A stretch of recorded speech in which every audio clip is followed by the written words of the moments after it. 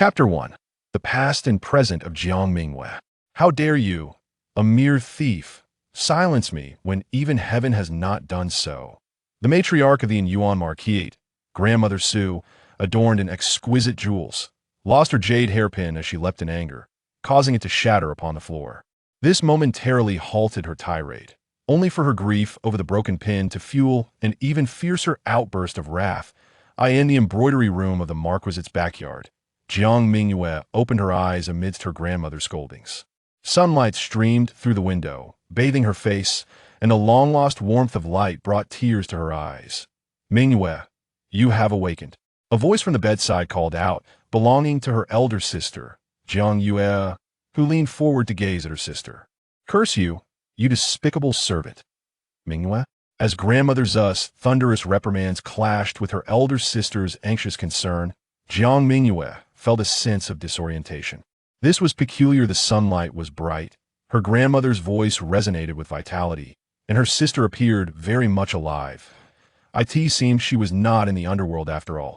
"Why are you still crying?" Jiang Yue sat at the edge of the bed, wiping Jiang Mingyue's tears with a handkerchief, her voice filled with tenderness. "What good does your weeping do? Speak frankly, Mingyue. What are your thoughts on the marriage?" "Marriage?" Jiang Mingyue propped herself up with her hands and abruptly sat up. The flush of fever from her cheeks vanished in an instant, leaving her pallid. "What is the matter with you?" Jiang Yue pressed, alarmed. "Nanny Zhou mentioned that you fainted upon hearing the news that the princess has arranged for you to wed the heir of Tushan. Grandmother does not believe it and is currently in the front courtyard confronting Nanny Zhou. You must tell me what transpired. If anything happens to my Mingyue, I will make sure neither you nor your lord will have it easy. Speak, will you?" Jiang Yu's anxiety escalated. Was their grandmother truly capable of violence? Jiang Mingyue turned to gaze out the window, where vibrant peach blossoms were in full bloom. It was the season of March, a time when life flourishes and birds sing. The second daughter of the Jiang family contemplated how to convey her thoughts to her elder sister. How could she reveal that in the 17th year of the reign of Emperor Dongsheng, she, the future princess of Tushan, would meet her demise at the hands of Zhao Lingxiao on the battlefield? "Elder sister, I have died and returned," Jiang Mingyue whispered softly, basking in the March sunlight. "I truly miss you. Are you out of your mind?" Jiang Yue, the eldest daughter of the Jiang family and the second young mistress of the Ningwu Duke's residence, raised her hand and playfully swatted her sister's head. "A mere girl claiming to have died and come back to life? Did you stumble upon an elixir in the underworld that restored you to life?" Rubbing her head where she had been playfully struck, Jiang Mingyue still smiled at Jiang Yue, leaving her sister's scalp tingling with unease. Regardless of whether this was a result of joy or faintness, Jiang Yue felt her sister had lost her wits.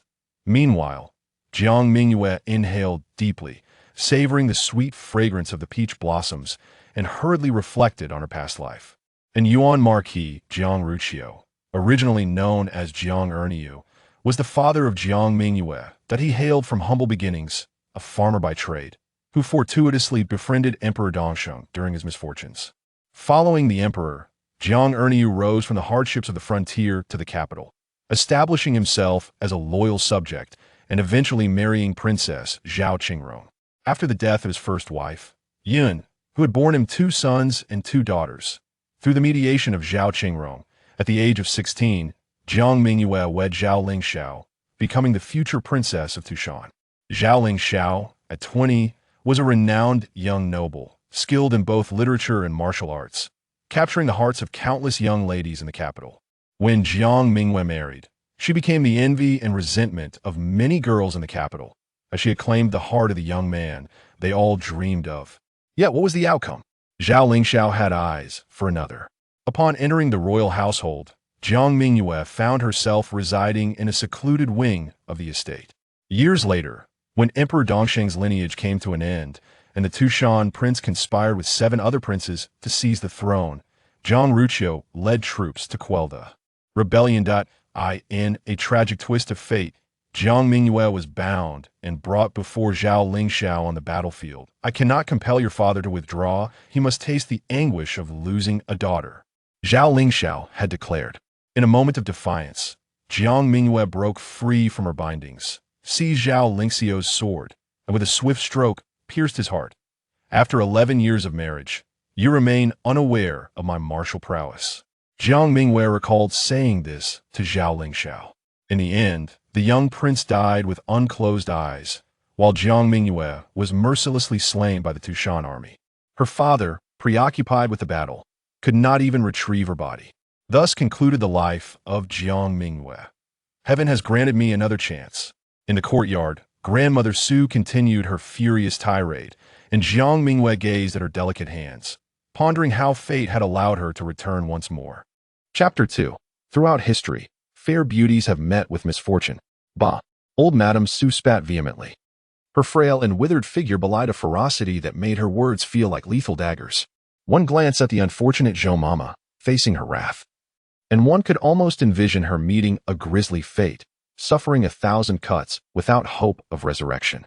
Zhou Mama, originally a palace maid, now served the illustrious princess Zhao Xilou. In truth, even the gatekeepers of the prime minister's household held a rank of third-grade official.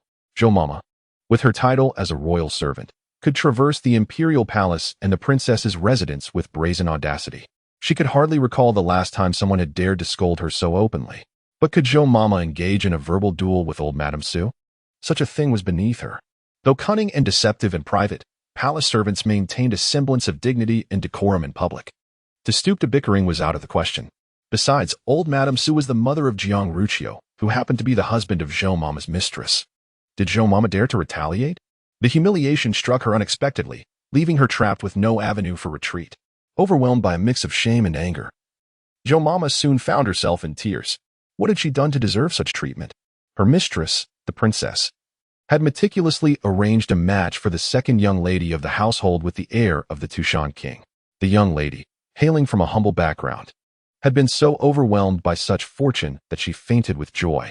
Why was it her responsibility as a mere servant to bear the brunt of this upheaval? The more Zhou Mama pondered, the more aggrieved she felt, not only for herself but also for her princess. Princess Ronghua was the only daughter of the esteemed Prince Jing, and the current Emperor Dongsheng was her legitimate cousin. The prince had perished gallantly on the battlefield while fighting alongside the emperor, and upon learning of her husband's demise, the princess had succumbed to grief within 3 months. Given the prince's sacrifice for the emperor, surely he would care for his only legitimate daughter? Looking back on the reign of Emperor Dongsheng, how many daughters of princes had been conferred the title of princess, aside from Zhao Xilou? Most were merely granted the title of county lord. Yet, inexplicably, the princess had set her sights on Jiang Mingyue, a married man with children, not to mention a commoner who had only learned to read after joining the military. To this day, Zhou Mama could not fathom what her princess saw in him. Are you crying now? Let me tell you, you wicked old hag, my Mingyue. Old Madame Su berated fiercely. Hey! Jiang Mingyue called from within the drooping flower gate. Old Madame Su quickly turned, her heart lifting at the sound. It seemed her Mingyue was unharmed. Jiang Mingyue stepped forward, with her sister Jiang Wei trailing closely behind. As old Madame Su gazed at the two sisters, she had to concede that it was not favoritism. She cherished both dearly. Yet, in comparison to the delicate beauty of Jiang Mingyue, her Yue appeared rather unremarkable, lacking in both complexion and figure. Second young lady. Before old Madame Su could speak, Zhou Mama called out. Jiang Mingyue glanced at Zhou Mama without uttering a word, only to feel old Madame Su suddenly twist her arm sharply. She stifled a yelp of pain, struggling to maintain her composure. Enough of this nonsense, the elderly matriarch whispered to Jiang Mingyue. If Zhao Xilou were truly a good person, she would not have driven your mother to her grave. Do you really think she would have the kindness to find you a suitable match? Jiang Mingyue sighed. She had come to terms with this matter in her previous life. If one were to assign blame, it could hardly rest upon Zhao Xilou.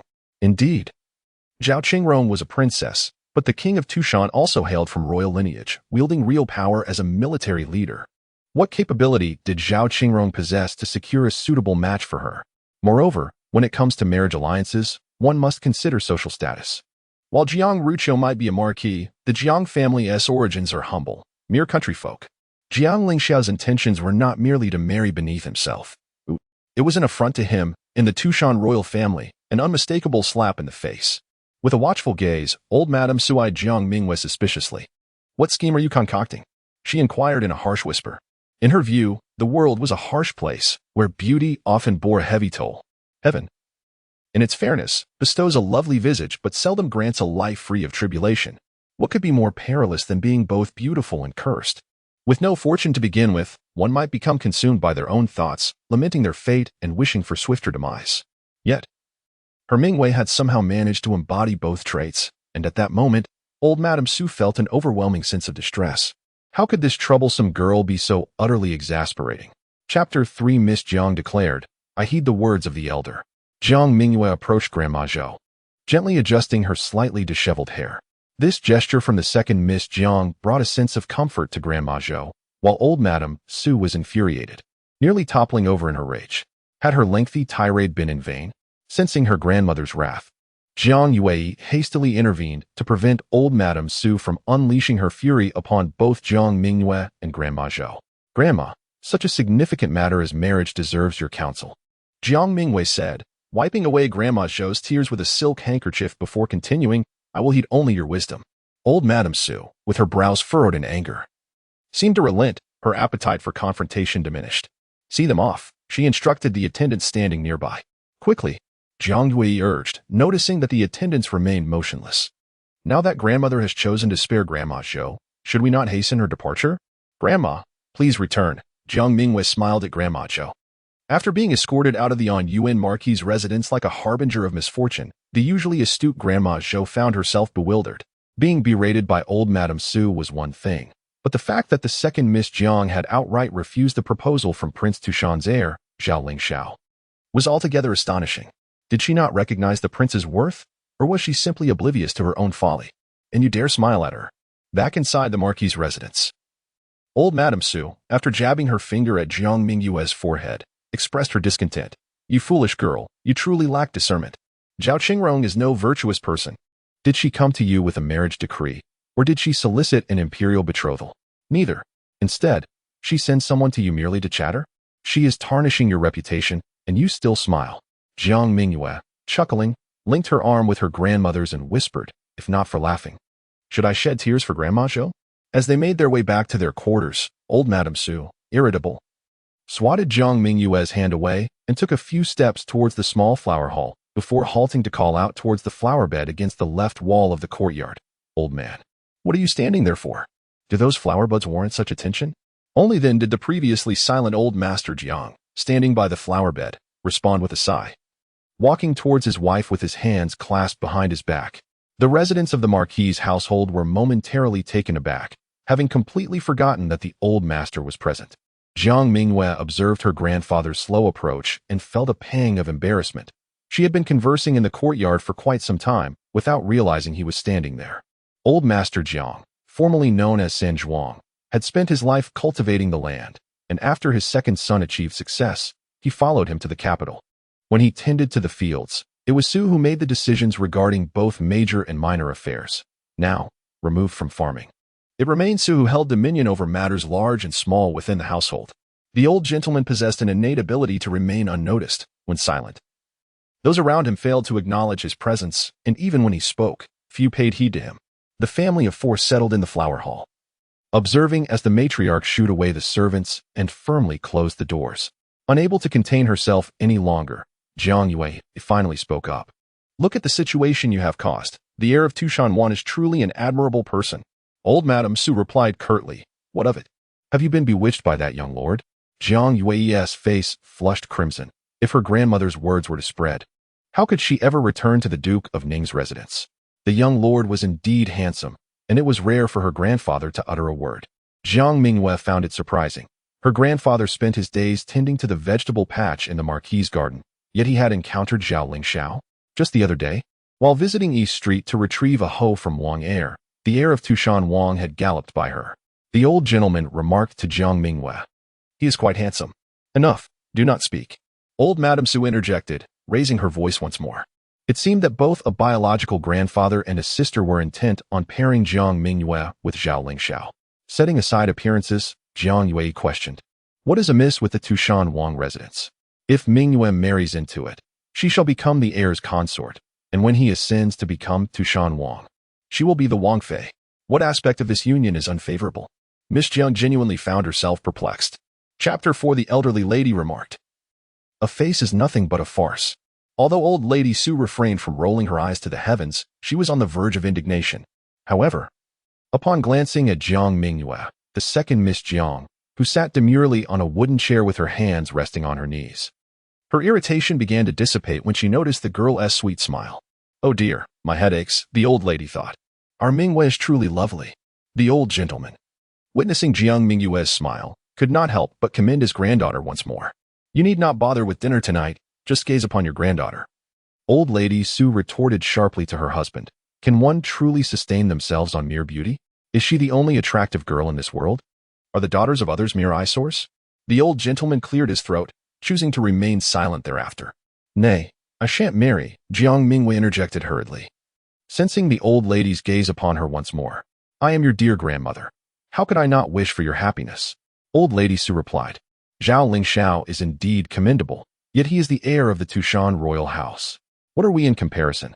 Your grandfather is still in the garden tending to vegetables. And what of your father, the Marquis of Yuan? Was he not also once a mere farmer before the age of 20? Pray tell. What could the heir of Tushan desire from marrying you? Jiang Mingyue pursed her lips.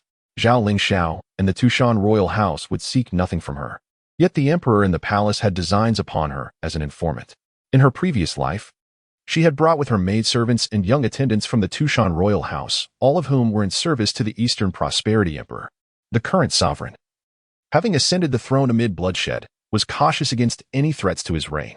The Tushan royal house was merely one of the many whom he regarded with suspicion. Jiang Mingyue surmised that any prince with troops would be viewed with wariness by the emperor. Among the entire court, there were few who had genuinely earned the trust of the Eastern Prosperity Emperor, and among the generals, it seemed he only placed his faith in her father, Jiang Ruqiu. As for the Tushan royal house, they were well aware of the emperor's sentiments.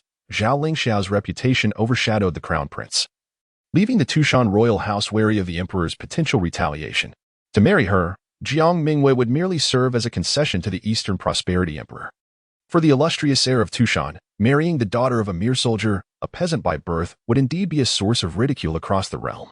Moreover, one must consider that should she wed, she would become a princess consort. Old Lady Su spoke earnestly. What of the younger princes of the Tushan royal house? According to the customs of noble families, the backgrounds of the future wives of those younger brothers cannot surpass that of a princess consort. Tell me, how will the Tushan royal house manage their affairs? Will they not feel shame? Indeed, Jiang Mingyue pondered, her fingers idly picking at one another. This was Tushan royal house's submission to the Eastern Prosperity Emperor. If the emperor held such thoughts and the Tushan royal house acquiesced, it signified their subservience, entirely independent of her own existence. I still do not comprehend what Zhao Qingrong is plotting, Old Lady Su stated.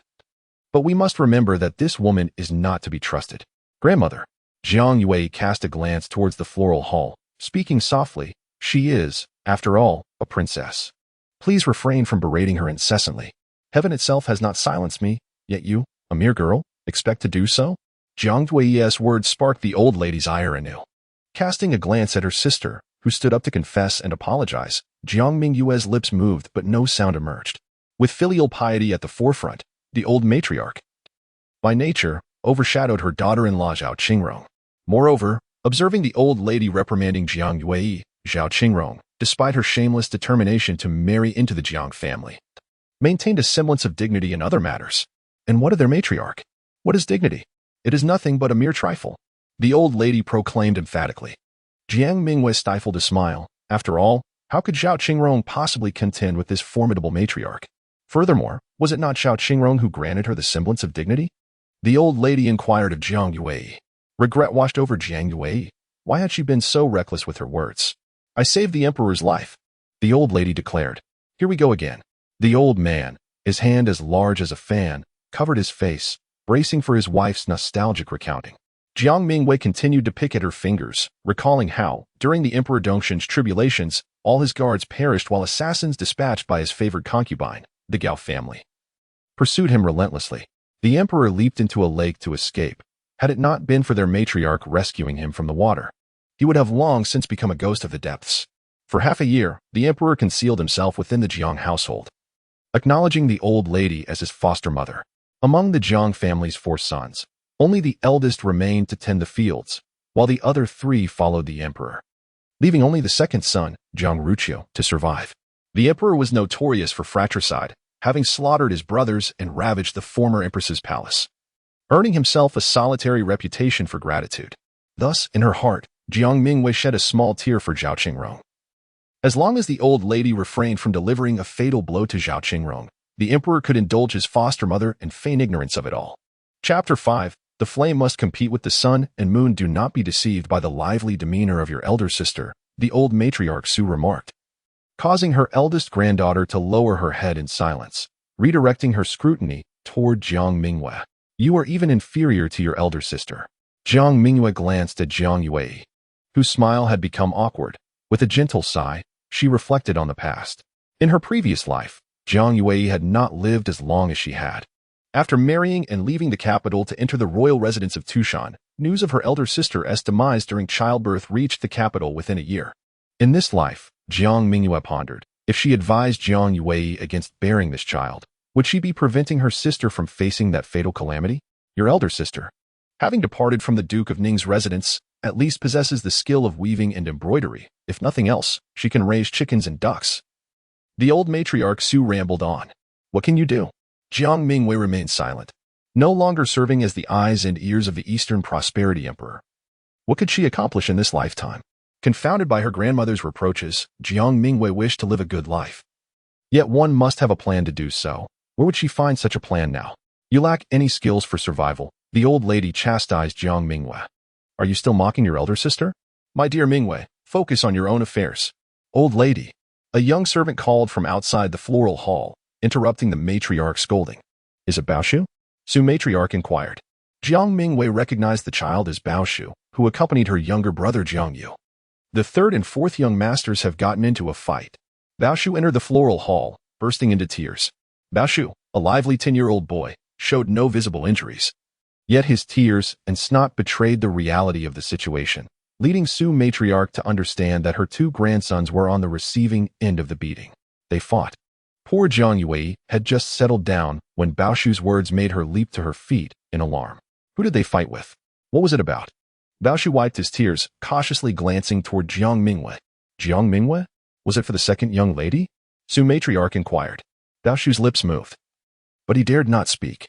The two sons of the Marquis of An Yuan, 15-year-old Jiang Yu and 13-year-old Jiang Xian, were currently attending the National Academy. Their academic performance being dismal, exemplifying the epitome of idleness. Fighting was a common occurrence for them. Yet the thought that these young rascals would brawl over Jiang Mingyue was beyond the comprehension of the Jiang family present in the floral hall. You see, Jiang Mingyue said softly to Baoshu, it is not your fault. You need not be afraid.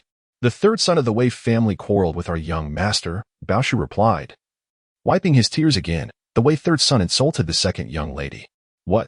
Su matriarch exclaimed, both shocked and furious, slightly bewildered.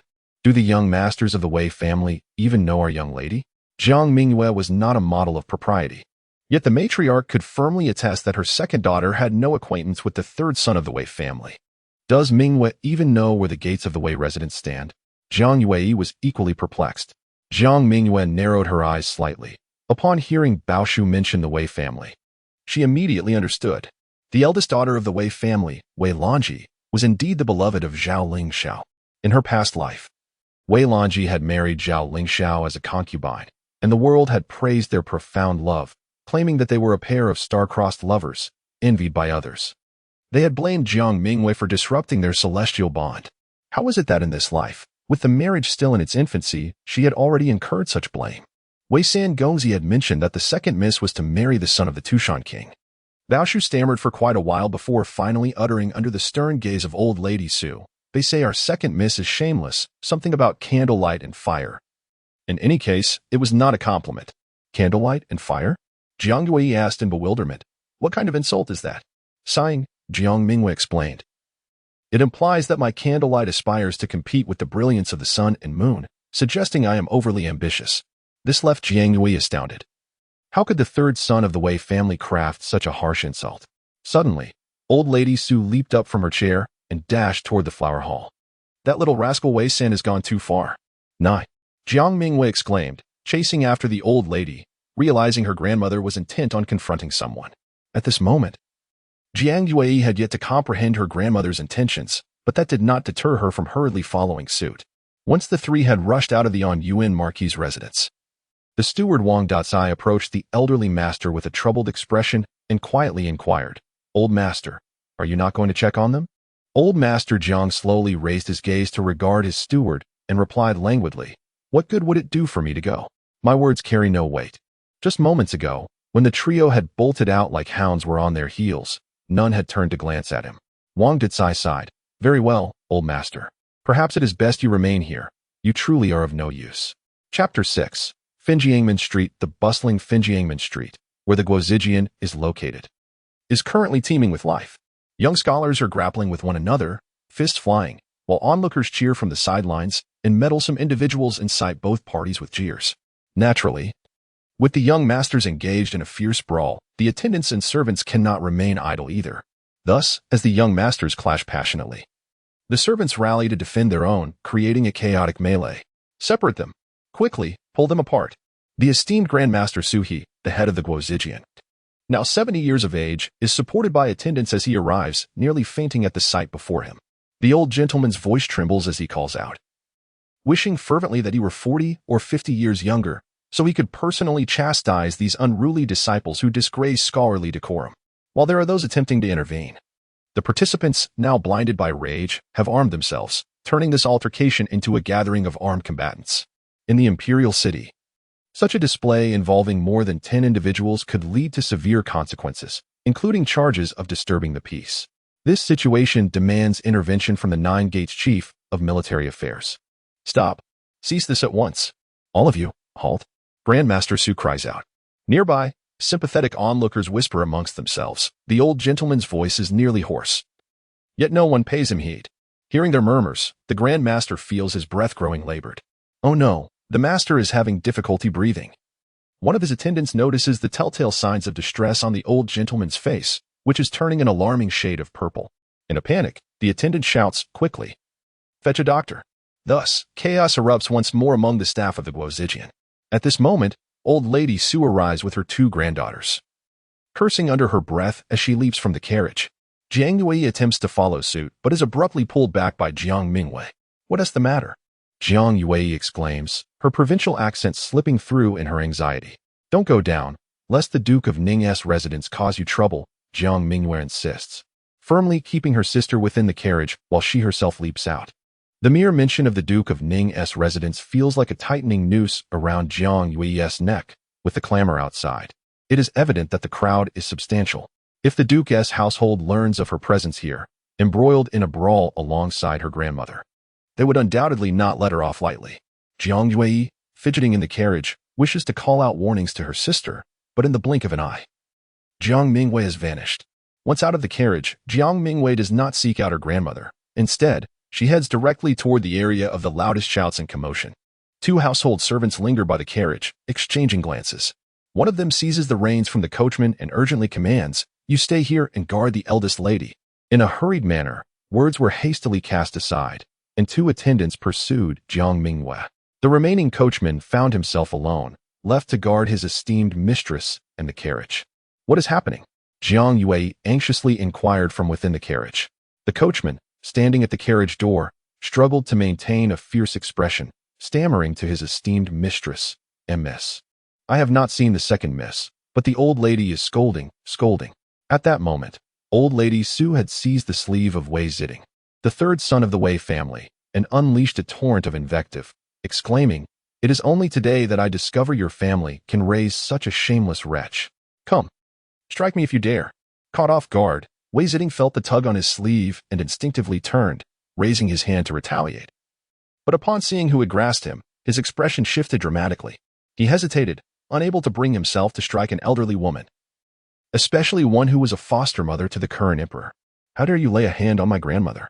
Jiang Mingyue had suddenly emerged from somewhere, letting out a fierce cry and launching a punch straight at Wei Ziding's face. The third son of the Wei family felt a sharp pain in his nose, and blood began to stain his features. Seeing this, the attendants from the Wei residence rushed forward, their hearts heavy with trepidation. The chaos of the day had caused the grand scholar to faint, drawing a crowd from the street to witness the spectacle. And now their young master bore the marks of a brutal encounter. Regardless of how the family would respond upon their return, they knew the repercussions would not bode well for him. Wei residence has resorted to violence. Old lady, Su bellowed with vigor. Do not harm my grandmother. Jiang Mingyue shouted back. The crowd from the Wei family could only stare in disbelief, questioning the audacity of the grandmother and granddaughter duo. Was there no sense of shame left? To strike and yet cry out in protest? Chapter 7. The beautiful yet malicious Jiang Mingyue. Madame Su clutched Wei Ziding, seizing the opportunity for Jiang Mingyue to land blows upon his adversary, Wei, as the Wei family sought to intervene. The Yuan Marquis' household arrived just in time to obstruct their advance, hinting at the imminent chaos of yet another brawl. The onlookers, reveling in the spectacle, were filled with fervor, wishing they had been gifted with more eyes to witness the unfolding drama. At that moment, the venerable Su elder was force-fed several pills by his attendants. Regaining some composure, he overheard the commotion. Realizing that the matriarch of the Yuan Marquis' household was vociferously berating the third young master of the Wei family, the elder nearly succumbed to another fit of rage. Amidst the fray, the exchanges of insults made clear the cause of the conflict, the second young lady of the Yuan Marquis' household. This Jiang's second young lady had wed Zhao Xilou, the heir of the Tushan king. Whether she had overreached her own worth or brought disgrace upon herself was not for Su elder to judge. However, concerning Madame Su's ruckus, he felt compelled to chastise her. What grievances do you hold against your own granddaughter? Must the world know that your second young lady seeks to elevate herself by courting the Tushan king's heir? In this realm, it is customary for the suitor to send a matchmaker to propose marriage. What is your family attempting? Is your second young lady offering herself as a prize? Even families of humble means do not allow their daughters to self-promote in such a manner. Should the Tushan royal house later claim there is no such engagement, will your second young lady choose to end her own life? From Su elder's thoughts, it was evident that he believed the Jiang's second young lady aspired to marry Zhao Xilou. This sentiment was echoed by most present. Foolish, Su elder seethed.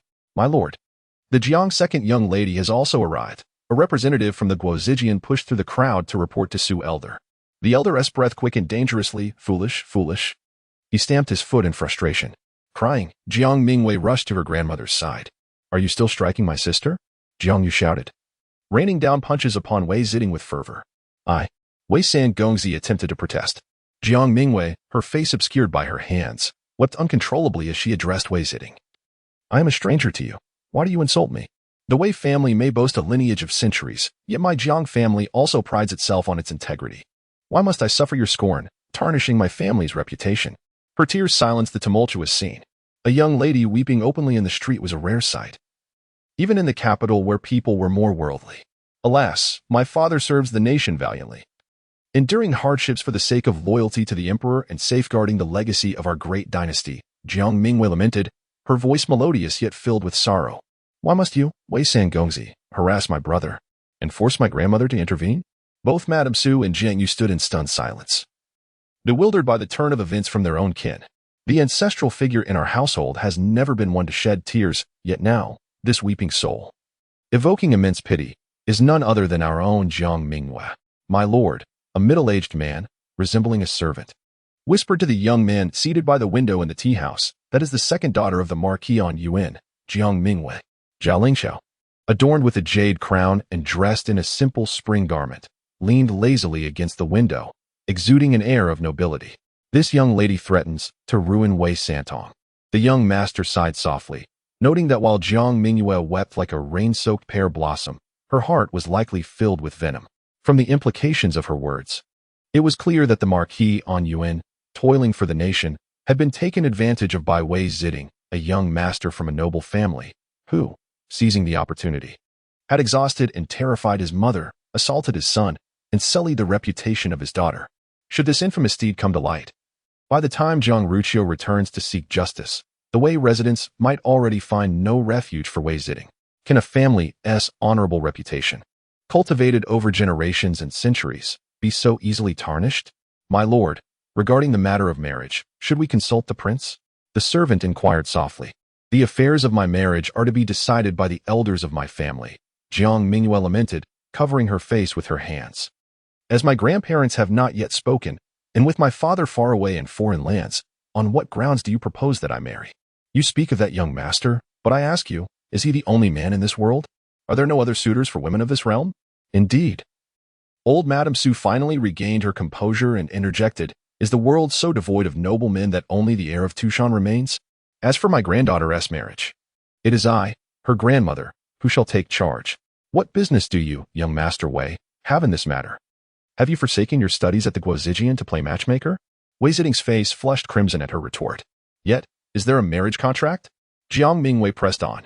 Or have you, young master, personally witnessed the matchmaker at the gates of the Marquis on Yuan's residence? At a loss for words, Wei Ziding found himself unable to provide evidence for mere hearsay. Meanwhile, Zhao Lingxiao, having set his teacup down, remarked with indifference, "She does not wish to marry me." Chapter 8. Wei Sanner under the pot of excrement. What? The attendant could hardly believe it. How audacious could Jiang Mingyue be to think she could challenge their young master? And yet, was she even capable of it? On the bustling street, the venerable Su elder, supported by 2 servants, staggered towards the parties involved. Enough. Cease this conflict, he commanded, turning to reprimand his grandson, Jiang Yu. Your father is a general, but you are not. This lad before you is taller and stronger. If you treat him as a mere drum to be beaten, what do you expect to gain other than sore hands? You foolish boy. Are you merely giving him a back rub? Upon hearing this, the crowd realized that the elder's words had inadvertently added another accusation against Wei San. That of bullying the weak. Do you have any shame? They questioned the young master. However, as they glanced at Wei San's face, they recognized the elder's audacity in speaking so lightly. Jiang Yu had inflicted such damage upon Wei San's visage that it resembled a die house. And yet the elder pretended not to notice. Was this truly how one conducts oneself? Jiang Yu retracted his fists. Though his father was a general, he was not, and thus felt the sting of his actions. Returning to his grandmother's side, he contemplated his next move, stepping forward to stand protectively in front of Jiang Mingyue. His grandmother needed no assistance. She could single-handedly overturn the entire Wei residence. However, his second sister required his protection. The mischievous lad was reprimanded by the venerable Su elder for his behavior towards Wei Ziding. Upon hearing the elder's words, Jiang Mingyue understood that he intended to shield Wei Ziding. Despite her earlier accusations against Wei Ziding, the elder dismissed it all with a mere, "The child knows not what he does." Jiang Mingyue comprehended the elder's motives. If one were to be a teacher, whom would they protect? Wei Ziding was genuinely studious, destined for the imperial examinations, while Jiang Yu was merely a frivolous young scion. Could the elder truly protect him? Why do you not hurry and apologize? The elder urged Wei Ziding. Wei Ziding remained unmoved, for he was the son of the Wei family and possessed his own temper. The elder was exasperated. Children should apologize when they are wrong. Acknowledging one's mistakes can lead to improvement. A voice from the crowd interjected. Jiang Mingyue turned to see a scholar, fair-skinned with a short beard, who was one of Zhao Lingxiao's attendants. Lowering her head, she smirked inwardly, recognizing this as Zhao Lingxiao's attempt to protect the Wei family on behalf of Wei Lonji. Wei Ziding clearly recognized this attendant, and upon receiving a signal, he glanced towards the nearby tea house. Jiang Mingyue followed suit and noticed that a figure was partially visible at the window on the second floor, revealing just enough of their face. It was evident that the true master was seated inside the tea house, observing the entire spectacle unfold. My apologies, Wei Ziding muttered, bowing his head in concession. The elderly matriarch, Su Laodai, was approached by her son-in-law, Shenqi, the second son of the Ningwu Duke's residence, who was making his way through the crowd with the aid of several sturdy servants. Shenqi, limping due to a disability, struggled with each step, beads of sweat adorning his brow. What brings you here? Su Laodai asked, concern evident for her granddaughter's husband. Are you well, my lady? Shenqi arrived and immediately inquired about the old lady's well-being. Alas, the old woman was on the verge of another outburst, unwilling to let that rascal from the Wei family off the hook. Little did she know that this young man was the greatest adversary of her 2 grandsons at the Guozijian. Whenever her grandsons faced reprimands or punishment, Wei Sanner was invariably at the center of it. Jiang Mingyue, however, gently pulled the old lady aside and shook her head. The old lady protested. Is this how it is to be settled? Let my brother-in-law decide, Jiang Mingyue whispered, with Jiang Ruqiu absent from the capital and the old patriarch not intervening. Jiang Yu and Jiang Xian were still too young to take charge. Shenqi's arrival signified that her brother-in-law was stepping up for the Jiang family, which was commendable and deserving of their recognition. Shenqi swiftly cast a glance at Jiang Mingyue. Though her sister-in-law was typically difficult and assertive, today she was surprisingly sensible. Kneel. Mr. Su reprimanded Wei Ziding at that moment. Wei Ziding hesitated, but was forcefully brought to his knees by a kick to his knee from Mr. Su. Apologize and bow to the old lady, commanded Mr. Su. This situation had escalated to such a degree that inviting the matriarch of the Wei family was a necessity. After all, she was an elder. No one should claim superiority or complain about being disturbed by the younger generation.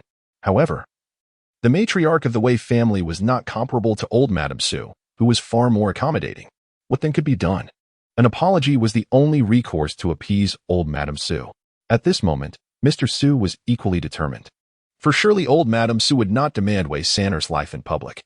How unbearable! Old Madame Su rolled her eyes. Grandmother, Shin-Chi called softly to old Madame Su. Let my brother-in-law handle this, Jiang Mingyue urged her grandmother. Let us wait in the carriage. With my brother-in-law here, that young Master Wei dares not trouble our eldest again. Shin-Chi's lips twitched slightly. The onlookers were taken aback, murmuring among themselves. Miss, your Jiang eldest son has truly suffered little. Can't you spare Wei Sanner as you depart?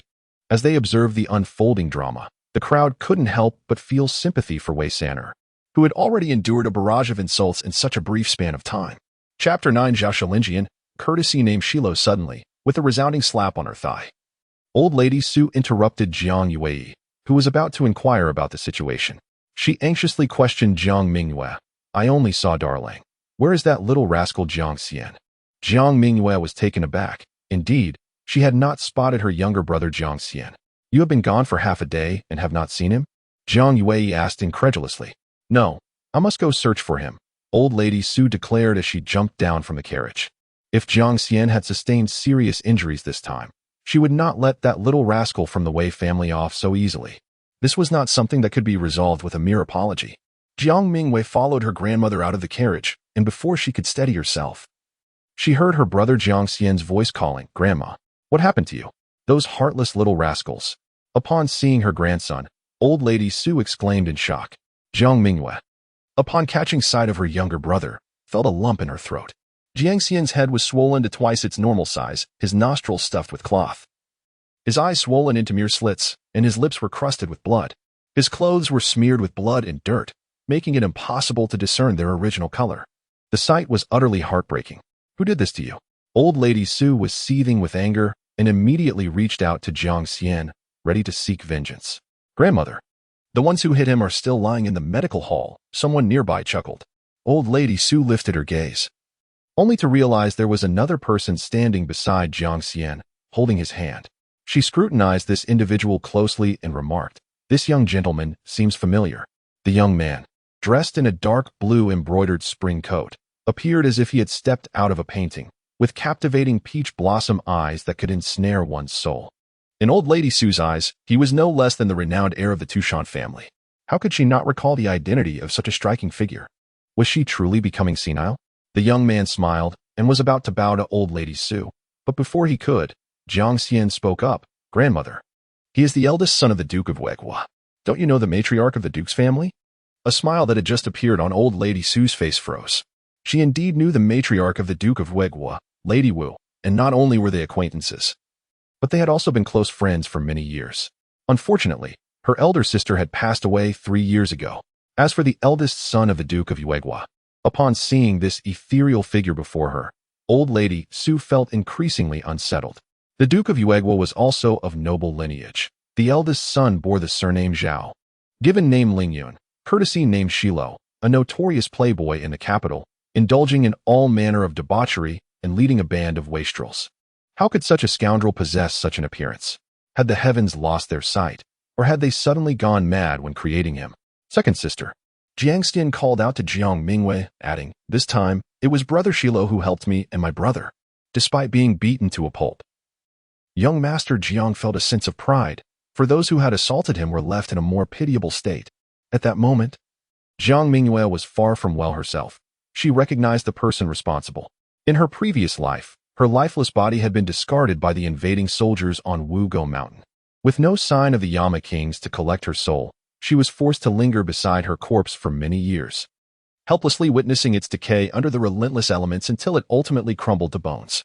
Eventually, flowers sprouted between the remnants of her skeleton, and only then did someone finally come to lay her to rest.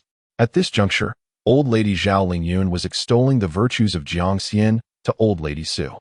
When she smiled, her delicate brows arched gracefully, her smile blossoming gently from the corners of her mouth, reminiscent of a peach blossom rain in March.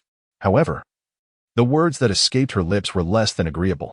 Young Master Xian has not suffered unduly. Those ruffians who attacked him are now unconscious in the medical hall," she remarked, although young Master Xian appeared to be in dire straits.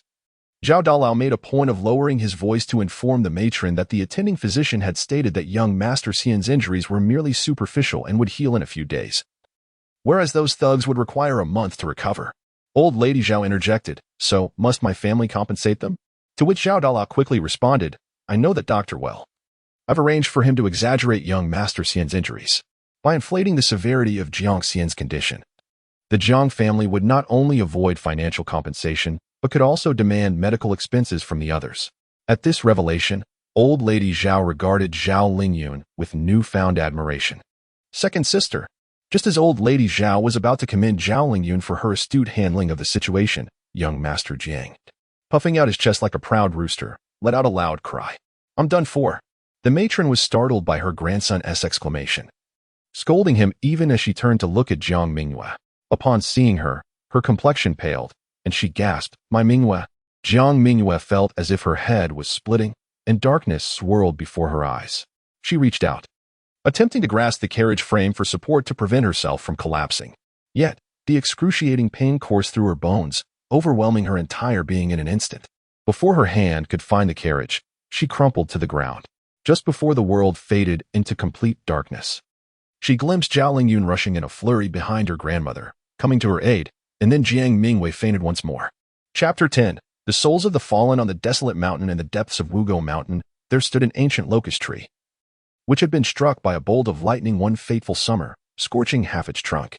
Yet, the venerable tree endured, thriving for over a century in the mountains. Beneath this old locust tree, Jiang Mingyue had remained a restless spirit bound to her decaying remains for several years. Time held no meaning in the mountains. In her earlier years as a ghost, Jiang Mingyue had counted the seasons and kept track of the days. However, after 3 consecutive years of this practice, she ceased her counting. One day, as she observed the arrival of spring and the fresh grass that had grown over her remains, a revelation dawned upon her. A ghost need not reckon the passage of time. Humans count their years, measuring the cycles of life. Spring brings forth life, summer nurtures it. Autumn reaps the harvest, and winter stores it away. Yet a ghost, devoid of sustenance, no longer growing, wonders what purpose there is in counting the days? What connection does one possess to the world of the living? Nevertheless, a ghost is not immune to the elements. Wind and rain can erode bones. Thunder can startle the soul, and frost can chill the remains. Jiang Mingyue felt a sense of gratitude towards the soldiers who had abandoned her body here. At least they had chosen to leave her beneath the shade of the ancient tree, whose branches provided refuge from the scorching sun. Without the shelter, she would have suffered under the relentless heat, a ghost clinging to her remains. It is uncertain when it began. But Jiang Mingyue found herself drifting beneath the old locust tree, yearning for a compassionate soul to pass by, someone who might discover her remains and, moved by kindness, bury her in the earth, granting her ghostly existence a semblance of peace. Days turned into years. Hunters and herbalists wandered nearby, yet none approached the ancient locust tree. Seasons changed, and time wore on until Jiang Mingyue had forgotten her own name from her former life. At long last, 2 figures approached the tree. A master and a servant, both appearing weary and disheveled. The master bore a mark of imprisonment on his forehead, his hair grayed and his frame gaunt. His hands revealed the toll of spring, riddled with frostbite, swollen and cracked, as if ensnared by a spider's web, evidence of much suffering endured. "Master, we must continue westward." "We cannot afford to linger," urged the servant, whose arms bore fresh lash marks, a testament to recent cruelty. "They did not deceive me. It is indeed this half-charred old locust," the master murmured as he knelt, grasping the vines entwined around Jiang Mingyue's remains. As he lowered his gaze to her bones, Jiang Mingyue noticed delicate wild flowers blooming between her fingers, vivid red blossoms, their names unknown, yet surprisingly beautiful. The man then discovered a copper button, no larger than a fingernail, among the remains. After scraping away the tarnish and inspecting the inscription, he called the servant over for assistance. The master and servant toiled for hours, using their bare hands to extricate Jiang Mingyue's remains from the dense vines and to dig a deep grave beneath the tree. "Master, your hands are still wounded. Allow me to assist," the younger servant urged, unable to contain his concern as he noticed the blood seeping into the earth from his master's injuries. "It matters not." The master, seemingly oblivious to the pain, merely raises a hand to wipe away the blood from his body. He turns to grasp a skeletal remains, poised to place it into the pit.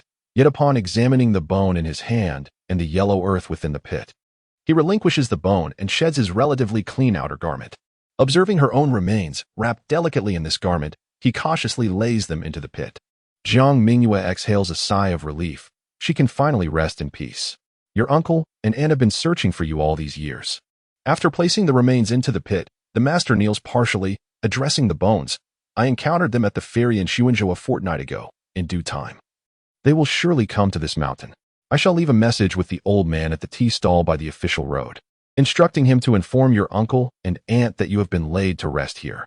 Your brothers, Ugur and Xiangur, have fallen out with the Marquis over you. Ugur has since joined the army at the northern border, while Xiangur remains in the capital, guarding the Marquis.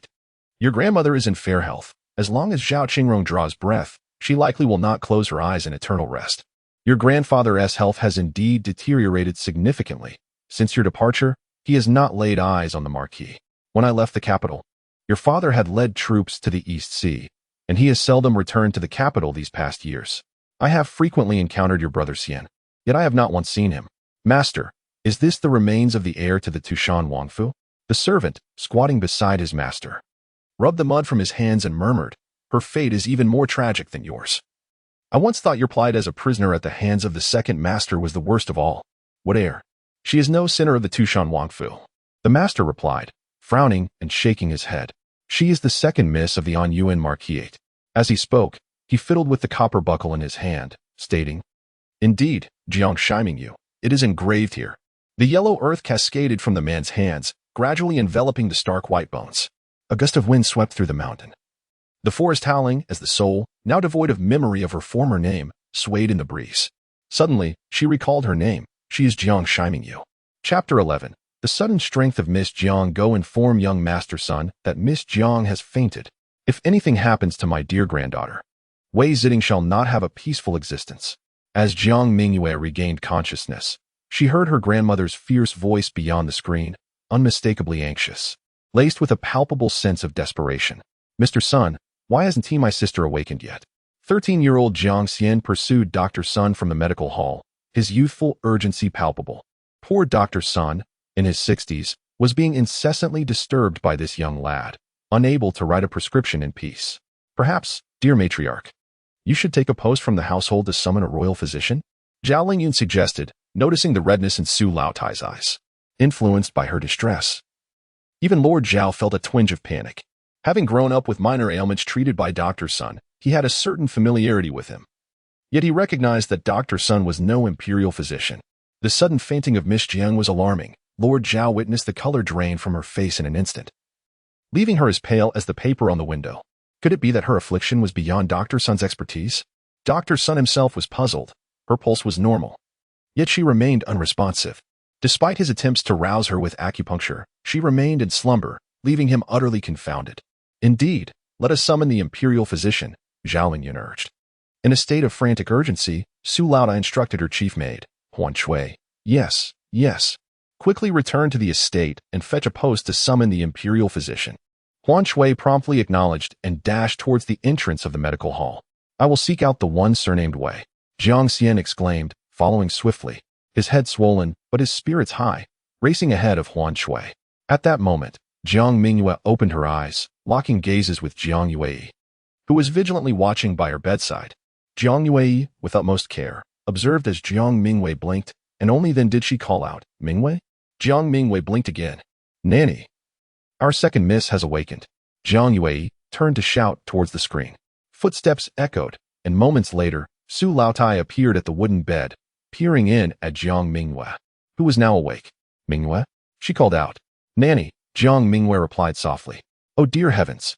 Su Laotai gasped, her legs giving way as she fell onto the wooden bed, anxiously inquiring, What is the matter with you, my dear? Where do you feel unwell? I am fine now, Jiang Mingyue whispered. I truly thought you were well after witnessing how quickly you awoke, so lively and energetic. I didn't call for the doctor, fearing you were all right. What if something had happened to you while I let you run about? What would I have done? Su Laotai lamented, her heart heavy with regret.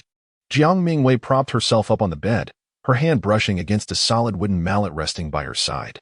With a single hand, she grasped the mallet and crushed it into wood shavings, demonstrating an astonishing strength. During the time of matrimonial discussions in her previous life, Jiang Mingyue fell gravely ill for an extended period.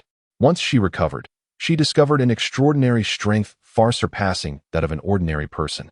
In this life, she experienced a fleeting fainting spell, significantly shorter than before, leading her to realize that during her illness in her past life, events had transpired around her. What of Mr. Sun? At this moment, old Madame Su loudly summoned the doctor. Quietly, Jiang Mingyue extended her hand from beneath the covers, discreetly scattering wood shavings onto the floor. In her previous life, when she was in a stupor from her illness, the old matriarch would surely have remained vigilantly by her side. Therefore, it was likely that Jiang Yu and Jiang Xian did not gain any advantage from the altercation with Wei Sangongzi. Yet, lost in her thoughts, after calling for the doctor, the old lady turned and gave Jiang Mingyue a sharp slap on the forehead, exclaiming anxiously, "Why do you have so many thoughts to ponder daily? Seeing you with your head down in silence makes me anxious."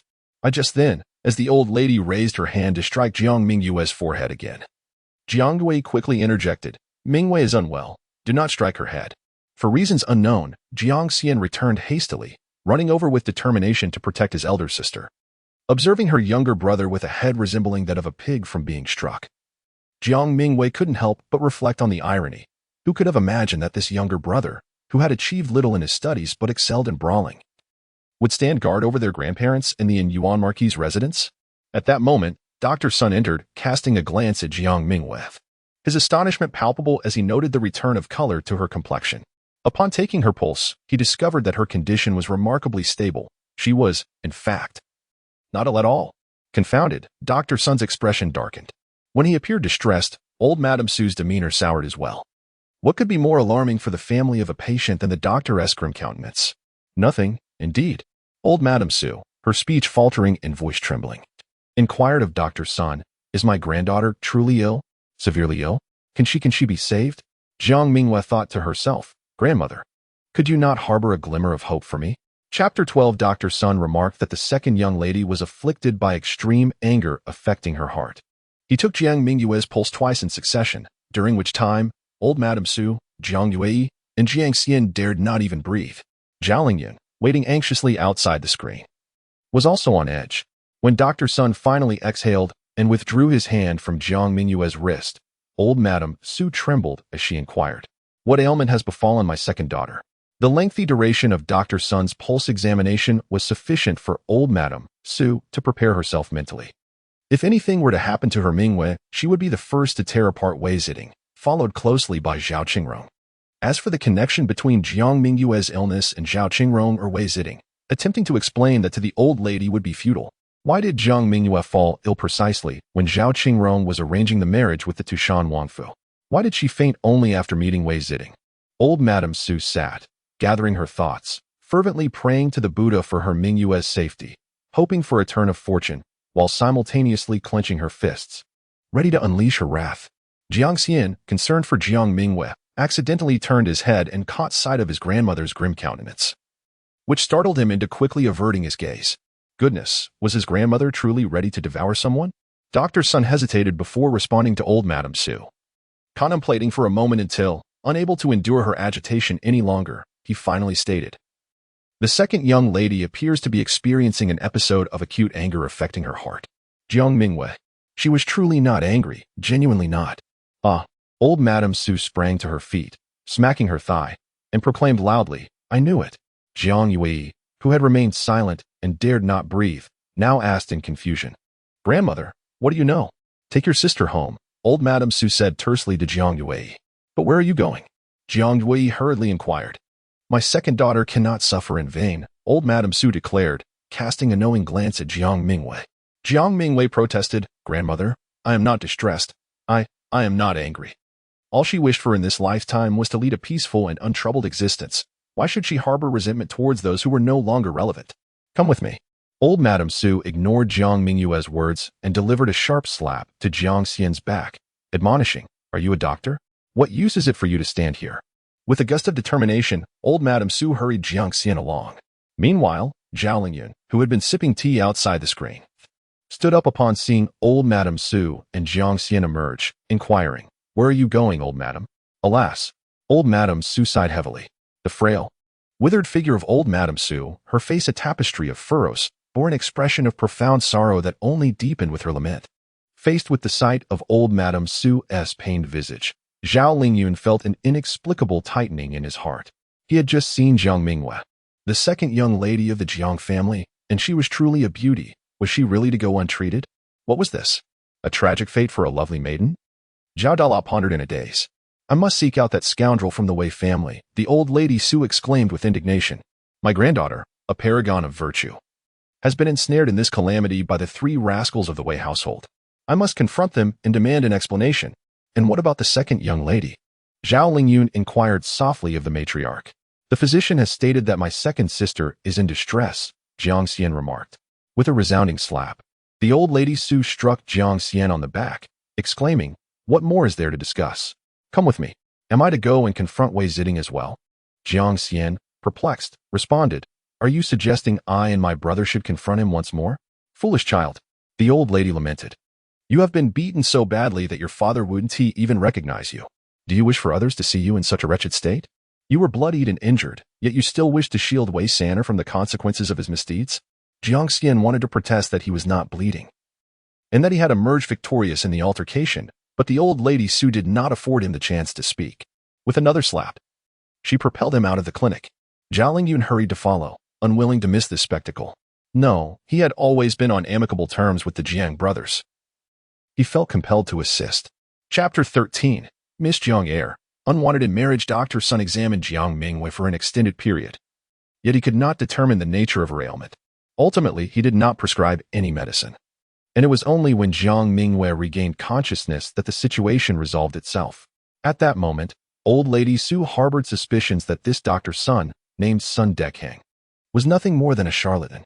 However, once he asserted that Jiang Mingyue had fainted from anger, the old lady's faith in him was restored. Surely, she knew her own granddaughter well. Jiang Mingyue was indeed a tempestuous spirit. On ordinary days, if Jiang Yue were to lose a single hairpin to her, Jiang Mingyue would sulk for weeks on end, creating discord within the family. Could she possibly endure today's indignity?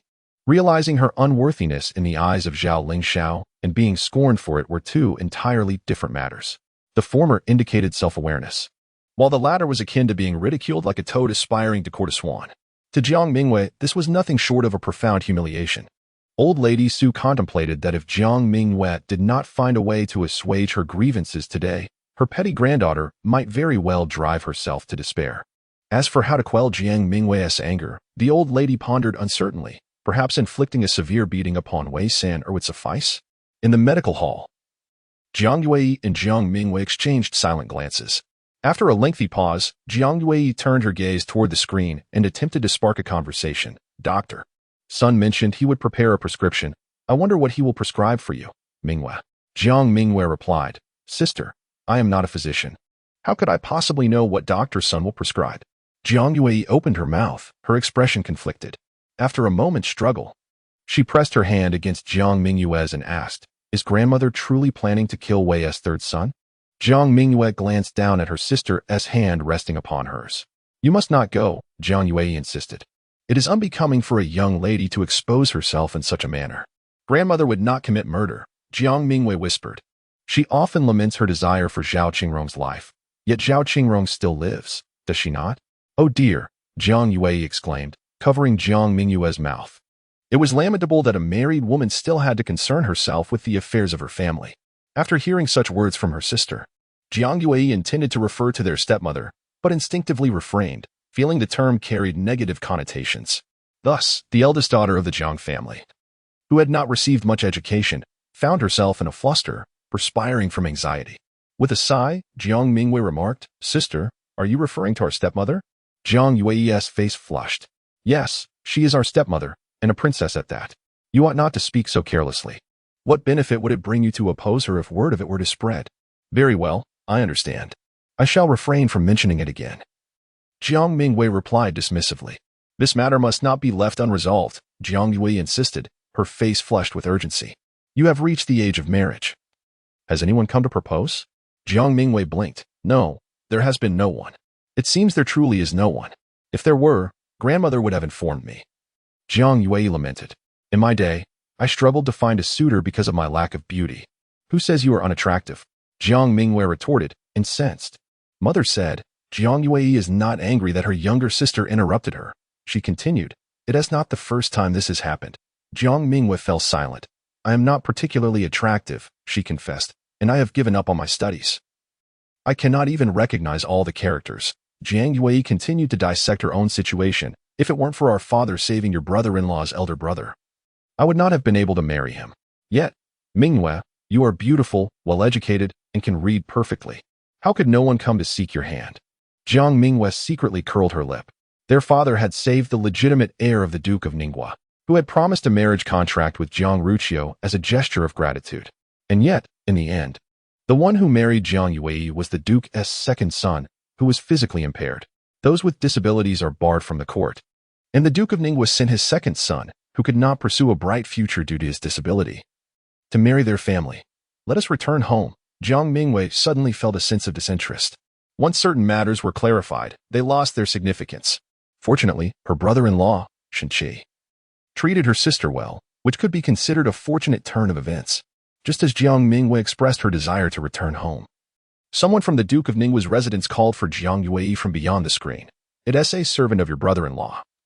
"I will go and see," Jiang Mingyue said as she stood up. Jiang Mingyue remained lying down, not wanting to let the servant in. So Jiang Mingyue had to step out.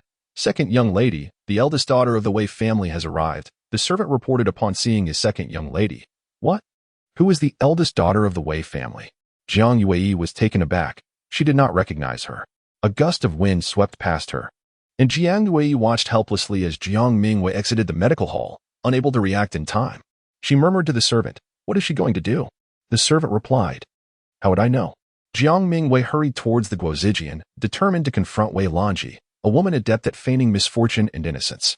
She needed to ensure that her family would not suffer at the hands of someone who only knew how to shout and create chaos. Chapter 14. The gentle words of Miss Wei, the young lady of the Wei family, is truly unfortunate, even after kneeling to apologize. The matriarch of the Yuan Marquis remains unyielding. It is indeed a pitiable situation for Miss Wei. At this hour, the esteemed Wei Xiang and the gentlemen of the household are occupied with official duties. It is said that the matriarch of the Wei family has taken several ladies to the Fragrant Cloud Temple outside the city to make offerings, leaving young Miss Wei with no choice but to venture out to plead for her brother's forgiveness. Though Wei Sangongzi is at fault, can it be said that the two young masters of the Yuan Marquis are blameless? The murmurs of passers-by reached Jiang Mingyue's ears, causing her to halt abruptly. Have the onlookers begun to feel sympathy for Wei Lanji? How might she convey to them that this display of vulnerability is but an act? On Finjiangmen Street, Shenqi wiped the perspiration from his brow, observing that Miss Wei was still kneeling before the matriarch, tears streaming down her face as she uttered her soft-spoken apologies. Shen Gongzi questioned himself. Were he not the son-in-law of the Jiang family, he might find himself sympathizing with Miss Wei. At this moment, Su He and the elder gentleman spoke once more, lowering his demeanor as he bowed respectfully to Elder Su, stating, "It is only natural for the youth to be impulsive. Lest we should." "What do you mean by that?" Elder Su interrupted, placing her hands on her hips and raising her voice. "I cannot comprehend your words." To be fair, while the elder's tone was less than cordial, her words held truth. Su Laodaran, having presided over the Guozijian for many years, was accustomed to teaching with references and allusions. Elder Su, being illiterate, could hardly grasp Su Laodaran's discourse, though this reasoning was evident. The onlookers were clearly of a different opinion. Whispers circulated among the crowd. Su He was a man of great repute, a sage revered by many, while Elder Su was notorious throughout the capital as a cantankerous old woman, an uneducated peasant from the countryside. The fact that Su Laodaran was graciously apologizing, yet she remained obstinate, seemed to some as an attempt to extort from the Wei family and Su Laodaran. Why continue this nonsense with them? Jiang Yu remarked impatiently. Let us teach Wei Sin a lesson. Indeed, Jiang Xian raised his fist in agreement with his brother's sentiment. Stop, Shen Qi interjected, grabbing each of the Jiang brothers by the arm, fearing they might rush forward to strike. They had already lost ground. Should they resort to violence now, it would likely compel his father-in-law to personally seek out the Wei family to apologize. Matriarch, Wei Lanji, her silk handkerchief covering her face, gently called out to Elder Su. Sobbing as she spoke, my brother has erred, and he deserves all reprimands he receives. I merely ask that you do not deem him irredeemable. If my brother can recognize his mistakes and amend his ways, I hope you will treat him as you would your own kin. I would be eternally grateful. As she spoke, Miss Wei bowed deeply once more to Elder Su. Kinsfolk? Elder Su thought it a jest. She did not know this girl from the Wei family, nor did she have any familial ties to her. How did this relationship come to be? His grandfather, father, and uncles all served alongside the Duke of Anyuan. And the elderly Su remarked, this young lad must naturally be unable to endure it. However, Lady Su once again unceremoniously interrupted the Elder Su's words. The crowd erupted in astonishment. The matriarch of the Duke of Anyuan's household showed no regard for the Elder Su's dignity. Who was this notorious woman to dare challenge him? How could she presume to have any standing? Shinchi was drenched in sweat, feeling an ominous sense that if this continued, their family would be doomed. Grandmother.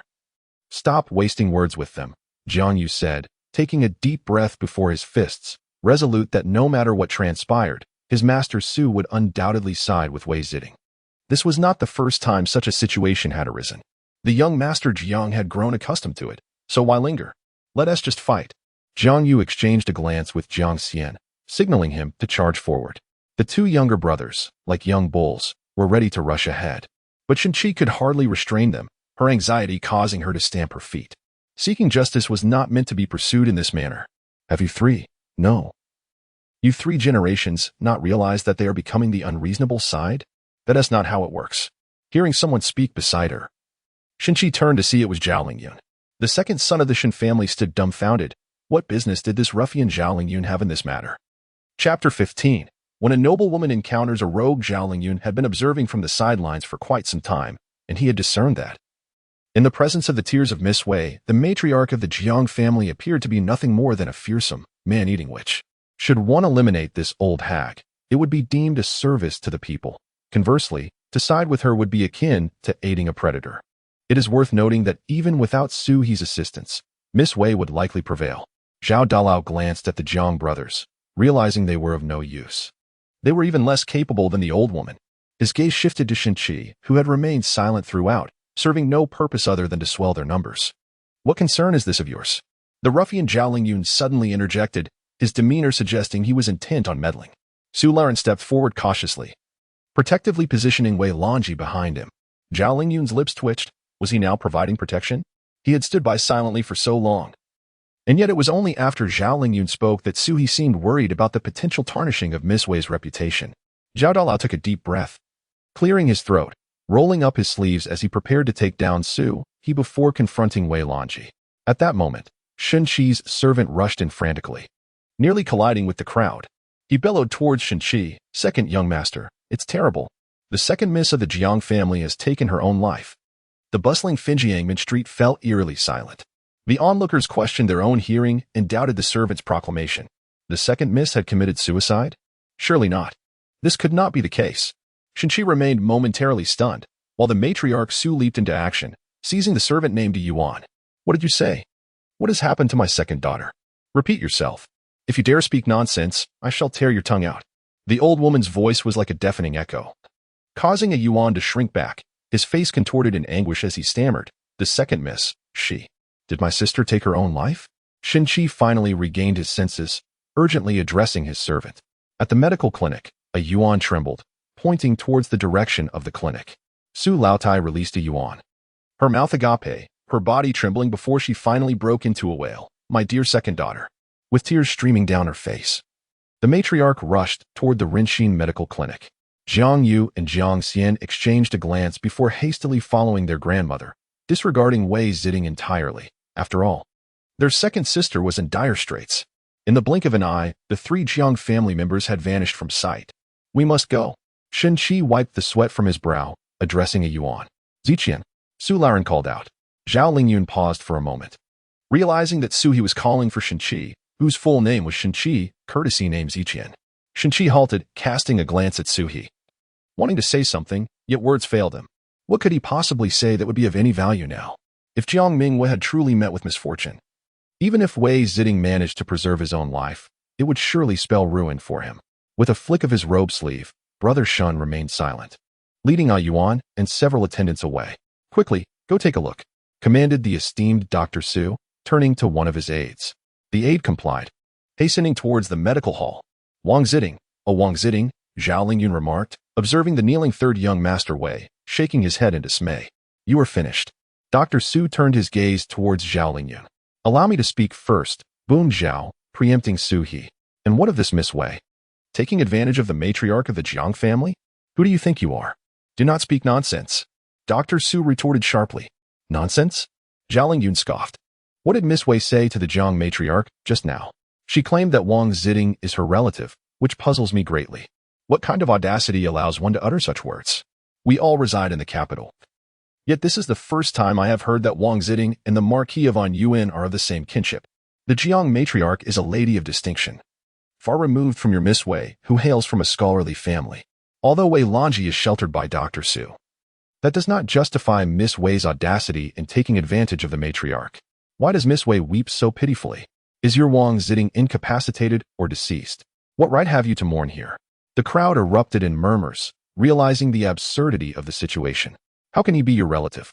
Dr. Su forced a smile and said, the kinship claim was merely a slip of the tongue.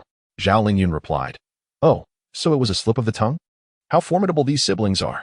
The younger brother, in his ignorance, drives a respectable young lady to despair, while the elder sister, with a mere slip, causes the Jiang family to suffer indignities, all while being of a lower rank than the Wei family.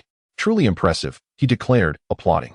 It was indeed a moment of desperation, just a slip of the tongue, Wei Lanji said, her face pale. Yes, a slip of the tongue, I believe it. Zhao Lingyun continued to clap. Miss Wei, nearly brought to tears by Zhao Lingyun's remarks, was indeed renowned for her intelligence and talents, having been raised under the guidance of her family matriarch and her mother in the ways of household management. Yet, the unfortunate reality was that no one had ever taught Wei Lanji how to contend with scoundrels. Chapter 16. The Crown Prince of Tushan remarked that Miss Jiang heir was formidable. Aren't you going to take your sister back to the manor? Lord Su urged Wei Ziding, lowering his head and speaking urgently. Do you want your sister to be entangled by Zhao Xilou? The music instructor, witnessing Wei Ziding's reluctance to rise, grew anxious. If Zhao Xilou has no shame, shall your sister lose hers as well? It was only then that Wei Ziding snapped to attention, hastily standing up. However, due to the numerous superficial injuries on his body, this sudden movement rendered him frozen in pain. Miss Wei, Zhao Lingyun is calling. Hurry. Lord Su urged the two matrons supporting Wei Lanji. In the tea house, the attendants observed the hurried departure of the Wei siblings below, cautiously glancing at Zhao Lingxiao, who remained composed. My lord, an attendant softly inquired. Zhao Lingxiao gently shook his head, stating, Miss Jiang heir is merely trying to intimidate. The guard was taken aback. What? Naturally, if Miss Wei is formidable, then Miss Jiang must be even more so, Zhao Lingxiao declared, rising to his feet. We shall return. What about Miss Wei? As the young master proceeded towards the exit of the private room, the attendant hurriedly followed, suggesting, since Miss Jiang's act of self-harm is a ruse, should we not send someone to expose her, to assist Miss Wei? Zhao Lingxiao paused momentarily before resuming his stride, shaking his head. It is futile, he murmured. The attendant stood perplexed. How is it futile? You foolish girl. In the medical hall, Elder Su was slapping Jiang Mingyue's back, her hands landing with resounding force. Are you trying to take your grandmother's life? Speak to me. Speak. Grandmother, she is still unwell. Please stop hitting her. Jiang Mingyue intervened, spreading her arms to protect her sister. Step aside. The elder scolded, shoving her granddaughter aside. Does she not know better? And you, are you also joining in this foolishness? Shinchi offered Jiang Mingyue a hand, sighing in exasperation. He truly admired his sister-in-law's audacity in feigning suicide. Did she not fear provoking the elder's ire? How do you plan to get out of this? The elder grasped Jiang Mingyue, demanding, that fool Ayuan has made your supposed self-harm the talk of the town. How do you intend to cover this lie? There is a throng outside waiting to see your corpse. What will you do? Before Jiang Mingyue could respond, Shinchi felt a tightening in his chest. Indeed, how would they navigate the aftermath? I'll go disperse the crowd outside, Jiang Yu declared, waving his fists. I will too. The elder shot a fierce glare at him, silencing any further protests from Jiang Xian, who, alongside his brother, bowed their heads in submission. What can be done? Jiang Mingyue spoke up. I could crash into a wall and end my life, but then my elder sister would stop me. Alternatively, I could hang myself, only to be saved by her again. When I step outside with my forehead bandaged, I could also have cloth wrapped around my neck. Would anyone believe it? The elderly woman questioned. Why would anyone disbelieve? Jiang Mingyue replied. Do those who doubt wish for my demise? Indeed, it must require a profound animosity to desire someone's death. Just moments ago, the elderly lady had erupted in anger towards Jiang Mingyue, but now she suddenly seemed drained of strength, retreating several paces to collapse into the chair behind her. After catching her breath, she asked, "What is it that you intend to do?" Jiang Mingyue smiled and said, "Miss Wei must be weeping pitifully. Wouldn't you agree?" The elderly lady scoffed. "How does she even have the audacity to cry? I don't find her pitiable at all." Jiang Yu interjected, "Her crying is rather annoying. I couldn't even comprehend what she was saying." "What did she say just now?" Jiang Xian confidently responded. "Why should I concern myself with what Sister Wei Ziding has to say?" Observing the attitudes of her three relatives, Jiang Mingyue realized that Wei Lonji's act of feigning pity had indeed succeeded. The grandmother had been manipulated into becoming the villain, while Brother Xin felt compelled to speak up, leaving the three generations in a state of confusion about how to proceed. "Well, I am far more pitiable," Jiang Mingyue chuckled behind her hand. "You can escape unscathed, leaving the Wei family to bear the brunt of the blame. Isn't that splendid? Su Laotai, is she truly on the verge of death? When did my granddaughter learn to play such tricks? Had she possessed even a modicum of cunning before, she would not have ended up so transparent, competitive, and detested by all." Chapter 17. Remnants of traitors and foreign spies. Upon returning home, old lady Su delivered a slap to the back of each grandchild.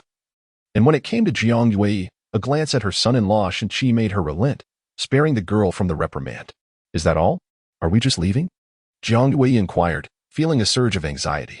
"If we're not leaving, what are we doing here? Watching your sister create a scene?" Old lady Su snapped with resentment. "Let us go home." Even though her tone was harsh, Jiang Mingyue's eyes reddened.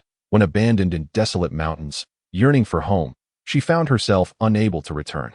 As they departed, Jiang Mingyue grasped Jiang Mingyue's hand.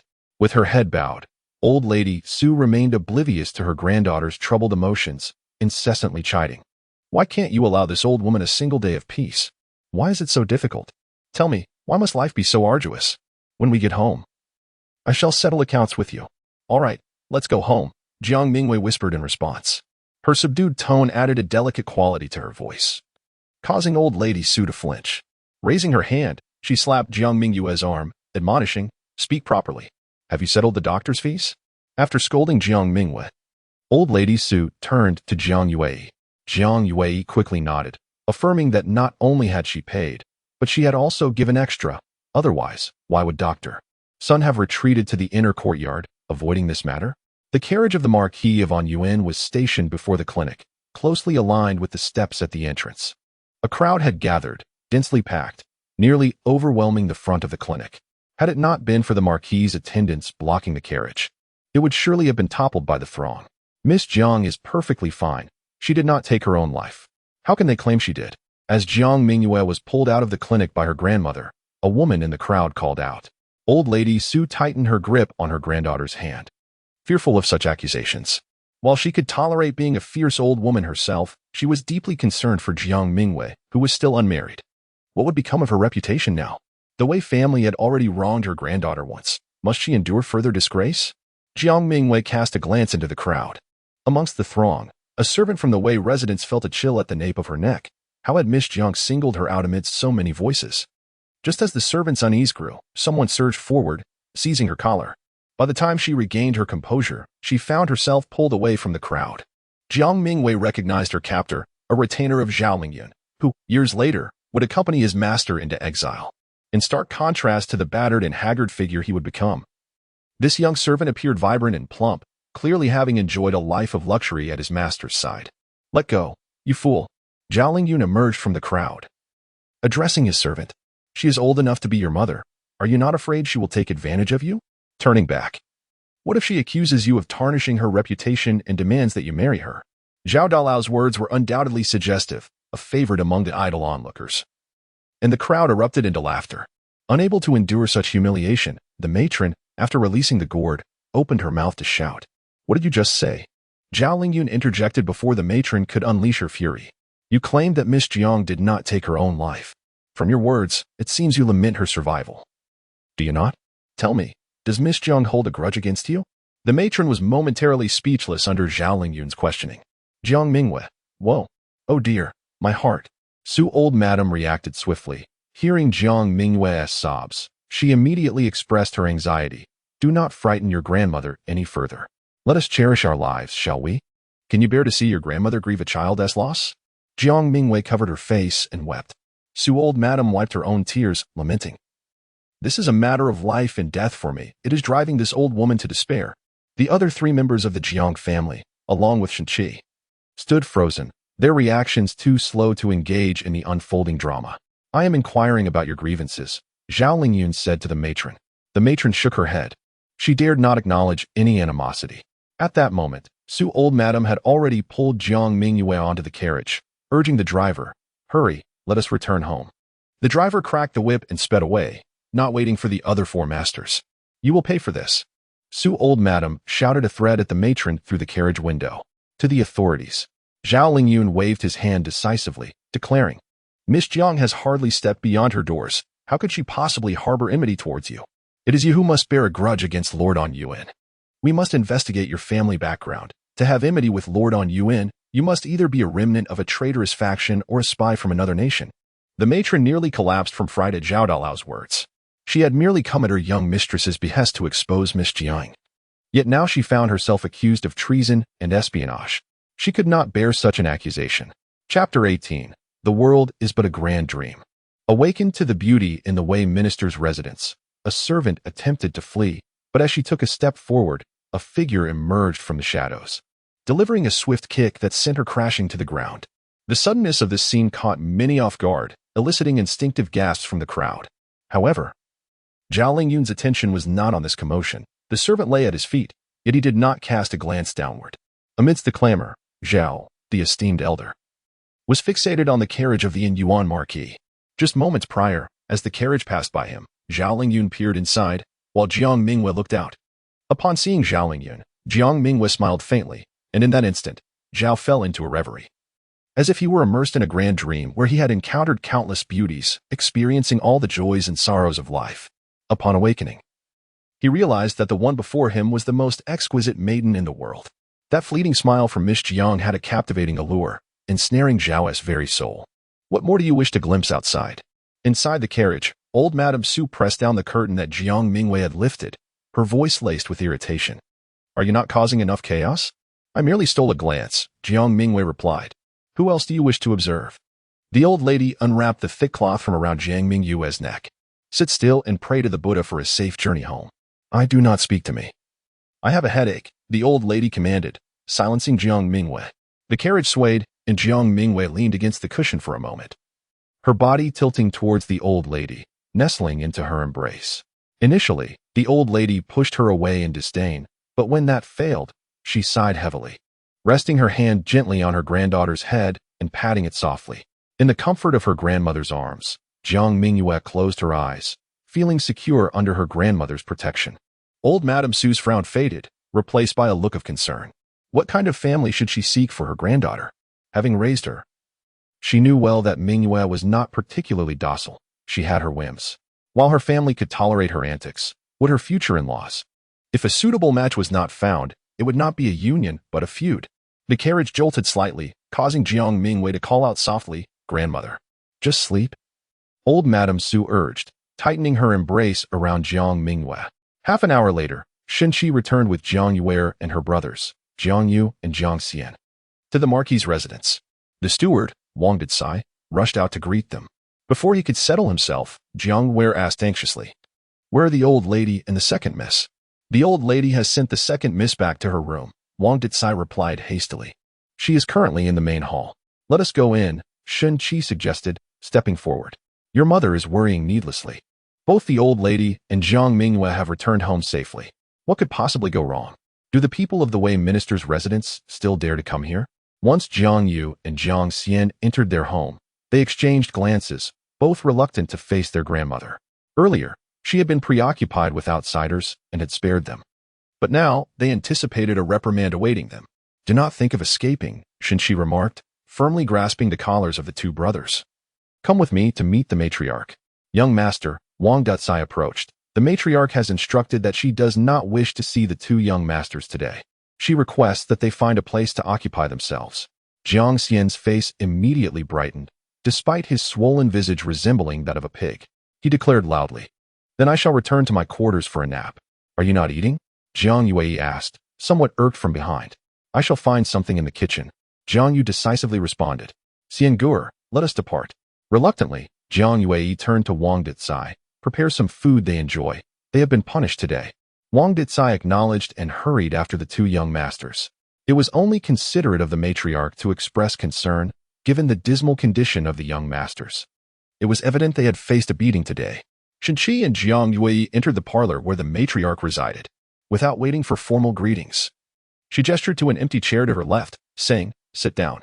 When Shenqi had recently married Jiang Yue, the matriarch had insisted on no formalities.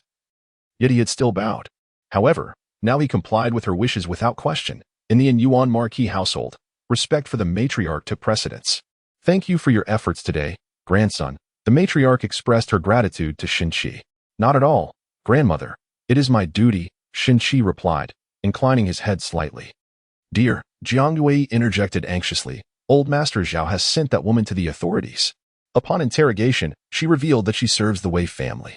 It is impossible for a servant to accompany a young master to the Imperial Academy, thus she must have been tending to Wei Lanji, Jiang Yue continued. This Wei woman does not seem trustworthy, the matriarch remarked disdainfully. Jiang Yue was taken aback. Was that all the matriarch had to say? Yue. The matriarch observed her eldest granddaughter with concern. What kind of family do you think would be suitable for your sister? Perhaps you and grandson can help me decide. Shenqi was taken aback. Matriarch, must you be so unrefined? Since time immemorial, it has never been the brother-in-law's concern to arrange marriages for his sister-in-law. Matriarch, please. Come to your senses. Chapter 19. The old lady remarked that Jiang Mingyue was quite a troublesome character. Jiang Yue hesitated, glancing at her grandmother and then at her husband. After a moment's pause, she finally said, naturally, we must find her a suitable match. This statement, however, was as good as saying nothing at all. Shenqi raised his hand to cover his face, feeling rather awkward as he replied, Indeed. It was futile to ask you to. The old lady sighed, realizing that in her desperation, she was grasping at straws. What good candidates could this young couple possibly have? Jiang Yue knew everyone, but did everyone know her? As for her son-in-law, he had a renowned teacher and many senior classmates, but could her younger daughter truly connect with a scholar? Furthermore, Jiang Ruqiu was a military man, and scholars have never mingled with warriors. Had it not been for Jiang Ruqiu saving Shenqi's elder brother's life, her eldest granddaughter would not have had the chance to marry Shenqi. Grandmother, Jiang Yue called weakly. Let your son-in-law have something to eat. The old lady said to Shenqi, You've been out of the house for half a day. Take a moment to rest your feet, and then take Yue back. Please send my regards to your grandmother. Yes, Shenqi replied, rising to pay his respects to the old lady. I shall visit you again another day. Very well. The old lady said, We shall meet again soon. After Shenqi departed, the old lady beckoned Jiang Yue to come closer. Once she approached, the old lady took her hand and patted it, sighing, Since we are discussing your sister's marriage, there is something I must tell you. Jiang Yue felt a flutter of anxiety upon seeing her grandmother's frown and sigh, sensing that this was not a good sign.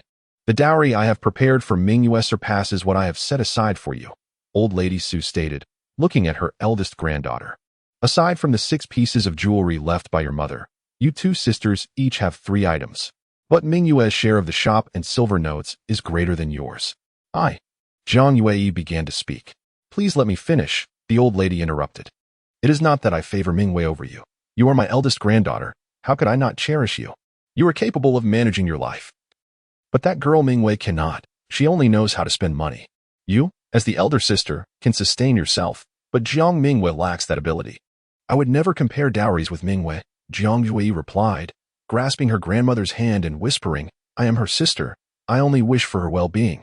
The old lady felt a sense of comfort from Jiang Yue's words. It was not that she underestimated Jiang Mingyue. Such sentiments could never escape the lips of that girl. Your marriage was a thorn in my heart for many years, the old lady confessed, lightly patting her chest and speaking softly. When I heard the Shen family intended to change the marriage arrangement, I nearly resolved to risk my life to visit the Ningwu Duke's residence to demand an explanation on your behalf. Grandmother, Jiang Yue hurriedly urged her not to continue. How long has it been since that incident? Why dwell on it any longer? Had it not been for that child Shenqi personally coming to her door, the Ningwu Duke's residence would have faced severe repercussions, the old lady declared. But you are fortunate. Shenqi is a good man. Now that I see you both leading a happy life, I can finally rest easy. Jiang Yue softly uttered a sound of acknowledgement. The Duke's residence remained undivided. where several brothers cohabited under one roof. She had witnessed firsthand the life of her elder sister-in-law. As the primary wife in a noble household, one must honor their parents-in-law, manage the household, maintain harmonious relations with several sisters-in-law, and tend to the unmarried younger sisters, all while navigating the intricate web of social obligations. When issues arose within the household, regardless of who was at fault, it was her duty as the steward's wife to be the first to concede. Such was the rigidity of her role, where every step must be meticulously measured. Jiang Mingyue believed herself ill-equipped for such a demanding existence. She preferred to lead a modest life with Shinqi, feeling overwhelmed by the vastness of the world before her. Do not blame your grandmother, nor should you fault Mingyue. The matriarch interjected. No blame, no blame, Jiang Mingyue hastily replied. Your lack of reproach is yours alone, yet I must impart a truth to you, lest it be unjust. The matriarch asserted solemnly. Mingyue is a source of great vexation. She cannot even manage simple sewing. She is utterly inept. Jiang Mingyue cast a furtive glance towards the doorway of the hall, apprehensive that the matriarch's words might reach Jiang Mingyue, inciting yet another uproar within the household. But can I protect her for a lifetime? The matriarch continued. If I cannot shield her, what then? I can only provide her with more silver and a few additional shops, ensuring she does not suffer from poverty, for poverty breeds suffering. Indeed, grandmother speaks wisely. Jiang Mingyue reflected, the weight of worry settling upon her heart. Enough, you should return to Sun Gai, the matriarch declared, having perceived Jiang Mingyue's troubled expression, prompting her dismissal. And what of Mingyue's marriage? Jiang Mingyue inquired. I shall seek a suitable match for her. If that fails, I will implore the Bodhisattva, the matriarch replied. Yet you only remember the Bodhisattva in times of need. Is that truly feasible? Jiang Mingyue challenged. And what of the Wei family? As she prepared to depart, she suddenly recalled the Wei minister's household. The Wei family? The matriarch scoffed. I have not forgotten them. Very well, Jiang Mingyue bid farewell to her grandmother. Noting the tight-lipped smile that betrayed the matriarch's suppressed ire, it was clear to her that the Wei family would soon face dire consequences if her grandmother's wrath remained unappeased. They might find themselves in deeper trouble still. Chapter 20. Loyal maid Hua Shan'er. Before nightfall, the Yuan Marquis' residence lit its candles. Several maids hurried out of the main hall, and the leading maid, Hua Shan'er, soon spotted Jiang Mingyue standing outside. She quickly jogged a few steps to greet her, calling out, Second miss? Jiang Mingyue gazed at Hua Shan'er, a familiar face from the past. Hua Shan'er was originally from the same village as the Jiang family. Her husband had gone off to serve in the military many years ago and never returned. Her son followed the Jiang brothers to fight for the Eastern Qing Emperor and met the same fate as his father, disappearing without a trace. Her daughter-in-law remarried, leaving Hua Shan'er to care for her only grandson while living with the Jiang family. As time passed, over a decade flew by, and Hua Shan'er's grandson, Hua Rui, was taken under Jiang Ruchio's wing, with Hua Shan'er accompanying the elderly matriarch.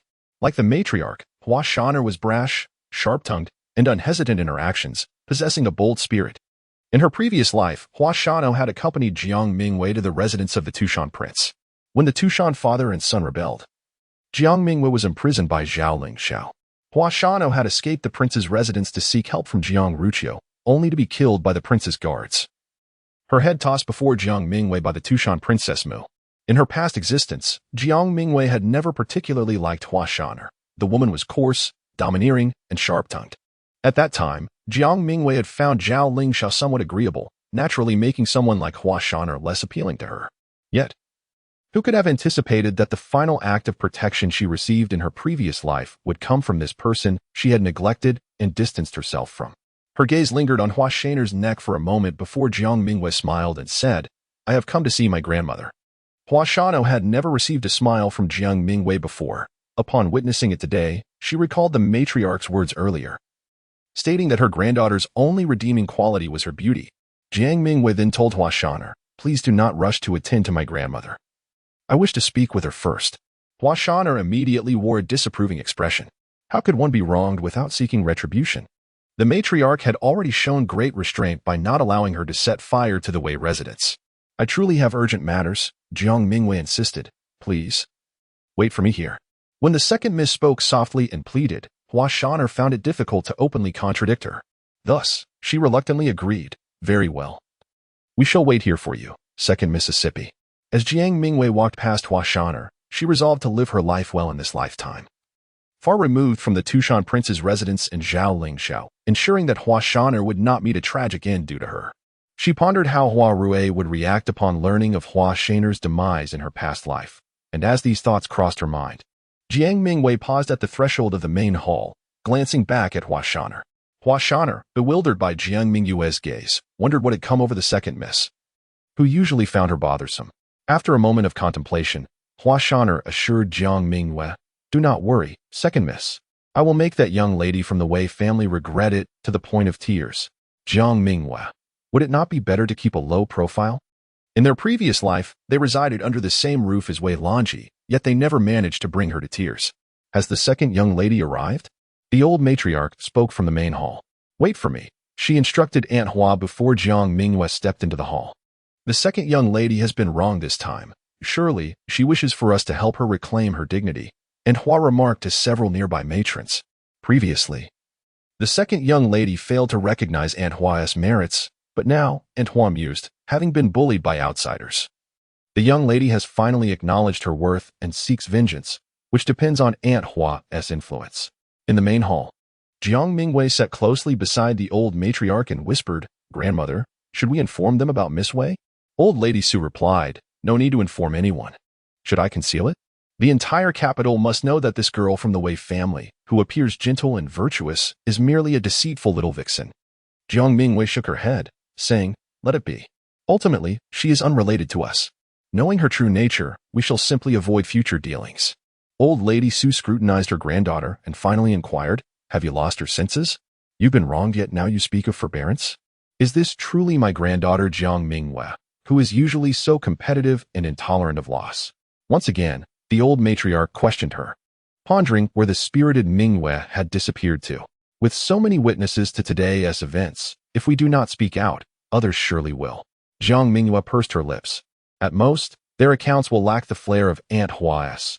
"Grandmother, the matter of Miss Wei is not worth our concern. However, there is a pressing issue that I must discuss with you." Old Lady Su held her breath, wondering what urgent matter could possibly arise now. She longed for a peaceful life, yet it seemed so elusive. Chapter 21. Miss Zhang's plan to become a bodyguard. What is it? Tell me, did you cause trouble? Or was it that rascal you, or that scoundrel Xian? The old lady, fearing she might not endure the news, first grasped the armrest of the chair before addressing Jiang Mingyue. "It's about the princess's residence," Jiang Mingyue began. "She, Zhao Xilou?"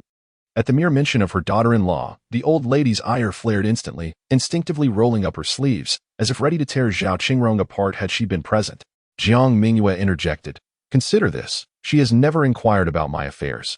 Why suddenly take it upon herself to arrange a marriage for me?"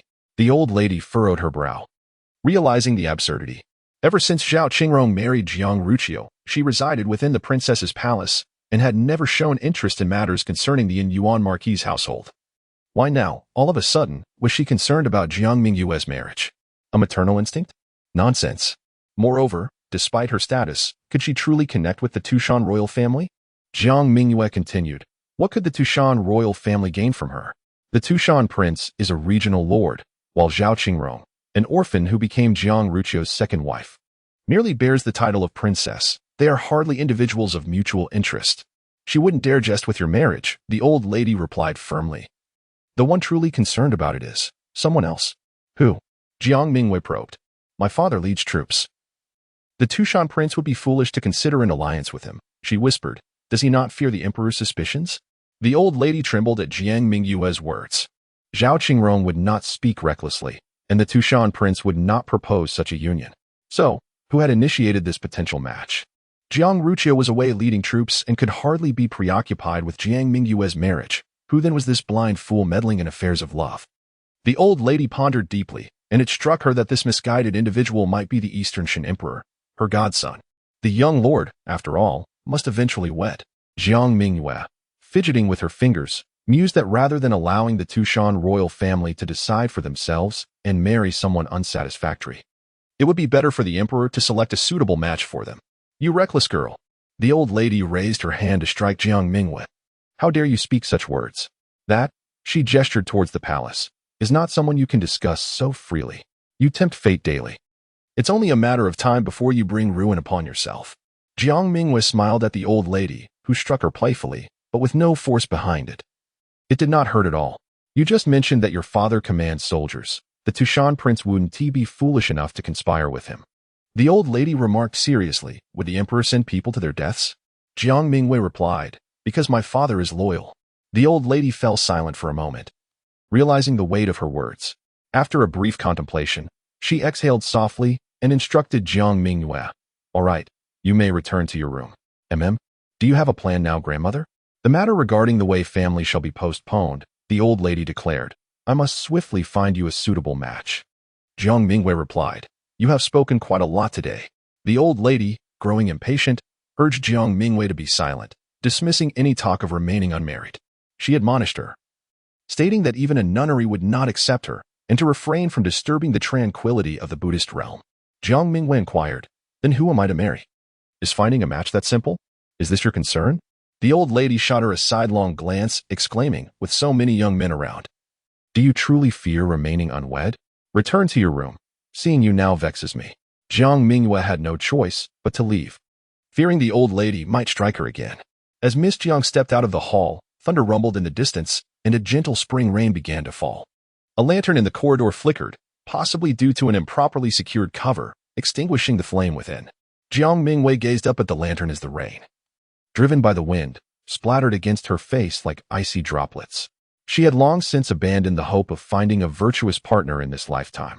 Such fortune eluded her in her past life, and she asked for nothing in this one. Her earlier words to the old lady were merely intended to provide her with some understanding. As for herself, Jiang Mingyue had already devised her own plans. If she could not confront the old lady, she could certainly walk away. Before departing, however, she needed to devise a means to obtain a travel permit, and with her robust strength, she could easily infiltrate a local escort agency and work as a bodyguard.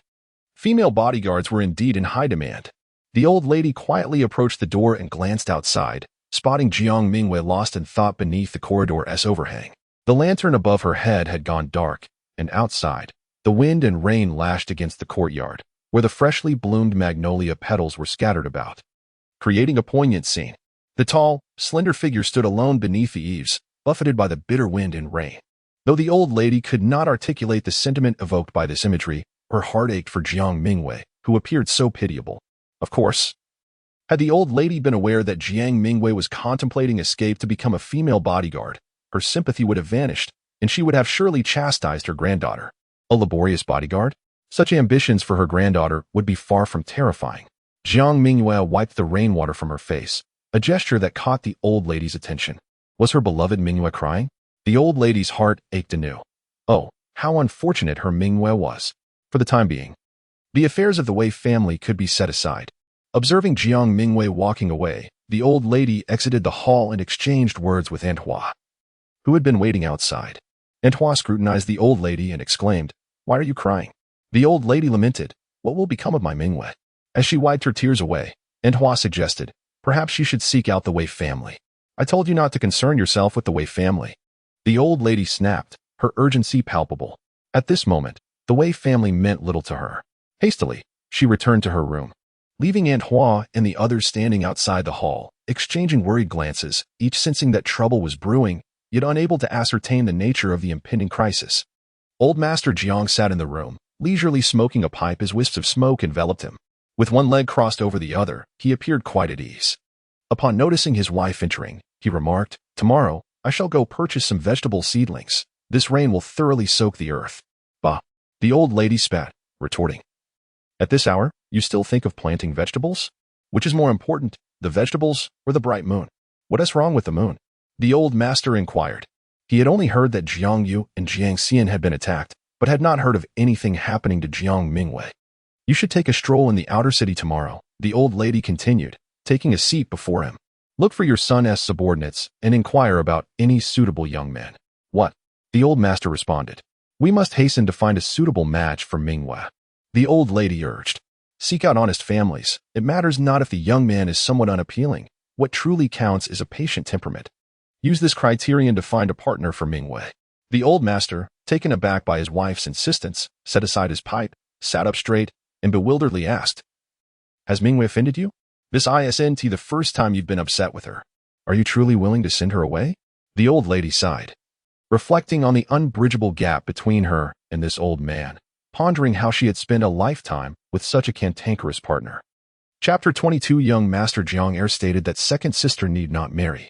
Old Madame Su sat cross-legged on her seat, succinctly relaying Jiang Mingyue's words to her husband before inquiring, "Do you understand?"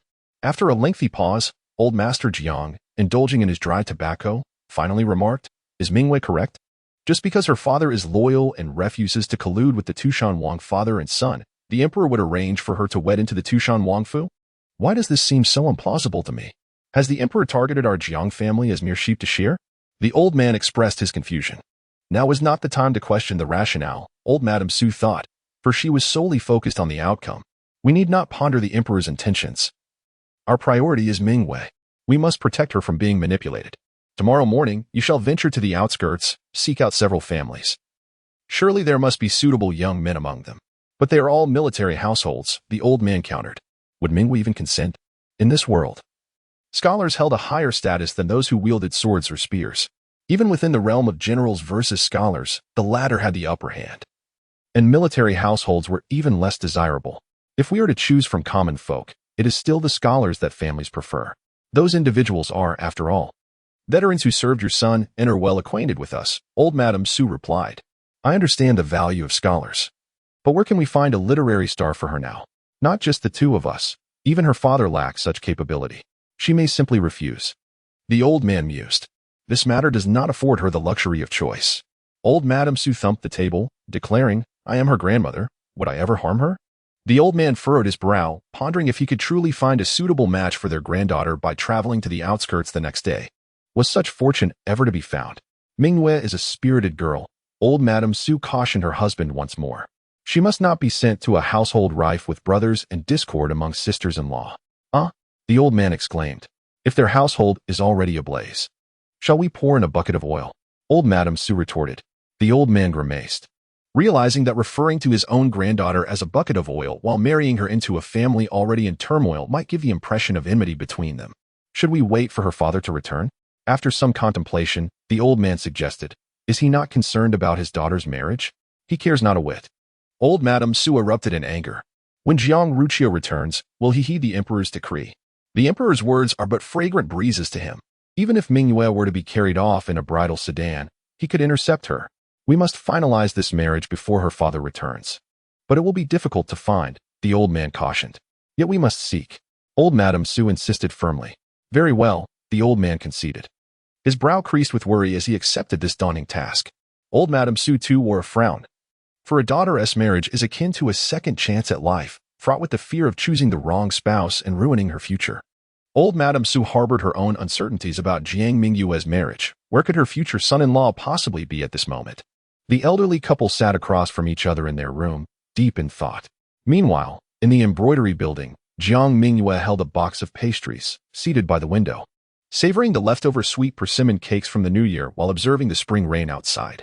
She felt that life was truly wonderful, vowing never to become a lonely soul wandering the earth again. Second sister, the door was pushed open from the outside, and Jiang Xian's head peeked into the room, soon followed by Jiang Yu. Come here. Jiang Mingyue beckoned her two younger brothers. Do you still have persimmon cakes? Jiang Yu exclaimed in surprise upon spotting the cakes in the box. I asked Grandma last time, and she said there were none left. Here, have one each. Jiang Mingyue smiled, handing a piece of cake to each brother. These were dried by Grandma herself, and she sprinkled the sugar on them personally. The persimmons came from the tree in the back garden of the Yuan Marquis's residence, planted by the old man himself. And the cakes made by the old lady were truly a delicacy of the mortal realm. Second sister, the next time I see that way-sitting fellow, I will hit him again, Jiang Yu promised while munching on the persimmon cake. I'll knock out a few of his teeth and make him spit nonsense. Indeed. Jiang Xian chimed in with his mouth full. Let us teach that scoundrel a lesson. Jiang Mingyue first laughed, feeling comforted by her brother's protection. Yet, she soon remembered Zhao Lingyun's words from her previous life, realizing that her eldest brother, Jiang Yu, eventually had a falling out with Jiang Mingyue and went to the northern frontier to serve in the military. Her smile faded as she gently patted Jiang Yu's head, whispering, Thank you, you go. Noticing the faint sadness on her second sister's face, Jiang Yu pondered, wondering if she was feeling sorrowful. If so, why the smile? He thought for a long while before concluding that pretty were the only words that came to mind. Jiang Xian puffed up his small chest, as if to say, What about me? And thank you, Xian Gu. Jiang Mingyue patted Jiang Xian's head once more. Don't pat my head. It hinders my growth, Jiang Xian complained, half-heartedly. Next time, don't do that. You will grow tall. Jiang Mingyue intended to pinch her little brother's cheek, but seeing his swollen face resembling that of a pig, she opted instead to straighten his collar that had flipped outward. Second sister, you're not going to marry Zhao Lingxiao, are you? Jiang Yu inquired softly. At 15. Though still playful, he was aware that his second sister had reached the age for marriage. Living in the same household, their opportunities to see each other like this were becoming rare. Jiang Mingyue placed her hands on her knees and looked at Jiang Yu seriously, saying, No. Jiang Yu sighed in relief and solemnly replied, I inquired with Brother Xilou. He has dealt with Zhao Lingxiao a few times and says he is a fool, a pretender, and a short-lived man. Jiang Mingyue responded with silence, pondering the animosity between Zhao Xilou and Zhao Lingxiao. Second sister, doesn't he have to marry? Jiang Xian suddenly interjected. Why must you marry? Stop talking nonsense. Jiang Yu shot a glance at her younger brother. You are the one being foolish, Jiang Xian retorted. Our Jiang family can certainly support our second sister. Why must you marry? As the brothers seemed poised to quarrel, Jiang Mingyue chuckled softly and handed each of them a piece of persimmon cake. Why are you both so concerned about my affairs? Is the persimmon cake made by our grandmother not to your liking? The Jiang brothers exchanged glances and began to eat the cake, for indeed, the treats made by their dear grandmother were exceptionally delicious.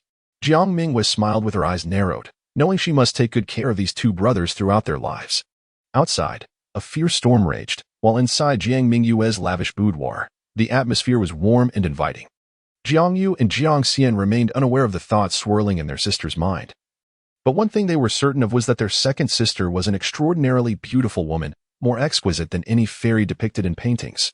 As for that night, when Wei Ziding had his leg broken by his father's own hand, and Wei Longji experienced her first slap from her grandmother, chaos erupted in the Wei residence, leaving everyone unsettled. However, the Jiang family merely shrugged, expressing indifference to the turmoil. Chapter 23. A wife should be Jiang Mingyue within the Duke of Yu's residence.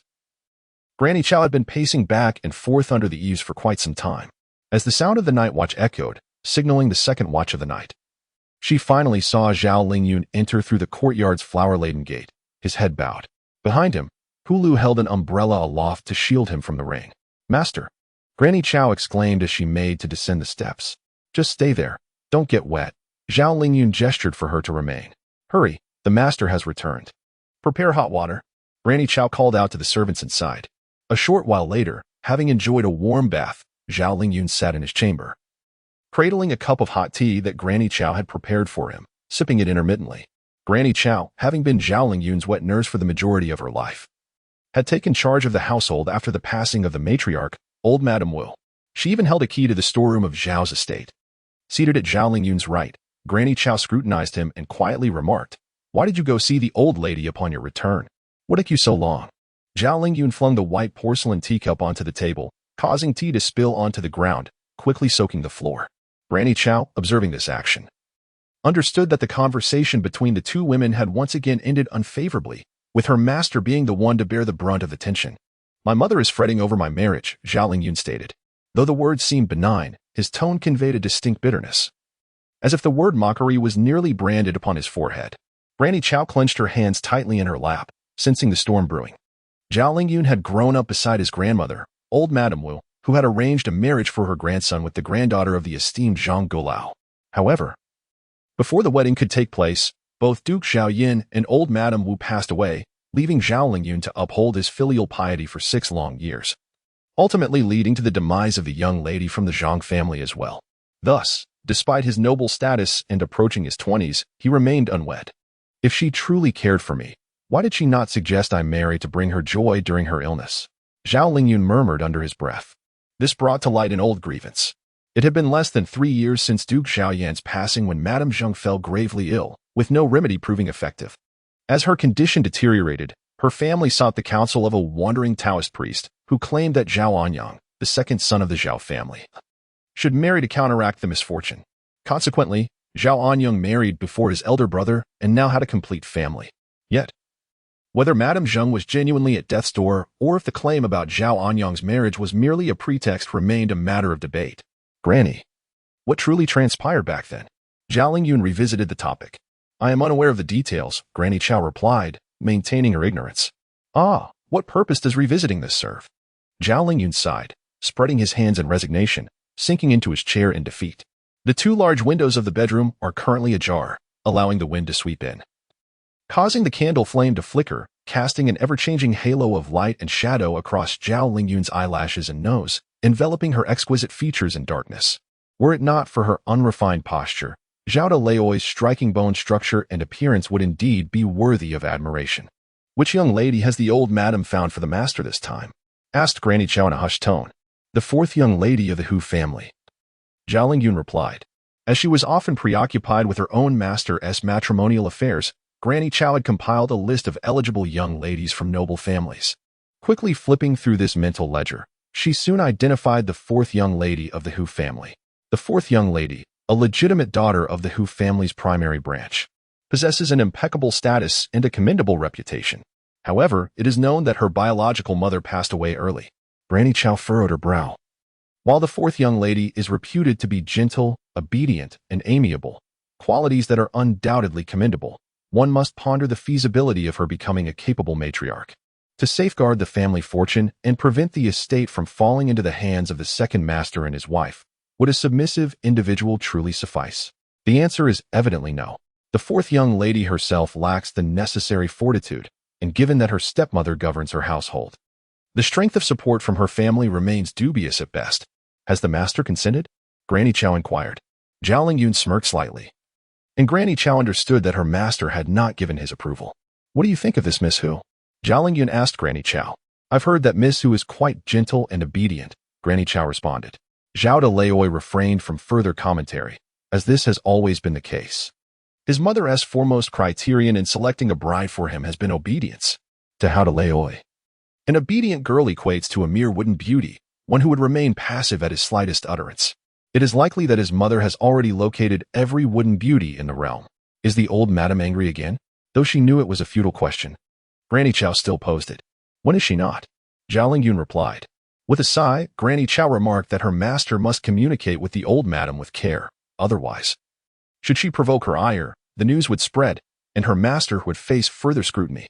It's growing late. I must retire, Zhao Lingyun declared, wishing to end the conversation. Does his silence quell his mother's anger? His very existence seems to incite her displeasure. What shall we do about the master's marriage? Granny Chow lamented. Typically, servants lack the standing to concern themselves with their master's matrimonial matters. Yet Granny Chow, having been Zhao Lingyun's wet nurse, became his closest confidant after the passing of old Madame Wu. Thus, her concern for Zhao Lingyun is entirely justified. If even Granny Chow does not worry for Zhao Lingyun, who else in the world would? What can be done? Zhao Lingyun replied impatiently. I have no idea what should be done. I heard that today the master even got into a scuffle on the streets. Granny Chow inquired once more. Reflecting upon the altercation of the day, Zhao Lingyun found his thoughts drifting to the two young gentlemen of the Jiang family, which subsequently led him to ponder Jiang Mingyue. In particular, he recalled the moment when the second young lady of the Jiang family sat within the carriage, smiling at him through the window, and suddenly, a spark of inspiration illuminated his mind. With a resounding clap, Zhao Dalao struck the table.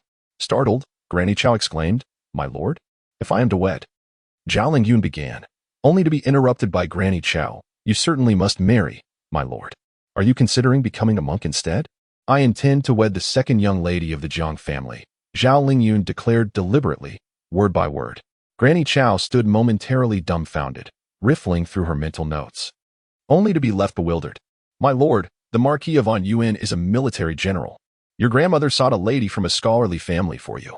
Even if your mother is at odds with you, the young lady she has considered for you hail from esteemed scholarly backgrounds. It is established that you should marry a lady from a civil and genteel family, as determined by the late Duke of Yu. A stipulation your mother would not dare contravene. Why would you wish to disregard this? Granny Chow regarded Zhao Lingyun with an expression that seemed to ask, What has come over you? Have you lost your senses? Must I personally visit the Marquis of Anyuan's residence? Zhao Lingyun mused, disregarding Granny Chow's incredulous expression. The matriarch of the Marquis's household holds a favorable impression of me, and I am friends with the two young masters there. I believe this is the fateful connection between myself and the second young lady. Granny Chow's heart raced in alarm. How had it come to pass that her master was preparing to venture to the Marquis of Anyuan's residence to propose for himself? How had the situation escalated to this point? Chapter 24. The master is not a delicacy. As dawn broke the next day, old Master Jiang hurriedly departed for the outer city. Not long after his departure, the matriarch also set out, accompanied by a few companions, intending to visit her old friends, hoping to find a suitable match for her granddaughter. Thus, they decided to cast their nets wide. The early outings of the elderly couple left the visiting Lady Wei and her entourage empty-handed. Upon learning that both the old master and matriarch were not at home, the Wei family returned, while Aunt Hua made her way to Miss Jiang Mingyue's room to report that they would come again another time to apologize. Jiang Mingyue, engrossed in counting her hairpins, responded with a casual "oh" to Aunt Hua. As Aunt Hua observed Jiang Mingyue meticulously tallying a box full of hairpins, she began to feel uneasy. How could the young lady possess so many? It seemed she would need several lifetimes to wear them all. "What are you counting the hairpins for, miss?" Aunt Hua inquired. Jiang Mingyue replied, "I am merely assessing the total. If I plan to leave, I must first ascertain my assets." "And how many do you have in total?" Aunt Hua asked, unable to suppress her curiosity. "There are still several boxes I have yet to count." Jiang Mingyue gestured towards the ground with her chin. Aunt Hua glanced over and noticed 5 large dressing boxes stacked on the floor, the topmost one covered in dust, indicating it had not been opened for quite some time. Aunt Hua's unease deepened. How could the matriarch expect to support such a spendthrift? "My grandmother has gone to meet friends. What about my grandfather?" Jiang Mingyue inquired. "He has gone to purchase vegetable seedlings," Aunt Hua hastily fabricated. "Ah," Jiang Mingyue nodded. "Also, there is another matter," Aunt Hua continued. "The eldest son of the Duke of Yu has sent someone to invite the 2 young masters for drinks this afternoon." "Drinks?" Jiang Mingyue responded incredulously. "Can Jiang Yu even manage to drink? And what of Jiang Xian?" "They meant tea, but it is essentially a drinking invitation," Aunt Hua clarified. "How could the esteemed Zhao be someone who simply sits down for tea? He is accustomed to revelry and disorder." Jiang Mingyue pondered. "Is Zhao Lingyun's reputation among our Aunt Hua's circle so dire? I must express my gratitude for yesterday's assistance," she said, placing her hairpin down. "Prepare a gift for Brother Yu to present to him. Do you think that is appropriate, Aunt Hua?" Aunt Hua initially nodded, acknowledging the necessity of gratitude for Zhao's significant help, but then, upon casting a glance at Jiang Mingyue, her demeanor abruptly shifted to one of grave seriousness. "What is it?" Jiang Mingyue asked, puzzled by Aunt Hua's sudden change in demeanor. "Let us prepare the thank you gift once the matriarch returns," Aunt Hua stated solemnly. "This is not a matter for the young lady to handle." "That is agreeable," Jiang Mingyue nodded, returning to her task of counting her hairpins. Hua Shaner covertly took a selfie at her chest, nearly startling herself. The second young lady of her household must not have any connections with Lord Zhao. At that moment, Jiang Mingyue glanced at Hua Shaner again, counted 2 hairpins, and realized what Hua Shaner was pondering. Miss Jiang remarked, "Yu Guo and Xian Guo are constantly playing with Lord Zhao. I have yet to see you express any objections, so why are you suddenly concerned about me?" This was an entirely different matter. Hua Shaner could not overtly chastise Jiang Mingyue, yet it did not prevent her from casting a disapproving gaze towards her. The young masters enjoyed their play. As long as they did not engage in murder or arson, they could indulge freely, for our household could ensure their lifelong prosperity. Jiang Mingyue responded, "So, Hua Shaner, your expectations of Jiang Yu and Jiang Xian are so modest?" "You are different, miss," Hua Shaner emphasized. "You are a young lady, and you must not associate with that good-for-nothing ruffian, lest your reputation be tarnished." Jiang Mingyue continued. "What sort of rumors have you heard to hold such a poor opinion of Zhao Lingyun? In the depths of a narrow alley, within a 2-courtyard residence, the good-for-nothing ruffian's wet nurse sat with her elder sister beside an empty space near a well. Elder sister, having come from the palace, your experience surpasses mine. Do you think Miss Jiang can manage?" Chow wet nurse whispered to her foster sister. The elder sister remained silent, focusing on peeling peanuts. "My master is so eager that he would have gone to the Yuan Marquis's residence to propose last night, if I indeed dissuaded him with great effort. However, I cannot constantly prevent him from entering the Marquis's door. Elder sister, please do not remain silent. I have been speaking for quite a while," Chow wet nurse lamented. "Look at my hair. I have grown gray worrying about my master." Hearing Chow wet nurse mention her graying hair, Yu wet nurse finally chuckled, saying, "Your hair has been gray for quite some time. Do you still consider yourself a young maiden?" Chow wet nurse glanced down at her increasingly plump figure, realizing she had aged. Her body had grown heavier, her legs less nimble, and sometimes her mind faltered, leading to forgetfulness. "I am anxious about my master's marriage because I am nearing retirement. Once I leave, the household will be under the care of a new mistress. And dealing with the old madam and the second lady will not be easy.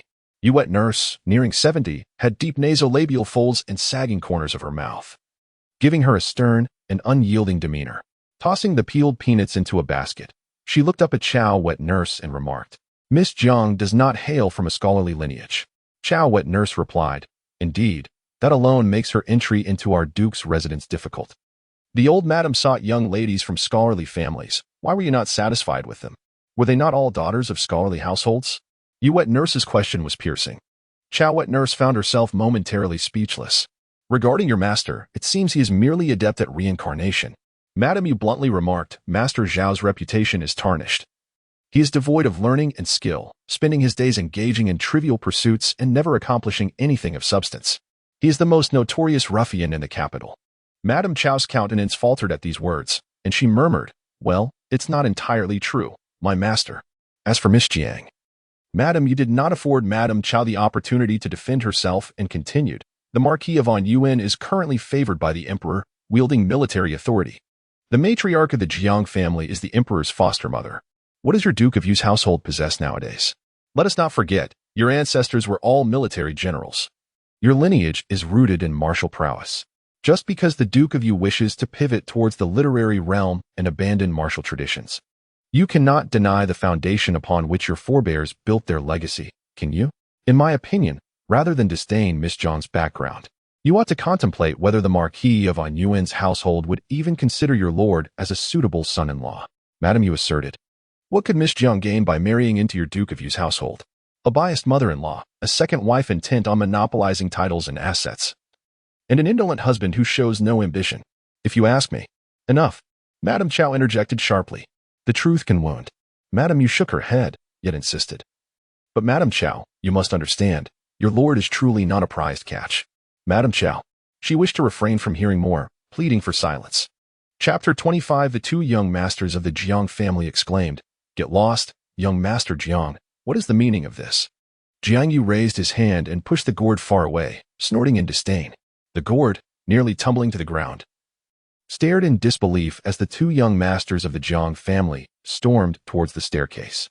By the time the gourd regained its composure, the two young masters had already vanished from sight. "Master," the gourd rushed into the private room of the tavern, discovering its master sitting at the table with a vacant expression, for singing girls huddled like quails in the corner. "Master," the gourd called out, "what happened? You were enjoying a fine drink and listening to pleasant melodies, and yet you've had a falling out?" Zhao Lingyun glanced at the gourd, then took a generous swig from his cup. "Leave, all of you," he instructed the singing girls, handing them their tips as he did so. The four girls, feeling as if they had been granted amnesty, hurriedly took their leave.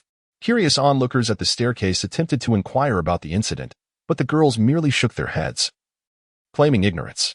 They had been too occupied with their music to hear the young master's quarrel, though curiosity was natural. Their humble status rendered them reluctant to pry into the affairs of the esteemed gentleman. "Master, what transpired?" the gourd whispered to Zhao Lingyun while tidying the table before him. "Is everything all right? Is the master not well?" Zhao Lingyun retorted, his tone playful. "Of course the master is well," the gourd responded. Zhao Lingyun scrutinized him closely, prompting the gourd to continue. "You possess wealth and influence, and you are remarkably handsome. Who would not be fond of you? The maidens in our household vie for your attention, often to the point of risking their lives. As for influence, I am self-aware. I do not hold a legitimate position." Zhao Lingyun remarked. "You possess a title, master," the gourd declared loudly. "That is indeed true," Zhao Lingyun conceded. "I need not toil, and I receive a stipend each month." "Exactly," the gourd echoed in agreement. Neither master nor servant perceived any fault in their statements. A title indeed signified a life of ease and financial security. But why did I declare my intent to marry Miss Jiang heir, only to have the Jiang brothers turn against me? Zhao Lingyun pondered, perplexed. What displeased them about me? The gourd's mouth fell agape in shock. "Master, what did those two young masters say?" "They outright told me to scram," Zhao Lingyun lamented. The gourd, fiercely loyal to his master, could not bear to witness Zhao Lingyun's distress. He became indignant, questioning how the Jiang brothers could treat his master thus. "They've enjoyed countless meals and drinks alongside you. What right do they have to behave so? As for Miss Jiang heir, I saw her just yesterday. She is merely a girl with 2 eyes, a nose, and a mouth. Has the Jiang family truly elevated her to the status of a celestial being? How shameless can they be?" Zhao Lingyun slammed the table. Miss Jiang Air is a celestial being. Mind your words, or I shall teach you a lesson. Hulu pondered, who is this for? Those two heartless little rabbits. Zhao Lingyun gripped a wine glass in his hand. Tomorrow, I shall visit the Yuan Marquis's residence to see old Madame Su. I believe she quite likes me, after all. She is a friend of my grandmother. As Hulu recalled the fierce and sharp-tongued demeanor of old Madame Su, anxiety began to stir within him. Although he firmly believed that his master was the most brilliant and formidable person in the world, he couldn't help but feel that a direct visit might be somewhat inappropriate. Upon returning home, Zhao Lingyun cast aside the wine glass and rose. I will go to the Yuan Marquis's residence first thing tomorrow. No, at the Yuan Marquis's residence. Old Master Jiang waved his hand dismissively after downing 2 large bowls of water. The young one seemed intent on waiting for Ernyo to return before proceeding. Isn't it too late by the time Ernyo comes back? Old Madame Su said. Thus, Old Master Jiang sighed, those families. The men are all busy following Ernyo's lead. If he doesn't give his consent, who would dare to marry his daughter? Old Madame Su's expression darkened. Her own situation was no better. A few old friends had gathered, and despite searching through the eligible young men, whether within the capital or its outskirts, none seemed suitable. There were mismatches in age and family background, or if those aligned, the family circumstances were troublesome, even when age and family background were appropriate. It turned out that the young man might not even look upon Jiang Mingyue favorably. And what about your side? Old Master Jiang prodded. None. Old Madame Su grumbled in frustration. Old Master Jiang clicked his tongue, recognizing the difficulty of the situation. Old Master, Old Madam, the 2 young masters have returned. Wang Dicai called from outside the hall. Grandma, Jiang Yu called. Old Madame Su did not respond. Her mind was too preoccupied to see her grandson. Come in. Old Master Jiang replied. Jiang Yu and Jiang Xian entered the hall, having returned from their outing, still reeking of alcohol. Old Madame Su caught a whiff. Rising with her cane raised to strike. These 2 rascals have gone drinking again. Grandma, Jiang Xian exclaimed, cradling his head. Something's gone wrong. Old Madame Su's hand froze midair. What now? What disaster has struck this time? Today, Zhao Xilou invited us for tea, Jiang Xian shouted, but he had ulterior motives. Zhao Xilou? Oh, right. You mean Zhao Lingyun. What do you mean by ulterior motives? Old Madame Su was momentarily confused. What could he possibly be up to? Is he planning to sell you both? He wants to marry my second sister. Jiang Xian shouted furiously. That scoundrel dares to covet my sister. Zhao Lingyun wishes to marry Jiang Mingyue? Old Madame Su lowered her cane. After a moment of chaotic thoughts, she suddenly grasped the crux of the matter. Someone was seeking to marry her Mingyue. How absurdly optimistic. At this moment, Jiang Yu spat on the ground. The elderly lady resumed her seat and gestured for the 2 brothers to approach her, saying, What is the matter? Please explain it to me in detail. Just that Zhao Xilou, that scoundrel. Speak the truth. The elderly lady slapped Jiang Yu's arm. Jiang Yu, realizing he had to be honest, replied. Zhao Xilou has no wife. He said he wants to marry my second sister. The elderly lady inquired, Is that all? Jiang Yu replied, That's precisely the situation. The elderly lady asked, Is he serious, or is he merely toying with you? Does he dare to toy with my second sister? Jiang Yu was immediately incensed. If that were the case, then Zhao Lingyun should have told him to get lost, or else he should have given that scoundrel a good thrashing. Did he provide a reason? The elderly lady questioned again. Jiang Yu sensed something amiss and responded, Grandma, what do you mean? Do you think this situation is feasible? It's not. Jiang Deshao exclaimed. Zhao Xilou will never amount to anything in his life. How could my second sister marry such a worthless individual? The elderly lady. Old Master Jiang. So you understand that one must achieve something in life. Yet you still choose to associate with this worthless fellow daily? Chapter 26. The unwelcome Zhao Deloi, you 2 may leave now. I've finished my inquiries, commanded the elderly matriarch, urging Jiang Yu and Jiang Xian to depart. Leave? What are we to do about this matter? Jiang Yu inquired. Casting a glance at her eldest grandson, the matriarch replied. Have I been too polite in my speech? Jiang Yu responded in confusion. With a sharp glare, the matriarch insisted, You 2, be gone. Thus, Jiang Deshao found himself unceremoniously expelled from the hall by his grandmother. Standing at the entrance, he turned to glance back inside, while Jiang Yu, fuming, remarked to the glum Jiang Xian, No one is quicker to abandon us than our grandmother. She is unparalleled in this regard. Jiang Xian, his face still swollen, blinked at his brother and asked, Why do you liken yourself to a donkey? Jiang Yu sighed. What can be done with a brother who cannot articulate? Inside the hall, The elderly patriarch, hearing the commotion outside, inquired of the matriarch, "Are the two of them at it again? Do you still have the capacity to worry about those two? Is this truly the time for such concerns? What shall we do about Mingyue? Speak." The patriarch instinctively reached for his tobacco. Had he known what to do, he would not be preoccupied with arranging his granddaughter's marriage. What purpose did his presence here serve otherwise? "Speak. Stop smoking," the matriarch shouted. Upon hearing her urgent call, Jiang Mingyue and Jiang Xilou, who were grappling outside, simultaneously released their hold and fled. "Grandmother is angry. We must run," the patriarch, burdened with worry, finally managed to utter. "What about Zhao Mingyue? You met him yesterday. What are your impressions?" "Zhao Mingyue, Zhao Xilou," the matriarch murmured, pondering the name of the esteemed Zhao Xilou for what felt like an eternity, unable to reach a conclusion. "Is he the Duke of Yu?" the patriarch inquired. "His father is the Duke of Yu," the matriarch replied, furrowing her brow. "I recall my elder sister Wu mentioning that he should be a first-class general. Why is he not a duke himself?" the patriarch pressed.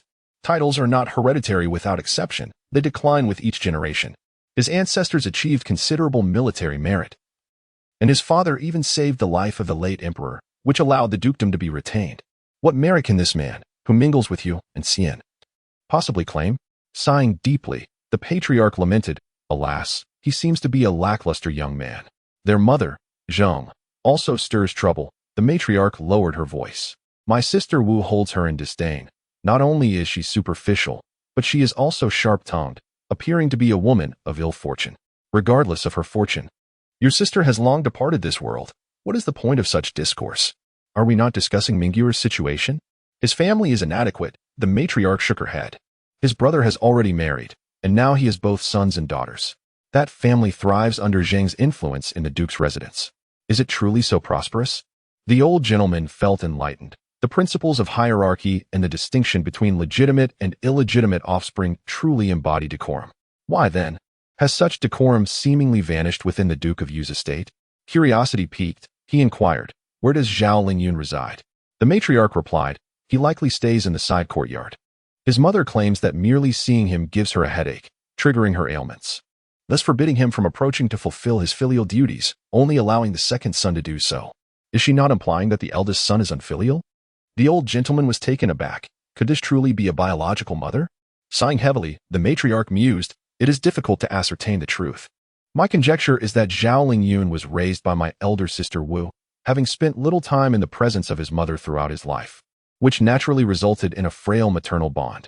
The relationship between Wu and his mother has always been strained, with his mother enduring many hardships at the hands of his grandmother, inevitably seeking compensation through her son. Zhao Mingyue was born late in her life, over 30 years of age when he arrived. Moreover, I heard from the matriarch that he has an illegitimate elder brother who was compelled by their mother to join the army. That young woman is rather ruthless."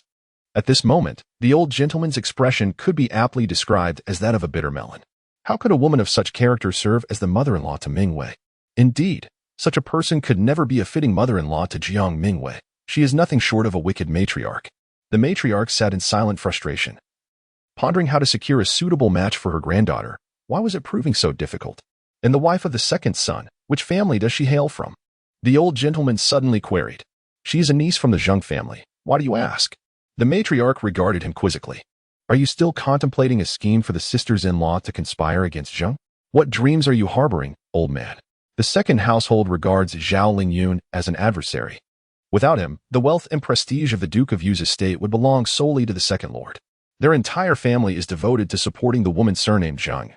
Fearing that their offerings may fall short, the old gentleman lowered his head and remarked, "Is he not the first to express a desire to marry Mingyue?" "I was merely inquiring." The matriarch scoffed, tapping her cane in exasperation. "The noble families in the capital disdain our agricultural origins." The old gentleman struck his smoking pipe in agreement. "Indeed, the matter of Jiang Yue's marriage is entwined with Jiang Ruchio's life-saving favor to the legitimate eldest son of the Shin family. When it comes to Jiang Mingyue, can you expect Jiang Ruchio to rescue yet another noble? Such fortuity is rare in this world." Furthermore, the elderly couple exchanged glances, simultaneously sighing in lament. Not only could they not rely on Jiang Ruchio, but they also had to hope for his delayed return. "Tomorrow, we shall continue our search," the matriarch declared, not one to concede easily. After her lament, she turned to her husband, stating, I refuse to believe we cannot find a suitable match. The old gentleman nodded, resigned to this course of action. Thus, Zhao Dalao was dismissed by the Jiang brothers and subsequently excluded from consideration as a potential son-in-law by the elderly Jiang couple. Meanwhile, in the back garden of the Ho residence, Jiang Mingyue looked at Jiang Yu and asked, "Didn't you go for tea with Zhao Dalao? Why are you back so soon?" Zhao Dalao. Jiang Yu awakened, recalling that his second sister had encountered Zhao Lingyun the previous day. Should he inquire about her impression of this individual? Jiang Xian, standing nearby, indignantly interjected, "Zhao Xilou, he thinks, ugh." His words were abruptly cut short by a sharp kick from Jiang Yu, causing Jiang Air Xiao to howl, leaving his thoughts unspoken. Jiang Mingyue inquired, "Zhao Xilou? You mean the esteemed Zhao Elder? What has transpired?" "Nothing much," Jiang Yu replied nonchalantly. "We were merely having tea when he suddenly remembered his romantic interest and left to seek them out." Jiang Mingyue casually asked, "His romantic interest?" Jiang Yu felt an intensified sense of urgency. After all, his second sister was curious about Zhao Xilou's romantic entanglements. "Yes, his romantic interests," he confirmed. "He has numerous paramours, all of whom he met in the pleasure quarters."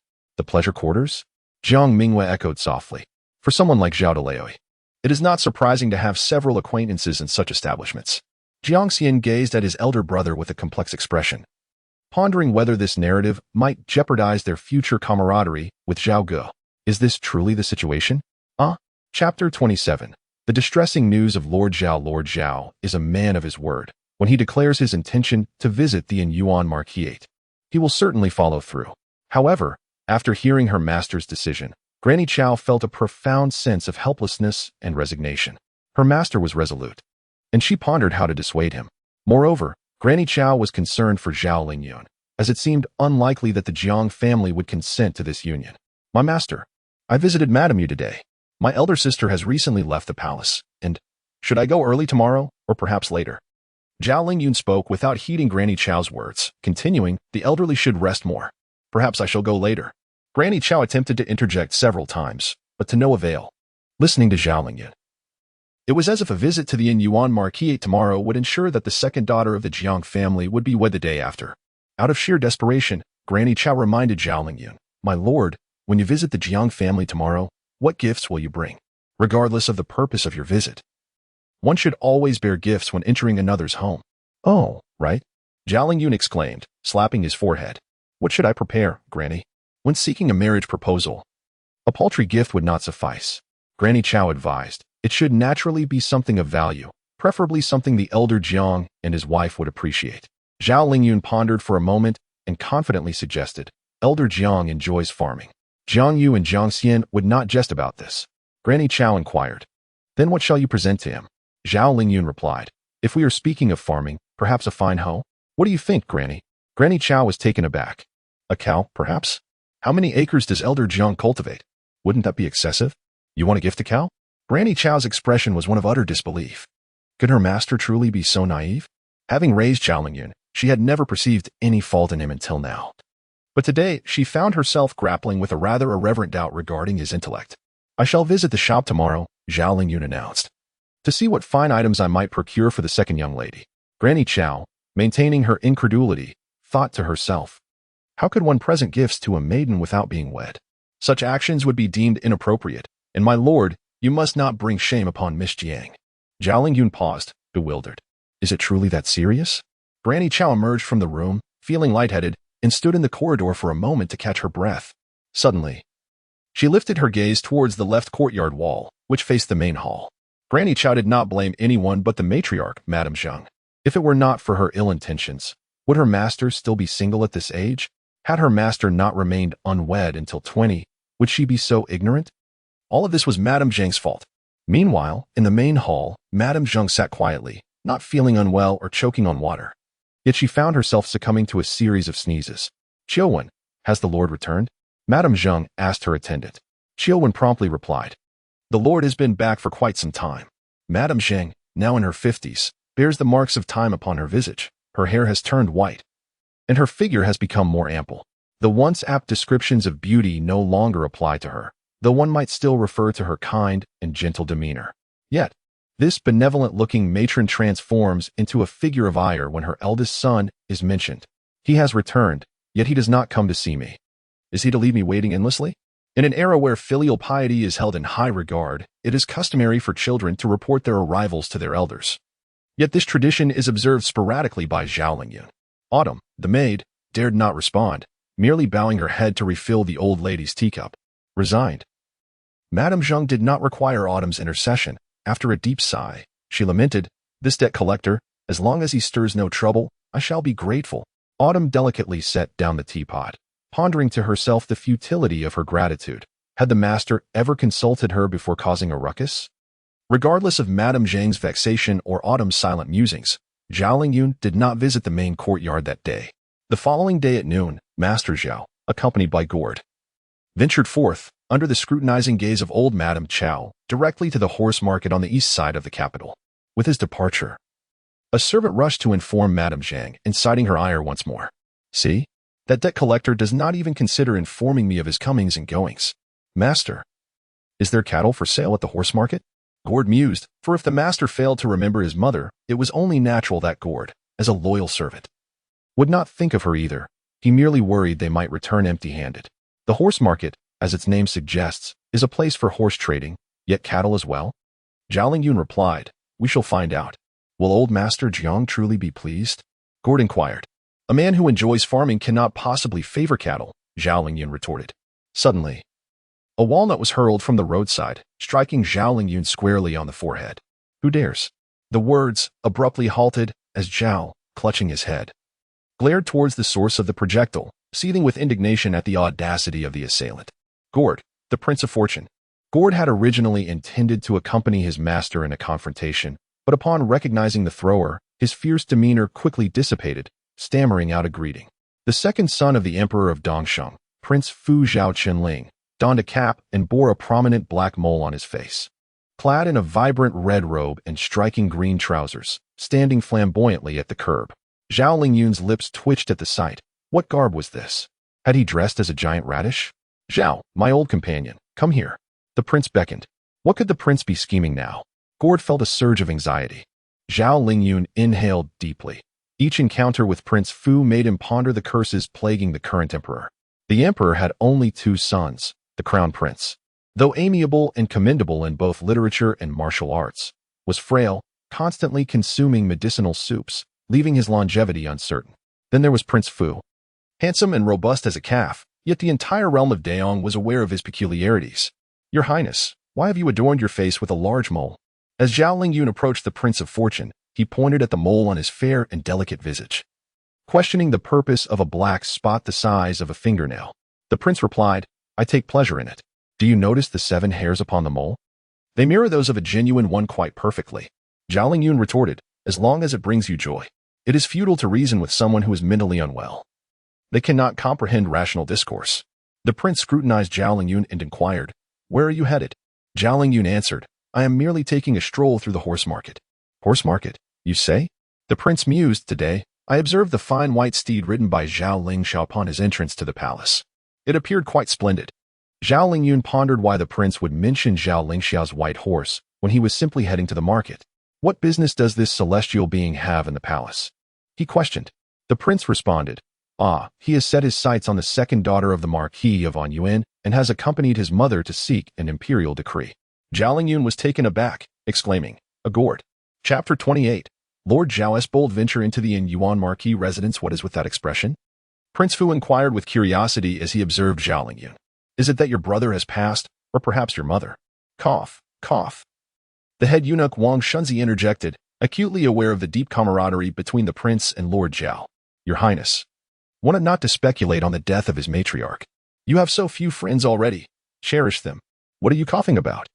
Prince Fu disregarded Wang Shunzi's concern, gesturing towards Zhao Lingyue. "Look at him, as if he is preparing for a funeral." Wang Shunzi, squinting with his beady eyes, scrutinized Zhao Lingyue closely, who appeared as though his eyes were shut tight. It was not that Wang Shunzi wished to align himself with his eccentric master, but Lord Zhao's demeanor was undeniably mournful. "Open your eyes." Zhao Lingyue retorted angrily. "No one in my family has died. My mother is as lively as ever." Prince Fu probed further, "Then whose family has suffered a loss?" Zhao Lingyue responded, "Is it true that that pretender Zhao Lingxiao has gone to the palace to seek a decree?" Prince Fu nodded. Zhao Lingyue continued, "Does he genuinely wish to marry the second Miss Jiang?" Another nod from Prince Fu confirmed it. Really? Zhao Lingyun exclaimed. Do you doubt my word? Prince Fu asserted. I witnessed it with my own eyes. It cannot be false. Zhao Lingyun spun around in disbelief before halting and gazing at Hulu. With a sorrowful expression, Hulu remarked. My lord, it appears you are a step too late. They have yet to prepare their gifts here, while over at Tushan Wangfu. The Wangfei has already escorted the heir into the palace to seek the emperor's blessing for the marriage. When I departed the palace, my father had already summoned the matriarch of the Jiang family to enter, Prince Fu added. It seems the two families are set to discuss the union. Moreover, the emperor has also summoned Princess Ronghua to the palace, Wang Shunzi interjected. Zhao Lingyun inquired. Who is that? Zhao Qingrong, Prince Fu replied enthusiastically. The stepmother of the second Miss Jiang. Zhao Lingyun felt a shiver run down his spine. It seems you are troubled, Prince Fu observed, his eyes gleaming with interest. Come, tell me more. Do I look like I can converse with someone afflicted with madness? Zhao Lingyun maintained a stern expression, bowing slightly to Prince Fu before turning to leave. He resolved not to succumb to fate. Let the farming oxen be damned. He was heading straight to the Yuan Marquis residence. Hulu chased after his master, so flustered that his shoes fell off in the commotion. Watching Zhao Lingyun and his servant flee like hounds were upon them, Wang Shunzi quietly asked the prince, Your Highness, shall we go listen to some music or dine? Back to the palace, Prince Fu decisively replied. Wang Shunzi queried, No music? No meal? With such a spectacle unfolding, why would I concern myself with music or food? Prince Fu stated as he strode towards the west end of the street. What does Lord Zhao intend to do? Wang Shunzi pursued his master. Upon hearing that the pretender seeks to wed the second Miss Jiang, he reacted as though he had lost his own mother, Prince Fu mused. Stroking the mole on his face. There is a 99% chance that Lord Zhao has taken a liking to the second Miss Jiang as well. Wang Shunzi gasped in astonishment. Ah, Miss Jiang heir. Wang Shunzi knew that the second daughter of the Yuan Marquis, a rustic girl from the countryside who had come to the capital, was indeed a beauty. However, it was rumored that she had a temper as fierce as that of her grandmother, the elderly Su, being both wild and unruly, lacking any sense of propriety, which was in stark contrast to the demeanor of a well-bred lady.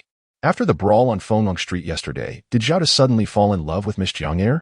The Prince of Fortune seemed eager to return to the palace, almost itching to take matters into his own hands.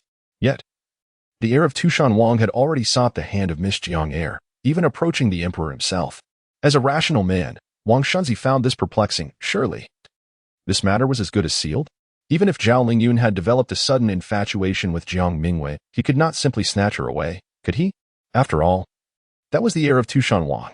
Wang Shunzi reiterated, regardless of the rivalry between their own lord and the Tushan Wang's heir.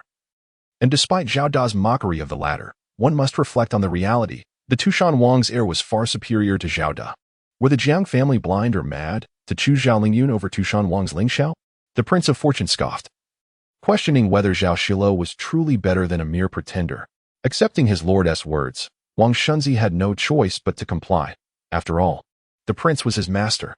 Upon returning to the palace, the Prince of Fortune's voice resonated with a sense of battle readiness. Are you going to see the emperor? My lord? This matter does not concern you, Wang Shunzi remarked. This is a rivalry between two men over one woman. You are but an outsider in this affair. The prince adjusted his falling cap, declaring that he must buy some time for Zhao Da, ensuring the pretender did not get his way. Wang Shunzi was taken aback. So, this matter was originally unrelated to his lord, yet he chose to involve himself? Be quicker, the prince urged, adjusting his cap repeatedly, which threatened to fall from his head. Finally, he removed his hat entirely and tossed it to Wang Shunzi, taking off in a light jog, proclaiming, I should be riding today. Zhao Lingyun rushed towards the Yuan Marquis' residence, wiping the sweat from his brow as he prepared to charge inside. Who are you? Wang Dicai, standing in the entrance, hurriedly blocked Zhao Da's path.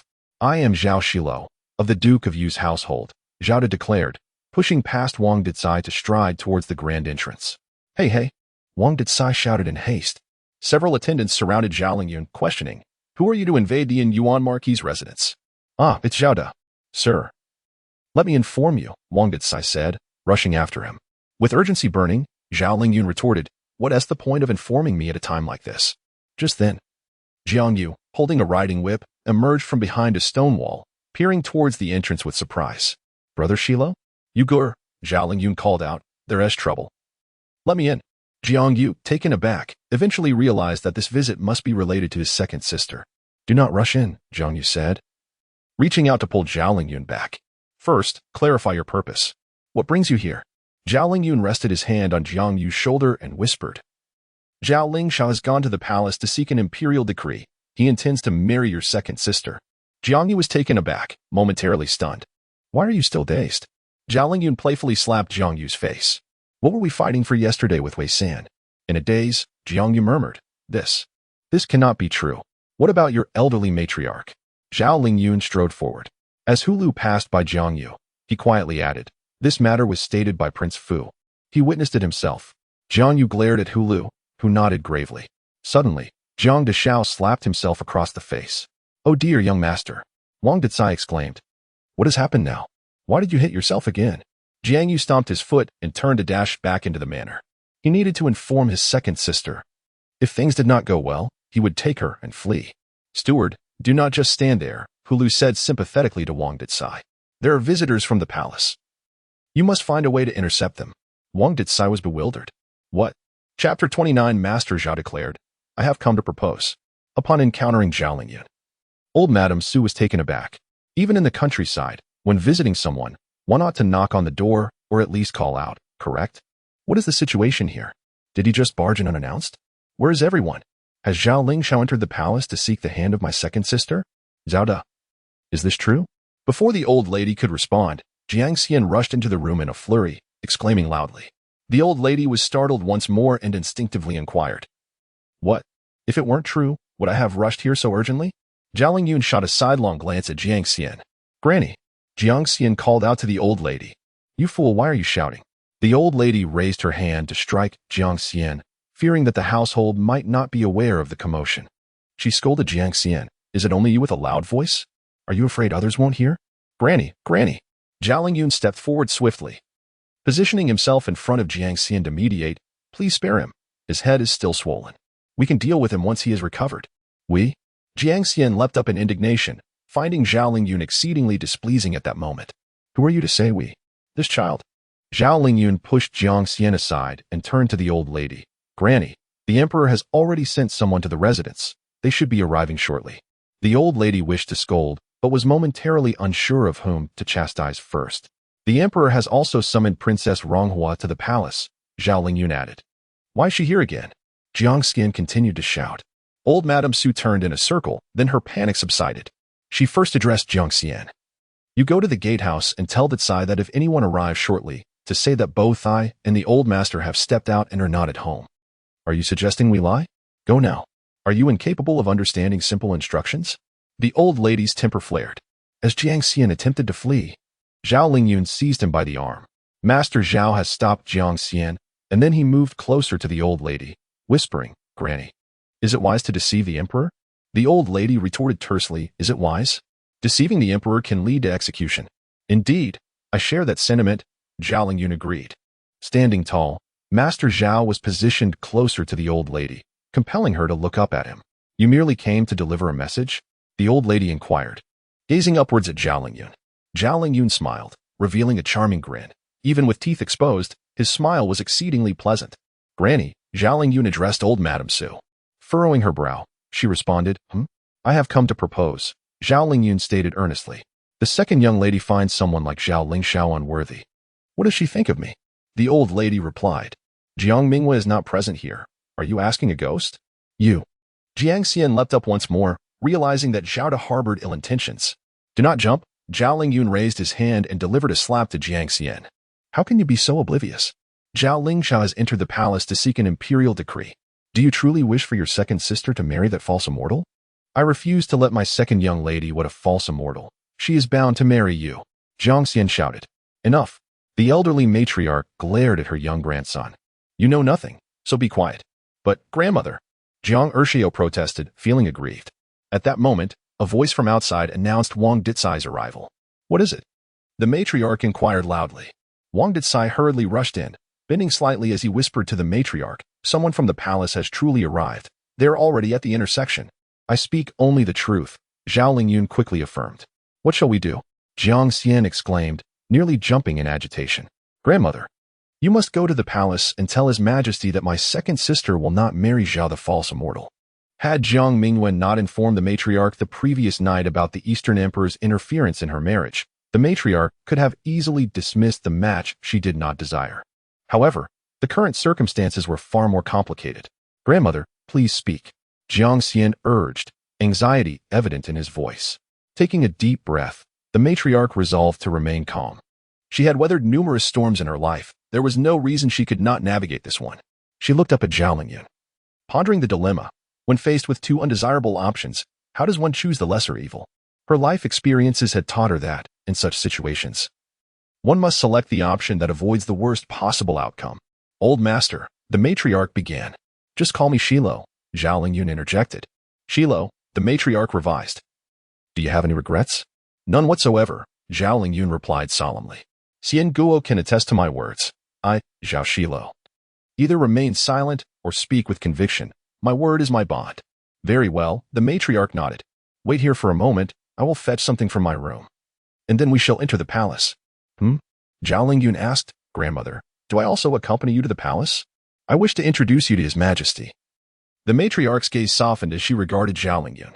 "I hope to seek His Majesty's insight on this matter." "What do you mean, grandmother?" Jiang Xian asked, still perplexed. Zhao Lingyun, initially confused, pondered the matriarch's words. Suddenly, a light bulb went off in his mind. He realized that the matriarch intended to bring her grandson-in-law into the palace to confront Zhao Lingxiao, the false immortal, before the emperor. Instantly, Zhao Lingyun stood taller, confident that the matriarch favored him. "What is grandmother planning?" Jiang Xian queried Zhao Lingyun, still struggling to comprehend the situation. "From now on, you shall be my brother-in-law," Zhao Lingyun said, attempting to pat Jiang Xian on the shoulder. Furious, Jiang Xian retorted, "Do not tarnish my second sister's reputation." All right, Zhao Lingyun replied with a grin. His demeanor placated. "I concede. It was my mistake. I shall amend my ways. Is that satisfactory?" Jiang Xian refrained from engaging in further conversation with Zhao Lingyun. With a firm stamp of his foot, the second young master Jiang exited the hall, making his way towards Jiang Mingyue's embroidery building.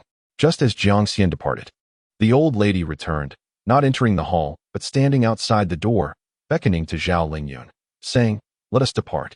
Zhao Lingyun promptly acknowledged her with a yes, hastening to follow in the old lady's wake. The ever-watchful Hulu, who had been stationed outside, quickly joined them.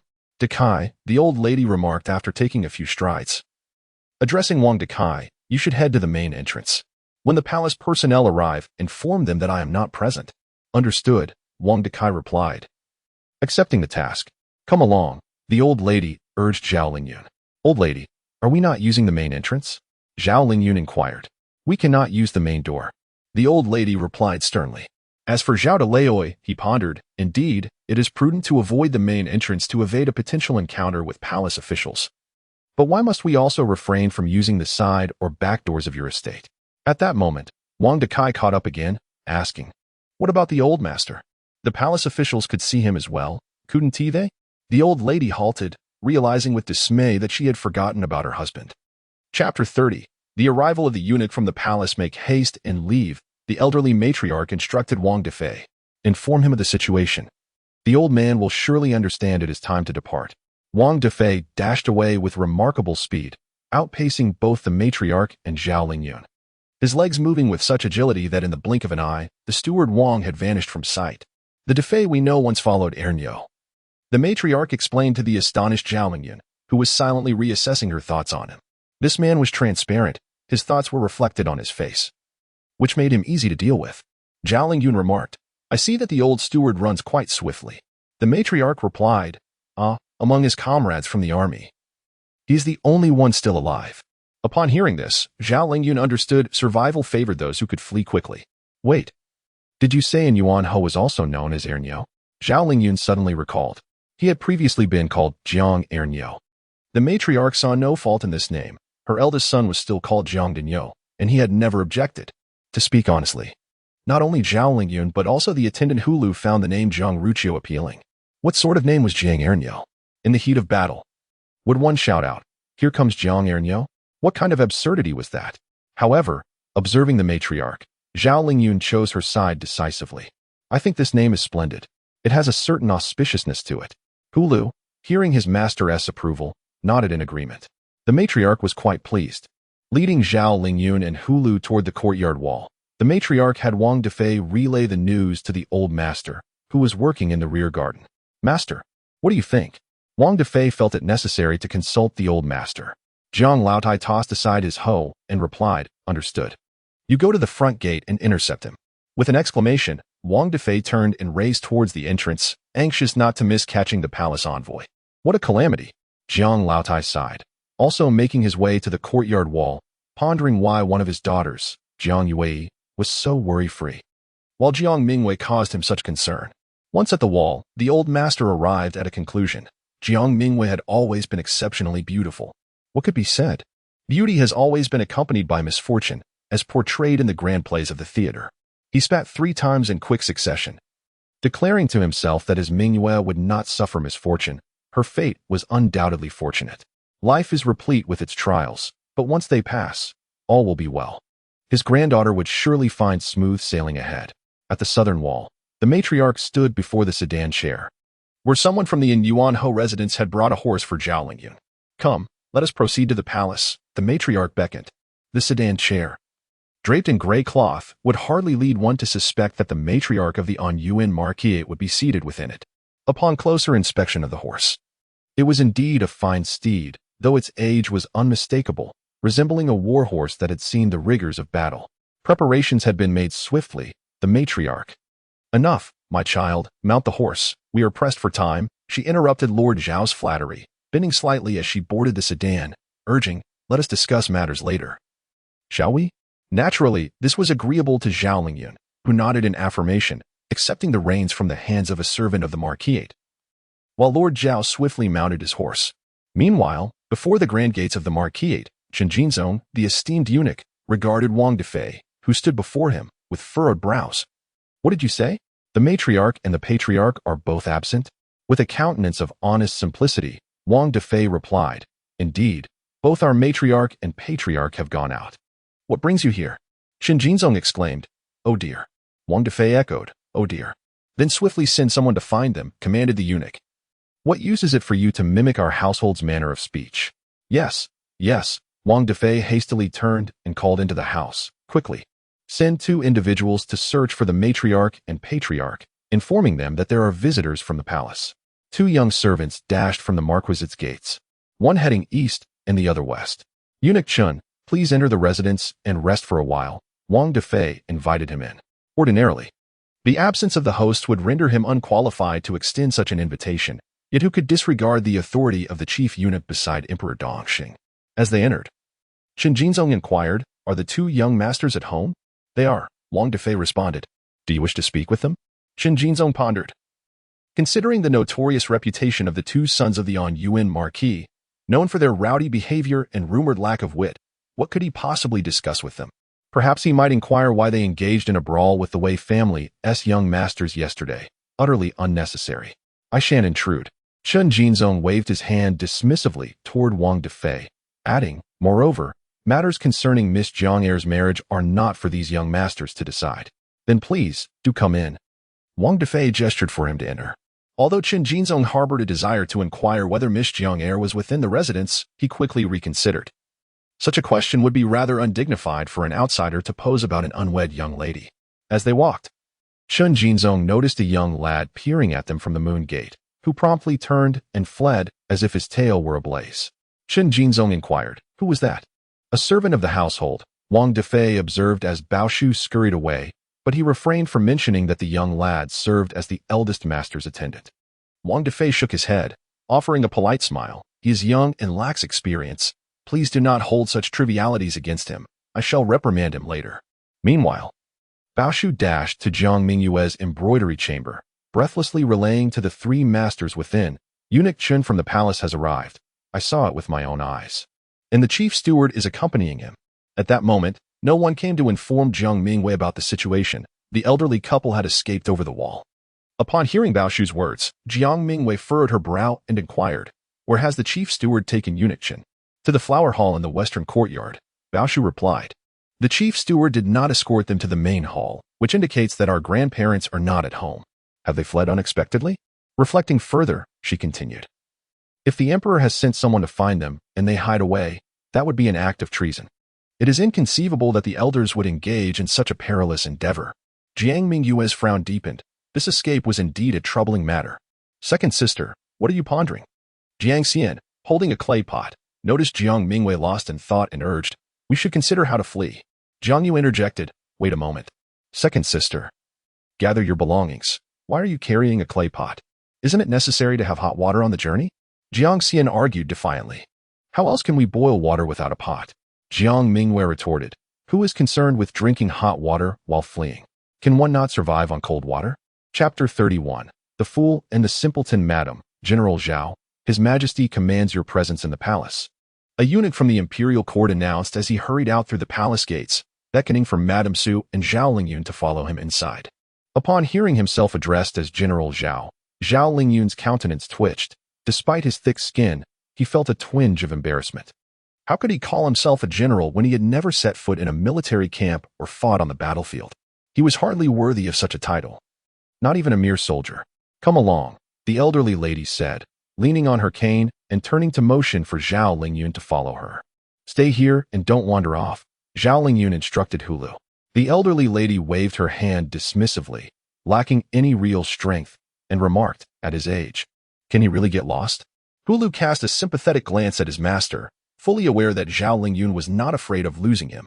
Rather, he was anxious. Engaging in trivial banter to mask his trepidation, Zhao Lingyun's greatest fear was facing the emperor. During his time as a companion to the Duke of Fortune, he had been scolded harshly by the emperor on several occasions, nearly losing his head alongside the duke. Earlier, at the Yuan Marquis's residence, he had been caught up in thoughts of Miss Jiang, and now, standing at the gates of the imperial palace, he was all too aware of his fear. What is this? Zhao Lingyun stood there, hesitant, prompting the elderly lady to question him. Are you having second thoughts? She asked softly. Oh no. Zhao Lingyun quickly shook his head. The elderly lady scrutinized him, and to prove his lack of regret, Zhao Lingyun stepped closer to her, gesturing towards the palace gates with a flourish. Hulu is just a foolish creature. If he gets lost, so be it. Let us enter the palace, madam. Hulu wore a blank expression. Previously, a scholar who taught the Duke of Fortune had praised him, claiming he was smarter than his master. Yet Hulu had never boasted about this, as he wished to preserve his master's dignity. In a side hall of the Phoenix Rites Hall within the imperial palace, both the emperor and empress were seated, alongside the princess of Tushan and Zhao Lingxiao, who were granted seats at the lower left of the empress. The Empress Ning cast a glance at the Duke of Fortune, who had been persistently lingering despite the emperor's insistence that he leave, and with an air of discomfort, turned her gaze back to the emperor. Was it appropriate to discuss the marriage between the heir of Tushan and the second daughter of Jiang in such a setting? What exactly do you intend to do? The emperor inquired, fixing his gaze on the Duke of Fortune. Nothing, Your Majesty. I merely wish to observe, the Duke replied. What are you looking at? The emperor pressed.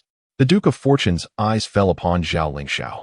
In terms of appearance, he was not inferior to the heir of Tushan. However, at that moment, he was dressed in the same shabby attire he wore when he encountered Zhao Lingyun on the street. How could a mere commoner compete with the refined Zhao Lingxiao, whose very hair seemed to exude nobility? What are you staring at Longkong for? The emperor remarked. Look at him, then look at yourself. Do you find it fitting? The Duke of Fortune merely pouted in response. Zhao Lingxiao understood that the Duke was likely criticizing him for his pretentiousness. The young heir smiled lightly at the Duke, exuding an air of grace and charm, embodying the essence of a refined gentleman. The young master is quite adept at discerning the feelings of Prince Fu. The Emperor Dongxing could hardly bear to look at his son, while Empress Ning felt a sense of embarrassment, fearing that the father and son might clash in front of Princess Mu and Zhao Lingxiao. To divert the conversation, the Empress inquired, how did the old lady come to enter the palace alongside Zhao Xilou?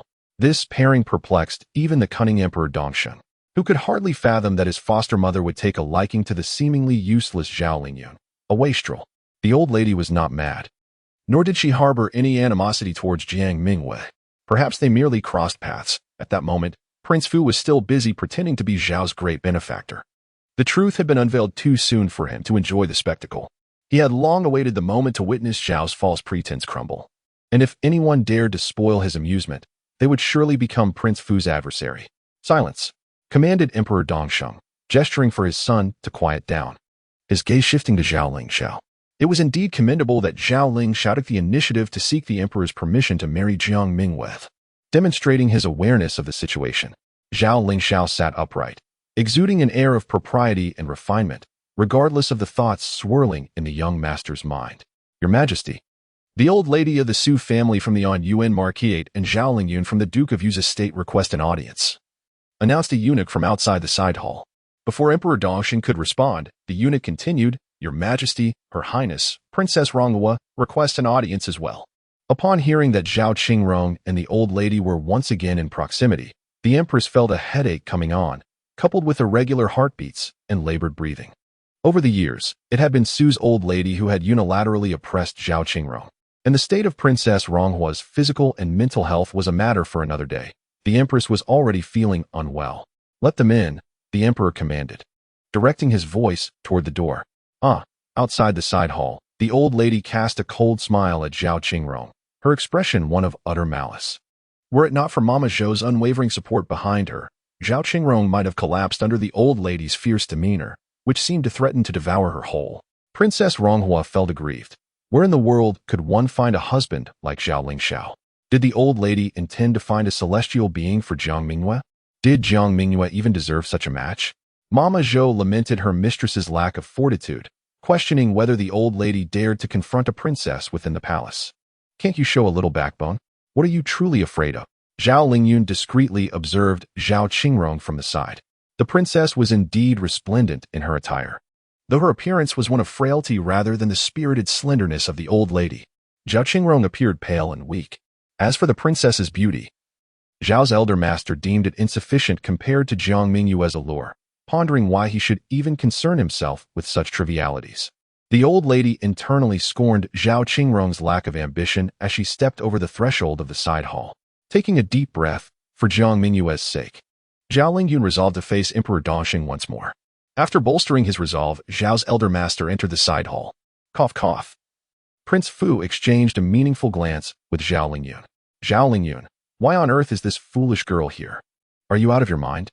While Zhao Delaoyi was troubled by this simpleton, Jiang Mingyue gazed at the young lady blocking her path beneath the Jiqing Gate in the southern inner city of the capital. The daughter of the esteemed Qiao family, Qiao Bao, was indeed the apple of General Qiao's eye, being the youngest among his 6 sons and 1 daughter.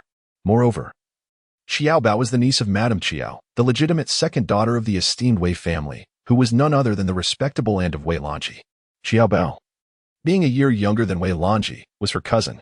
In a previous life, when the 2 Wangshan father and son rebelled, the Eastern Shin Emperor annihilated the Qiao clan. And one can only imagine the fate that befell Qiao Bao. Even if one were to marry, could the family of the bride truly escape such a calamity? In her past existence, what thoughts occupied Qiao Bao's mind before her demise, particularly regarding Zhao Lingxiao and Wei Lanji, who had brought ruin upon her maternal clan and her marriage? Jiang Mingyue remained oblivious, having lived again, upon witnessing this Miss Qiao Lu, who was so keen to linger beside Wei Lanji. Jiang Mingyue mused that there was no need for inquiry. This young lady had come to confront her on behalf of her cousin Wei Lanji, believing her to be the one wronged. This Miss Qiao Lu must be rather naive, for how else could she be so easily deceived by Wei Lanji? Chapter 32. Do not touch me. I find you unclean today. Miss Qiao Bao visited the Wei family to see her eldest cousin. After accompanying her cousin, who had been grounded, in a bout of tears, Miss Qiao Lu proceeded to the Yuan Marquis' residence, intent on settling scores with Jiang Mingyue. However, upon arriving at the gates of the Marquis' estate, she spotted the Jiang siblings striding out with great confidence. Miss Qiao Lu chased after the trio and finally caught up with them at the inner city gate. Before she could utter a word, Jiang Mingyue confronted her head-on, asking, Are you foolish? Instantly, Miss Qiao Lu felt a sting of humiliation. Had it not been for the maid pulling at her from behind, she would have lunged at Jiang Mingyue in retaliation. Didn't you attempt suicide? Miss Qiao Lu shouted at Jiang Mingyue. Jiang Mingyue replied nonchalantly, Oh, I didn't die. Initially, Miss Qiao Lu wanted to accuse Jiang Mingyue of faking her suicide.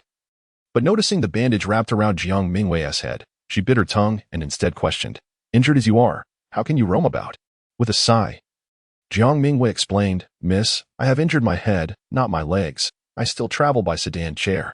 At that moment, Jiang Yu interjected, My sister can run and jump. How can she not go out? It seems you truly are foolish. How can such a simpleton exist in this world?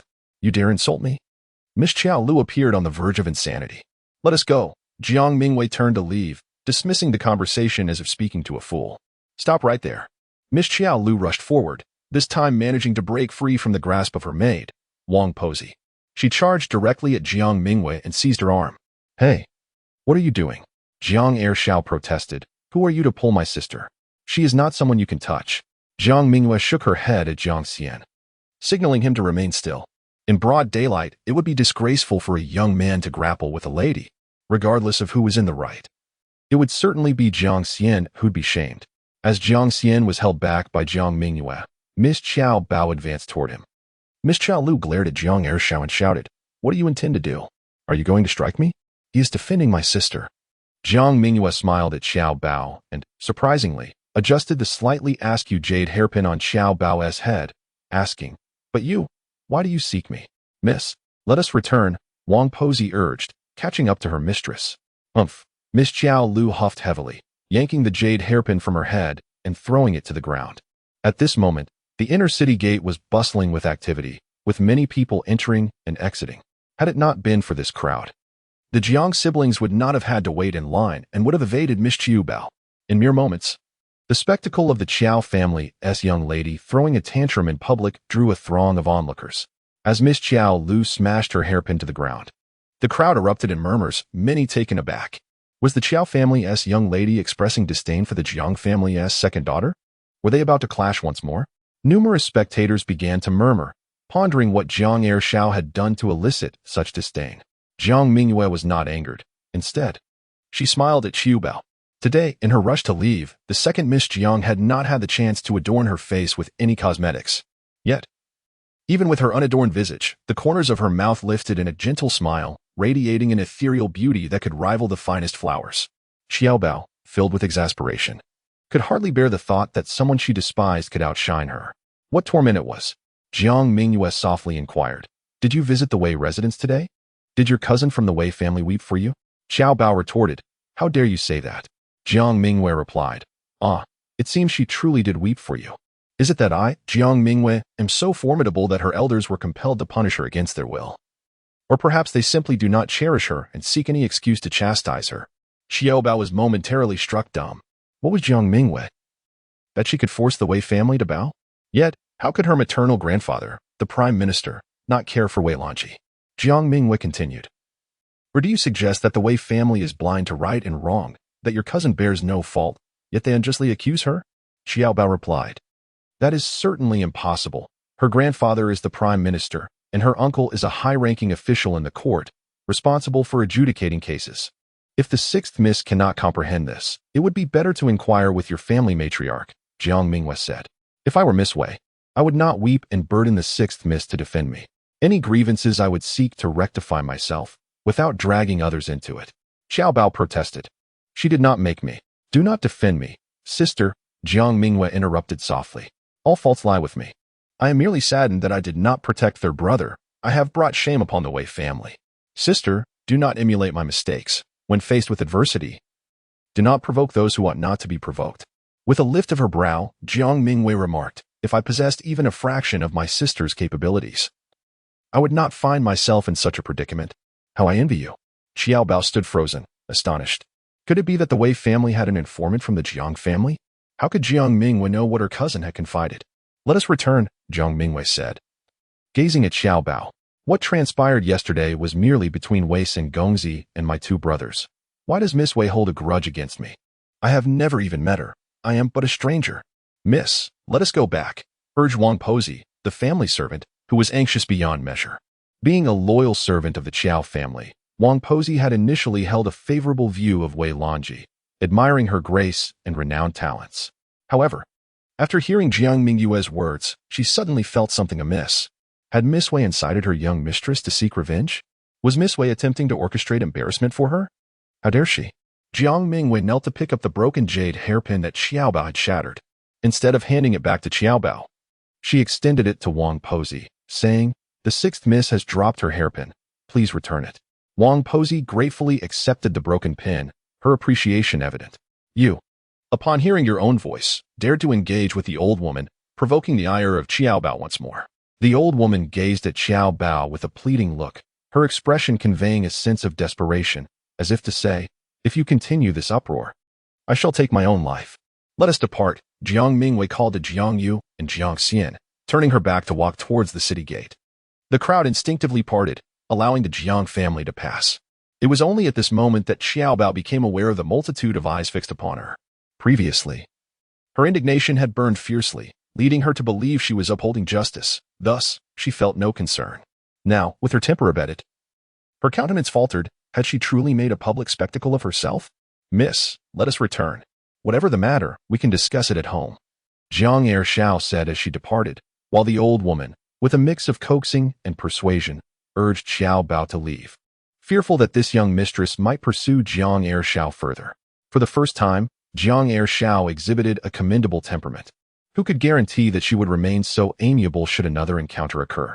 If a brawl were to ensue, her two brothers, well-known rascals of the capital, would surely intervene, accompanied by their servants. Would Miss Qiao truly prevail in such a confrontation? Not to mention the humiliation of being overpowered or even just damaging her gown. Would Miss Qiao still maintain her dignity? The old woman shuddered at the thought. Miss Wei was not merely inciting her mistress to seek vengeance, but rather, it seemed, she was intent on jeopardizing her mistress's very life. Chapter 33 Miss Jiang Er stated, "We must return. Second sister, are you simply going to let her go?" As they exited the inner city gate and made their way toward the outer city gate, Jiang Xian grew increasingly agitated with the events that had just transpired. Unable to contain himself, he lamented to Jiang Mingyue through the sedan's window. "It was far too lenient of us." Jiang Mingyue retorted, "What do you propose we do? Strike her? Shall you do it, or shall I?" Jiang Xian faltered. He couldn't possibly be the one to strike a girl, for he was a man of honor. Should his second sister confront the girl instead? The thought of her publicly pulling the girl's hair and slapping her was simply unacceptable. Why should his sister demean herself in such a manner? At that moment, Jiang Yu inquired, "Who is that woman? After all this commotion, you still do not know who her adversary is?" Jiang Mingyue replied, exasperated. "She is the daughter of General Qiao, the prefect of the Nine Gates." Jiang Xian scoffed. "Ah, so she is the daughter of Qiao Zhen. What is there for her to be proud of? Second sister, do you still refer to Qiao Zhen as a general? He has never even left the capital. How could he know the battlefield? Does he truly deserve the title of general?" Jiang Mingyue responded, "Are you truly dismissive of General Qiao? Are you a master of martial arts, well-versed in military strategy, and have you fought in battles? Regardless of his shortcomings, he is still from a prominent military lineage and has served in the Imperial Guard." "Ah, so she is Qiao Zhen's daughter," Jiang Xian sneered. "No wonder she is so unappealing." Jiang Mingyue retorted, "How can you call such a delightful girl like Qiao Bao unattractive? Moreover, what does her lineage have to do with her appearance? That General Qiao is quite handsome himself. What might be wrong with his daughter's looks?" "Let us not speak ill of a young lady," Jiang Mingyue admonished, adjusting her posture despite Jiang Yu and Jiang Xian being unable to see her. "A true gentleman should not concern himself with a lady's appearance. Whether she is fair or not has no bearing on you." "Second sister," Jiang Xian protested, feeling aggrieved. "Whom do you think I am defending?" "Not for my sake," Jiang Mingyue asserted. "It is not worth your attention. If it is not worth worrying about, then do not worry." "Do you think I would hesitate to slap her?" Jiang Xian challenged. "Then why do you not do so?" Jiang Mingyue countered. "If I were to strike her, she would return home in tears, and then General Qiao would come looking for trouble with our family." Jiang Mingyue continued, "Would you prefer to confront General Qiao or her 5 brothers? If we further provoke our mother to the point of bringing our father into this conflict, would our families not become enemies? If someone were to inquire how this animosity began, would it not be due to a mere exchange of words at the city gate and a broken hairpin?" She turned to her 2 younger brothers and asked, "Is such enmity truly worth it?" Zhang Deshao and Jiang Ershao exchanged glances. Considering the matter, they concluded it was not worth the strife over a trivial quarrel. To pit their 2 families against each other seemed utterly foolish. Furthermore, recalling the recent exchange, their second sister had not been at a disadvantage. She had spoken at length, while the young lady from the Qiao family had merely called her a name, appearing rather foolish in the process. "I fear not the Qiao family," Jiang Yu mused, having come to the realization that it was not worth the trouble, yet he remained obstinate in his words. With a sharp sound, Jiang Mingyue abruptly lifted the curtain of the sedan chair, glaring at Jiang Yu. The young master of the Jiang family, with a countenance rife with discontent, merely exchanged a glance with Jiang Mingyue before turning his head away. Jiang Mingyue, with a swift motion, let the curtain fall again, her lips murmuring defiance while her heart resigned itself to the reality. She had no intention of forcing a young man to bow his head. Amidst the chaos stirred by that girl, I nearly forgot the matter at hand. At this moment, Jiang Xian interjected, though our family is separated, where shall we flee? Should we head east or west, or perhaps north or south? The members of the On Yuan Marquis remained silent, uncertain of their destination. Their only desire being that the three masters refrained from leading them to the heavens. Their aspirations were modest indeed. Jiang Yu replied, I do not know. Do not inquire of me. If he had the answers, he would not be trailing beside the sedan, enduring the reprimands of his second sister, but rather would be leading the way ahead. Seated within the confines of the sedan, Jiang Mingyue felt equally unsettled. Truth be told, the matter concerning Qiaobao was trivial. The pressing issue was that Zhao Lingxiao had gone to the palace to seek a marriage decree. What was she to do now, just before their departure? She had inspected both the main and side entrances, finding strangers lurking outside. It was not that Jiang Mingyue wished to malign the character of Emperor Dongxing. Those unfamiliar faces were undoubtedly sent by him. One should not question the emperor's motives. He was not seeking to confiscate her family's assets, merely inviting someone into the palace. Was it truly necessary to station guards at every entrance? Her marriage was a pawn in the emperor's intricate game, and for this reason, he could not afford to act openly. He must guard against her, ensuring she could not evade his machinations. Such a level of paranoia was utterly unreasonable. The elderly couple had taken refuge elsewhere, and both she and Jiang Yu, as well as Jiang Xian, had also sought to escape. But could they evade returning home indefinitely? In the embroidery building, upon hearing Jiang Yu mention Zhao Lingxiao's proposal, Jiang Mingyue nearly resolved to confront him once more. How was it that despite her desire for a peaceful existence, he had come searching for her? Zhao Lingxiao's persistence signified an unwillingness to let go. What hope did she have for a tranquil life? Perhaps another shared demise was in order. Before Jiang Mingyue could fully comprehend her predicament, Jiang Yu and Jiang Xian hastily began to pack her belongings, eager to leave. At that moment, she no longer contemplated a final confrontation with Zhao Lingxiao. Upon reflection, Miss Jiang realized that her flight would be futile. She could escape, but could her family accompany her? While she feared Zhao Lingxiao, what if she provoked Emperor Dongxing? Moreover, if she fled, would Jiang Wei suffer from her actions? With a sister eloping, would the Xin family view Jiang Wei with disdain? Furthermore, the realm belonged to the emperor. No matter how far she ran, there remained the possibility of being captured. Contemplating this, Jiang Mingyue recognized that the notion of living as a female bodyguard roaming the world was rather impractical. Outside the sedan, Jiang Xian glanced at the tightly drawn embroidered curtain, nudging his horse closer to Jiang Yu, and whispered, Are you truly not going to inform second sister about Zhao's proposal? Jiang Yu cast a sidelong glance at Jiang Xian. Truly not. Jiang Xian pressed. Jiang Yu replied softly, No, I shall not.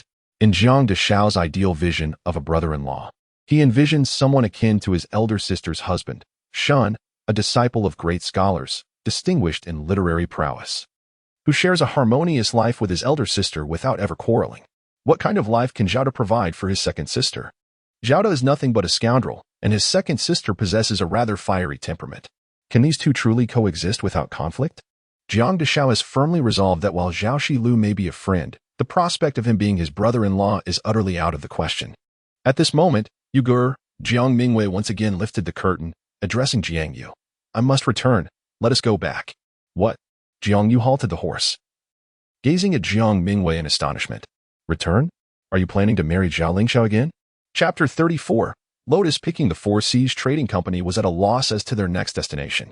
How can we possibly escape? Jiang Mingyue disregarded Jiang Yu's foolish remarks and replied, We must return. I need to ponder this matter further. What do you mean by this matter? Jiang Yu, appearing increasingly agitated, questioned, Are you suggesting we sever ties? This concerns our family. Jiang Mingyue felt a warmth in her heart from Jiang Yu's insistence and quickly conceded, I misspoke. Please do not be upset. You go. It was rare for Jiang Mingyue to speak so gently, leaving Jiang Xian momentarily stunned, prompting him to unintentionally retort, I am not angry. Jiang Mingyue smiled. As long as Yu Gu is not upset, that is sufficient. Jiang Yu remained silent, sensing something was amiss with his elder sister. Yet he could not pinpoint the evidence to support his intuition. Jiang Xian glanced between his sister and brother, inquiring, What are you two doing? Why are you arguing in the middle of the road? Jiang Yu responded, We are not arguing. His younger brother was truly foolish. And where shall we go next? Jiang Xian asked, often finding himself lost in the conversations between his sister and brother, yet he had grown accustomed to it. The entourage, all ears, listened intently. Indeed, they were nearing the outer city gate. Where would they go next? Jiang Yu was momentarily stumped, turning to the sedan chair. Inside the sedan, Jiang Mingyue declared, "We are returning home." "Second sister," Jiang Yu exclaimed, feeling that returning home was not an option. "If not home, shall we wander the world?" Jiang Mingyue queried. The three attendants accompanying them felt a shiver at her words. They had never witnessed her wielding a blade or practicing martial arts. To think she possessed knowledge of the world outside. With their meager band of fighters, including 2 young masters, how could they possibly venture forth? They might fare better as commoners. Uncertain of their destination, they could only return home, no matter how deeply one pondered. Thus, despite his reluctance, Jiang Yu, under Jiang Mingyue's persistent urging, led the group back toward the inner city gate. "Then why did we come out at all?" Jiang Yu questioned Jiang Mingyue. Jiang Mingyue admitted, "I failed to consider everything thoroughly." Yet, the more she took responsibility, the angrier Jiang Yu became. After a prolonged silence, he finally lamented, "It is my fault. If only he knew where to go, they need not return home. Why could he not conceive of a destination?" Jiang Yu chastised himself for his lack of worldly experience. "If I had traversed the entire realm, I would surely know where we ought to go." He expressed his frustration to his sister. Jiang Mingyue was deeply troubled, pondering her younger brother's flawed judgment and her elder brother's unconventional reasoning. Were there any hopes for these two? "Second miss, we have entered the inner city," a servant reported from outside the sedan. Jiang Mingyue rubbed her temples, realizing she still had no plan. It seemed her only option was to feign ignorance. Pretending not to grasp Emperor Dongxin's intentions, stubbornly maintaining her disinterest in Zhao Lingxiao, as there appeared to be no other recourse. However, this method would only prove effective before Zhang Ruqiu returned to the capital.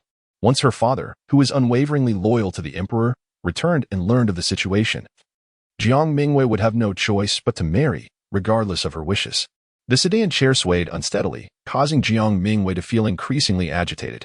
Just then, she overheard Jiang Xian outside the chair exclaim, "What ill fortune! Yet another ugly face." "What?" Jiang Mingyue inquired, perplexed. "Why is it you again?" The voice of Miss Qiao Lu rang out from outside. "Hey!" Jiang Xian called out, "Wait! Don't run away! I've seen you before." A sharp scream from a young maiden followed. Outside, a commotion erupted, and Jiang Mingyue sensed that Jiang Xian had gotten into a scuffle with someone. Miss Jiang, eager to see what was happening, lifted the curtain of the sedan chair. Could they truly evade the enmity with the Qiao family? "Why are you running?" Jiang Xian confronted a petite maid who trembled, hugging her arms tightly, making Jiang Xiao appear like a bully. Upon seeing the maid's face, Jiang Mingyue squinted. She recognized her as Kai Lian, the maid who served Wei Lanji, a girl who had often assisted Wei Lanji in the past and had frequently endured beatings from Aunt Hua. How could she possibly encounter her here? And how did Jiang Xian recognize this maid? With questions swirling in her mind, Jiang Mingyue glanced around and then spotted the Sihai Trading Company. Having once been the consort of the Crown Prince of Tushan, Jiang Mingyue understood that this establishment was a covert operation set up by the Tushan royal family in the capital. The presence of the Sihai Trading Company clarified why Kai Lian was here. She had come to seek a suitor for her mistress. "Why are you running?" Jiang Xian continued to question Kai Lian. "Who is she?" Jiang Yu inquired. "Yesterday, she was with Wei San Er's sister," Jiang Xian declared loudly. "And now I see her again." "You." Xiao Bao, shaking off the hand of an elderly woman who had been holding her back, stepped forward and glared at Jiang Xian. "Do you have no sense of reason? Is this road built by your Jiang family? Can't the maid of the Wei family walk here?" To be fair, the logic was not on Jiang Xian's side. After all, what harm was there in a maid from the Wei family being seen on the street? Who decreed that only Jiang Ershao was permitted to traverse this path while excluding the maid from the Wei residence? "What is it to you? I just find her bothersome," Jiang Xian retorted defiantly. It's you again," Xiao Bao exclaimed, her voice rising. Miss Qiao Lu truly seemed inept at arguing. "After repeating you several times," she finally snapped, "do you even understand reason?" "Reason? I am the reason," Jiang Ershao bellowed, his head swollen like a pig's, exuding an imposing aura that declared, "I am an unstoppable force. Enough, let us go." Jiang Deshao is unprepared to engage. After all, the matter concerning our second sister remains unresolved. "Why are you fixated on the maid from the Wei residence?" "No, you can't leave." Jiang Deshao, unwilling to escalate the situation, was confronted by Qiu Bao. "You must clarify this matter," Miss Qiao Lu insisted. "Brother, don't stop me." Jiang Xian pushed past his elder sibling, eager to confront the maid who had just been conversing with the Qiao family's maid. Who knew if they were plotting against his second sister? Witnessed by the young master Jiang, yesterday Wei Lanji wept, and this little maid followed suit, shedding tears as well, truly a master of pretense. Xilian, with her large, expressive eyes, was now in a state of alarm, her eyes brimming with tears as she anxiously scanned her surroundings. She caught sight of Jiang Mingyue standing before the sedan chair, yet did not approach her. Jiang Mingyue regarded Xilian with an icy gaze, and perhaps the second young lady of the Jiang family was unaware that she was observing Xilian as if she were a mere inanimate object. Terrified by Jiang Mingyue's intimidating presence, Xilian felt an instinctive urge to flee, convinced that the second young lady intended to harm her. "What are you afraid of?" As Xilian bolted away, Xiao Bao was displeased. She had been standing up for the maid, only to have the principal run off. With a cry from Xiao Bao, Xilian stumbled, falling to the ground, causing a delicate, embroidered pouch and a lotus pink hue to slip from her sleeve. In pursuit, Jiang Xian inadvertently stepped on the pouch, causing him to slip as it was crushed beneath his foot, revealing the letter concealed within. Chapter 35. A glimpse of your affection for the one before you. What is this? Jiang Xian bent down to retrieve the pouch. Miss Xiaolu, quicker than Jiang Ershao, snatched it up first.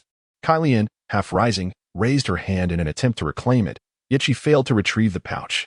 As Xiao Bao extracted a letter from within, Kailian was engulfed in a mix of terror and despair, letting out a sharp scream. Observing Kailian's distress, Jiang Xian eagerly craned his neck to glimpse the letter in Miss Xiaolu's grasp, but she was already too late to fold the paper. Yulong Changkong, who is this? Jiang Xian inquired. Yulong Changkong? Jiang Mingyue's lips twitched. Was Wei Lanji truly addressing Zhao Lingxiao in such a manner? The names and titles of royal lineage are typically unknown to the common folk. How could ordinary citizens dare to utter the names of princely science? Yet Zhao Lingxiao was an exception, renowned far and wide. The son of the Tushan king, Zhao Lingxiao, whose courtesy name was Changkong, was known to virtually everyone in the capital. Was this letter intended for the son of the Tushan king? But why was it delivered by a maidservant of the Wei family's eldest daughter? As the onlookers remained in a state of bewilderment, Jiang Xian began to read the letter aloud. The missive was brief, containing but a single line. Last night's fallen blossoms, swept by wind and rain. I hope you cherish the one before you. Silence, Xiao Bao exclaimed, abruptly halting Jiang Xian. In a moment of desperation, Xiao Lu even raised her leg, feigning an attempt to kick Jiang Xian. If she had not been so agitated, it might have been better. However, her outburst only confirmed to the crowd what they suspected. This was indeed a love letter, a romantic correspondence from the Wei family's eldest daughter to none other than Zhao Lingxiao, the son of the Tushan king. The crowd erupted into a clamor. The news of the Wei family's eldest daughter's secret exchange with the Tushan king's son quickly spreading through the street, and it would not be long before it caused a stir throughout the capital. Yu, Xiao Lu stammered, at a loss for words. Jiang Xian stepped forward, snatching the letter from her grasp and tossing it to a scholarly-looking young man, saying, I am not speaking nonsense. Here, take a look for yourselves.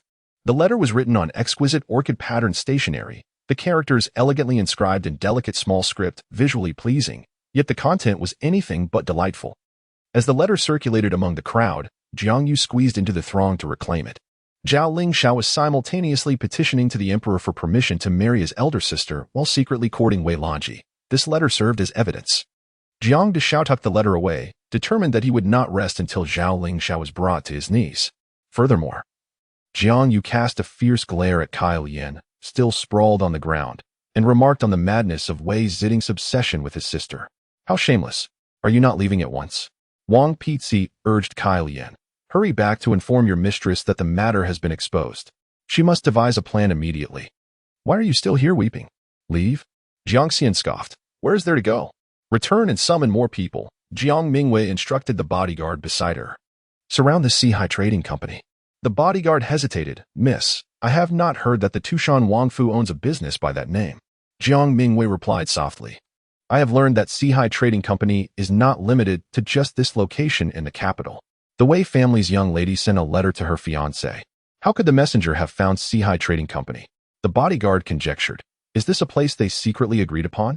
Jiang Mingyue maintained her composure and said, Who knows? Let us secure the location first. If this matter escalates and everyone is inside the trading company, not a single one can escape. Let the Wei family investigate. We do not want them claiming that our Jiang family is harming their young lady. How could this be our Jiang family's doing? The bodyguard began, but suddenly realized the implication. The Wei family's young lady was engaging in clandestine affairs. Such an accusation was grave. Would the Wei family resort to extreme measures against her? Perhaps even resorting to poison or drowning? I shall return to gather more people. The bodyguard bowed to Jiang Mingyue and dashed away, while the bodyguard sought reinforcements. Jiang Xian had already entered Sihai Trading Company, shouting, "Where is the one who delivered the letter to Zhao Xilou? Come out. Go assist." Jiang Mingyue turned to the other two bodyguards. The two hurried towards the trading company. Miss. Bao Shu called out softly to Jiang Mingyue. "You should go as well." She replied. Bao Shu quickly followed the two bodyguards, while Jiang Xian's personal servant, Bao Shan, had already joined his master inside the trading company. Soon, apart from a sedan bearer left to guard Jiang Mingyue and his sedan, all the members of the Yuan Marquis' household had been dispatched by Jiang Mingyue to aid Jiang Yu and Jiang Xian. When the Marquis' entourage surged into Sihai Trading Company, their emotions were somewhat complex. Initially, they intended to flee with the second young lady. Yet now they found themselves in the midst of a scandal. The rapidity of these events was bewildering. Moreover, they were oblivious as to why the second young lady and the two young masters sought to escape, or when the Wei young lady had become entangled with the Tushan Wang's heir. The confusion was truly disconcerting. Second young master. The middle-aged shopkeeper with a mustache was seized by Jiang Xian by the collar.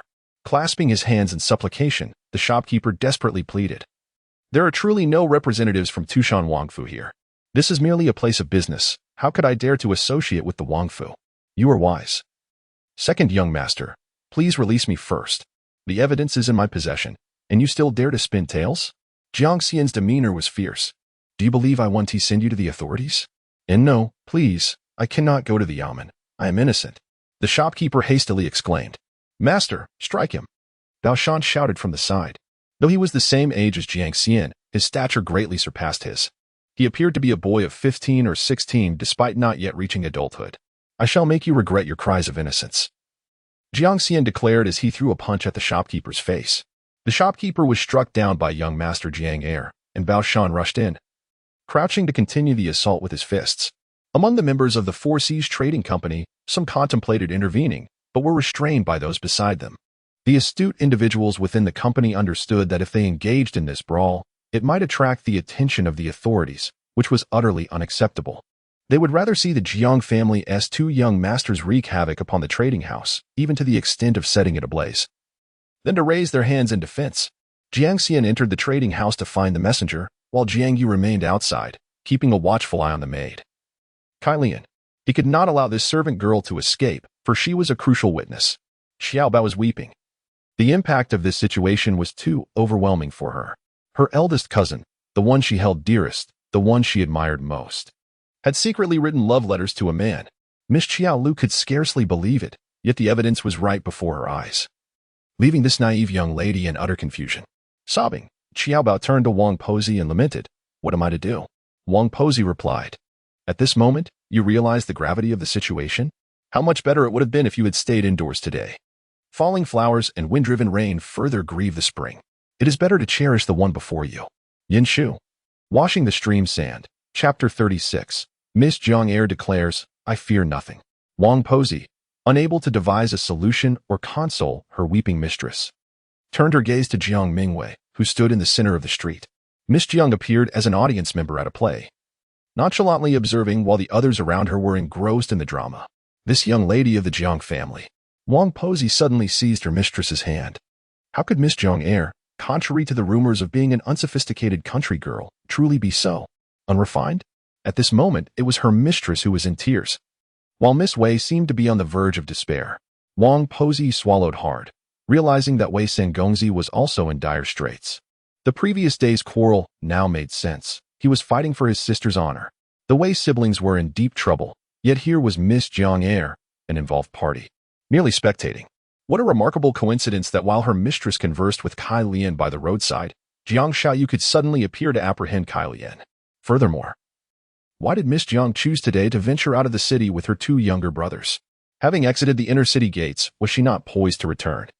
Perhaps waiting to ensnare Kai Lian? In just a brief moment, Jiang Mingyue had become the prime suspect in Wang Pozi's eyes. Jiao Bao was on the verge of cursing Jiang Mingyue. Miss, Wang Pozi called out urgently. Being a servant, She could not openly cover her mistress's mouth, but could muster all her strength to pull her away, beckoning the servants of the Jiao family to assist. Miss, let us return to the manor. Several maids and matrons from the Jiao household rushed forward to aid Wang Pozi, all aware that they could no longer involve themselves in this matter. Miss, listen to Wang Ma, Wang Pozi implored Jiao Bao repeatedly.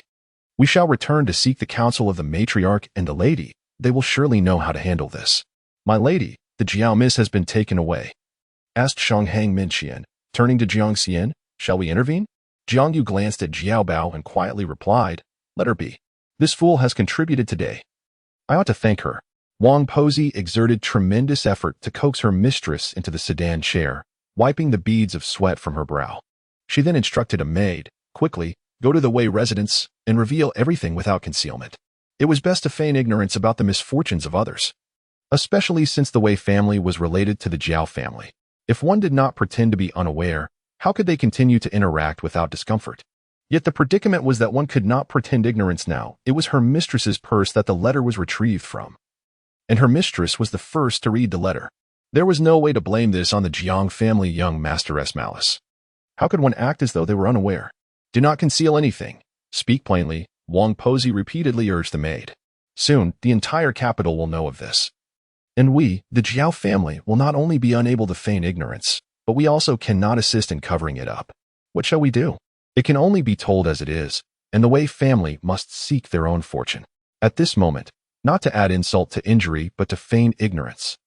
The Qiao family is indeed a good relative of the Wei family. The maid responded to Wang Pozi and then hurried towards the end of the street. As she walked, Wang Pozi urged the bearers to hasten with the sedan chair.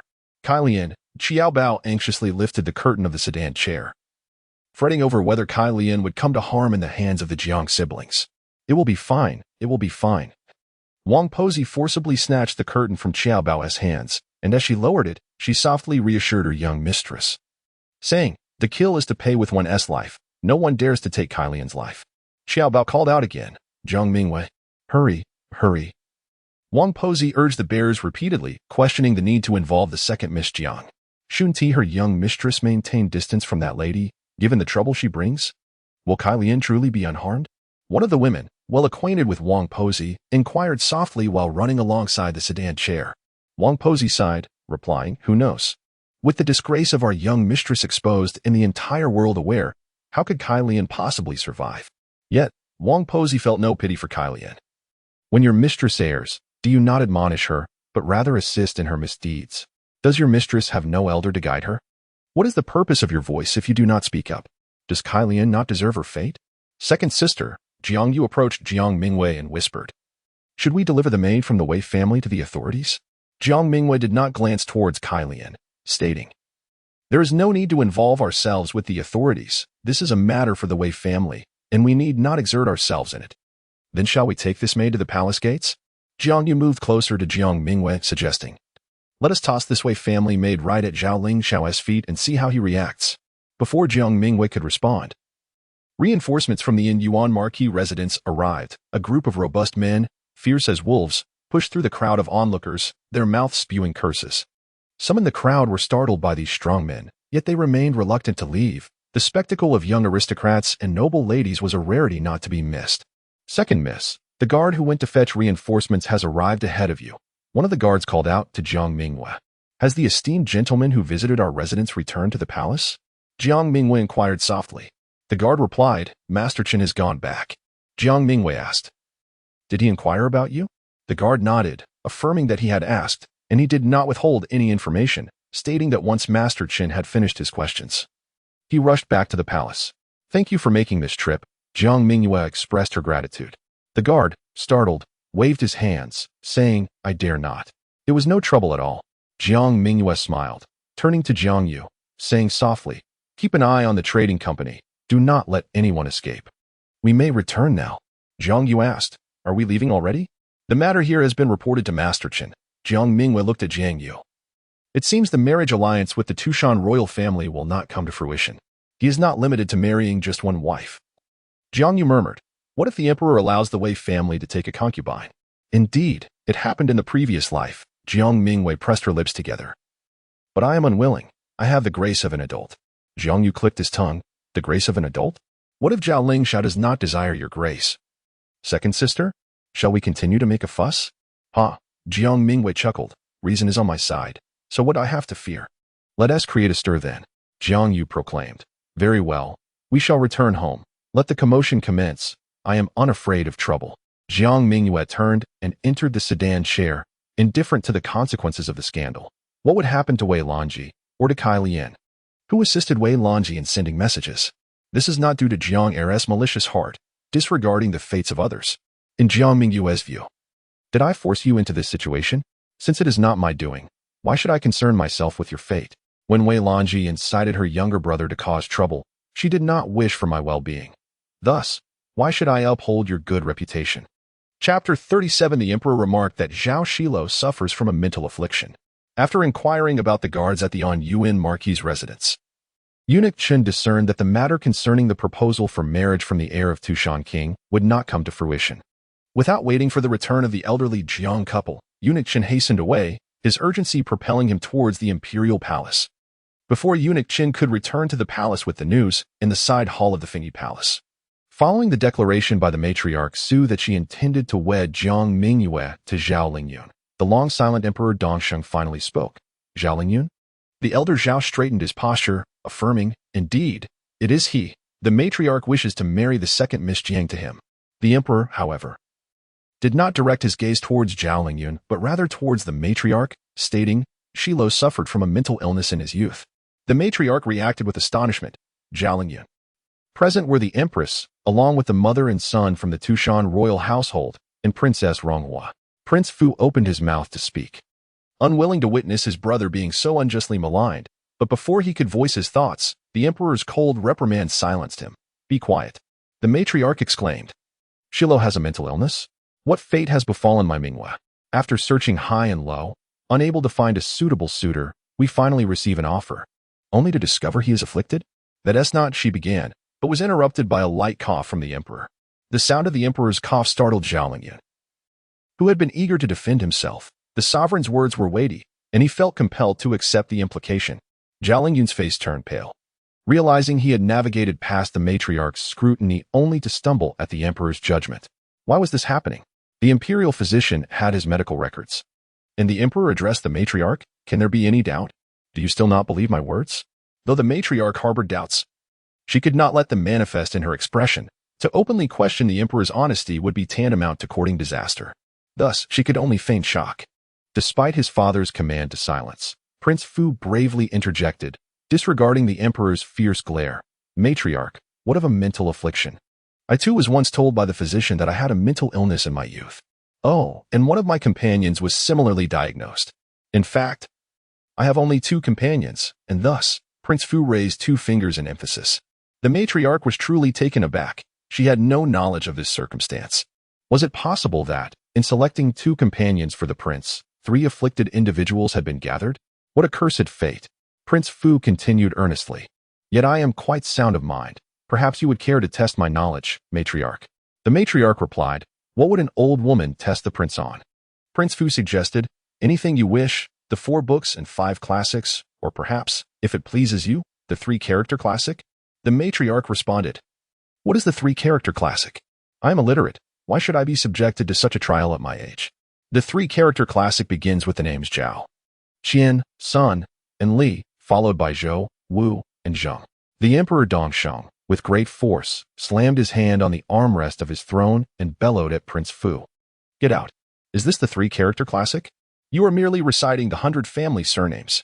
Before Prince Fu could respond, Zhao Qingrong trembled at the emperor's roar. Before she could regain her composure, the emperor had already called her name. Her royal cousin said, Ronghua, you're that girl-less mother. What do you have to say? The old lady immediately turned her head and glared at Princess Ronghua. This scene was all too familiar. Princess Ronghua believed that if she dared to speak, the old lady would instantly demand her life. I don't know, Princess Ronghua stammered. Your Majesty, Zhao Lingyun suddenly shouted. Emperor Dongxing replied, do you have something to say? Well, Your Majesty, I have a mental affliction, but that does not hinder my daily life. Under the oppressive weight of imperial authority, Zhao Lingyun accepted this humiliation, yet he still sought to vindicate himself, stating, I have not fallen ill since I ceased my studies. Your Majesty, I am well now. Indeed. Prince Fu chimed in. Without studying, we would not fall ill. Emperor Dongxing retorted. Did I not tell you to leave? By saying this, Zhao Lingyun. Are you not feeling rather proud? Prince Fu remained steadfast, refusing to budge. Zhao Lingyun looked at the old lady, his face filled with grievance. We agreed on this. You cannot go back on your word now. The old lady pondered silently. If one were to speak of education, Jiang Mingyue hardly studied. And neither did Jiang Yu or Jiang Xian show any particular aptitude for learning. Thus, education seemed insignificant to the Jiang family. While she contemplated this, she observed Zhao Lingyun, who certainly did not appear to be afflicted with any mental disorder. If one truly did not fall ill without education, then what did mental illness signify? It appeared to be no hindrance to daily life. Her gaze shifted to Zhao Lingxiao, who had remained silent since entering the hall, sitting upright with an air of elegance that resembled a celestial being. Oh, the old lady thought. How could this man be a suitable match for her family as Jiang Mingyue? They were simply not of the same ilk. One was accustomed to dewdrops, while the other feasted from a communal pot. Could they coexist under the same roof? Absolutely not. She resolved that Jiang Mingyue must not enter the residence of the king of Tushan. With this decision made, the old lady sighed heavily at Zhao Lingyun. Old lady? Zhao Lingyun exclaimed, your sighs are making me anxious. Ah, it is not your fault, the old lady replied. Life, aging, illness, and death are all decreed by heaven. Zhao Lingyun nodded vigorously, feeling wronged. His plight was not a decree from heaven, but rather a consequence of the emperor having a mentally afflicted son. To spare his son the embarrassment of solitude, the emperor had compelled the two of them to feign mental illness as well. He felt terribly wronged. Your Majesty. The old lady then addressed Emperor Dongxing. I am an old friend of his grandmother. During her lifetime, she favored my second daughter and arranged for her grandson to wed her. Suddenly, Zhao Lingyun found himself filled with admiration for the elderly Su matriarch. How many in the world possess the audacity to speak falsehoods before the sovereign without a hint of trepidation? His grandmother certainly did not share his discerning eye. She had arranged for him to wed the granddaughter of the esteemed elder Zhang. The matriarch produced a jade pendant, declaring, the late Lady Wu was a maiden of the Wu family from Hong County.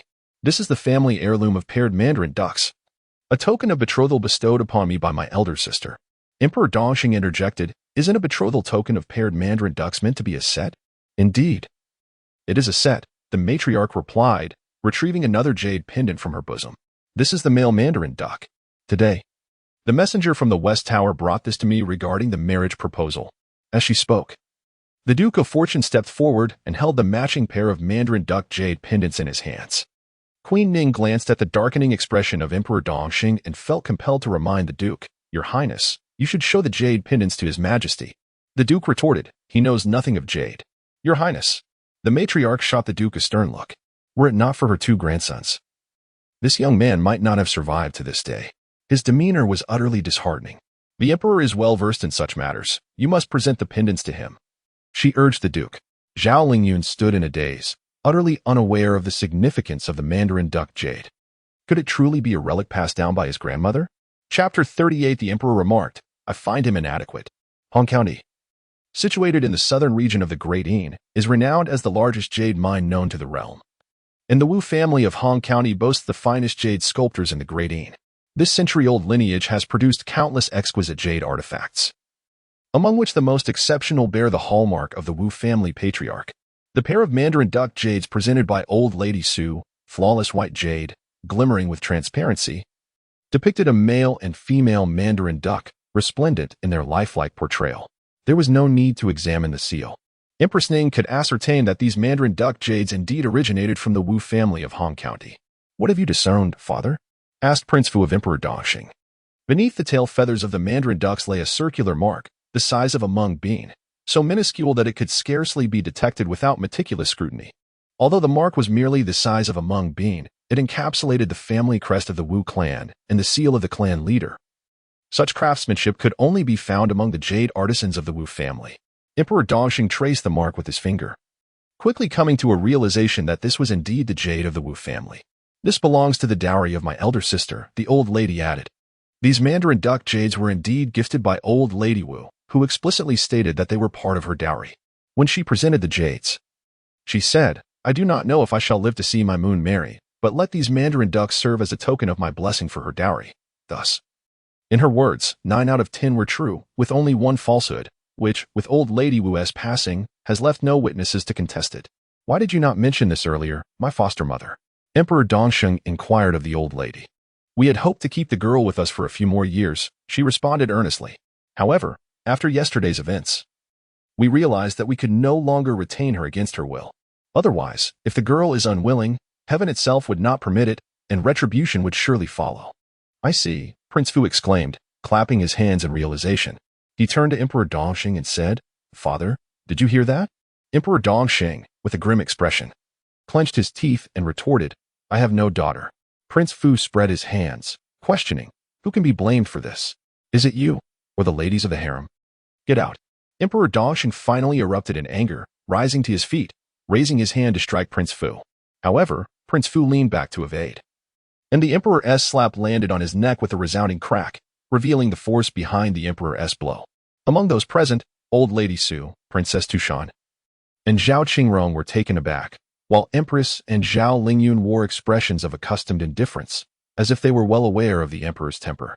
As for Zhao Lingxiao, the young heir remained seated, his expression unchanged. You claim you have no daughter, why then strike me? Prince Fu grumbled, displeased. Could this truly be attributed to him? Was he expected to play the role of a divine guardian of children? Someone, drag this miscreant out and punish him. Emperor Dongsheng commanded. Prince Fu waved off the palace guards who approached to seize him. A beating? What is that to be concerned about?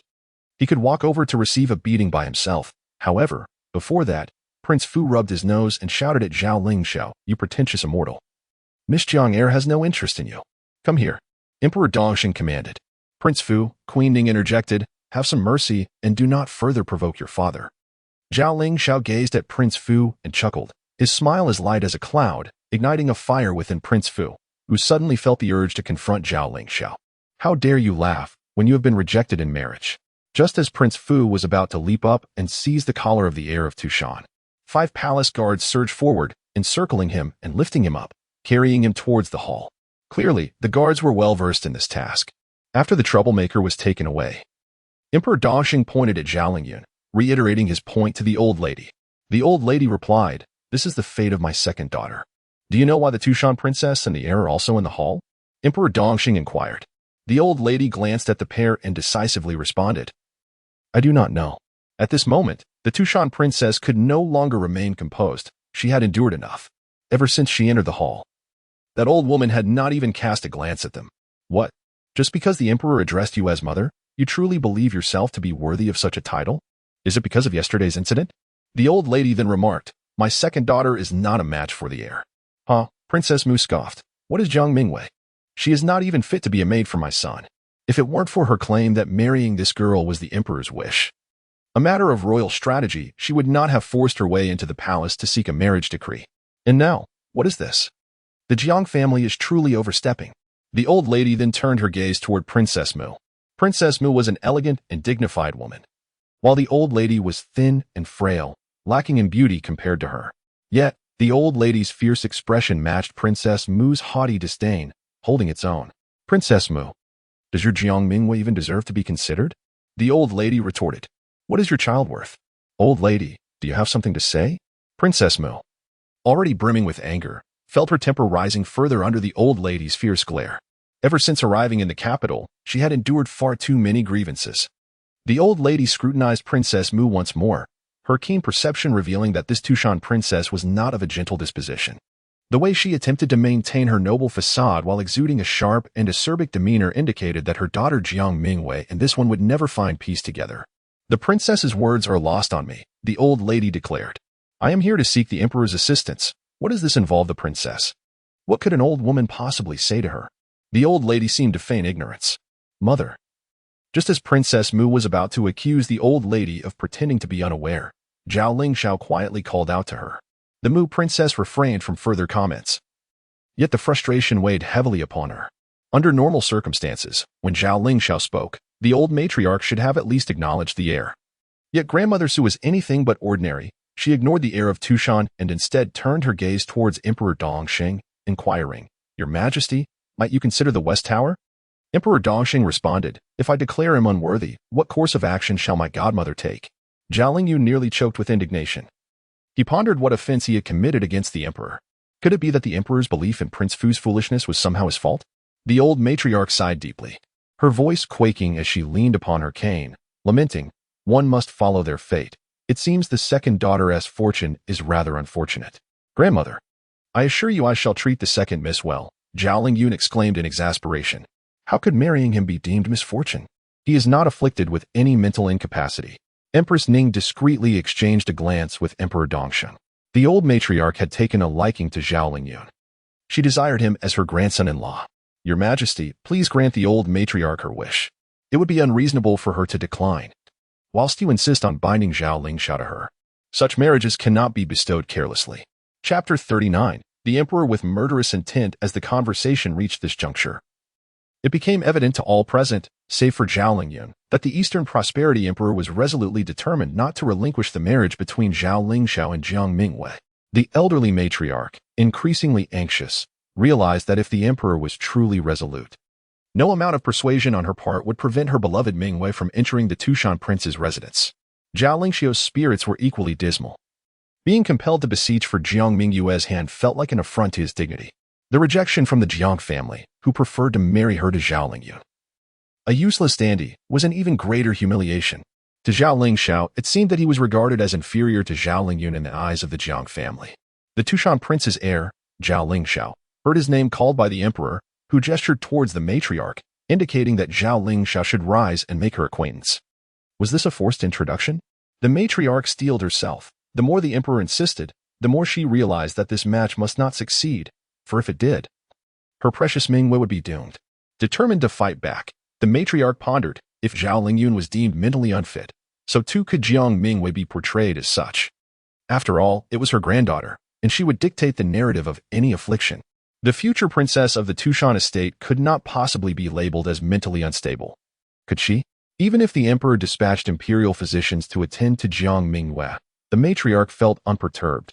If Jiang Mingyue was unwilling to marry Zhao Lingxiao, she would surely feign madness, would she not? Yes, the matriarch calculated, it was better to claim insanity than to fabricate a mental illness, which would be more difficult to simulate. Just as Zhao Lingxiao was rising and the matriarch prepared to make her bold move, eunuch Qin Jin returned to the palace. Upon entering the side hall, he was not surprised to see the matriarch and Zhao Lingyue. He had been informed by other eunuchs upon his arrival that Lady Su from the Yuan Marquis had come to the palace accompanied by the esteemed elder from the state of Yu. However, eunuch Qin was perplexed as to how these two had come to be in each other's company, as it seemed rather unlikely. Urgently seeking an audience with His Majesty. "What is the matter?" the Eastern Prosperity Emperor inquired of eunuch Qin. After a glance at Zhao Lingxiao, eunuch Qin inhaled deeply and recounted the unfolding events to the emperor. He refrained from using terms such as illicit relations or secret dealings, believing it more prudent to avoid harsh words, as the situation was already common knowledge among those present. Having relayed the information, eunuch Qin exhaled a sigh of relief, while the assembly in the side hall remained silent for an extended period. The gravity of the situation required contemplation, and no one knew quite how to respond. Naturally, the emotions among the attendees varied. For instance, Empress Ning was taken aback, questioning how matters could have escalated to this point. There were those who expressed outrage, such as Mr. Zhao, who exclaimed, "You, Zhao Lingxiao, have dallied with Miss Wei and still dare to seek Jiang Mingyue's hand? Who do you think you are? Is it the heavens that grant you such audacity?" The audacity of that Zhao, truly shameless. There were also unexpected reactions, like that of Princess Mu, who wondered when her son had become entangled with the Wei girl. Some, like the matriarch, experienced a sudden realization. She mused about the erratic behavior of the Wei family's third son the previous day, only to discover that it was due to his sister's affair with Zhao Lingxiao. Upon hearing of her granddaughter's impending marriage to Zhao Lingxiao, it was no wonder that the Wei family's third son had gone mad. Moreover, the young lady of the Wei family possesses an extraordinary talent for theatrics. Just yesterday, she wept so pitifully, but it turns out she was merely vying for a man's affection. As for Zhao Lingxiao, the incident transpired unexpectedly, catching the young lord off guard, and the situation slipped from his grasp, rendering him quite uncomfortable. Simultaneously, the young lord did not concern himself with the fate of Wei Longji. Rather, his immediate worry was the potential exposure of the Sihai Trading Company as a covert operation of the Tushan royal family. Should such a revelation occur, how could he safeguard the Tushan family from the ensuing ramifications? Zhao Lingxiao's focus remained on the Sihai Trading Company, just as the Emperor Dongsheng's attention was likewise drawn there. Why, one might ponder, did the Wei lady choose to send her love letter to the Sihai Trading Company? What sort of establishment is this? Given the teachings of the Wei family, it is inconceivable that they would permit their young lady to engage in clandestine affairs with a man from outside the family. Thus, it is improbable that the Sihai Trading Company has any ties to the Wei family. Could this trading company be affiliated with the Tushan royal family? It is not unusual for nobles to possess businesses. Daughters of affluent families often receive various establishments as part of their dowries, serving as a means to secure their future. However, both the overt and covert enterprises of the Tushan royal family are well known to Emperor Dongxing. The Sihai Trading Company had never been disclosed to him as a venture of the Tushan family, which raises significant concerns. Why would the Tushan family conceal such a business, especially one located in the capital, from the emperor's watchful eyes? Emperor Dongxing's gaze towards the mother and son of the Tushan family remained unchanged, his expression seemingly normal. Yet within his heart, the emperor had already harbored thoughts of retribution, indeed, thoughts of lethal intent. The emperor could not abide any deceit. Having always been wary of the Tushan father and son, discovering their machinations against him was intolerable. At this juncture, Eunuch Qin interjected, "Your servant has heard that Miss Jiang is exceedingly angry, and thus she has dispatched someone to the Marquis's residence to surround the Sihai Trading Company." Zhao Lingxiao's attention was piqued. Jiang Mingyue had commanded the encirclement of the Sihai Trading Company? Chong Kong, Emperor Dongxing called out to Zhao Lingxiao. "Your servant is here." Zhao Lingxiao responded with a bow. "What explanation do you have for this matter?" The emperor inquired. "Is it truly a love letter?" Before the young lord could respond, the elderly matriarch, filled with indignation, questioned Eunuch Qin. "Indeed, it is a love letter. The correspondence from Miss Wei has been witnessed by numerous individuals," Eunuch Qin replied. "What does this have to do with Miss Qiao?" inquired Empress Ning, her surprise evident. The matriarch retorted, "The Qiao family and the Wei family are indeed in-laws. This matter originated from the hands of the Qiao young lady, and it is not my daughter's intention to harm the Wei family's young lady." "Are these two families still related?" Zhao Dalao spoke up. "How could Miss Qiao be affiliated with the Sihai Trading Company? Surely she was not attempting to shield Miss Wei, only for her efforts to lead to the exposure of Miss Wei's indiscretions?" Zhao Lingxiao turned to Zhao Lingyun. "Why do you look at me?" Zhao Dalao had never shown the young lord any favor. "Did I speak incorrectly? Qiao Bao is indeed the daughter of Qiaozhen, the commander of the Nine Gates, responsible for the defense of the capital. If Qiao Bao were to provide cover for Wei Lanji, could it not be inferred that Qiaozhen is aware of Wei Lanji's affair with Zhao Lingxiao? If the esteemed Commander Qiao knows of this liaison and still permits his daughter to assist, does it not suggest that Qiaozhen has aligned himself with Zhao Lingxiao?" Master Zhao's seemingly speculative remark is, in truth, a subtle provocation, an insinuation, and an accusation all at once. Zhao Lingxiao was taken aback. This prodigal son possesses such cunning? "Madam, please allow me to marry your second daughter. I would be the finest choice." Master Zhao, however, lacked such capability. His words were merely an offhand comment. His ultimate ambition is to wed Jiang Mingyue. "Enough, Xilou.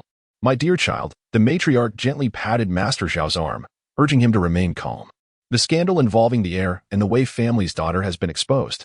How could she still allow Jiang Mingyue to enter the Two-Mountain royal residence? Would that not render her life, Su Shuang's, a waste?" The matriarch quietly exhaled in relief. "Splendid. She no longer has to tarnish her beloved Mingyue's reputation with a label of madness. May the Bodhisattva bless her." Amitabha. Chapter 40. The ecstatic Lord Zhao contemplating the machinations of the Tushan king and his son unfolding right beneath his nose.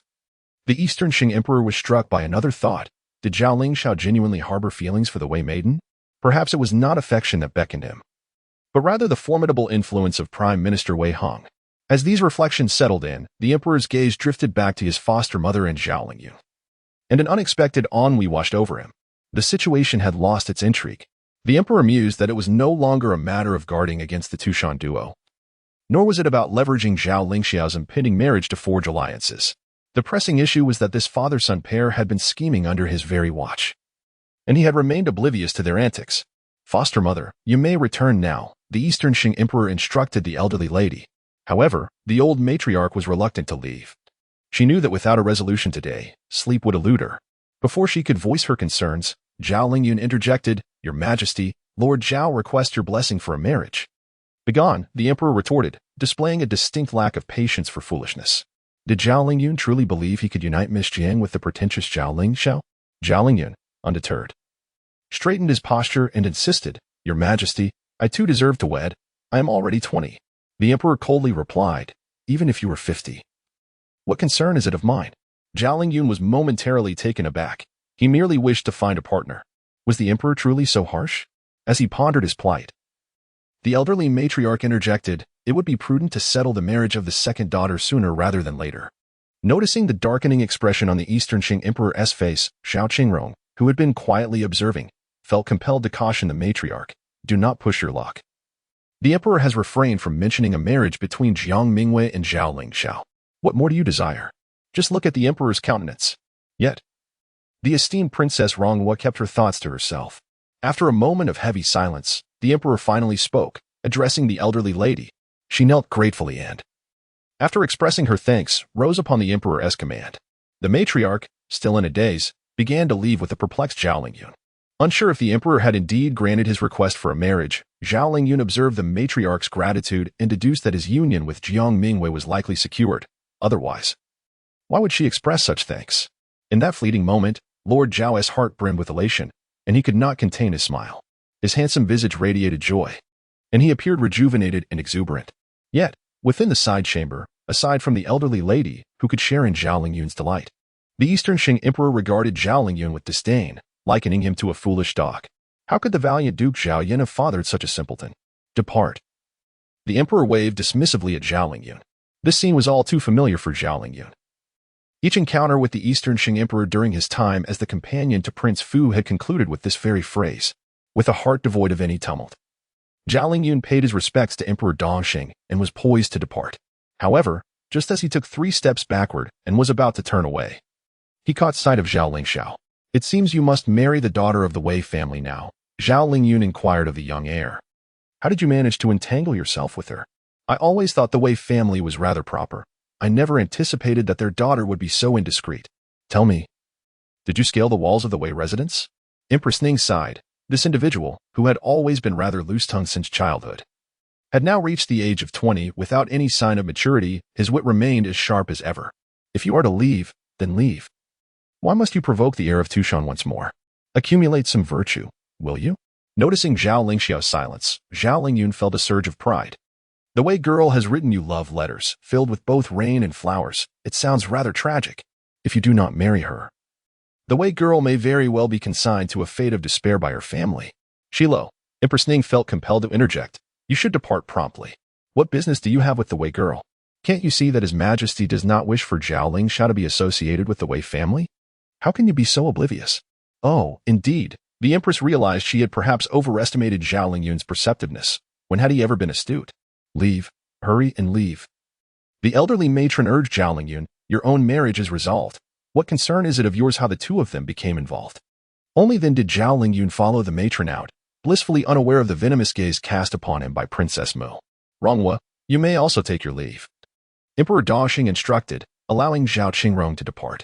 Princess Ronghua, who had been sitting in silence for quite some time, stood up and exited as soon as the emperor permitted her to go. At this point, she had come to understand that she should not have meddled in Jiang Mingyue's marriage. Although the elderly matron had chosen Zhao Lingyun, he was hardly a suitable match.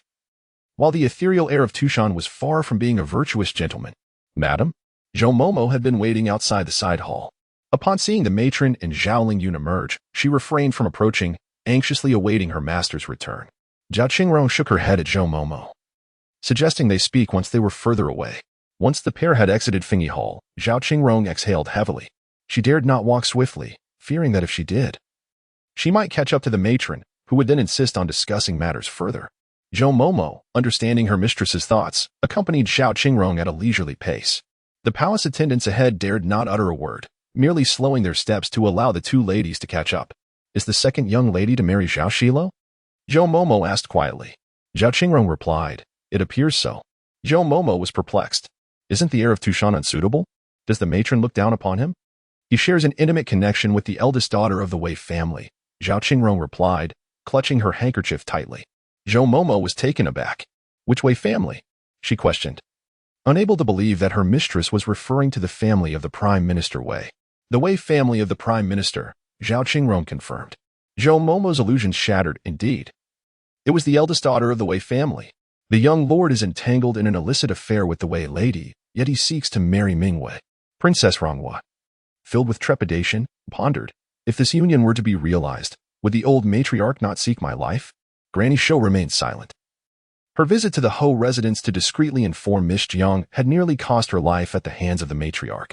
How could her mistress possibly succeed in arranging a marriage? Had it not been for the incident on Finjiangmen Street just days prior, the matriarch would have risked everything at the princess's palace. The Lord would surely blame me.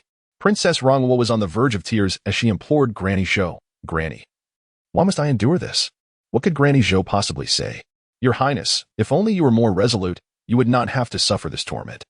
Stand firm against the matriarch. What could she possibly do? Would the Lord dare to cast you aside? You are a princess, my lady.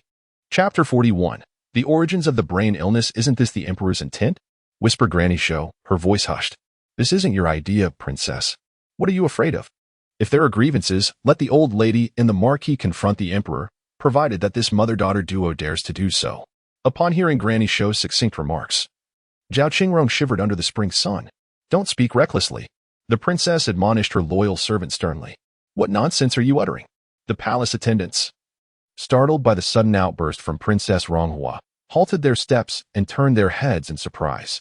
Granny Zhou slapped her own mouth, apologizing to Zhao Qingrong. I misspoke. Zhao Qingrong took a moment to compose herself and replied, Zhao Lingxiao is not well. But I do not believe that the old lady has found a better match in Zhao Xilou. This time, Granny Zhou fell silent. If you think Zhao Xilou is inadequate, why not express your concerns to the old lady? Yet, you lack the courage to do so. What is the point of your worry? Furthermore, whether Jiang Mingyue lives well or poorly has no bearing on you, princess. You cannot rely on those two young masters, Jiang Yu and Jiang Xian, for your old age. How can you depend on Jiang Mingyue? Why concern yourself with the princess? The old lady, nearing the palace gates, responded to Zhao Lingyun's inquiry about why Princess Ronghua had not departed. The emperor is her cousin. She will not suffer. Zhao Lingyun's question was merely a formality, as Princess Ronghua was, after all, the old lady's daughter-in-law and Jiang Mingyue's stepmother. However, now that the old lady had spoken, Zhao Lingyun promptly dismissed any thoughts of Princess Ronghua. I truly do not have a brain illness, Zhao Dalao spoke up as he strolled out of Finyi Hall. Engaging in idle chatter with the old lady, as they approached the palace gates, he finally felt the need to clarify his position. The old lady raised her gaze, focusing intently on Zhao Lingyun's forehead, and insincerely remarked, that is nothing to fret over. How can that be nothing? Is a brain illness something anyone can contract? Zhao Lingyun retorted. The old lady pondered that she might have misunderstood Zhao Lingyun. Did he imply that having a brain illness was a matter of great honor? When I was young, my grandfather sent me to the palace as the companion to the Fu Wang, Zhao Lingyun whispered to the old lady. The Fu Wang, you know, right? The old lady replied, Oh, the Fu Wang is indeed a dragon among men. What?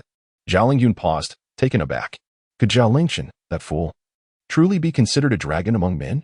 The old lady maintained a serious demeanor. She neither praised nor scolded the prince. He is not afflicted with a brain illness.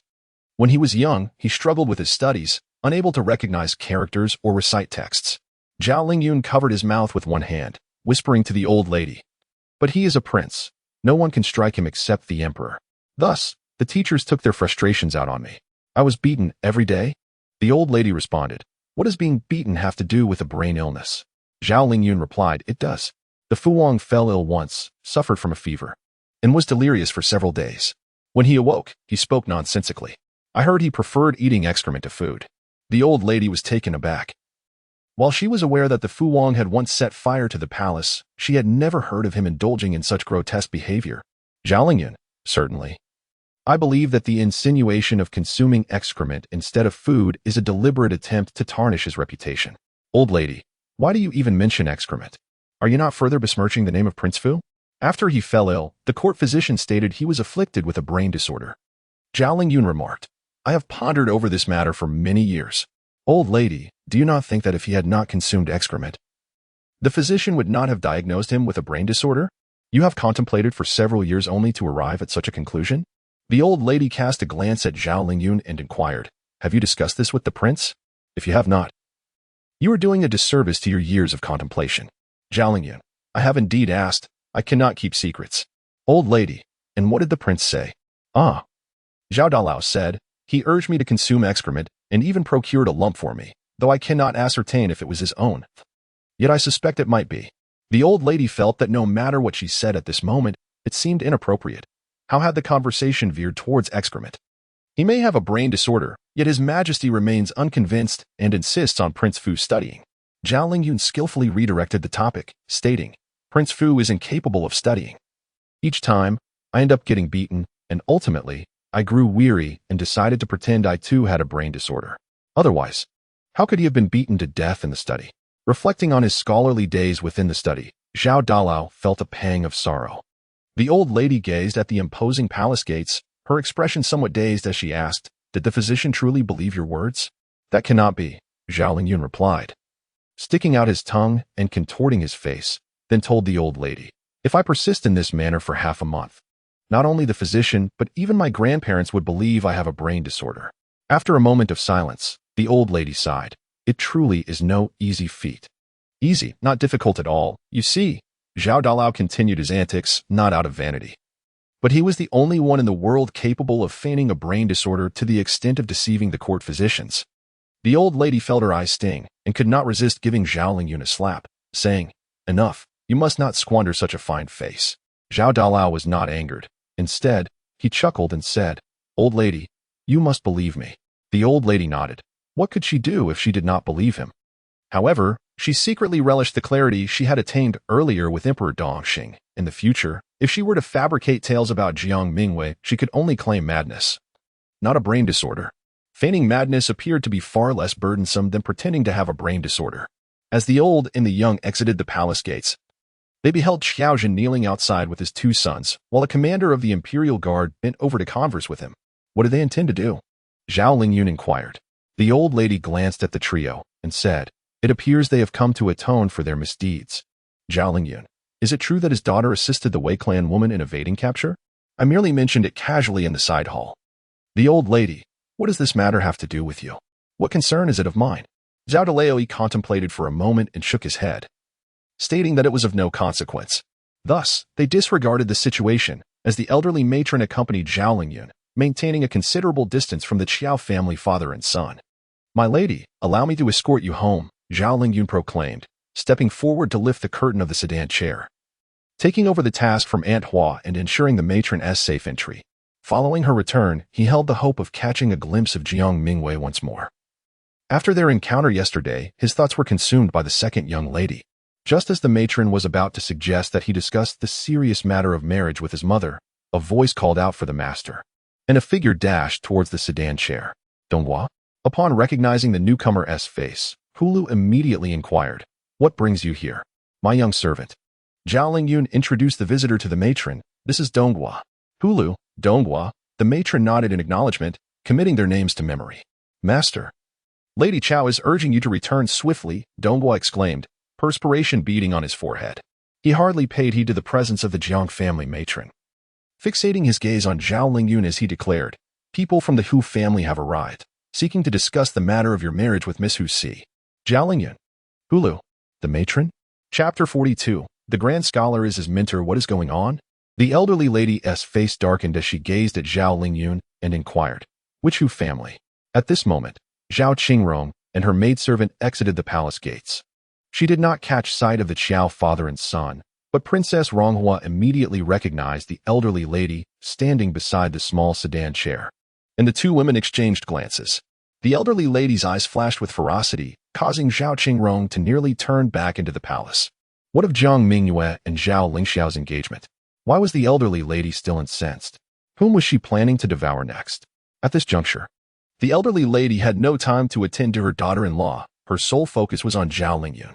He had committed treason against the emperor, placing his entire family in jeopardy, and yet he had a betrothed from the Hu family? No, no, no. Within this brief span, Zhao Lingyun was drenched in sweat, exclaiming, Which Hu family? There is no Hu family. I know nothing of this nonsense. Elderly lady, you must believe me. The elderly lady retorted, I believe you are not deranged, but what of now?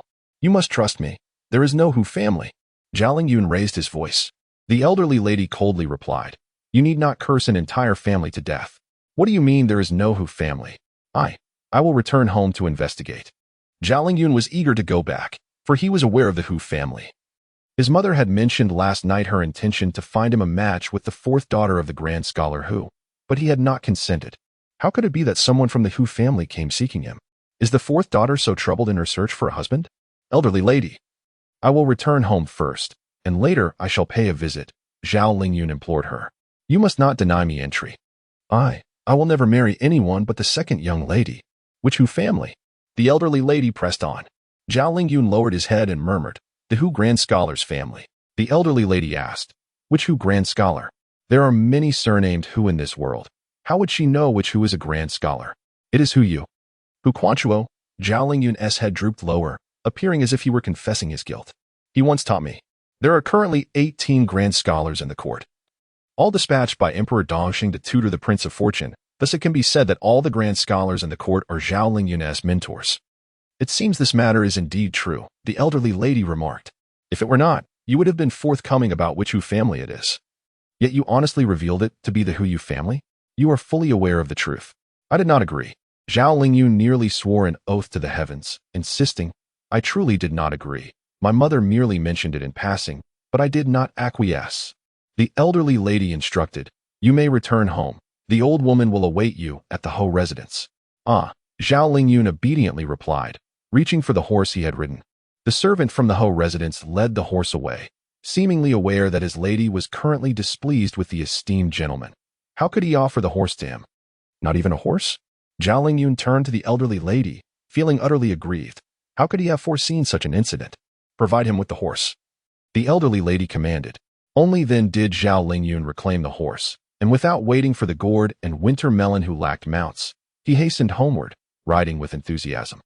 As Zhao Lingyun departed, the elderly matriarch turned her gaze towards Zhao Qingrong, who had long wished to leave but lacked the courage to do so. Moreover, as a daughter-in-law, it was deemed disrespectful to abandon her mother-in-law without so much as a greeting. The elderly lady, summoning her resolve, approached like an imperious princess and whispered a call to the matriarch. At that moment, the matriarch's anger surged within her, her expression resembling that of a fierce deity as she regarded Zhao Qingrong. If it were not for the matter concerning her daughter Mingyue's marriage, would this situation have arisen? The root of the issue lay with the Eastern Emperor, yet it was Zhao Qingrong who had voiced it. Madame Zhou positioned herself protectively in front of her mistress, apprehensive of the matriarch but resolute in her duty to defend her. This Su matriarch was notorious for her tempestuous nature. Should she choose to confront the princess at the palace gates, what would become of her? Madame Zhou steeled herself for a confrontation, determined that the matriarch would not lay a hand on her mistress. Mother, Zhao Qingrong called out. Who is your mother? The elderly matriarch's ire intensified. I truly do not wish to have you as my daughter-in-law. Matriarch, we are before the palace gates, Madame Zhou interjected. What are you preparing to do? The palace gates were a striking crimson, with the imperial guards standing in imposing formation, their gleaming armor reflecting the sunlight, a sight both awe-inspiring and intimidating. The matriarch regained her composure. The palace gates were no place for a disturbance. Had she not observed the 3 robust men from the Qiao family, kneeling submissively on the ground? Before the emperor's palace, all must play the role of the humble. I shall seek you out later, the matriarch declared, turning to ascend her carriage. Your Grace, the matter regarding Zhao Xilou and the Hu family does not concern you, Madame Zhou reassured the wavering Zhao Qingrong. You need not fear. Should I not send a letter to the Marquis? It seems Mingyue may not marry after all. Madame Zhou supported her princess, saying, the matriarch will handle the correspondence with the Marquis. Why burden yourself with concerns about Mingyue? Are you not afraid the matriarch might come after you? Yet the matriarch cannot read. Madame Zhou appeared momentarily taken aback. Your Grace, do you truly believe the matriarch cannot find someone literate to write a letter for her? If nothing else, she could send someone to seek out the Marquis. Indeed, Zhao Qingrong acquiesced, allowing Madame Zhou to guide her a few steps towards her carriage before suddenly exclaiming, but what shall become of Mingyue? Madame Zhou felt exasperated. Was her princess truly lost in thought? Enough, Zhao Qingrong continued. Whatever happens to her is beyond my control. She did not even call me mother today. Madame Zhou pursed her lips. And what of the Marquis's 4 children? Which of them has ever referred to you as mother? An ill omen. The matriarch seethed within her carriage every time Zhao Qingrong is involved. Do you see? Not a single matter proceeds smoothly. The matriarch's lamentation echoed throughout the journey. Half an hour later, having bathed and donned a new dress, Jiang Mingyue sat in the old lady's room, glancing at her and inquiring, Grandmother, who are you angry with? Who else could it be but that jinx? The old lady replied with irritation. Did you go to the palace? Jiang Mingyue immediately asked. The old lady could not have visited Princess Zhao Qingrong's residence, nor would she likely encounter Zhao Qingrong on the streets, as the latter seldom ventured out. The only place where the two could have met would be within the palace walls. The old lady tossed aside her cane and declared, "Yes, I did go to the palace, my dear Mingyue. I went to beseech the emperor to grant you a marriage, regardless of the circumstances surrounding Zhao Lingyun and the Hu family." The fact that Zhao Lingyun came to the residence seeking marriage and accompanied her to the palace was something the old lady felt she could not keep from Jiang Mingyue. She needed to be informed. Chapter 43. The elderly lady remarked, "You two cannot meet by fate." After leaving home, Jiang Mingyue happened upon the entrance of the Sihai Trading Company, where she overheard a love letter from Wei Lanji to Zhao Lingxiao. Upon returning home, she learned that Zhao Lingyun had personally come to propose to her. "What you said last night was not incorrect. The emperor intends to betroth you to the heir of the Tushan king," the elderly lady whispered to Jiang Mingyue, her voice barely audible. "As for the current situation in the palace, I am unaware, but it bears no relation to us." "Old lady," Wang Dicai's voice called from outside. "What now?" the elderly lady asked impatiently. "Why are there so many matters every day?" Wang Dicai replied, "The people who surrounded the Sihai Trading Company have returned," stating that someone from the Nine Gates commander's office has gone there. "I see," the elderly lady said. "Add more dishes for dinner. Have the kitchen prepare a few more chickens." Wang Dicai readily complied and departed. When I left the palace, the Qiao father and son were kneeling at the palace gate seeking forgiveness. The elderly lady turned to Jiang Mingyue and said, "Now it seems that the Nine Gates commander's office is investigating the Sihai Trading Company. The Qiao family must be currying favor with the emperor." Jiang Mingyue observed. "They are seeking to redeem themselves." "Oh, let's not discuss this any further," the elderly lady interjected. "Let us focus on your matters." Jiang Mingyue replied, "Isn't it already futile? The Hu family has already gone to propose to the Duke of Yu." "You child," the elderly lady scolded, slapping Jiang Mingyue lightly. "Where has your competitive spirit over skirts and jewelry vanished to?" Jiang Mingyue retorted, "Marrying is hardly akin to skirts and jewelry." "I acknowledge my previous ignorance," she added. "Stop dwelling on trivialities," the elderly lady chided again, delivering a few more taps. "Do you not understand? Your sister is already married. We are discussing your situation now." "I do not wish to marry." Jiang Mingyue spoke the truth. "What?" The elderly lady was taken aback. Had she been holding her cane, she might have struck Jiang Mingyue. "You do not wish to marry? Is this something you can simply decide?" Jiang Mingyue considered her desire to become a bodyguard, but chose to remain silent, observing her grandmother's exasperation. The elderly lady gazed at the cane she had tossed aside, then looked back at Jiang Mingyue, ultimately refraining from hitting her. After taking a few deep breaths, she grasped Jiang Mingyue's hand with her own, speaking earnestly. "No one is forcing you to marry. If you choose to remain at home for a lifetime, who would dare to speak ill of you? You are of the Jiang family. It is only natural to stay in your own home. However, my dear Mingyue, today it is the heir of the Tushan king. But who knows which noble family's young lord may appear tomorrow? You may evade the initial trials, but can you escape the subsequent ones? As long as your father remains the Marquis of An Yuan and continues to lead troops, tranquility will elude you. You are like a prime piece of meat." Jiang Mingyue shrugged. "Then I shall leave. Shall I prepare a coffin for you and arrange a funeral, allowing you to depart without a care?" the elderly lady queried. "What? Shall you roam freely across the four seas?" Jiang Mingyue considered the old lady's suggestion to be quite reasonable. However, upon noticing the tearful glimmer in the old lady's eyes, she hesitated to express her agreement, sensing the imminent onset of tears. "Please, do not cry." Jiang Mingyue gently wiped the corner of the old lady's eye. "Allow me a moment to ponder." The old lady brushed Jiang Mingyue's hand away, saying, "By the time you've come to a conclusion, this old woman may very well be laid to rest." "You foolish child, what could you possibly comprehend?" Jiang Mingyue was taken aback. "Am I truly thoughtless in your eyes? Where do you think your wits lie?" the old lady retorted, poking Jiang Mingyue's forehead. "You know a few young gentlemen, yet you are unable to concern yourself with your own marriage? Or do you expect a stroke of luck to have Decai fetch a suitor for you?" Jiang Mingyue felt her forehead redden from the old lady's prodding, struggling to respond, aware that reason was not on her side. In her past life, she had encountered numerous individuals, scholars, generals, strategists, covert agents, and various other figures from all walks of life. Yet, despite her extensive acquaintances, she had never found someone she truly cherished before her demise.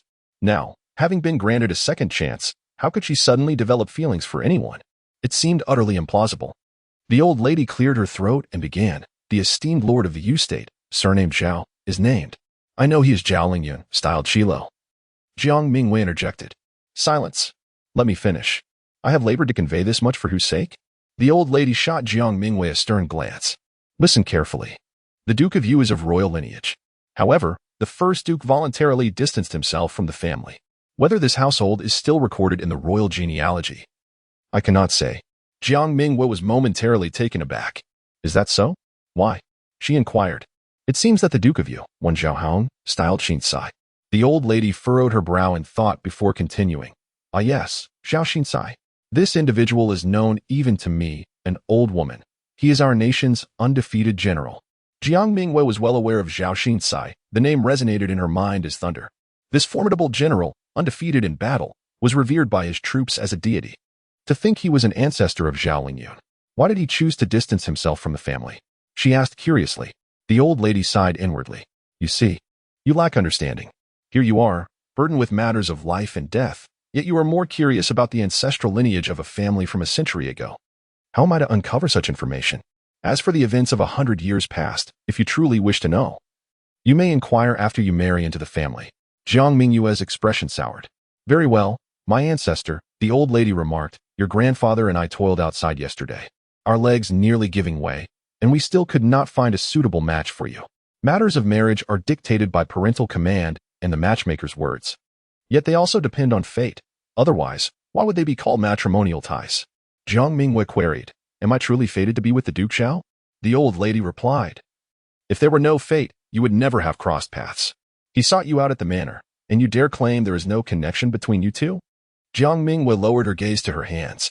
He may indeed lack utility, yet if he were truly a person of merit, he would not spend his days in the company of your two brothers. The matriarch remarked, however, he does not frequent brothels, nor does he indulge in the allure of women, and I have not witnessed him bullying anyone indiscriminately. His academic performance may be lacking, and he possesses no remarkable talents. Furthermore, his mother and siblings are not particularly endearing. But my dear Mingyue, who among us is flawless? Jiang Mingyue inquired, what of the esteemed Hu scholar's family? If a marriage contract exists between the two families, would you disregard your matter with Zhao Xilou? The matriarch immediately replied, if no marriage contract has been signed, then I shall have to discuss this matter thoroughly with his mother and the Hu family. Chapter 44. A mismatched pair. Jiang Mingyue felt a throbbing pain in her head. Her elderly matriarch intended to confront Zhao Lingyun's mother and the esteemed scholar who, which seemed akin to vying for a man on her behalf. The second Miss Jiang found it perplexing. Having been granted a second chance at life, she had chosen not to engage in a bitter rivalry with Zhao Lingxiao. Yet now she was to contend with Miss Hu for a suitor. In her household, the matriarch prattled on, recounting the affairs of the Duke of Yu to Jiang Mingyue. She spoke of Zhao Lingyun's mother, Madame Zhang, a woman known for her favoritism towards her younger son, and of Zhao Lingyun's brother, Zhao Anyang, a treacherous wolf who had ousted his elder brother to the side courtyard. The matriarch expressed disdain for Zhao Lingyun's sister-in-law, Young Zheng, who was the niece of Madame Zhang, suggesting a collusion between the two women. However, Jiang Mingyue's mind was elsewhere. She had no inclination to heed the matriarch's words, allowing them to drift in one ear and out the other. Have you no courtesy to respond to your grandmother? The matriarch was ready to chastise Jiang Mingyue again, having exhausted her breath while the young lady sat lost in thought. Was it not exasperating? How do you know all this? Jiang Mingyue inquired softly. I inquired. The matriarch replied. I even sent Aunt Hua to gather information about Miss Hu. Rest assured, there is nothing in this world that Aunt Hua cannot uncover.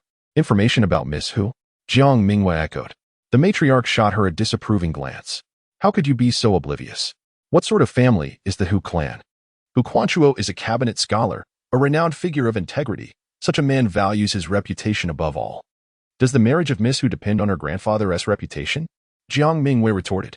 The West Tower informed me that his mother merely mentioned last night her intention to ally with the Hu family.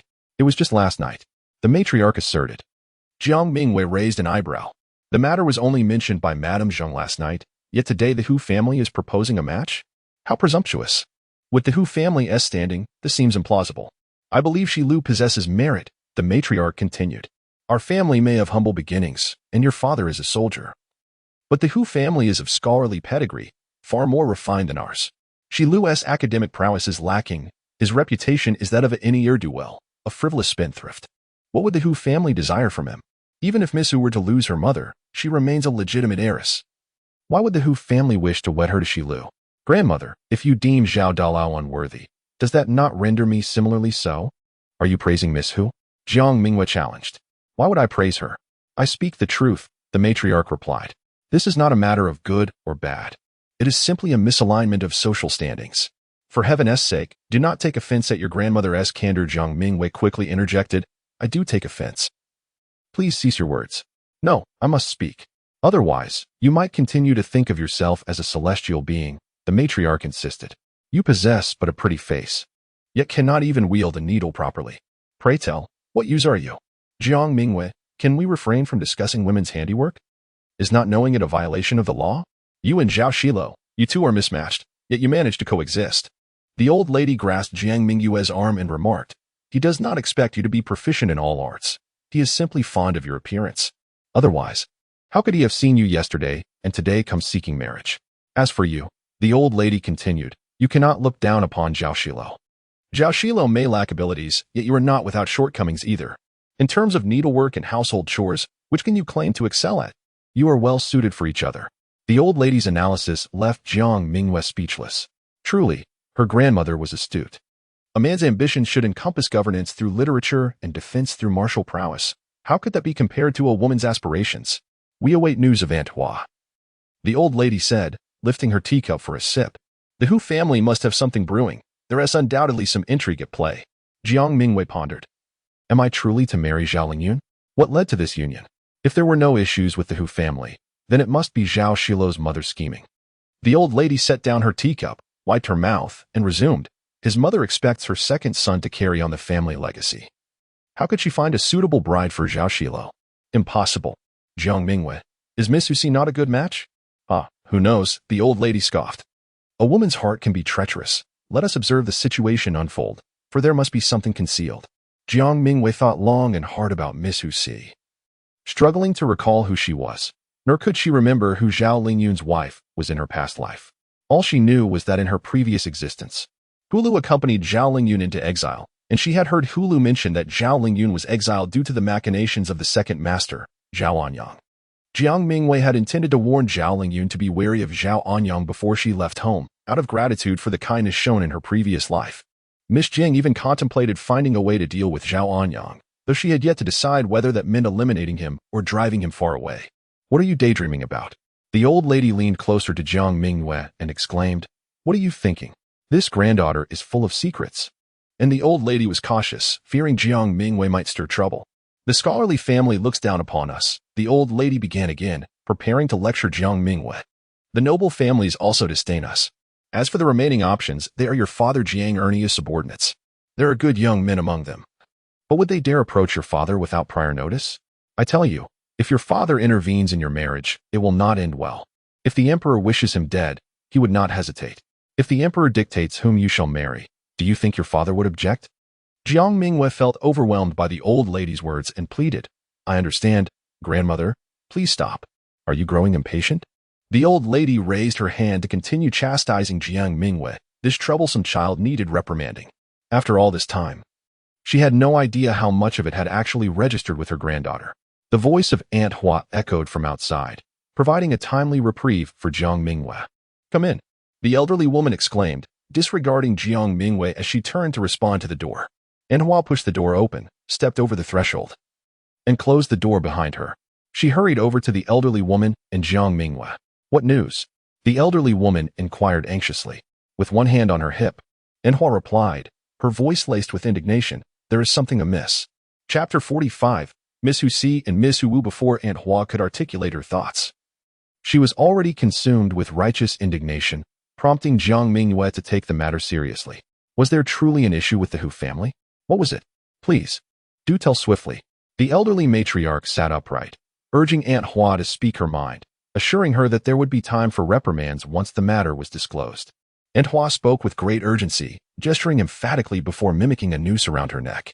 Jiang Mingyue and the matriarch quickly grasped the gravity of the situation. Miss Hu had attempted to take her own life the previous evening. Jiang Mingyue inquired, Aunt Hua, how did you come by this information? Such matters involving unmarried young ladies in the household should be closely guarded secrets, strictly prohibiting any leaks. How had Aunt Hua managed to glean this information?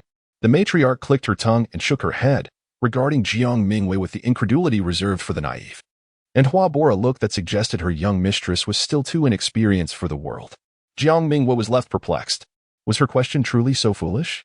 If news spread so easily, then how had the uprising led by the Tushan prince and his son cost Aunt Hua her life without reaching the public ear? The steward responsible for procurement in the Hu household frequently visited the rice shop owned by the matriarch's aunt.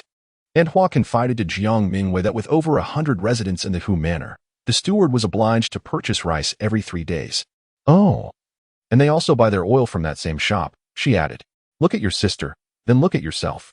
The matriarch chided Jiang Mingyue. Jiang Yue excelled in business, while Jiang Mingyue seemed only adept at spending money. Although Jiang Mingyue understood her grandmother's remarks, she dismissed them from her mind. Was it not a good thing that her sister managed her household well? Why should she compare herself to her sister in this regard? After expressing her discontent with Jiang Mingyue, the matriarch turned to Aunt Hua and asked, "Did you visit the steward at Yue's shop?" "No," Aunt Hua replied. "I brought a basket of goose eggs to the Hu residence to see if he wanted to purchase them, and to have a little chat with that old fellow." The matriarch, cutting straight to the point, inquired, "How much did you offer him?" Aunt Hua answered, 1 tael of silver and a basket of large goose eggs. The matriarch gasped in shock. Jiang Mingyue asked, "What is it?" Aunt Hua explained, "Oh, matriarch, the money must be spent. This is for the sake of the second young lady." Jiang Mingyue interjected, "But that's only 1 tael of silver." "Enough, do not speak further," the matriarch admonished, raising a hand to lightly strike Jiang Mingyue. 1 tael of silver is sufficient for a modest household's expenses for an entire month, especially for providing warmth and sustenance. Returning to the matter at hand, the matriarch turned her attention back to Aunt Hua. Aunt Hua continued, "Miss Hu Si was raised by a stepmother, while Miss Hu Wu is the biological daughter of the current matriarch. The 2 young ladies are merely a year apart in age, and both are currently being courted." Last night, the matriarch discussed marriage prospects with Miss Hu Si, who wept and retreated to her room, only to hang herself in the early hours of the morning. If not for the vigilance of her maid, Miss Hu Si would have been lost. The matriarch sighed, realizing that Miss Hu Si was evidently resistant to the idea of marrying into the West Tower. Jiang Mingyue smiled briefly and inquired of Aunt Hua, "Has the 5th Miss's marriage been settled?" Aunt Hua shook her head. Jiang Mingyue continued, "If the 5th Miss's marriage remains unsettled, the Hu family's urgency to wed the 4th Miss suggests that the elder sister is hindering her younger sister's prospects. The Hu family is so desperate to marry off the 4th Miss, even without a finalized agreement with the Duke of Yu's household. They must be in quite a state of panic. One could speculate that if the 5th Miss had found an exceptionally suitable groom, the hierarchy of age would dictate that the 4th Miss's single status would obstruct the 5th Miss's wedding arrangements. However, must it come to the point of coercing the 4th Miss to the brink of despair?" Observing her elderly matriarch and Aunt Hua, Jiang Mingyue murmured, "There must be more to this situation. Could it be that the 5th Miss has developed feelings for the 4th Miss's betrothed, the half-sisters, with one vying for the affections of the other as intended, pushing the elder sister to such an extreme?" The elderly matriarch and Aunt Hua exchanged glances. Such rivalry over a suitor was not uncommon, as sisters in the village could engage in fierce confrontations over a young man. Yet could it be that daughters from noble families also indulged in such petty squabbles? What of their supposed virtues and propriety? "I shall inquire further," Aunt Hua declared, brushing aside her grievances with her stepmother, eager to depart. "Elder matriarch, 2nd Miss, please wait for my return." The matriarch promptly handed her some money, which Aunt Hua accepted with haste. With the swiftness of the wind, Aunt Hua departed. If a minister's household is in such disarray, one can only imagine the state of the royal residence. The matriarch lamented to Jiang Mingyue. Refusing to marry Zhao Lingxiao was indeed a rare moment of wisdom on your part. Jiang Mingyue remained silent. In her past life, she had felt elated upon marrying Zhao Lingxiao, clearly indicating her former lack of discernment. "Go back to your room," the matriarch said, using her hand to smooth Jiang Mingyue's hair. "You should remain at home in peace, whether it be the Wei family or the Chao family. No matter how they stir up trouble, they cannot reach you." "And the marriage?" Jiang Mingyue asked. "Have you not yet grasped the situation?" The matriarch playfully tapped Jiang Mingyue's head. "Your union with Zhao Xilou is sanctioned by the emperor. Do the Hu family think they can dictate their desires regarding their daughter's marriage?" Jiang Mingyue, cradling her head from the matriarch's playful tap, questioned. "Then what news is my grandmother awaiting? Is it certain that I must marry? Must I not see for myself?" The matriarch's expression turned stern again. Jiang Mingyue, wishing to avoid inciting the matriarch's ire, genuinely pondered what her grandmother was so eager to witness. "If he wishes to marry you, and his mother desires the fourth miss as her daughter-in-law, the matriarch asserted. Then if he cannot stand up to his mother, I shall not visit the Duke of U.S. residence. Should he be unable to assert himself in front of her, I shall indeed pay a visit to the Duke's household myself. Jiang Mingyue was taken aback. What do you intend to do? If Zhao Xilou does not confront his mother, you would go to the Duke of U.S. household to confront her? Confront her? I must discuss matters with Zhang, the matriarch replied. Zhang? Jiang Mingyue echoed. The mother of Zhao Xilou, Zhang Shi. Are you not aware? Jiang Mingyue herself was uncertain as to why she should be aware that Zhao Xillou's mother was named Zhao Zhangshi. What reason do you have to discuss with Madame Zhang? Miss Jiang inquired of her elder. I cannot allow that woman to bully you. The matriarch reflected on Zhangshi, recalling the unflattering remarks made by her elder sister, Lady Wu, regarding this formidable woman. This woman was not easily dealt with. Her mother-in-law had battled her for a lifetime. I truly did not anticipate that I would become her adversary.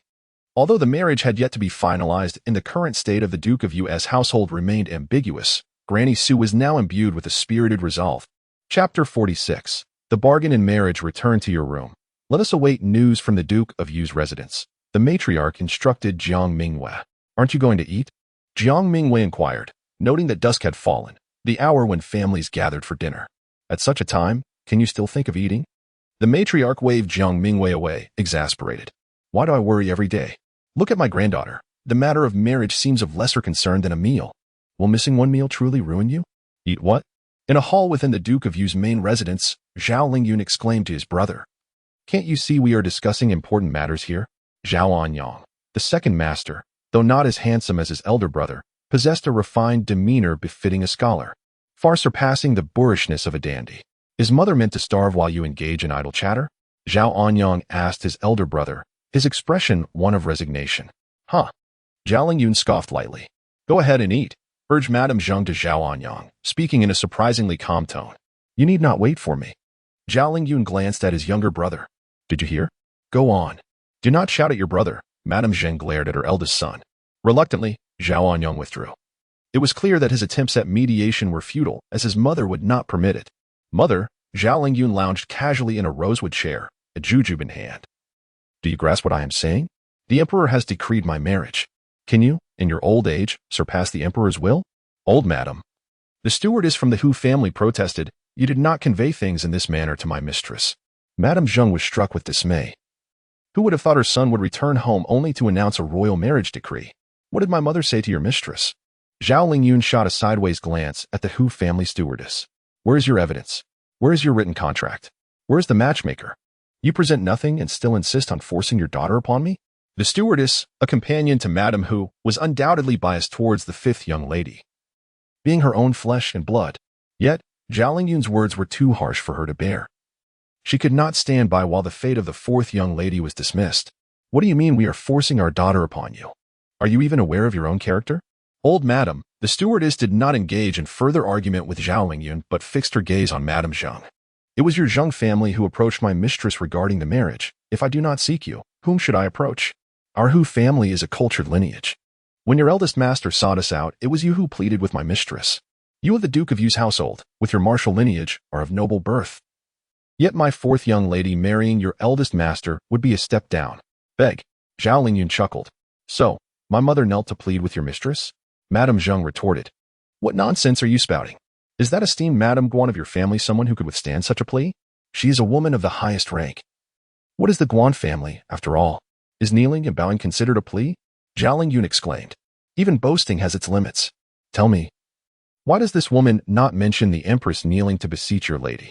The stewardess of the Hu family retorted. How dare you bring the empress into this? Have you no shame? Leave. Zhao, you are driving people away. I have seen many eager to marry off their daughters. But does your Hu family have the standing to pursue me? Are all the young men of the world dead, that your Hu family seeks to cling to me? The stewardess's face twisted with fury as she exclaimed, What do you mean by cling? Speak to the old lady. Madame Zhang, though furious, wished she had never borne Zhao Xilou. But what good is resentment? She had given birth to him, and he had grown to this age. What could she do? Can you not comprehend human speech? Zhao Xilou snapped at the stewardess. The emperor has issued a royal decree for marriage. Those 4 words. Do you not understand any of them? Madame Zhang interjected. Xilou, do not act recklessly. Does the emperor truly intend to grant you a marriage? Would I speak falsely? Zhao replied, "If you don't believe me, go inquire in the palace." Without an edict, how could Madame Jiang enter the palace? Moreover, upon further reflection, she believed her wayward son would not lie about such matters. Falsely conveying the emperor's decree is a capital offense. Though her son may be a scoundrel, he had not yet lived long enough to face such consequences. You. Madame Jiang pinched her palm with her right hand, suppressing her anger as she addressed the stewardess. Return and inform your lady that the betrothal is off. Upon hearing Zhao Lingyun mention the emperor's decree, the stewardess realized that their fourth miss would have no hope of marrying into the Duke of U.S. household. The marriage contract had not even been established. Yet the emperor had already bestowed a decree. What hope did their fourth miss have? Becoming a concubine? The Hu family does not offer their daughters as concubines. However, upon hearing Madame Jiang declare the betrothal null, the stewardess was incensed. When this woman first approached her lady, she did not exhibit such disdain. Old lady. The stewardess raised her head defiantly. Realizing the situation was not favorable, Madame Jiang hastily suggested, "You should return quickly. Old lady, if this marriage does not come to fruition, then I fear my lady will be unable to assist your eldest son's admission to the Wenshang Academy." The stewardess, while maintaining a respectful demeanor, spoke rather impolitely. Madame Jiang's expression darkened. She inhaled deeply, striving to remain calm, but a glance at her eldest son ignited her anger once more. The Wenshang Academy, the most prestigious institution in the capital, had already seen Zhao Anyang's eldest son, the Duke of U.S. heir, Zhao Qi, attempt admission last year only to fail. Now, with spring just beginning, his own mother was already scheming to facilitate Zhao Qi's enrollment. Zhao Lingyun found it amusing. He knew that his mother could not genuinely be concerned for him. It was merely for the second branch's sake that she toiled. Had it not been for Jiang Mingyue, Zhao amused, he might have accepted it. After all, who was to say whom he would marry?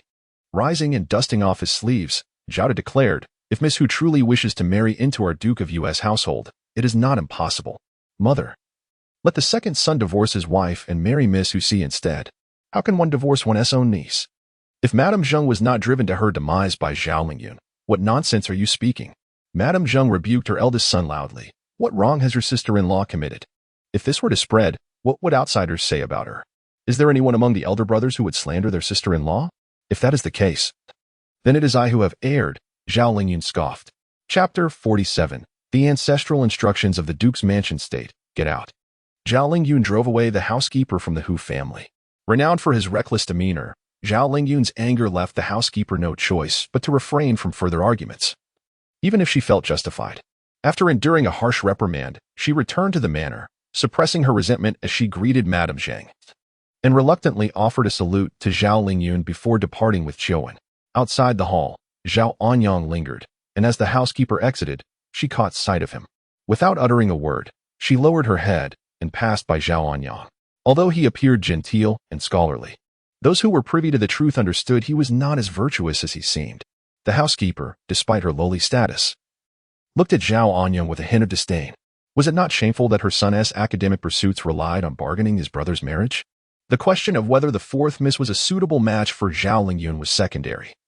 It was evident that this union was merely a strategy devised by mother and son to secure his entry into the prestigious Wenshang Academy. The housekeeper hastened away, while Zhao Anyang overheard his mother once again vociferously chastising Zhao Lingyun. With a resigned sigh, he re-entered the hall, his heart heavy as if stepping into a den of execution. This time, Zhao Anyang harbored no ill intentions. He merely wished to mediate. However, the moment Madame Jiang laid eyes on him, her thoughts turned to her grandson's academic prospects, igniting her fury. Zhao Anyang's presence felt like pouring gasoline on a fire. What lineage does Jiang Mingyue come from? Madame Jiang, her face flushed with indignation, trembled as she confronted Zhao Lingyun. The Anfu Marquis is hardly a prestigious family. She is merely the daughter of a warrior. Your grandfather established the rule that you must marry into a scholarly family. Zhao Lingyun did not lift his gaze. A convenient match indeed. But will it help my nephew gain entry into the Wenshang Academy? Zhao Anyang could barely contain himself. His elder brother's words felt like a slap to his face. What are you all thinking? Zhao Lingyun quipped, casting a glance at Zhao Anyang. His father could not gain admission to the Wenshang Academy. How could Zhao Qi be any better? A rat's offspring can at least burrow a hole. Expecting it to catch mice is folly. Silence. Silence. Madame Jiang erupted in fury. Zhao Qi was her lifeblood, and he called Zhao Lingyun uncle. What has become of your conscience? Has it been devoured by dogs? Zhao Lingyun rose, preparing to leave. Where do you think you're going? Madame Zheng shouted. Is the matter resolved? Zhao Lingyun replied, Mother, if you disagree, then go to the palace and speak to the emperor. Madame Zheng was momentarily taken aback by his retort. At that moment, Zhao Anyang interjected, What about the ancestral instructions of the Duke's mansion? Is my elder brother to disregard them? Zhao Lingyun responded, Is it the words of our grandfather that constitute the ancestral instructions? Which teacher has imparted such lessons to you? Where is it written in the ancestral text that no daughter of a scholarly family may cross our threshold? You married a learned woman. Yet your son has not entered the Wenshang Academy. She is only 4 years old. Madame Zhang, in a fit of rage, hurled a teacup at her eldest son. Get out. Get out. Zhao Lingyun raised his leg and departed.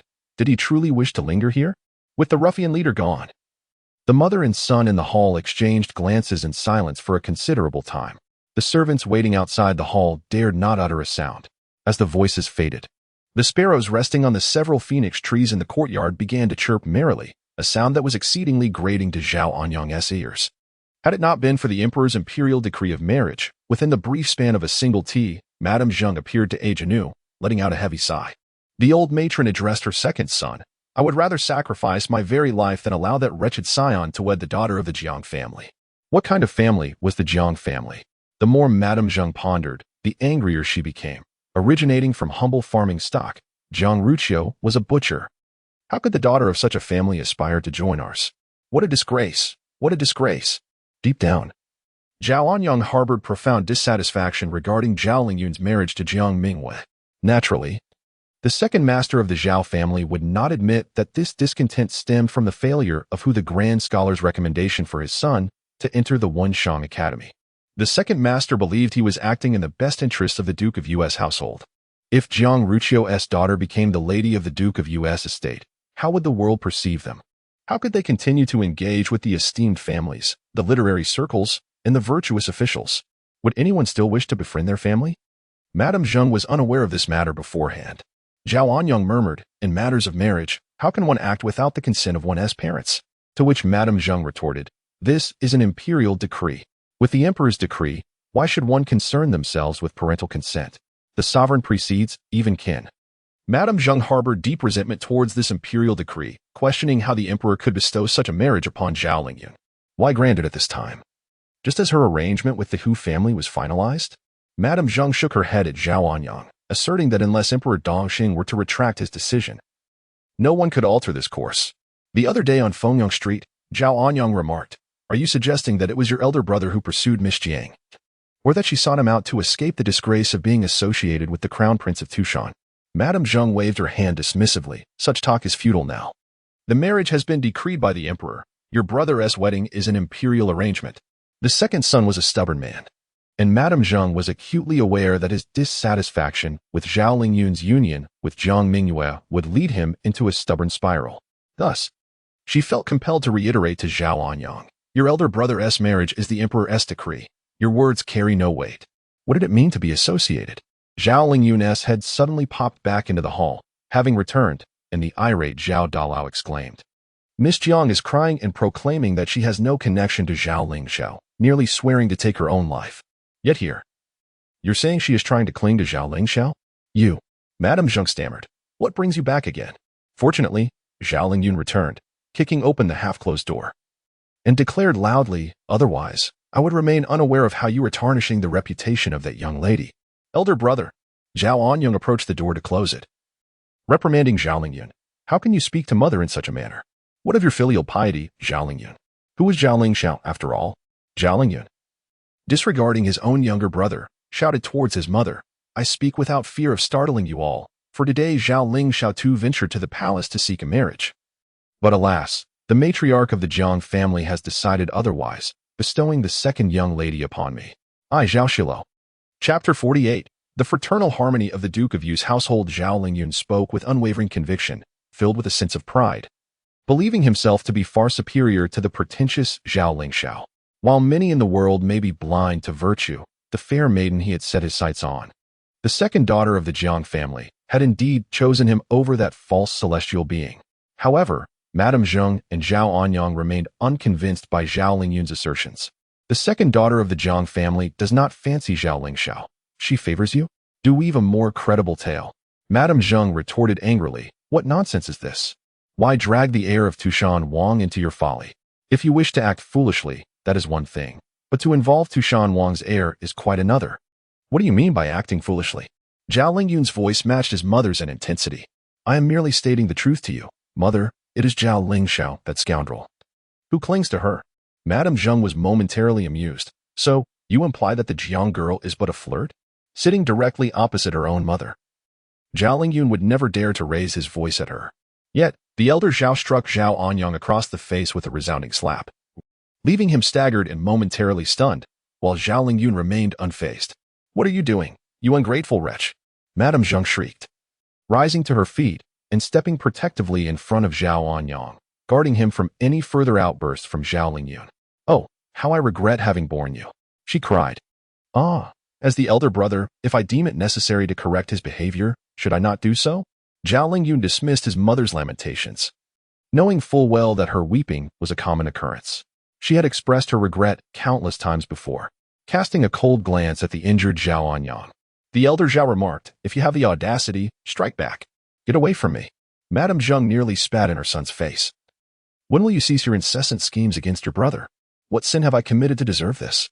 Why did I ever give birth to you? In a household where the elder brother should act as a father figure, Zhao Lingyun had long abandoned the role of a good brother, his reputation irreparably tarnished. Yet Zhao Anyang was different. The second elder Zhao was a learned man, despite failing the imperial examinations, thanks to his father's influence. He now held a position as an official in the Ministry of Rights, a man of honor who could not stoop to brawling with Zhao Lingyun. If the elder brother was unkind, must the younger brother then be disrespectful? Mother, may I have the Jade Guanyin statue from your room? As Madame Zheng wept, Zhao Lingyun had already shifted the conversation. Madame Zheng was taken aback. What? Since the matriarch of the Jiang family is known to be a devout Buddhist, I wish to present her with the Jade Guanyin statue from your chamber, Zhao Lingyun stated. Is there such shamelessness to openly request gifts from one's elders? You are 20 years old, not a mere toddler. Madame Zheng was once again rendered speechless by her son's audacity. Zhao Anyang was also enraged, yet constrained by the dictates of propriety. The recently beaten Zhao Erlang still had to address his brother in a conciliatory tone. That statue of Guanyin is revered by our mother daily. How could it possibly be given away? Zhao Lingyun retorted. Did you see it? Who told you such nonsense? Perhaps I should gouge out those blind eyes of yours. Daily worship? Their mother could never possess such sincerity. That Jade Guanyin resides in her quarters merely as an ornament. You shall not give it away, declared Madame Zheng, her voice raised at Zhao Lingyun. Zhao Lingyun, however, was not one to force the issue. Having spoken, he deemed it sufficient, and with a shrug, he turned to leave. The scandal surrounding Zhao Lingxiao and Wei Lanji had escalated significantly, and soon enough, his mother and his pretentious scholarly brother would learn of it. He was eager to witness their self-reproach. Did they doubt his words? Had he ever spoken falsely? Zhao Lingyun departed without a backward glance, leaving Madame Zheng in sorrow. Had her son truly forsaken her? Such disregard for his own mother. Mother, Zhao Anyang gently supported his frail mother, saying, allow me to help you sit. With Zhao Anyang's assistance, Madame Zheng settled into her seat, gazing at her younger son. And reflecting on the eldest grandson who had failed to gain admission to the Wenshang Academy, grief overwhelmed her, and she wept bitterly. The elderly matriarch grasped her son's hand, lamenting, it is I who have wronged you. Zhao Anyang understood the depth of her words. She was not merely lamenting his mistreatment at the hands of his brother, but rather expressing regret for not having borne him as the eldest son. The elder brother was merely being willful, yet Zhao Erlang still had to speak in his defense. He was also to wed the Jiang family daughter, and Madame Zheng continued to weep. I have brought misfortune upon Qi Gur. Zhao Anyang remained silent. Had he not heard that the emperor intended to issue a decree for his marriage? As Madame Zheng sobbed, she suddenly inquired, where is the decree? There was no decree. Not even a whisper from the palace. In that instant, Zhao Anyang felt as though he had reached the end of a desolate road, only to discover a glimmer of hope. Zhao Lingyun was known for his nonsensical ramblings, mingling with a band of rascals. Could his words be trusted? Just because he claimed a decree existed, did it truly mean it did? Perhaps this scoundrel was audacious enough to fabricate an imperial edict. After all, ignorance begets fearlessness. Madame Zheng grasped her younger son's hand, her eyes glimmering with renewed hope.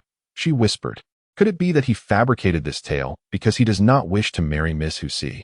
Is he taking advantage of us, preventing us from entering the palace to meet the emperor?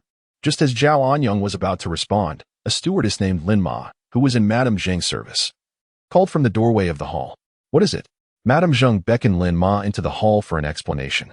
Upon seeing the old matriarch's tear-stained visage, Lin Ma immediately surmised that the elder master had once again visited. She had lost interest in probing the reasons behind the mother-son quarrel, for their mutual affliction required no cause. After greeting the elder matriarch and Zhao Anyang, Lin Ma bowed respectfully. "What has happened?" inquired Madame Zhang. "Is it that the eldest's troublemaking is resurfaced?" Lin Ma shook her head in dismay and whispered to her two masters. "The eldest daughter of the Wei family has been caught in a scandal with the heir of the Tu family today, and this incident has spread throughout the capital." Madame Zhang was taken aback. She had heard of the eldest daughter of the Wei family. Wei Lanji, the most distinguished young lady in the capital, was renowned for her exquisite beauty and exceptional talents. She embodied the essence of grace and intelligence, adorned with praises such as delicate as a flower and wise beyond her years. Yet, it turned out she was nothing but a wanton. Chapter 49. The gifts of Lord Zhao. Matters of clandestine affairs between men and women are hardly fitting topics for gentlemen. Thus Zhao Anyang cleared his throat, intending to merely pay his respects to Madame Zhang before departing. However, the subsequent words of Mama Lin halted Lord Zhao in his tracks. Mama Lin revealed that the Crown Prince of Tushan had ventured into the palace that very day to seek imperial approval for marrying Miss Jiang, only to have his entanglement with Miss Wei come to light. Could it be that Zhao Lingyun's earlier statement bore truth? Yao Anyang found this revelation incredulous. How could the Jiang family be so blind? Where did you hear such news? Madame Zhang, equally incredulous, inquired of Mama Lin. It was reported by Prince Fu. Mama Lin explained, through his chief eunuch, Wang Shunzi, who had spoken of it in a tea house where many had overheard. Madame Zhang, with a look of bewilderment, turned to her second son, exclaiming, "Surely a eunuch would not speak so frivolously? Who would dare fabricate such a tale? What power does Wang Shunzi possess to conjure rumors about the Crown Prince of Tushan?" Zhao Anyang reassured Madame Zhang, asserting that there was likely veracity to the matter. "But she cannot possibly have eyes for the eldest son." Madame Zhang stammered, "Is she not blind or completely lacking in discernment?" Mama Lin, having caught only part of the conversation, was taken aback by the revelation, exclaiming, "Is it true that the one Miss Jiang wishes to wed is our esteemed lord? Where is the eldest lord?" Madame Zhang suddenly jolted, calling out to the door, "Quickly fetch the eldest lord for me." A maid responded affirmatively and hurried towards the northern courtyard. "Mother seeks the elder brother?" Zhao Anyang was momentarily perplexed. How could he possibly go to the Yuan Marquise on his own? Madame Zhang, in a fluster, insisted, "If he is to go, it must be after the imperial decree has been issued. I will take someone to the Yuan Marquise first. Without the decree, you remain without status. Even if the decree for marriage is conferred, until the wedding is finalized, you are merely an outsider to the Yuan Marquise. How can you present yourself there?" The maid returned shortly after, standing at the door to report, "The eldest lord has already left." Madame Zhang was immediately beset by a throbbing headache, lamenting, "How did I bear such a calamity? Why did I choose to give birth to him?" "Mother, I shall take my leave," Zhao Anyang said, unable to remain any longer. It seemed that the union of Zhao Lingyun and Jiang Mingyue was a foregone conclusion, and his son Zhao Qi's hopes of leveraging the influence of scholar who to gain admission to the Wenshang Academy were now dashed. Disappointment weighed heavily on Zhao Er, who merely wished to retreat to his quarters for a moment of solitude. "Very well," Madame Zhang conceded, "you may return. This matter requires a thorough discussion with your wife." Zhao Anyang nodded, offering a respectful farewell to his mother as he exited the hall. Outside, young Miss Zhang stood at the steps with her 4-year-old son, Zhao Qi. Upon seeing Zhao Anyang emerge, tears streamed down young Miss Zhang's face without utterance. "Mother?" Zhao Qi was taken aback. "Why are you crying so?" Zhao Anyang frowned, finding young Miss Zhang overly delicate. Would tears truly aid in his son's educational pursuits? "I dare not disturb mother," little Zhang said, wiping away her tears. "Come, let us speak in our room." Zhao Anyang gently tugged at little Zhang's hand. How could elder brother act in such a manner? Upon exiting the flower-laden gate of the main courtyard, little Zhang immediately voiced her grievances. "Since there is a momentous occasion, why did he not inform us beforehand? I had boasted to my family that my son would surely gain entry into the Wenshang Academy and study under a great scholar. Yet now, all my hopes have been dashed. Elder brother has always conducted himself in this manner. Why are you surprised?" Zhao Anyang remarked. Zhao Qi, bewildered, listened to her parents' conversation and inquired, "Father, what has happened to uncle?" Little Zhang once again bowed her head in tears. Sighing, Zhao Anyang shook his head. Zhao Qi noticed the imprint of a hand on his father's face, and the eldest son of the Duke of Yu clenched his small fists. realizing his father had been bullied by his uncle once more. Bah! In a narrow alley, old Madame Chao silently spat in disdain, questioning the couple's act of feigned pity. Bah! Half an hour later, upon arriving at the residence of Duke On Yuan, Zhao Lingyun received a similar rebuke from Jiang Mingyue. "You rascal!" Upon entering the Duke's residence, Zhao Lingyun's spirits lifted, and he playfully patted Jiang Mingyue's head, instructing Wang Dicai, "The gifts for the old lady and the second young lady are in the carriage. Take some people to assist with the unloading." "Yes, sir," Wang Dicai promptly replied. Outside the grand entrance of the Duke's residence stood a large cart filled with gifts brought by Zhao Dalao, containing a total of 20 boxes. Wang Dicai assessed the load and led a team of 20 servants to assist with the gifts. Just as they were about to commence their task, Zhao Lingyun, accompanied by Jiang Mingyue, dashed out, calling to Wang Dicai, "Do not touch the largest box." The largest box on the cart was deep red, sizable enough to accommodate 2 children of 5 or 6 years. "Jiang Mingyue," Zhao Lingyun called to him as he stood at the entrance with his sleeves rolled up. "This is for your grandmother. Do not just stand there. Come help lift it." Wang Dicai quickly objected. "Oh, my lord. How can I allow you and the young master to do the heavy lifting? I will handle it myself." "Absolutely not," Zhao Lingyun asserted seriously. "This gift is precious. It must not be mishandled.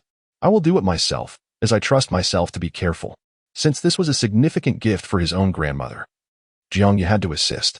The young master of the Jiang family reluctantly descended the steps to help Zhao Lingyun lift the box. Upon grasping it, Jiang Mingyue immediately felt the weight. It was exceedingly heavy, far beyond his strength. "What on earth is inside?" Jiang Mingyue gasped as he struggled to lift the box, unable to suppress his curiosity. "Is it gold?" "Crass!" Zhao Lingyun admonished Jiang Mingyue. Jiang Mingyue was taken aback, surprised to hear Zhao Dalao scold someone else. The remaining boxes were intended for the second young lady, and Zhao Lingyun then called out to Wang Dicai, "Make sure to deliver the gifts to the second young lady." Wang Dicai and the others exchanged glances, perplexed. 20 boxes of gifts, and you send 19 to the second young lady while only 1 to the old lady. "The elderly lady, please take a look." After a brief incense burning, Zhao Lingyun opened the lid of the deep red wooden box in the presence of the old lady and Jiang Mingyue. A jade Buddha, standing half a person tall, suddenly appeared before the eyes of the Jiang family. A sharp intake of breath escaped the old lady. Jiang Mingyue, the mundane, widened his eyes and exclaimed, "How much could this possibly cost?" The jade Buddha, made of jadeite, was about to be touched by Zhao Lingyun, who raised his hand to pat the Buddha's head.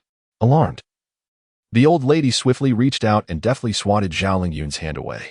How could one dare to pat the head of the Bodhisattva? Chapter 50. The reluctant gift of the elderly lady. Is this something left by your esteemed matriarch? What brings you here? Both Madame Su and Jiang Mingyue inquired simultaneously. Zhao Lingyun slapped Jiang Mingyue aside, pushing him out of the way, and addressed the elderly lady. "Have you noticed it, madam?" "Indeed. This is a treasured relic bestowed upon me by my grandmother." The elderly lady waved her hand dismissively at Zhao Lingyun. "This gift is too extravagant. An old woman like myself cannot accept such a thing." The jade Buddha, depicting a jovial and rotund Maitreya, was exquisitely crafted from a single piece of jade, radiating a magnificent sheen even in the flickering candlelight. It was evidently a priceless treasure. How could the matriarch possibly accept it? This jade Buddha could very well become a family heirloom for the Duke of Yu's estate. "No, you must accept it," Zhao Lingyun insisted. Growing impatient as he shoved Jiang Mingyue away from him, he approached the elderly lady and asked, "Is it that you do not fancy Maitreya?" The elderly lady was taken aback. Could a mere mortal such as herself choose deities to favor? Zhao Lingyun continued, "My mother has a jade Guanyin statue in her chamber. I always thought you might prefer Guanyin, but she refused to part with it." The elderly lady hesitated, pondering whether she ought to thank this young man for considering her feelings regarding such fine possessions. Zhao Lingyun gestured towards the jade Buddha in the grand box, explaining, "My mother had previously requested it from me, but I did not acquiesce. Today, since she has withheld Guanyin from me, I suspect she still harbors resentment over that matter." Jiang Mingyue interjected, "Then why not exchange the Maitreya for her Guanyin?" "Enough. Be quiet." The elderly lady shot a glare at Jiang Mingyue. "Is this conversation sensible? Buddha images are meant to be revered, honored with offerings of incense thrice daily. What nonsense is this about exchanging deities?" Jiang Mingyue replied, "Grandmother, is it not merely a statue? Can we not set this aside for a moment? Is not my sister's situation more pressing?" Zhao Lingyun's eyes sparkled with a sudden thought. "Madam, shall we summon the second young lady, or rather, invite her to discuss matters?" He proposed to the elderly lady. "Get out of my sight." The elderly lady first ordered Jiang Mingyue to leave. "Grandmother, Leave at once. She raised her cane threateningly. Jiang Mingyue fled, cradling his head. For while others might hesitate to act, the elderly lady's cane could indeed descend upon one's head with great force. Sit down, the elderly lady commanded. Lowering her cane and insisting Zhao Xilou take a seat, Zhao Xilou shook his head vigorously. I shall not sit. You must take a seat, madam. The elderly lady gazed at the jade Buddha in the box. Madam, I do not burn incense, Zhao Xilou remarked. This item. The elderly lady abruptly lifted her gaze to Zhao Xilou, her expression darkening, as she prepared to reprimand him for his disrespect towards the deity. Oh no, this Mithreya. Zhao Xilou hastily corrected himself. It has been stored away in the storeroom, gathering dust. The layer of dust on the box is half a foot thick. Madam, surely that cannot be right? The elderly lady's lip twitched in irritation. Is the storeroom never cleaned? How can dust accumulate to such a thickness? Zhao Xilou feigned astonishment. Is the storeroom meant to be cleaned? The elderly lady realized that this young man was clearly oblivious to the responsibilities of managing a household. Moving slowly to the chair, the elderly lady turned and sat down, gazing at Zhao Xilou. Does your grandmother not offer to the Buddha? She inquired, recalling that her late sister Wu was a devout Buddhist. My grandmother, who is indeed does worship the Buddha, Zhao Xilou replied. The Tathagata is as tall as a person. He gestured to indicate his height, adding that the statue is made of white jade. The elderly lady then asked, and what of this Tathagata? Zhao Xilou explained, my mother desires it as well, but before my grandmother passed, she had this statue sent to Biyun Temple outside the city for veneration. A place of public worship is the most suitable sanctuary for a statue of the Buddha. The elderly lady glanced at the Mithreya statue resting nearby on the ground. To leave a Buddha statue gathering dust in a storeroom is surely an act that invites retribution. She thought. She was not afraid that Zhao Xilou was jesting, for his demeanor suggested a lack of faith. Yet, feeling a twitch in her eyelid, she contemplated her routine of burning incense at the temple on the 1st and 15th of each month, lamenting the absence of a Buddha statue in the Yuan Marquis' residence. Should she procure one? However, summoning a deity is far easier than sending one away. Maintaining a Buddha statue is no simple task, requiring the burning of 3 sticks of incense daily. How convenient it is to visit the temple. The expressions on the elderly lady's face shifted dramatically, causing Zhao Xilou to feel a twinge of unease. Could it be that she, like him, did not participate in the rituals? If that were the case, perhaps it would be better to send a cow instead. Or perhaps the second miss would appreciate it. Zhao Xilou ventured to ask. The elderly lady, who had never even entered the temple, scoffed at the notion of gifting her a Mithreya statue. No one is ever convenient. She muttered to herself, ultimately conceding, I shall take care of it. West Tower, I thank you for your grand gift, she told Zhao Xilou, emphasizing the term grand gift with a heavy enunciation.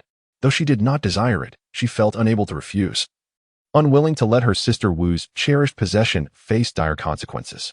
No need for thanks. This is but a trifle, Zhao Xilou replied joyfully, oblivious to the subtleties of the situation. I shall return to the storeroom and see if I can find something else. What do you think of a golden Buddha?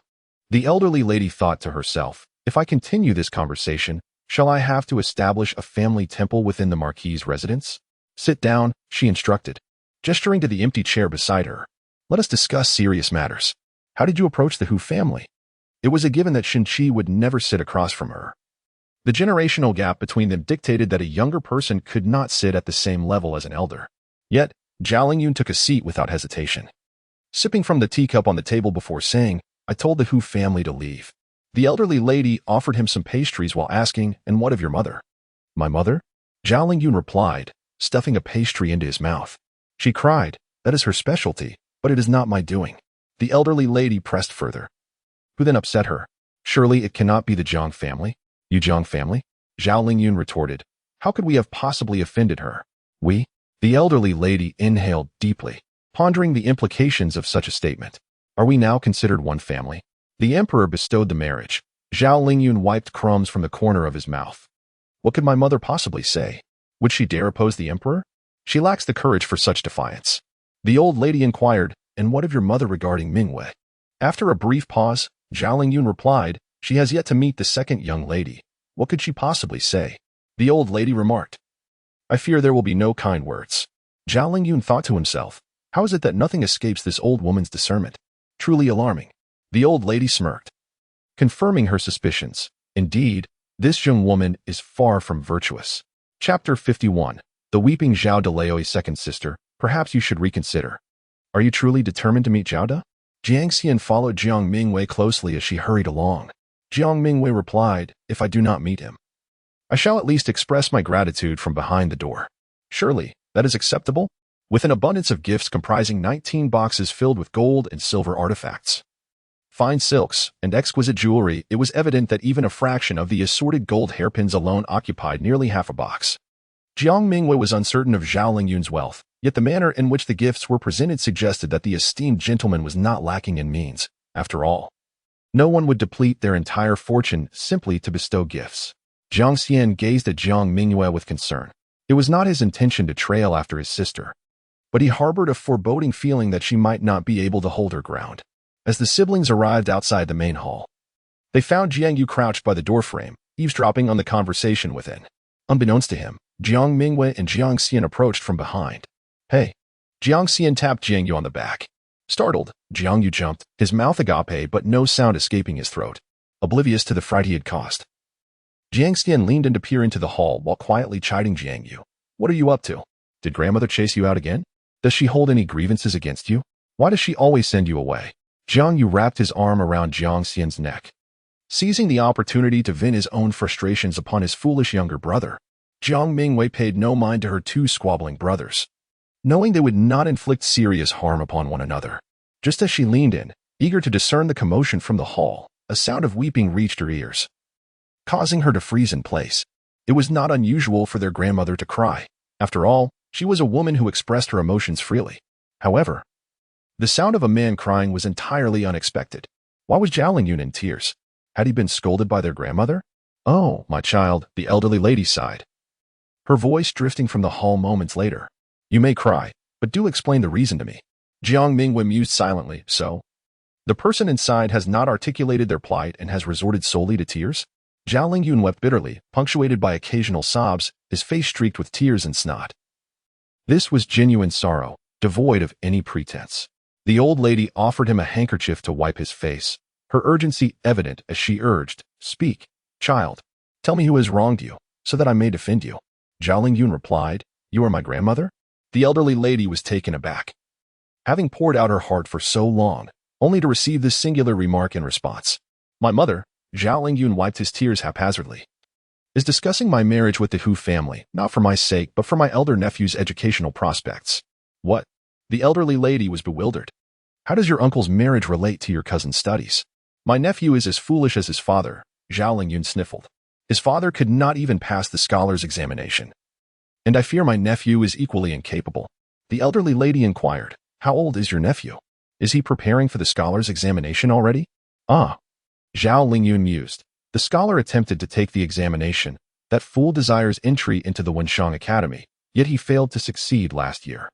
This notion is beyond the elderly lady's comprehension. Isn't it sufficient to simply pay to enter the academy? The old woman questioned, Must one still take an examination?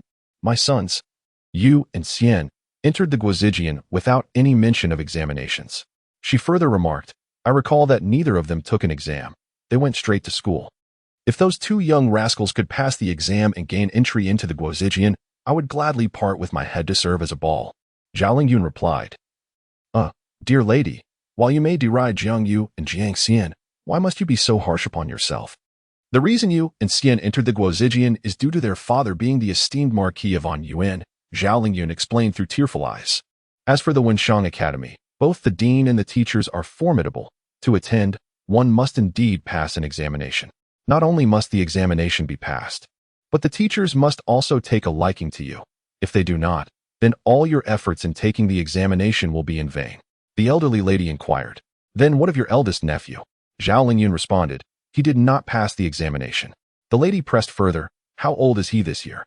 Zhao Lingyun raised 4 fingers and replied, He is 4 years old. A 4-year-old who failed last year could attempt again this year, should he fail again. Next year would still be an option, a reasonable mindset for any normal individual. Yet the elderly lady did not share this perspective. Slamming her hand on the tea table, she declared, If your eldest nephew cannot excel in his studies, then 3 years foretell his future. He's already 4. Zhao Lingyun, having found a kindred spirit, gazed at the elderly lady with tear-filled eyes. If you were to wed Miss Hu, would the Hu family assist in securing your nephew's admission into the Wenshang Academy? At this moment, the elderly lady grasped the situation, It appeared that that woman, Jiang, regarded her eldest son's marriage as a transaction. Indeed, Zhao Mingyue nodded. The elderly lady shook her head, murmuring, "It is not that I wish ill upon her, but surely that miss who possesses some merit, otherwise, no young lady, even if not from the Hu family, would remain unmarried." Zhao Mingyue was taken aback, as he had not considered this angle. "Your mother truly bears the burden for you." The elderly lady felt a pang of sympathy for Zhao Mingyue. Regardless of Jiang's feelings, he is still your own son, is he not? Marriage is a lifelong commitment. And you would barter your son's future for the sake of the younger generation? Enough, let us cease our tears, the elderly lady said, using her handkerchief to dry Zhao Mingyue's tears. In the future, should you require assistance, do not hesitate to seek me out. Your grandmother, old lady Wu, may have departed, but I, old lady Su, am still here. Thank you, dear lady. Zhao Mingyue expressed his profound gratitude. After the passing of his grandparents, he believed there would be no one left who would unconditionally dote on him and shield him. Yet now, someone like the elderly lady had emerged in his life, an unthinkable notion, but she was indeed there to protect him. Outside, Jiang Mingyue stepped back a few paces, silently turning to depart. Jiang Yu and Jiang Xian exchanged glances before following Jiang Mingyue. Upon exiting the courtyard, Jiang Xian raised his hand to point towards the northeastern corner where the kitchen was located, saying, "The chimney is smoking. Dinner must be nearly ready. Go away." Jiang Yu kicked her foolish younger brother aside, her brow furrowed with concern as she spoke to Jiang Mingyue. "I never expected that Zhao Da's mother would treat him so poorly." Jiang Mingyue replied, "Weren't you calling him Brother Xilou before?" While Jiang Yu did not find it peculiar to address him in such a manner herself, the words Brother Xilou, when uttered by Jiang Mingyue, sent shivers down her spine. "What brother?" exclaimed the affluent Jiang Da. "From this day forward, I shall refer to him as Zhao Da, Zhao Da, Zhao Da, Zhao Da. So what?"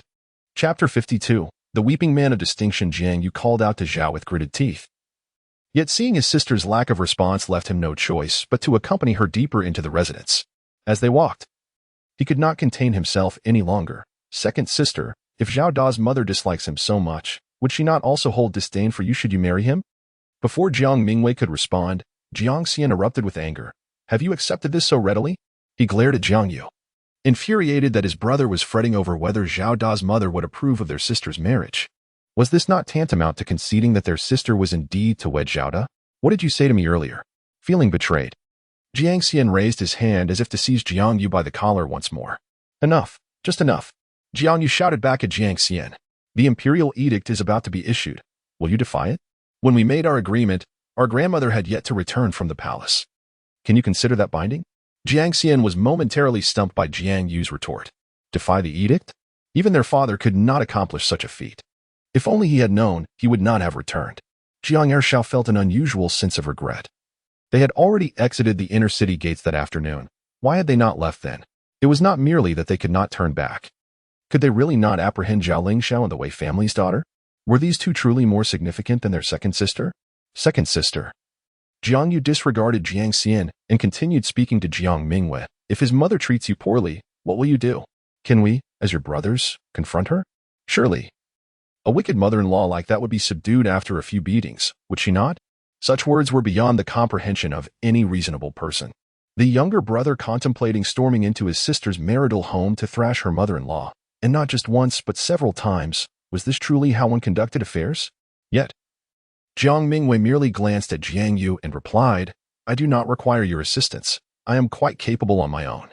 Indeed, if it came to physical confrontation, Jiang Ershao believed she could certainly hold her own against her brother. "What do you intend to do? Are you truly going to fight?" Jiang Yu inquired. "Why would I fight? The matter has yet to unfold," Jiang Mingyue answered. "Is this not a case of being prepared for unforeseen circumstances? If we wait until we are wrong to act, will it not be too late?"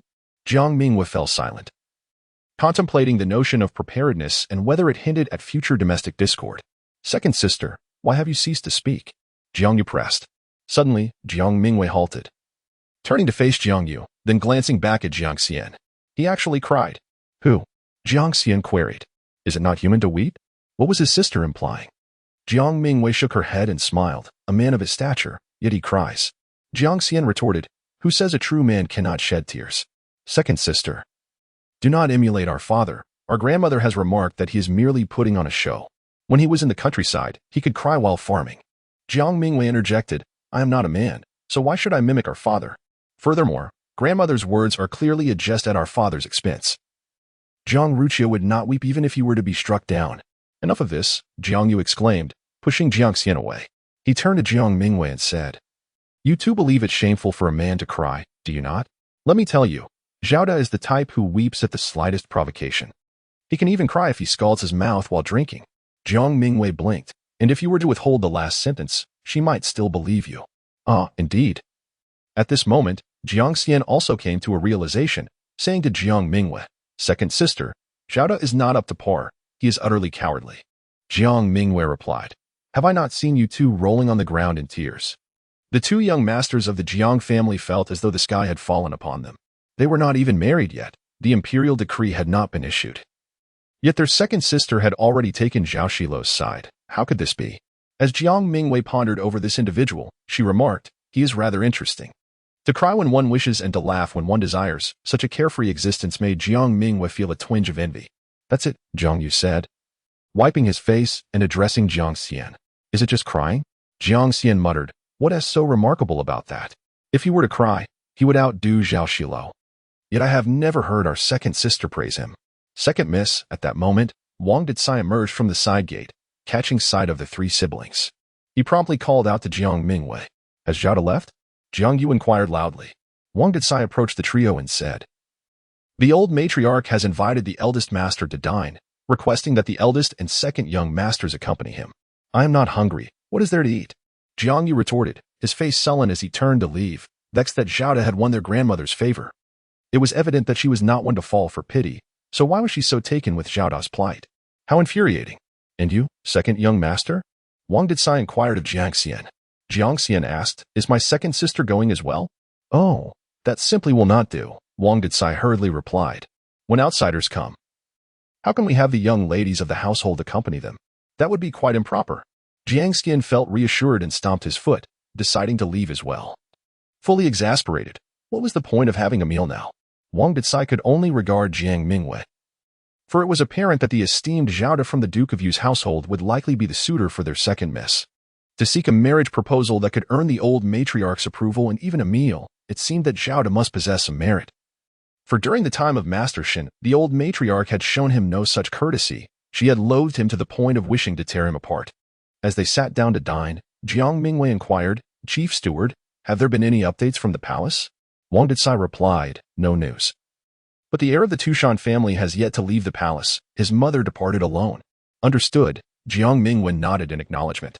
"Madame Hua has not returned yet." Wang Dicai added, "The Hu family has summoned doctors again, this time 3 of them. How do you know this news, Chief Steward, if Madame Hua is still absent?" Jiang Mingyue questioned, eyeing Wang Dicai, who seemed adept at gathering information, concealing his talents well. Wang Dicai glanced around cautiously, ensuring no one was within earshot. Before quietly confiding in Jiang Mingyue, "Second miss, I know the head of the guards for the Hu family's estate. We served in the military together." Jiang Mingyue replied, "Are you quite close with him?" The old matriarch clearly stated that all the brothers of our chief steward in the military have perished. The relationship is rather ordinary. Wang Dicai remarked, "That fellow is a coward. I have saved him several times before." Jiang Mingyue responded, "A life-saving grace cannot be deemed an ordinary relationship." "Can it?" The 4th young lady of the Hu family, as he described, is a frail one. Wang Dicai whispered to Jiang Mingyue at her stepmother's home. "There is a young master who adores her, bestowing upon her the finest gifts every time." Jiang Mingyue replied, "That gentleman also studies at the National Academy. Perhaps the young master is acquainted with him." Wang Dicai continued, "That gentleman is named Guan Yi." Chapter 53, a pitiful individual as it turns out, upon observing this cousin. The 5th miss quietly remarked to Jiang Mingyue that she and this young gentleman, Wang Difei, are indeed closely related as cousins, unlike the 4th miss, who is but a sickly creature. The matriarch of the Hu family, along with both the 5th miss and the Guan family, surely cannot hold any affection for the 4th miss. It is more likely that they harbor a deep-seated disdain for her. "I see," Jiang Mingyue replied. However, her own 2nd miss responded rather coldly, questioning why one could not even feign sympathy for the unfortunate Hu 4th Mississippi. Yet, Wang Difei remained unfazed. He was well aware that his esteemed young lady was a delicate soul, and the 2nd miss was not inclined to offer such kindness. Wang the steward had grown accustomed to it. Thus, Wang Difei stated, There is no issue between Master Zhao and the Hu 4th Mississippi. Jiang Mingyue smiled at this. It was evident that the steward was speaking on Zhao Lingyun's behalf. And Wang Defei's remarks suggested that Zhao Lingyun had indeed won the favor of her esteemed matriarch. With Wang Defei's words, he managed to elicit a smile from his second miss, and the steward hurried off to attend to his duties. The matriarch was preparing a feast for the esteemed guests who were to grace their home. Merely slaughtering a few chickens would not suffice.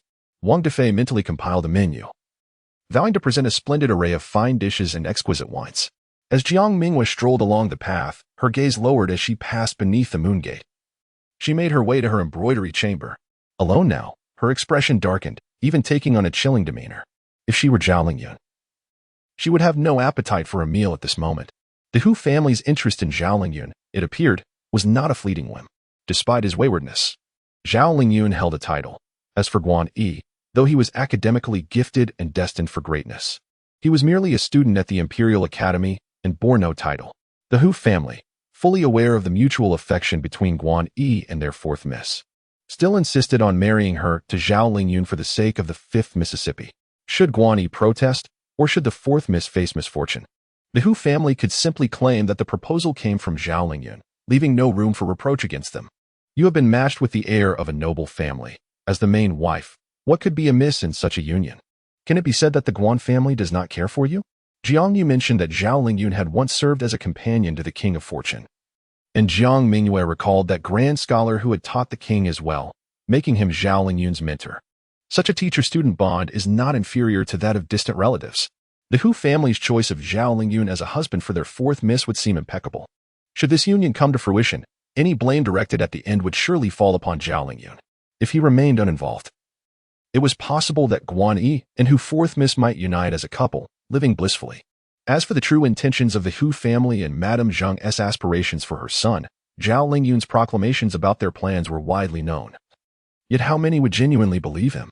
The Hu family, a lineage of scholars and refined individuals, and Zhao Anyang, regarded by Madame Zheng as a promising and filial son. What reputation does Zhao Lingyun possess in contrast? Jiang Mingyue discerned that Zhao Lingyun's current predicament bore a striking resemblance to her previous life, wherein he was the malevolent force that ruined the auspicious unions of others. In her previous life, Zhao Lingyun never encountered Jiang Mingyue, nor did she meet the old matriarch, let alone the imperial decree of marriage. It seemed she was destined to wed Miss Husi instead. However, Jiang Mingyue shook her head. Miss Husi had a heart already claimed, and she held little regard for her own life. A woman willing to end her own existence for love was undoubtedly resolute. Could Miss Husi treat Zhao Lingyun kindly if she were to marry him? Absolutely not. What a pitiful soul, she mused. Sister. The fleeing Jiang Xian caught up with Jiang Mingyue outside the embroidery house. Upon seeing Jiang Xian's flushed face, Jiang Mingyue inquired, "Is there yet another incident?" "And why has returned?" Jiang Xian replied. "I overheard her speaking with grandmother. Miss Husi attempted to take her own life by jumping into a pond." Jiang Mingyue was taken aback. Is the young lady's only act of defiance to end her own life? Dead? Jiang Mingyue asked. Jiang Xian shook his head. She was saved in time. She did not perish. And what did grandmother say? What could she say? She is a Hu, not a Jiang. Why should she concern herself with whether the girl lives or dies? All she remarked was that the girl was unfortunate and left it at that. Jiang Mingyue pinched the bridge of her nose. Indeed, Miss Husi was pitiable. Zhao was so startled that he dropped the teacup in his hand. Jiang Xian added, I told you he is useless. He was frightened by a situation where no one even died. And what was his response? Jiang Xian shrugged. He claimed it was none of his business, that he was wronged. Oh, and he cursed the Hu family for being inhumane, forcing their own daughter to contemplate death. He wondered how he had not noticed before that Hu Quancha was such a foolish old man, unable to protect his own granddaughter, while his words held some truth. Jiang Mingyue furrowed her brow. She sensed that this matter was far from resolved. Grandmother had mentioned that the Hu family would certainly seek another match for Miss Husi. Jiang Xian continued. Grandmother also said that no one else could assist. Miss Husi must rely on herself. Jiang Mingyue fell silent, pondering how a frail young woman, seemingly overlooked at home, could possibly rely solely on herself. Sister, Jiang Xian tugged at Jiang Mingyue's sleeve. His expression complex. Zhao is swearing an oath to grandmother, declaring that if he ever treats you poorly, he shall be struck by lightning. Jiang Mingyue did not take such oaths seriously. Thus, she merely smiled at her brother's words. One must live their own life. Relying on the fortunes or misfortunes of others to dictate one's own fate was folly. Go speak with him, Jiang Mingyue instructed Jiang Xian. He has endured grievances today. Also, please convey my gratitude for his gift. Reluctantly, Jiang Xian protested. How could he eat when he had to face Zhao Xilou? Just help me, Jiang Mingyue softly pleaded, lowering her voice. Fine, fine, I'll go, Jiang Xian relented, turning to flee. His sister's demeanor was something he was unaccustomed to. May there be no further troubles, Jiang Mingyue silently wished before her embroidery house. Sister. Jiang Yu barged into the courtyard, calling out loudly. Jiang Mingyue pondered. In her previous life, none of her wishes had come to fruition. How is it that in this new existence, things remained unchanged? At the Sihai Trading Company, Jiang Yu rushed to Jiang Mingyue, panting heavily, and exclaimed, The Sihai Trading Company is on fire. Jiang Mingyue raised an eyebrow, questioning whether Zhao Lingxiao could truly be so foolish. To set fire to the Sihai Trading Company now would be akin to broadcasting one's own guilt. Was this not a blatant signal to Emperor Dongxing that she was apprehensive about his scrutiny of the trading company, thus revealing her close ties to it? Chapter 54. Whether as a concubine or a servant sister, I shall visit the Sihai Trading Company. Jiang Yu could no longer suppress her curiosity for the spectacle and conveyed the news to Jiang Mingyue, who was eager to leave. Wait. Jiang Mingyue abruptly seized Jiang Yu's arm, saying, You are not permitted to go anywhere. Instead, stay home and dine with grandmother. Jiang Yu retorted, Are we dining with grandmother? Or with Zhao Da? I refuse to go. Jiang Mingyue shot a glare at Jiang Yu, noting that Xian Gu had already departed. What? Jiang Deshao's youthful face, still tinged with purple, twisted in dismay. Didn't we agree to ignore Zhao Da from now on? That rascal Jiang Xian has betrayed us again. You should go as well, Jiang Mingyue insisted. The more, the merrier at the dinner table. I will not go, Jiang Yu reiterated. Jiang Mingyue glanced at her sister. You seem quite eager to watch the fire burn. Have my affairs become insignificant to you? When have I ever neglected your matters? You cause me far more worry than eldest sister. Jiang Yu firmly rejected Jiang Mingyue's claim. He had never fretted over Jiang Yue, but rather dedicated his concerns to Jiang Mingyue. Then help me understand Zhao Xilou better, Jiang Mingyue suggested. The fire at the Sihai Trading Company has nothing to do with me. I know Zhao Da all too well. We often indulge in merriment together. Sister, what do you wish to know? Just ask me. As soon as the words slipped from his mouth, Jiang Yu regretted them, questioning why he had divulged so much about Zhao Lingyun to his sister. This fellow merely indulged in feasting and revelry. He has never engaged in serious matters, Jiang Yu asserted. Is that so? Jiang Mingyue nodded. I too indulge in feasting and merriment. I have never engaged in serious matters either. Jiang Yu, exasperated, retorted. You cannot be compared to him. You are not the same at all. Go on. Jiang Mingyue made it clear that she would not heed Jiang Yu's objections, persistently urging him on. The art of persuasion exhibited by the second Miss Jiang was indeed a true inheritance from old Madame Su. Her relentless coaxing, infused with emotion, was such that if one did not acquiesce, she might well shed tears to sway them. Unable to withstand his grandmother's tactics, Jiang Yu found himself incapable of resisting his sister's urgings. This was not merely a request. His sister was pressing for his very life. All right, I shall go. I shall go. Jiang Deshao hastily dashed away. If he delayed further in dining, his sister's next move would surely involve weeping to their grandmother to lodge a complaint, a fate he could not bear. As the thought of tears crossed his mind, Jiang Yu suddenly realized that his sister could indeed cry at will, her tears flowing as freely as if they were of no consequence. Zhao Lingyun possessed a similar trait. His eyes seemed to have a valve, allowing him to cry at will. Jiang Yu, in a moment of panic, pondered the striking resemblance between the two. With Jiang Yu dispatched to the old lady, Jiang Mingyue allowed her smile to fade. She plucked a leaf from the rosebush before her, crushing it in her hand until it was unrecognizable. It is not Zhao Lingxiao, Jiang Mingyue mused. Zhao Lingxiao would not be so foolish. The Qiao father and son have gone to the Sihai Trading Company. How could the tradesmen dare to set fire under their very noses? This must be. Jiang Mingyue turned her gaze towards the imperial palace. This must be the decree of Emperor Dongxing, with the Qiao family acting under orders. As for why the emperor chose to incinerate the Four Seas Trading Company, a cold smile lingered on Jiang Mingyue's lips. It seemed the emperor wished to avoid wasting time, directly attributing a crime to Zhao Lingxiao. The Qiao father and son, with their swift actions, could thoroughly search the trading company and then set it ablaze, thus securing tangible evidence. Regardless of whether this evidence could convict the Tushan king and his son, Zhao Lingxiao would find himself at a loss for words. Why would you burn the Four Seas Trading Company? Jiang Mingyue stood before her embroidery building, gazing in the direction of the imperial palace, which was, in truth, beyond her sight. The enclosed courtyard, surrounded by walls, offered her only a glimpse of the sky above. What actions would the emperor take next? A massacre was unlikely. After all, royal relatives were safeguarded unless guilty of treason, possessing a token of immunity. Thus, confining Zhao Lingxiao within the capital, under the emperor's watchful eye, was indeed within his capabilities. Would Zhao Lingxiao be unable to return to his Tushan manor, doomed to remain in the capital? Jiang Mingyue was startled to realize that in this life, she had merely intercepted a letter intended for Wei Lanji. While Zhao Lingxiao's path was no longer as straightforward as in his previous life. You may stay in the capital, the emperor of Dongxing said, looking down at Zhao Lingxiao, who knelt before him. It is not that I do not trust you, but I must also silence the censors at the Yushitai. Unless the matter of the Four Seas Trading Company is thoroughly investigated, they will not let you off the hook. Zhao Lingxiao lowered his head, pondering how the affairs of the Four Seas Trading Company related to the censors, even if they had a duty to supervise and investigate the officials. When had the emperor of Dongxing ever feared the Yushitai? It was merely an excuse. Zhao Lingxiao bowed his head in submission, saying, I shall obey your command. The emperor did not allow Zhao Lingxiao to rise, asking, And what of the young lady from the Wei family? What are your intentions? Zhao Lingxiao remained silent. The emperor pressed further, I only ask if your heart is set upon her. In hesitation, Zhao Lingxiao pondered how to respond to satisfy the emperor. If he confessed his affection for Wei Lanji, would the emperor permit him to wed into the Wei family? The emperor added, If it is merely the Wei lady's infatuation, then you need not concern yourself. Let the Wei family manage their own affairs. Zhao Lingxiao raised his gaze to the emperor, a look of pity evident in his expression, as he declared, Your Majesty, I cannot bear to see your perish. The emperor coldly replied, Affection and compassion are two different matters. Think carefully before you speak to me.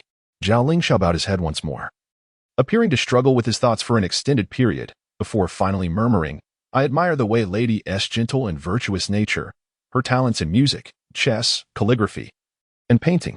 Ah, the emperor remarked, and yet you seek to marry the Jiang lady? Pray tell, what is it that you admire in her? Zhao Lingxiao answered, It was my folly to presume your intentions, and for that, I deserve the severest of punishments.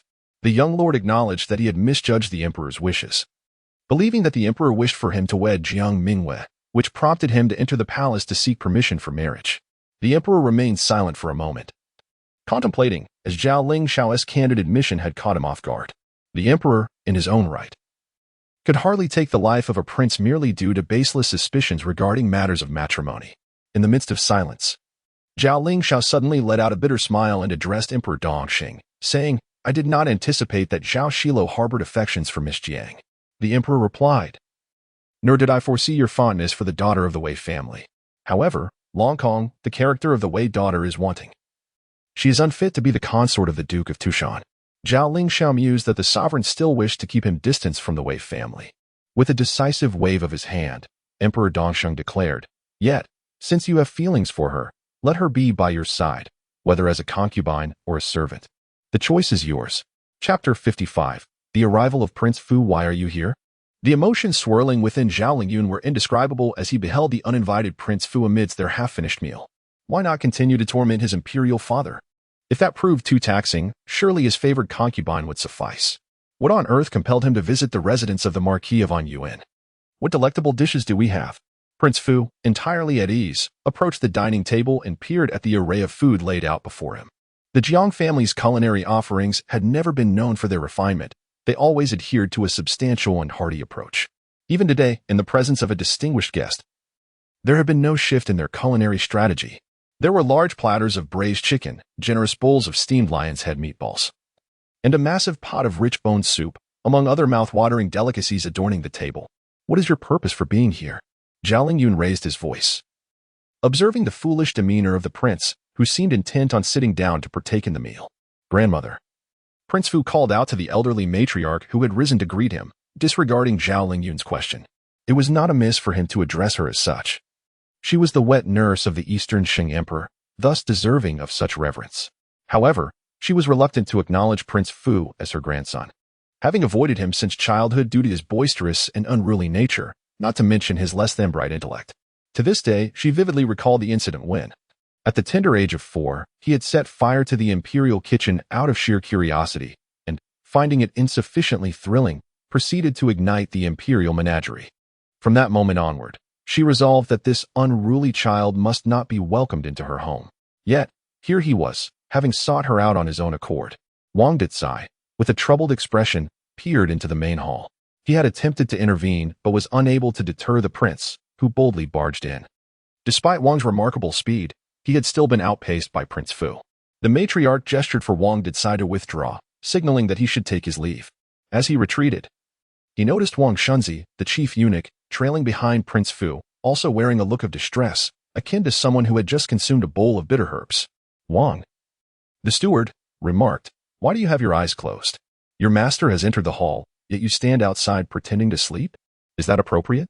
Wang Shunzi, reluctant to engage in conversation, merely squinted. Had he committed a crime by following his master into a private residence?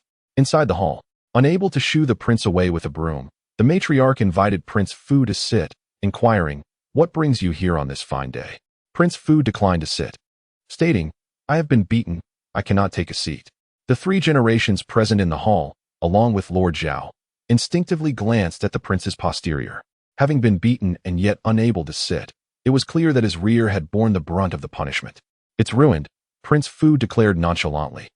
"My father always beats me with great severity." Zhao Lingyun expressed disbelief. "If your backside is truly injured, how can you still run about?" Prince Fu retorted, "Why do you concern yourself with my backside?" Zhao Lingyun replied, "Who on earth cares about your backside?" "I am hungry," Prince Fu added. "Then you shall stand and eat."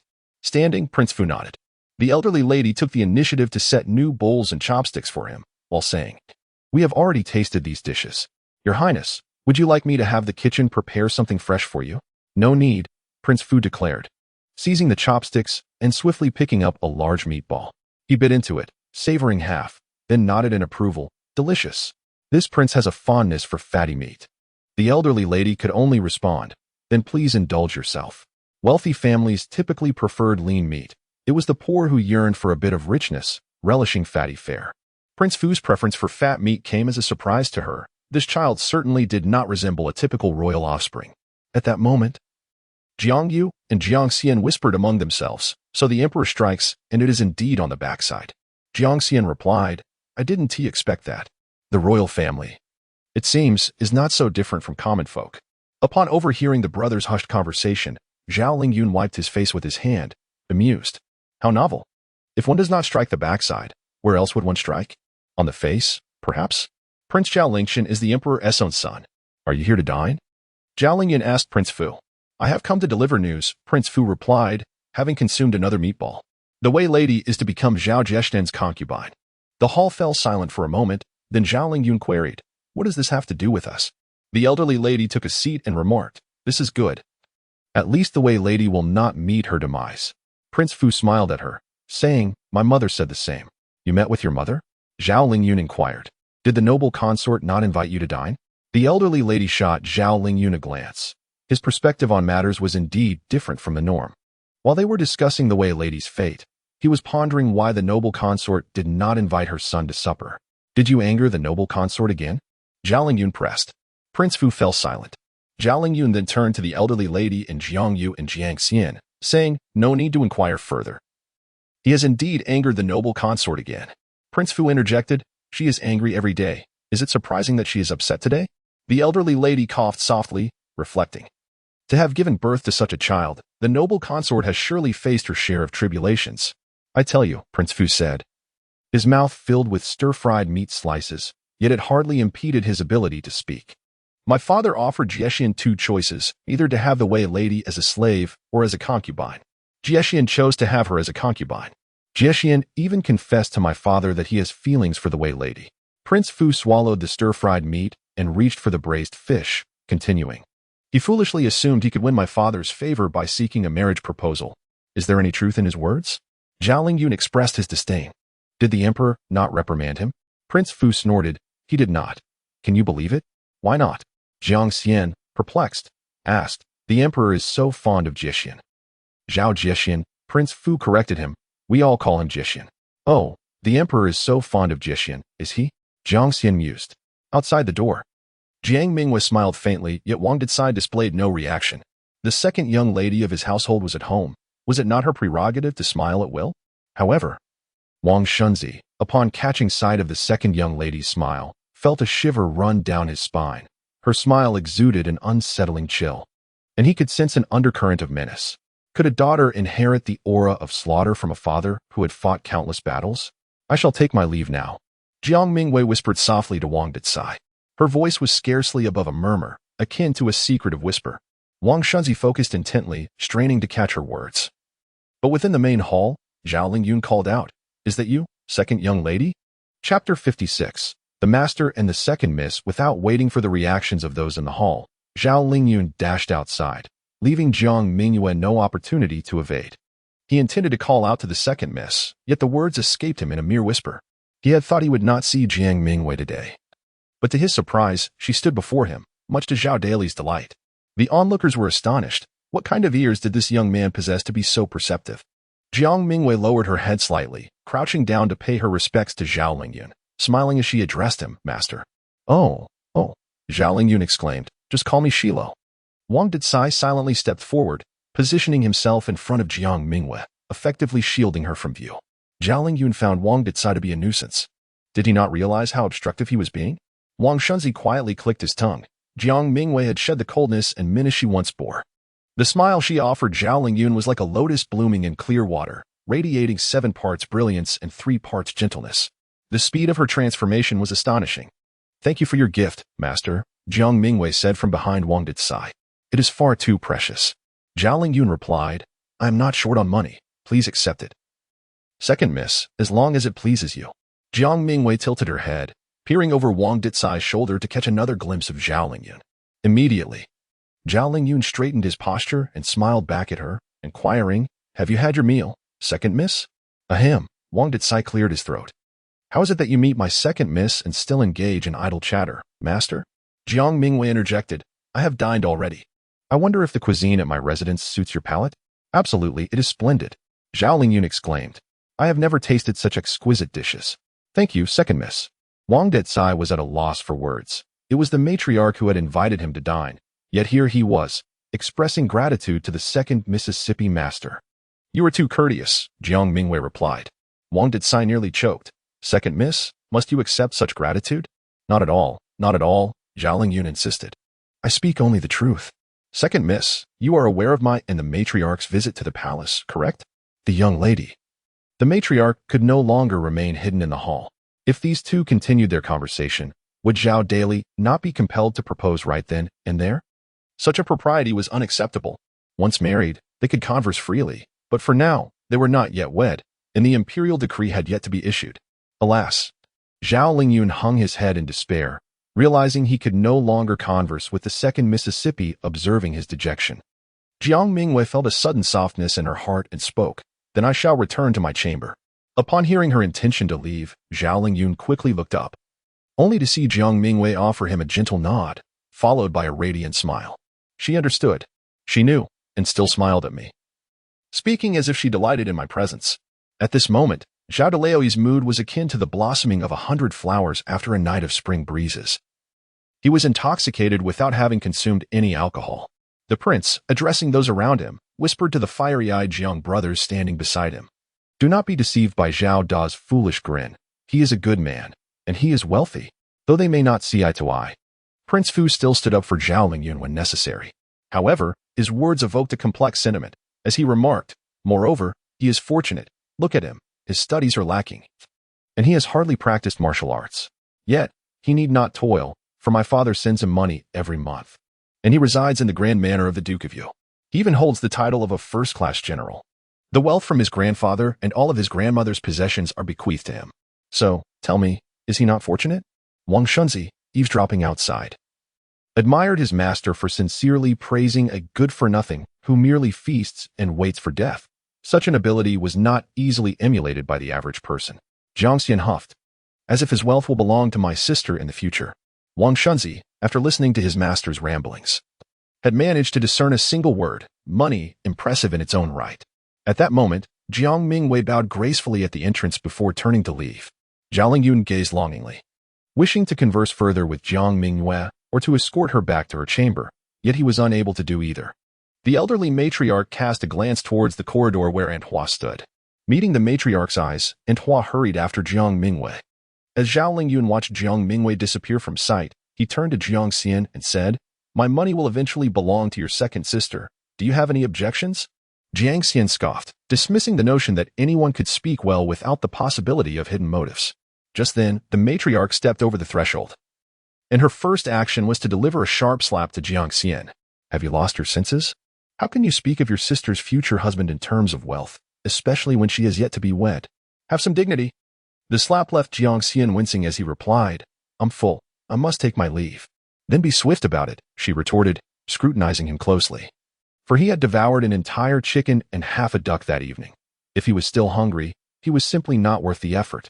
Jiang Xian dashed away, while Jiang Yu remained, pondering whether, had it not been for Zhao Lingyun, his second sister would have ended up married to Zhao Lingxiao. This scoundrel, who clearly favored the woman from the Wei family, intended to wed his sister. Would he treat her well if they were to marry? Impossible, Jiang Yu thought. Yet as he looked at Zhao Lingyun, the latter suddenly appeared more agreeable. At least Zhao had affection for his sister, which prompted him to seek her hand in marriage, did it not? "Come, let us continue our meal," the matriarch called to Prince Fu and Zhao Lingyun. "Here, one must eat to their fill." Prince Fu, without hesitation, returned to the square table, standing as he adeptly picked up a saltwater boiled shrimp with his chopsticks. The shrimp, river shrimp to be precise, was boiled in clear water and savored with a dip of soy sauce. Such a dish is not unfamiliar within the palace. Yet the Prince of Fortune found the saltwater shrimp from the Jiang family particularly delectable. "It is truly delicious," he remarked to the matriarch. Outside, Wang Dicai inquired of Wang Shunzi, "Is it that your prince cannot find a good chef?" Wang Shunzi rolled his eyes at Wang Dicai. "Our chefs at the Prince of Fortune's residence are all imperial chefs. Does he truly believe the emperor does not care for his son?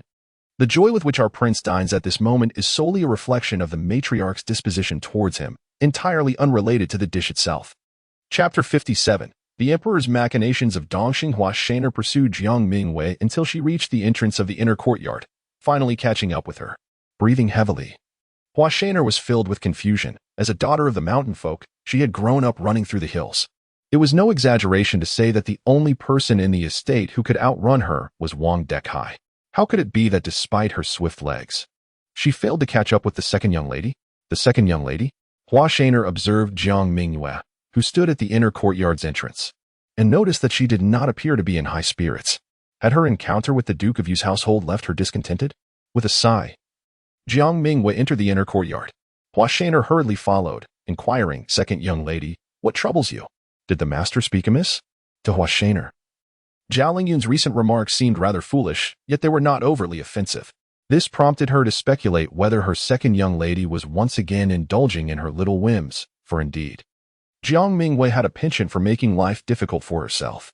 "No," Jiang Mingyue replied, "I am merely contemplating how to live a stable and peaceful life. A desire for a tranquil existence is commendable. Who does not yearn for a life of stability?" Hua Shaner found herself perplexed as to why Jiang Mingyue appeared so tormented by this aspiration.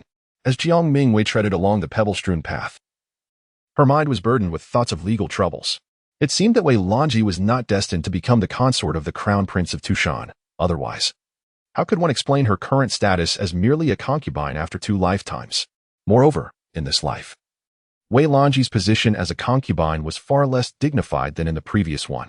In her past life, Jiang Mingyue had played the role of a villain, while Wei Lanji was portrayed as a pitiable woman who had been wronged, marrying Zhao Lingxiao out of genuine affection.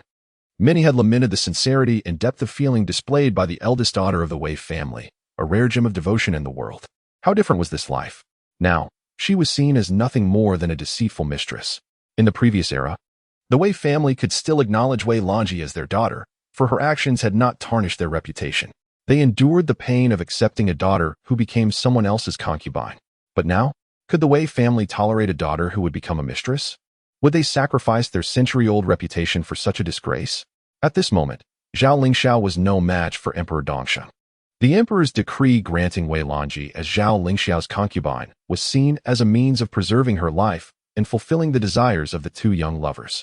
However, in reality, even if the Wei family, out of respect for the imperial command, could not take Wei Lanji's life, they could not sever ties with her. Yet, would the Wei family ever draw close to Zhao Lingxiao, the man who had seduced their young lady? If they did draw close, Would not the world accuse Wei Longji of enticing Zhao Lingxiao at her family's behest and permission? The Wei family of Tongzhou could not endure such a disgraceful reputation. Let us entertain another hypothetical. What if the Wei family genuinely favored Zhao Lingxiao? Yet, they shunned military power, and the head of the family, Wei Hong, was a chancellor. His influence could only assist Zhao Lingxiao within the political arena. Chancellor Wei could advocate for the Tushan prince's estate, and his students could do the same. He might even open doors for the Tushan prince's estate regarding political matters. But now, what was the situation? On the surface, it is certainly not feasible to assist covertly. Do you take the emperor for a fool? Or do you regard your adversaries as blind, unable to forge an alliance? One must consider the potential fate of the Wei family should Zhao Lingxiao rise to power. The Tongzhou Wei clan would thereafter be nothing but adversaries to both the Tushan royal family and Zhao Lingxiao. The emperor's bestowal of a concubine serves no purpose for Wei Longji and Zhao Lingxiao's eyes. Instead, it merely adds another relentless enemy to the Tushan royal family and Zhao Lingxiao. Jiang Mingyue paused before her embroidery pavilion, genuinely in awe of the Eastern Qing emperor. A reverence that was impossible to feign. She pondered whether this was what they termed the cunning of emperors. Anhua accompanied Jiang Mingyue to the entrance of the pavilion. Yet regardless of her inquiries, the second young lady remained silent, which left Anhua in a state of trepidation. What calamity had befallen? Just as Anhua prepared to seek the matriarch, Jiang Mingyue turned to her, prompting Anhua to halt, cautiously calling out, "Second young lady?" Jiang Mingyue inquired. "Did my grandmother send you?" Anhua quickly replied, "Yes, second young lady. Your marriage is evidently nearing a conclusion, and according to tradition, once betrothed. The couple must not meet, lest it lead to..." Anhua abruptly realized her blunder, questioning why she had broached such a topic. Especially since her young lady had just met with Master Zhao and even conversed with him. What will it lead to? Jiang Mingyue pressed. Anhua decisively changed the subject, saying, "Second young lady, I have undertaken a matter in secrecy from the matriarch." "What matter?" Jiang Mingyue queried, accustomed to Anhua's penchant for intrigue, having witnessed her scheming even in their prior life at the Tushan royal residence. Anhua glanced around carefully before whispering, "I bribed a servant from the Hu family." "What is your intention?" Jiang Mingyue asked. "I instructed the servant to find a way to inform the fourth young lady that her engagement to Master Zhao is null and void, urging her not to fall for the schemes of her stepmother and sister." Jiang Mingyue regarded Anhua, blinking in surprise. The fourth young lady is unaware? She is certainly in the dark. Consider, if she were to learn the truth, would she not despair? In the confines of the family estate, it is easy to be kept in ignorance. Reflecting on this, Jiang Mingyue acknowledged the truth in Anhua's words.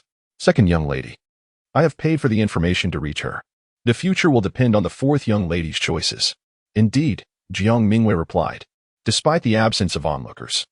Anhua lowered her voice further, stating, "If the fourth young lady resigns herself to fate, her stepmother will undoubtedly seek another match for her. Should that occur, she cannot blame anyone but herself for her lack of ambition."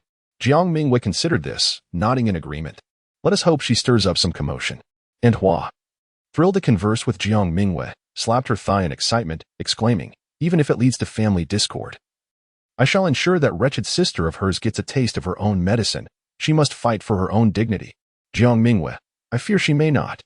Anhua's expression instantly turned blank. "Oh, let it be as if I had lost money, wasted my kindness in vain.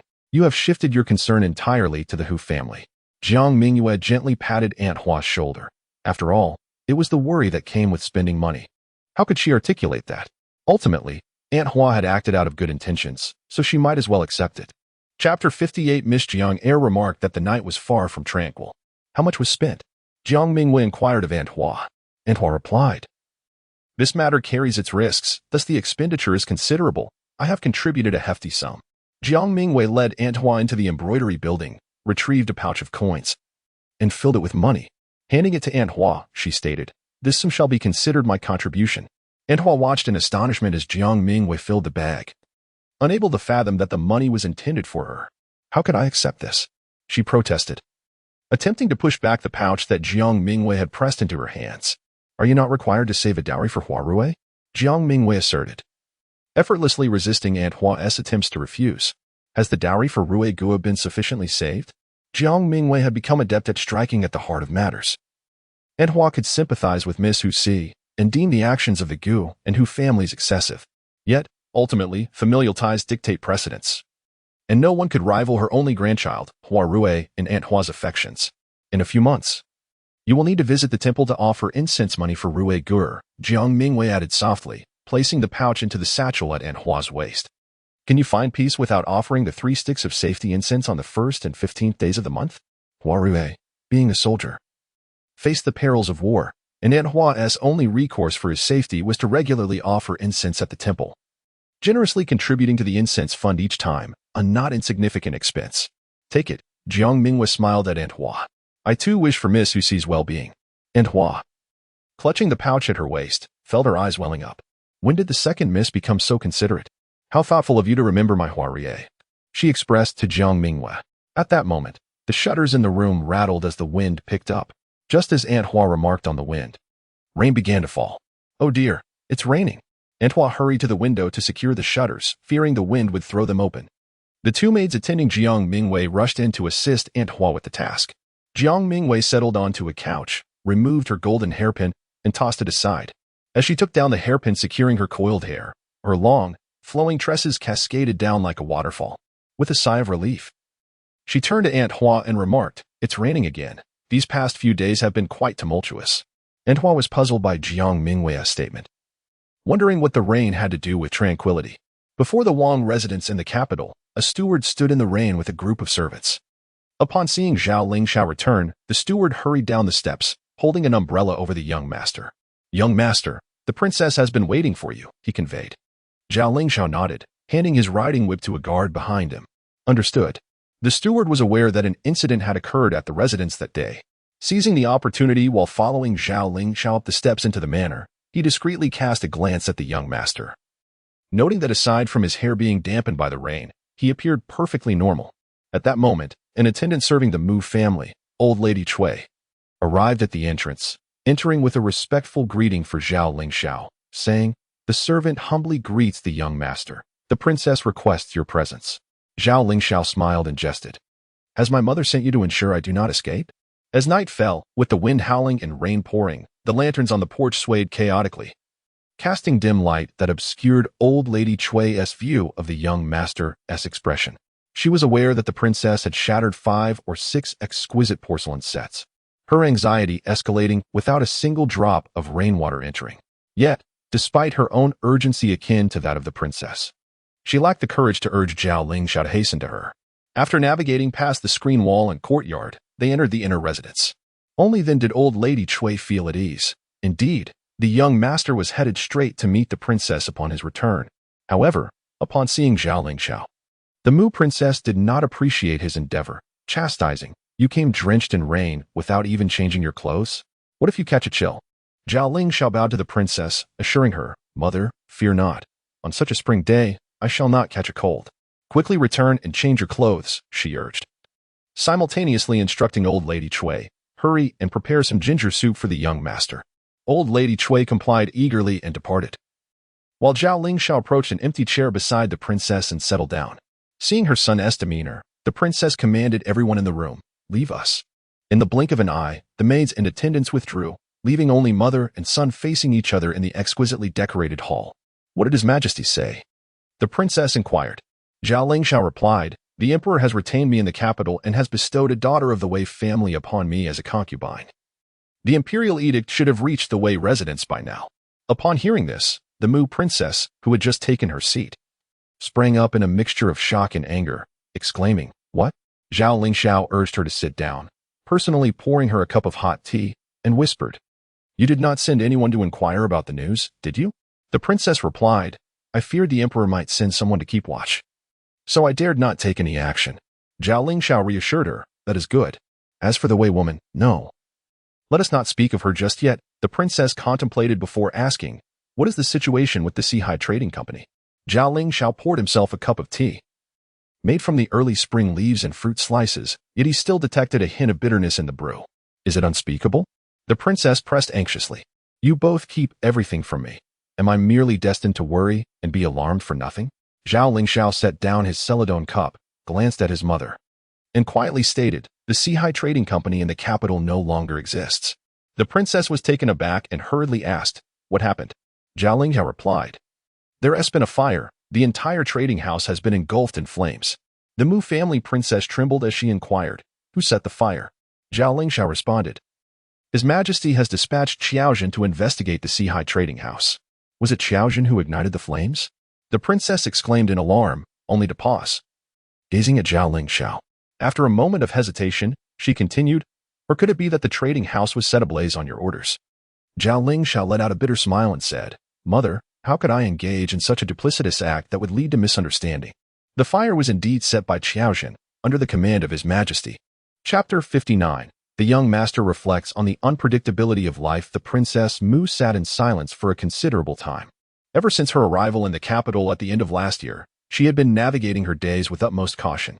It was not that the Princess Mu wished to defend herself. Within the confines of this royal residence, she scarcely dared to raise her voice. Yet, what was the situation now? Despite her meticulous demeanor, the emperor had not spared her son. What was to be done? The princess inquired of Zhao Lingxiao.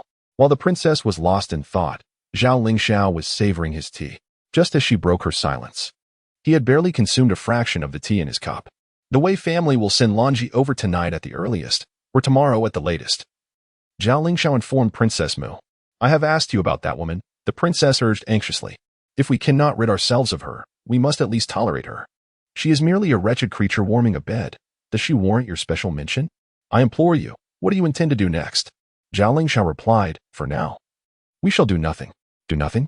The princess echoed. So you will merely linger in the capital? We must not provide the emperor with further excuses, Zhao Lingxiao said softly. There is no need for you to worry, mother. I have matters well in hand. This implied a desire for her to refrain from interference, and the princess sighed lightly. Changing the subject, she asked, what about the Jiang family? Zhao Lingxiao appeared somewhat taken aback, glancing at the princess before responding, Miss Jiang heir is to wed Zhao Xilou. The princess nearly dropped her cup again. What sort of family is the Jiang family? They are but humble farmers. For her to marry you is a tremendous stroke of luck for Jiang Mingyue. Does she dare to be choosy? You have seen the pretense of old Madame Su in the palace. She is feigning madness to humiliate you. The more she spoke, the more agitated she became. Her son, a figure praised by all, akin to a celestial being, had today been insulted by a peasant woman. How could she possibly endure such indignity? Were it not for the palace's constraints, the princess exclaimed angrily, I would not let that old hag off easily. A woman of such little worth could be dealt with swiftly. Zhao Lingxiao set down his celadon teacup with a measured clink, as the princess prepared to continue her tirade. The sound silenced her, and she gazed at Zhao Lingxiao, her expression one of profound grievance, her eyes glistening with unshed tears. Old Madame Su was a foster mother to the emperor and had once saved his life. Zhao Lingxiao regarded his mother with kindness, though his tone was serious as he cautioned, Mother, you should choose your words carefully. The Princess Mu leaned back, her lips trembling in disbelief. And yet, she has not insulted you? Does she require a slap to your face for it to count as an affront? Zhao Lingxiao chuckled gently. She merely wishes for her granddaughter not to marry. How is that an insult? Miss Jiang heir is unmarried, Zhao Xilou is unwed. And the emperor has not permitted the marriage. What humiliation lies within these circumstances? Princess, how could the Jiang family choose Zhao Xilou? What is he even worth? Zhao Xilou is not even comparable to a single finger. No, not even a strand of hair from his son. Perhaps, at this moment, Zhao Lingxiao still smiles and softly remarks, the old lady merely wishes for the second miss to not be treated as a pawn. The princess is taken aback. Being the wife of Zhao Xilou, the heir says, at the very least, she will be free from worries about food and clothing, and can live a life of stability. There is nothing wrong with that. The princess falls silent for a moment, then suddenly sneers again, saying, very well, my son is broad-minded. I shall wish the second Miss Jiang a peaceful life ahead. However, the old lady from the Duke of U.S. household is not easy to deal with. I hope the second Miss can win her favor. The Madame Zheng of the Duke of Yu's household is known for favoring her second son over her first. This is well known. What kind of good life can Jiang Mingyue expect after marrying Zhao Xilou, a person scorned by his own mother? Princess Mu is waiting to see. Zhao Lingxiao calmly states, since I am fated to have no relationship with the second Miss Jiang, please do not mention her again, mother. Fine. The princess coldly replies, I only hope she does not come to regret it in the future. Zhao Lingxiao rises, remarking that it is getting late, and bids farewell. Rest? The princess interjects, the Wei family is sending that wretched girl over soon, isn't she? Zhao Lingxiao responds, Lonji is a concubine. How could I trouble mother to stay up waiting for her? Princess Mu hesitates, then asks, should we prepare some gifts for the Wei residents? Zhao Lingxiao shakes his head. indicating it is unnecessary. The princess retorts, she is still the legitimate daughter of the Wei family. Could she really be sent over in just a small sedan chair without any fanfare? Zhao Lingxiao replies, Mother, it is already a blessing that she is alive. It is fortunate enough that Wei Longji is alive. What more could she desire in terms of grandeur?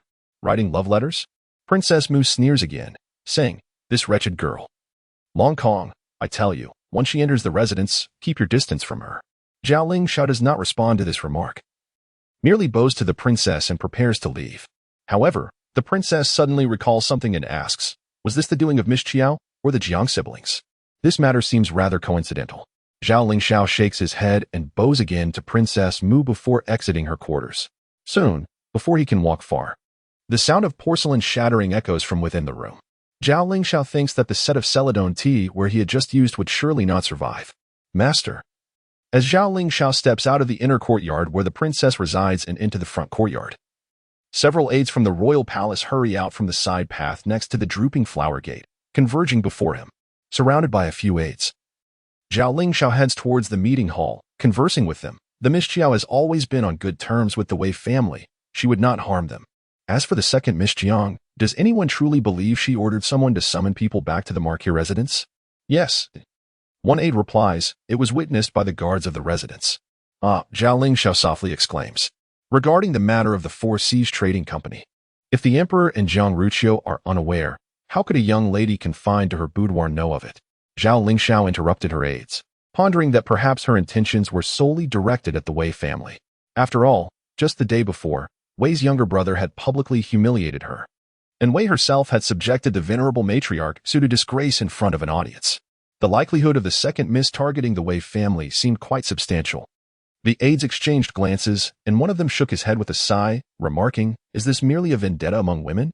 If such matters were to lead to the loss of the Four Seas Trading Company for the Tushan Wangfu, an establishment with an extensive network across the realm, it would be truly lamentable. Zhao Lingxiao sighed and responded, the affairs of the world seldom unfold as one desires. There is no need for you all to take it too much to heart. Chapter 60. Fate plays a role in success in the journey of life. A significant portion of our achievements is often dictated by fate. For Zhao Lingxiao, while he executed the affairs of the Four Seas Trading Company with a commendable precision of 70%, the elusive 30% of fortune remained absent, leading to the company's downfall. Though sheltered by an umbrella, raindrops still splashed into Zhao Lingxiao's eyes. As the young lord lowered his head momentarily, a staff member behind him quietly remarked, Your Highness, the East Palace summoned the imperial physician 2 hours ago. Zhao Lingxiao paused, recalling that he was still in the palace 2 hours prior, when a eunuch had entered the hall to whisper something to Emperor Dongxing. It seemed evident that the eunuch's report concerned the ailing crown prince Zhao Lingji. Turning to glance at the speaking aide, Zhao Lingxiao replied, The crown prince is under divine protection. He shall be well. This statement was merely acknowledged by a few aides, for within the entirety of the Tushan Wangfu, how many truly wished for the crown prince's survival? The discussion regarding Prince Fu's whereabouts was limited to a single remark about him visiting the Yuan Marquis' residence. Indeed, Zhao Lingxiao murmured, indicating his awareness. The discourse surrounding Prince Fu barely warranted further attention. Who would linger on the plight of one afflicted by mental illness? Meanwhile, Prince Fu, standing at the entrance of the Yuan Marquis' residence, glanced at the pouring rain and the waterlogged streets, muttering, Perhaps it would be better for me to stay at the Marquis' residence tonight. The two young masters of the Marquis' household, Jiang Yu and Jiang Xian, along with Wang Difu and the rest of the household staff, regarded Prince Fu with expressions of indifference. Who are you? Are you well acquainted with the Yuan Marquis' residence? Wang Shunzi, feeling the discomfort of being unwelcome, pondered why their master, who had committed no wrongdoing, evoked such disdain wherever he went. Let us go, Zhao Lingyun interjected impatiently. You've come just for a free meal, yet you aspire to stay at the Marquis' residence? Lodging at it incurs charges, but this is the Marquis' house. How much do you intend to pay for your stay, Your Highness? Prince Fu retorted, The maidservants wouldn't charge me. The crowd exchanged glances, contemplating whether the prince intended to impose upon their hospitality. Wang Shunzi finally spoke up, Master, let us return. You've donned your raincoat. Do I resemble a fisherman in this attire? Prince Fu quipped. Zhao Lingyun replied, Why do you bring fishing into this? Jiang Yu interjected. Who says a fisherman must wear a raincoat?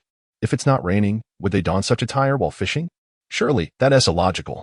Curiously, Prince Fu asked, Brother Yu, Have you ever encountered a fisherman? Jiang Xian responded, my grandparents were engaged in fishing. The elderly matriarch Wu Ti have rowed a boat to fish. Nor could she have rescued the nearly drowned Emperor Dongsheng. Didn't he your family used to farm? Prince Fu inquired. Jiang Xian countered, who says farming precludes fishing? With a clap, Prince Fu exclaimed, indeed. How delightful that my grandparents were fishers too. That's so amusing. Jiang Yu eyed Prince Fu warily and asked, what are you planning? Prince Fu replied, let us go fishing together another day. As a prince, you have invited 2 elderly gentlemen and 2 young masters from the Yuan Marquis to engage in fishing. The occurrence of such an invitation perplexed most present.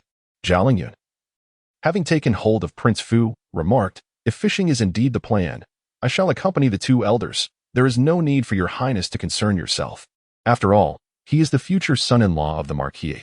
The onlookers were left in a state of bewilderment. Is this fishing venture truly unavoidable? Where are we headed? Prince Fu queried loudly as Zhao Xilou led him down the steps. Zhao Xilou remained silent. Where else could they possibly go but to escort this foolish prince back to the royal residence? Brother Xian, I am taking my leave, Prince Fu called out, warmly waving farewell to Jiang Yu and Jiang Xian. I shall visit again another day. Enough, let us depart, Zhao Xilou declared, striking Prince Fu's horse with his whip. Exasperated by the prince's incessant chatter, the steed neighed twice and galloped forward, bearing Prince Fu away. Your Highness. Wang Shun hurriedly followed with the others from the palace, urging, hold the reins tightly, be careful not to fall. As they left, Zhao Xilou nonchalantly waved to Jiang Yu and Jiang Xian, stating, I will return another day. Watching Zhao Xilou depart with his entourage, Jiang Xian turned to his brother, did you notice that Zhao spoke the same words as the prince? What did they say? Fishing? Jiang Yu replied. Wang Detsai sighed. Both the elder and the prince mentioned coming back another day. Zhao Xilou has a title. Why must the prince also return? Jiang Yu inquired. Wang Detsai replied, why not ask why the prince visited our residence today? Why is a prince so leisurely? The others looked at Jiang Yu, suggesting that such inquiries would best be directed to the emperor himself, as mere commoners could not fathom such matters. Jiang Xian pointed to his own head, saying, did he not just mention his mental affliction? Jiang Yu coughed. Did he say that? Indeed, he did. I would not falsely accuse him, Jiang Xian asserted. The crowd was taken aback. Who would openly claim to have a mental disorder? Truly, Prince Fu was no ordinary man. Additionally, Jiang Xian remarked, was he not injured in his posterior? How can he ride a horse yet not sit on a stool? Upon returning home, Jiang Yu chose to overlook his younger brother's query and first greeted Jiang Xian before addressing Wang Detsai. It's quite late. I doubt anyone else will arrive. Please close the main gate. Why concern oneself with Prince Fu's posterior? Ah, indeed, Wang Detsai promptly agreed. Once the 2 young masters had departed, Wang Detsai observed the gatekeeper closing the main gate, when suddenly a sense of unease washed over him.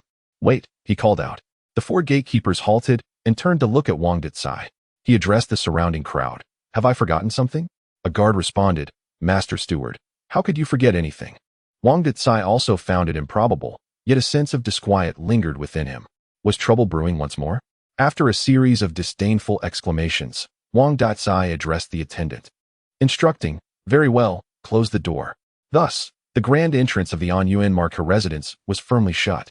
The night watchmen took their posts as Wang Detsai commanded the others. Those who wish to rest may do so. Disperse now.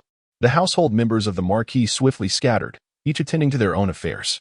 Wang Detsai scratched his head, meandering past the bluestone screen wall, making his way toward the main courtyard, pondering whether he had overlooked any important matters. Was there something I should have done today but failed to accomplish? Meanwhile, in the main courtyard, the matriarch prepared to visit Jiang Mingyue's embroidery studio. Aunt Hua, standing before her, inquired, Madam, at such a late hour, do you still intend to seek out the second young lady? The West Building has already sent her 19 boxes of gifts. Should I not go and see? The matriarch, leaning on her cane, retorted. Will I allow her to simply keep those? You know well who Jiang Mingyue is. She lacks the ability to manage her affairs. Chapter 61. Miss Jiang not in the house. Aunt Hua. Shall I keep it for the second miss then? As the elderly matriarch leaned on her cane and stepped outside, she remarked, I shall add it to her dowry later. This girl's future remains uncertain, and it troubles me greatly. Aunt Hua reassured, not to worry. The second miss is quite clever. The matriarch grasped Aunt Hua's hand, gently patting her arm, and said, I truly have something to discuss with you. Aunt Hua promptly replied, What is it, my lady? I would like you to accompany Mingyue to the Duke of Yu's residence. the matriarch whispered. With you by her side, I shall feel more at ease. Anhua was taken aback. If you are unwilling, then disregard my request, the matriarch added. Anhua was well aware of the matriarch's character. If she said to forget it, then it would indeed be as if the request had never been made. After a moment of contemplation, Anhua said, Very well, I shall accompany the second Mississippi. I've heard that the old lady in that household is quite formidable. We cannot allow the second Miss to be bullied. The matriarch patted Anhua's arm once more, a silent gesture of gratitude exchanged between the two. You won't have to accompany her for long, the matriarch continued. Once Rij marries and his children, you will attend to him. When the time comes, you shall return to me, as we have promised to grow old together. Anhua chuckled, responding, My lady, you shall live forever. Why speak of growing old? Ah. The matriarch replied, To never age nor die would make one a monster. We shall not engage in such pursuits. Fate has already been ordained by the heavens, and we must not contest it. Very well, Anhua acquiesced. I shall not contest it. I will return and grow old alongside you. As they conversed, they exited the room, and Wang Dicai approached, informing the matriarch, My lady, the doors of the residence have been securely locked. The matriarch inquired, Did the prince and the gentleman from the west wing depart in good spirits? Recalling the words exchanged by the two, Wang Dicai's expression stiffened slightly. Yes. They left without incident. He chose not to mention fishing, fearing it might suggest to the matriarch that her hardships were unending. Hearing that they had left without further incident, the matriarch felt reassured and told Wang Dicai, You have worked hard today. You should rest now. Wang Dicai sighed. My lady, where are you headed? I am going to see the second girl, the matriarch replied as she walked. Dicai, please send someone to the Duke of Ning's residence tomorrow to inform our elder aunt about the second girl's situation. We wouldn't want her to be anxious, worrying about the second girl's predicament. Wang Dicai nodded. Understood, my lady. I shall dispatch someone first thing in the morning. As the matriarch began to speak about their elder aunt's sister, she suddenly paused, realizing her own words. Oh dear, Wang Dicai thought. Understanding why he felt a sense of unease, the elder master had yet to return. What is it? The elderly lady has yet to comprehend the situation. Wang Dicai exclaimed, Madam, the old master has not returned. The elderly lady sighed, realizing she had forgotten about her husband. What? Anhua was the first to express concern. It's already late into the night. Where could the old master be? Wang Dicai replied, The old master left the city and returned too late. The city gates are shut, and he has been barred from re-entering. The elderly lady inquired, Does he have money with him? If the old man carried money, there would be no cause for alarm. Unable to enter the city, he could simply find an inn to spend the night outside. Wang Dicai turned to Anhua. Did the old master take any money? Anhua, eyes wide with disbelief, retorted, How can you ask me? I haven't seen the old master today. I shall go search for him, Wang Dicai declared, his expression serious. On such a rainy night, could they allow the old master to remain outdoors? How will you exit the city? Anhua questioned loudly. The gates are closed. Those outside cannot enter, yet you believe Wang Dicai can leave? The elderly lady interjected. The old master wouldn't leave the city. He is preoccupied with matters concerning the second young lady. If he left, how would he gather news? Wang Dicai said. He must have heard about the second young lady's situation by now, so why hasn't he returned? The elderly lady, with a stern face, replied, How would I know? What more could Wang Dicai say? They were all in the dark. Let us send people to search, Anhua urged Wang Dicai. It is late, and the rain continues. We must find the old master quickly. Wang Dicai hurried off to gather a search party. Meanwhile, Anhua remained anxious with the elderly lady, saying, It is so late. The old master cannot be in any trouble, can he? The elderly lady exhaled. What trouble could he possibly encounter? Thieves cannot see him. Have no worries. Anhua remarked. It is insignificant, utterly unremarkable. One wonders if the old master's abilities could be considered extraordinary. At this moment, the elderly lady sought to console herself. Among their entire family, only 3 had remembered that the old man had not returned home.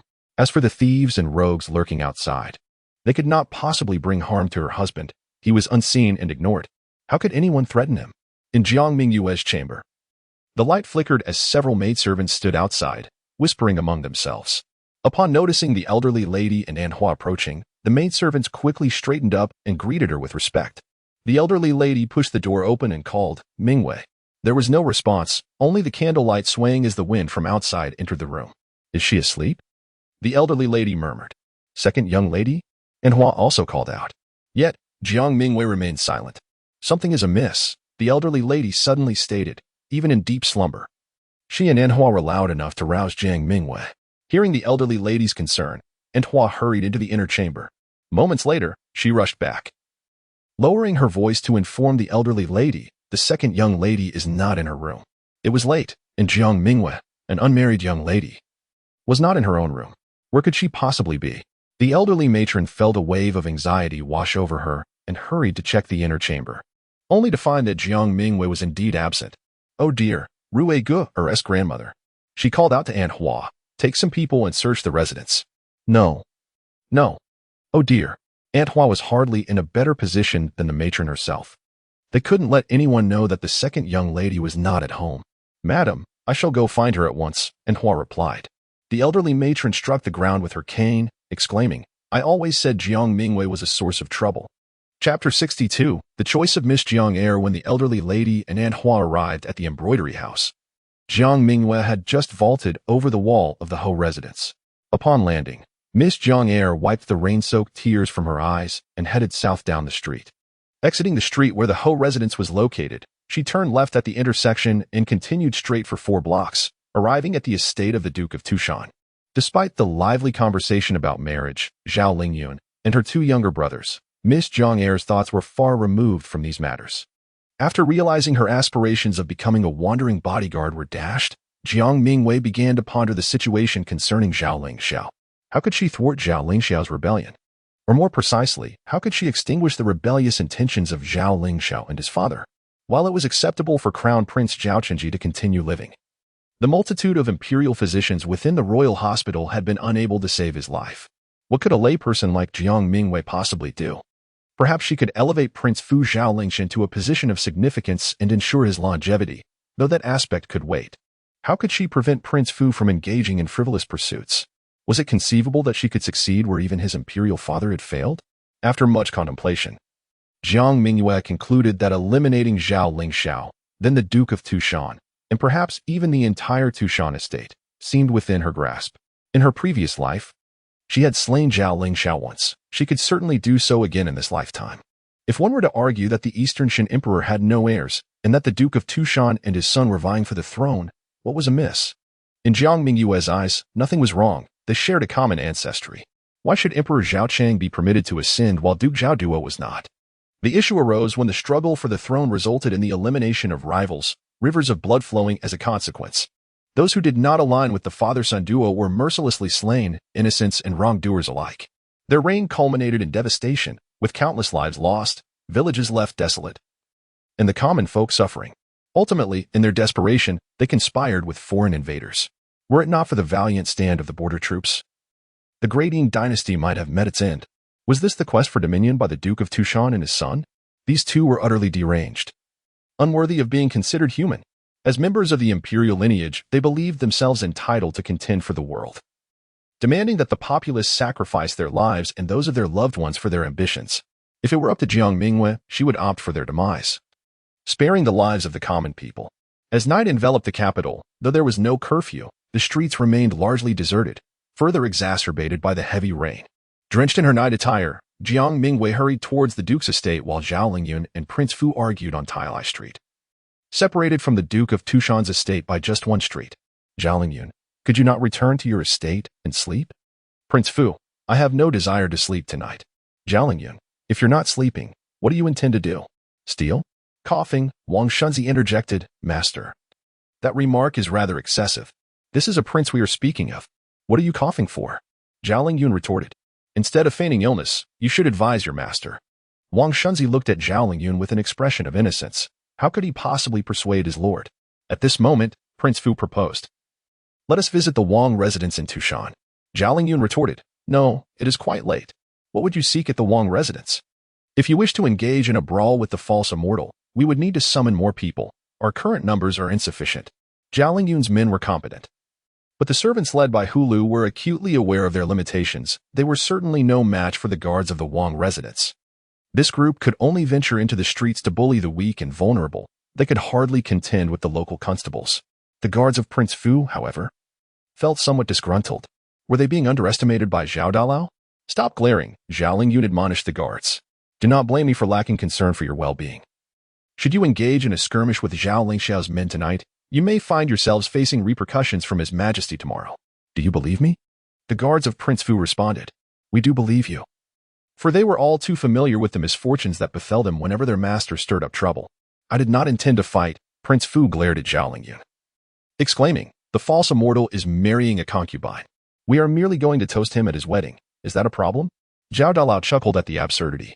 Will the false immortal truly invite us to celebrate his wedding? My lord, what are you thinking? Are you not afraid he might poison our drinks?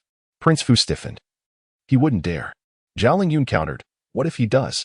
Wang Shunzi, who stood nearby, hesitated to speak but restrained himself. Is there a need to marry a concubine? That is reserved for a legitimate wife. And a wedding feast? Bringing a concubine into the residence is a discreet affair. Why would there even be a wedding feast?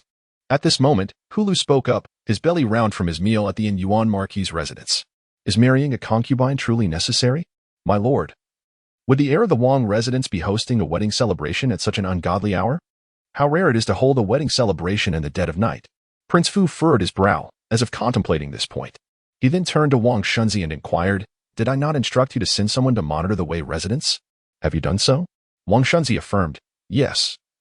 I dispatched someone early this morning. Zhao Lingyun, puzzled, asked, What purpose do you have in watching the Wei residence? Prince Fu replied, To see when the Wei family sends out their young lady. Zhao Lingyun then asked Wang Shunzi, Has that person returned with news? Wang Shunzi quickly shook his head. Not yet. Then let us depart. Zhao Lingyun gestured, addressing Prince Fu, If you wish to partake in the false immortal's wedding feast, we shall have to wait until tomorrow. Look, someone is approaching. Hulu pointed eastward and called out. The members of both households turned to follow his gesture, spotting a sturdy man in short attire hurrying towards them. Who is that? Zhao Lingyun inquired. Wang Shunzi squinted, and as the man drew closer, the chief eunuch's expression turned grim as he announced. It is the person assigned to watch over the Wei residence. Prince Fu immediately perked up. As the man arrived and prepared to bow to his master, Prince Fu raised a hand, joyfully exclaiming, No need for formalities.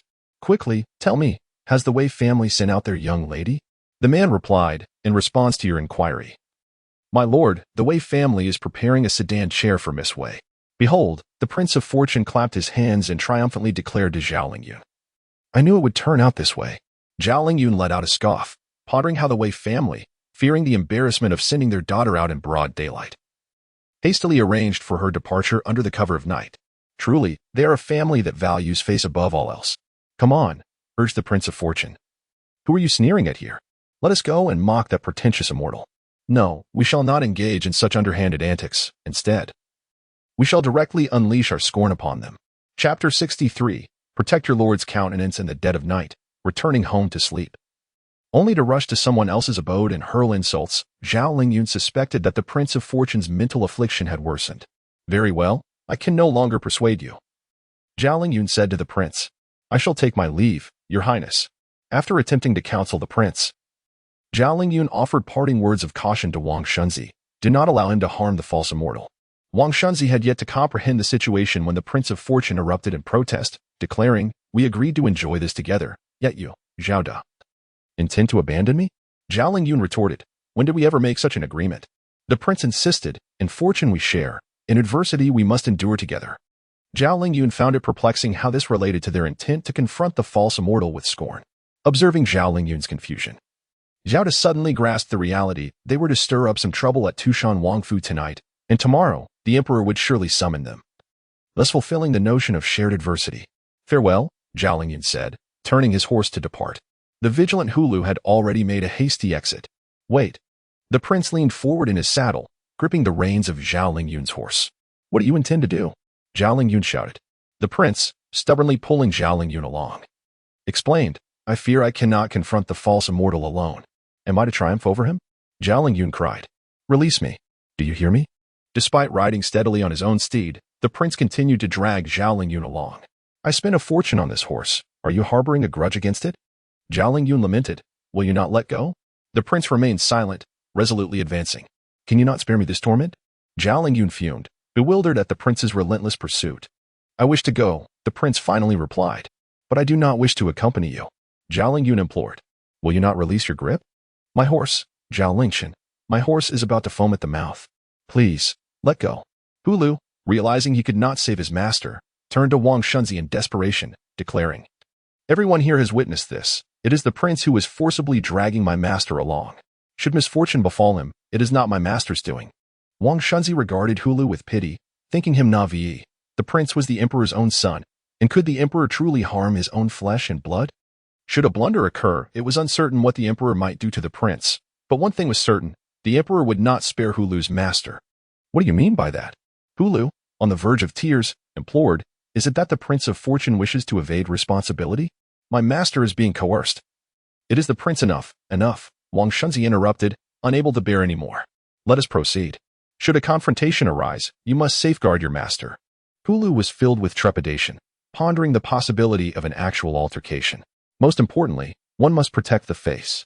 Wang Shunzi raised his hand to gesture at his own visage, exclaiming, "The Lord is soon to be wed. It would be unfortunate to mar his countenance." At this moment, Hulu was truly distraught, lacking martial prowess. How could he defend his master's face if a scuffle were to ensue? "I am about to be married," Zhao Xilou bellowed at the front, addressing the Prince of Fortune. "Can you not allow me to proceed with my nuptials in peace? Is my wedding feast not as delightful as that of the false immortal? Are you unwell again?" The Prince of Fortune replied, "I am not ill." "Then release me." Zhao Daleo howled, genuinely struggling, yet he could not pry open Zhao Lingchen's foolish grip. Nor did he dare employ excessive force against this simpleton. The party of officials jovially traversed Tailai Street, crossing an intersection until they arrived at Jinshui Street, where the residence of the Lord of Tushan was located. Meanwhile, Jiang Mingyue was en route to Jinshui Street. Armed with a dagger and a knife she had stealthily retrieved from the storeroom, Miss Jiang felt insecure. So she sought out a stone that caught her eye along the way. However, after traversing half the street, drenched in rain and water, she discarded the stone intended for striking Zhao Lingxiao. Carrying a several-pound stone to confront Zhao Lingxiao was sheer folly. Why expend such effort? Surely, she could find a more manageable stone near the Tushan Lord's residence. A squadron of patrolling soldiers approached Jiang Mingyue from a distance, led by a sergeant who, upon seeing Miss Jiang clad in night apparel, noted that her face, obscured by a mask stowed in her pocket, appeared notably paler than usual under the night sky. "Who goes there?" the sergeant shouted, though the figure remained indistinct. Just then, a wild cat leapt from the rooftop of a nearby shop, darting past the sergeant's feet and across the street. "Oh, a cursed cat!" the sergeant exclaimed, startled by the sudden appearance of the feline. The wild cat, entirely black with emerald eyes, dashed a few paces before vanishing without a trace. After cursing the cat, the sergeant turned back to search for Jiang Mingyue. But she had already disappeared. "Was there someone over there?" he inquired, pointing ahead. The soldiers shook their heads. If the sergeant had not caught a glimpse, how could they? "Let us investigate." The sergeant beckoned, leading the soldiers forward. The street lay desolate, rainwater nearly accumulating into a river. The sergeant and his men scoured the area, encountering only a watchman ringing his bell. The watchman's rhythmic knocks echoed in the stillness of the night. It was now the third watch. In the Wei residence, Minister Wei Heng and the matriarch, Lady Wang, sat in the hall, also listening to the sound of the bell. After some time, the matriarch turned to Minister Wei and said, "Allow Lanji to leave the manor." Kneeling on the ground, Wei Lanji cried out, "Grandmother." Just as Minister Wei was about to speak, he noticed his daughter-in-law, Wu Shi, standing at the door with swollen eyes. What has transpired? The matriarch, upon noticing Mrs. Wu, suddenly erupted in anger, exclaiming, "At this point, what more do you desire?" Mrs. Wu hastily bent her knees and knelt outside the door, choking back tears as she implored the two heads of the household within the hall. "Matriarch, the granddaughter-in-law has prepared several boxes of items for Lanji, wishing to bring them along. I beseech you, grant your consent." The matriarch retorted coldly, "She is going to become a concubine. What is a concubine but a mere servant? Does she still expect a dowry? No need for that." Wei Lanji bowed her head in silence, her fingers digging into the brick crevice until they nearly bled. The matriarch cast a glance at Wei Lanji, her eyes devoid of the previous warmth, yet her tone softened slightly as she addressed Mrs. Wu, saying, "Very well. Why must I be the villain? Speak with your beloved daughter once more." Chapter 64. The reluctant Miss Wei. As the matriarch rose to depart, Lord Wei hastily followed suit, stepping forward to assist his mother. They passed by Wei Lanji. Both averted their gazes, unwilling to glance at the young woman who had once been meticulously nurtured by the family and held in high esteem. At that moment, anguished cries from Kai Lian echoed through the courtyard. The maid pleaded, "Miss, please save me, miss." The sound of the punishment striking flesh was a dull, resounding thud, merging with the relentless rain, sending shivers down the spine. All eyes were fixed upon the scene. The courtyard was filled with servants of the Wei household, men, women, and children, standing soaked in the downpour, witnessing the execution of Kai Lian. A grim-faced steward commanded the onlookers, "Pay heed. This is the fate of those who disregard the rules and neglect their duties as servants." Two burly men raised their heavy clubs, their biceps bulging as they prepared to strike. The flat-headed instruments fell with a whoosh, landing upon Kai Lian's body. And it was too long before blood stained her back and thighs. "Miss!" Kai Lian screamed, no longer begging for mercy, but repeatedly calling for Wei Lanji. Among the crowd, some timid souls could no longer bear to watch, yet the collective gaze remained, no one daring to look away or shut their eyes. As the blood pooled on the ground, mingling with the rain, Kai Lian's cries for rescue grew fainter. Inside the hall, Wei Lanji crawled a few steps forward, collapsing before the matriarch. "Grandmother, I implore you, spare Kai Lian's life." Lord Wei's eyes flashed with impending fury. However, the matriarch merely tapped her son's hand and cast a cold, piercing glance at Wei Lanji. The young lady bowed deeply, saying, "Grandmother, I am willing to take Kai Lian to the Wang residence in Tu Mountain." Repeatedly, Wei Lanji bowed, her forehead turning crimson from the impact. As she continued, it seemed she might soon break the skin. Finally, the matriarch let out a low, disdainful chuckle. "Very well, I shall grant your request." A command to cease the punishment soon resonated throughout the courtyard. "Thank you, grandmother," Wei Lanji wept, gratitude spilling forth. With Lord Wei's support, the matriarch made her way out of the hall, and the two principal figures of the Wei household did not linger outside, proceeding directly toward the inner quarters. "Miss." Kai Lian was dragged into the hall, barely conscious, whispering weakly. Wei Lanji reached out to caress Kai Lian's rain-soaked, tear-streaked face, lamenting, "It is my fault that you suffer." Kai Lian fervently shook her head, filled with regret. Had she been more cautious during the day, how could her mistress have fallen into such despair? It was her inadequacy that had brought this misfortune upon the young lady. Yet, she remained unsatisfied. In the corridor leading to the inner courtyard, the matriarch dismissed her serving maids and whispered to Lord Wei, "She does not seek to save Kai Lian. Rather, she seeks to repay a debt of gratitude, desiring Kai Lian's loyalty." Though Lord Wei may not have been concerned with the affairs of the inner quarters, he was not blind to the intricacies of human nature. This is precisely why he refrained from voicing any objections in the hall when the matriarch decided to spare Kai Lian's life. Wei Lanji's fate at the Tushan Wang residence would undoubtedly be grim, and Wei Xiang would not presume that Zhao Lingxiao would harbor any significant compassion for his granddaughter. Zhao Lingxiao was not known for his sentimental nature. Kai Lian would be the sole companion to support Wei Lanji. The matriarch sighed, lamenting, "My efforts have been in vain." Wei Xiang remarked, "This is my son's fault. It is his laxity in managing the household that has led to such disgrace." The matriarch coldly retorted, "What concern is it of yours? Your wife and that Wu woman, both in charge of the household, have managed it to this state." Wei Xiang fell silent. What was to be done?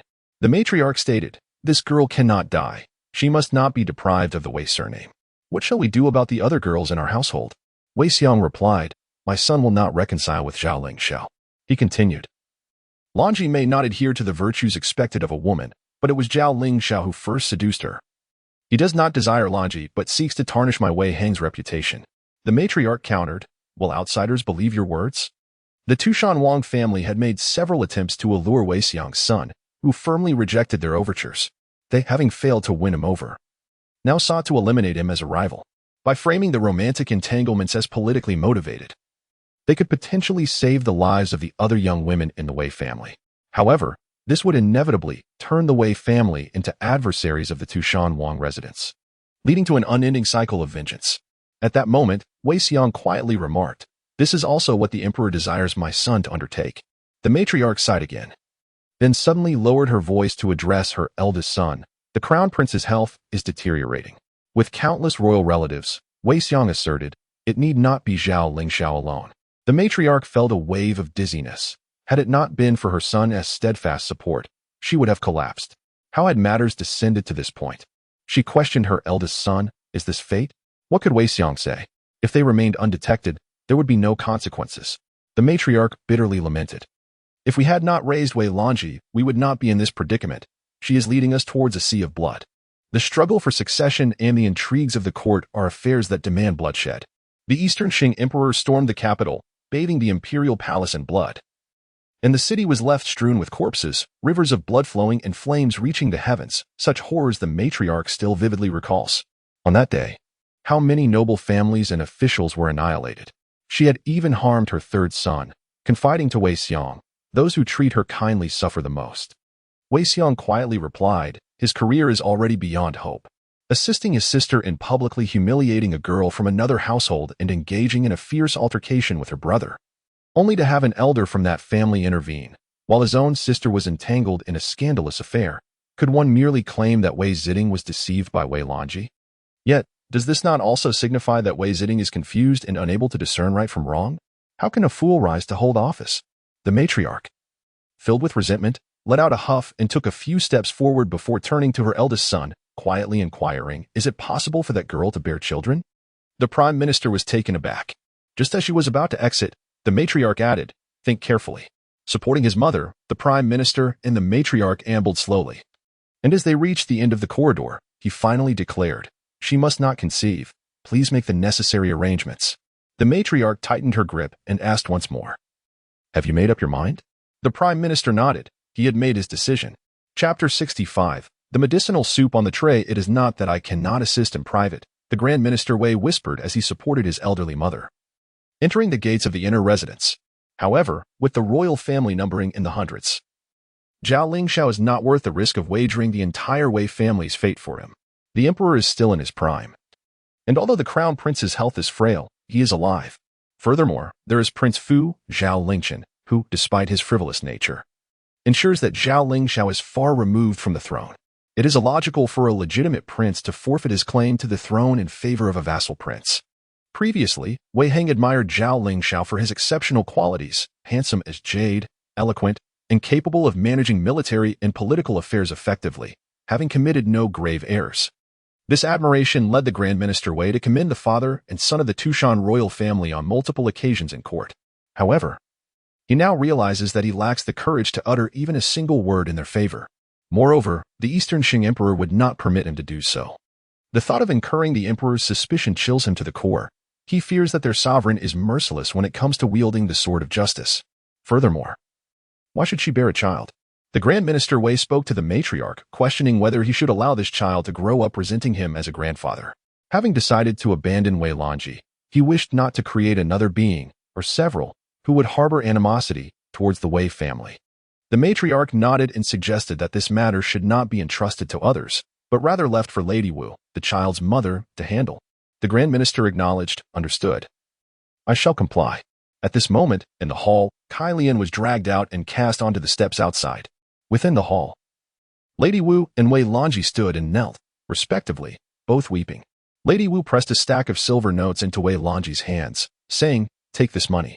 With nearly 1,000 taels of silver in her grasp, Wei Lanji felt a flicker of hope. Did her parents still cherish their bond with her? Yet, Lady Wu turned her face away, refusing to look at her, and instructed, "The sedan chair is prepared at the second gate. You may leave now." Wei Lanji asked, "The second gate?" Lady Wu replied, "Do you still wish to exit through the main gate of the residence?" Wei Lanji fell silent.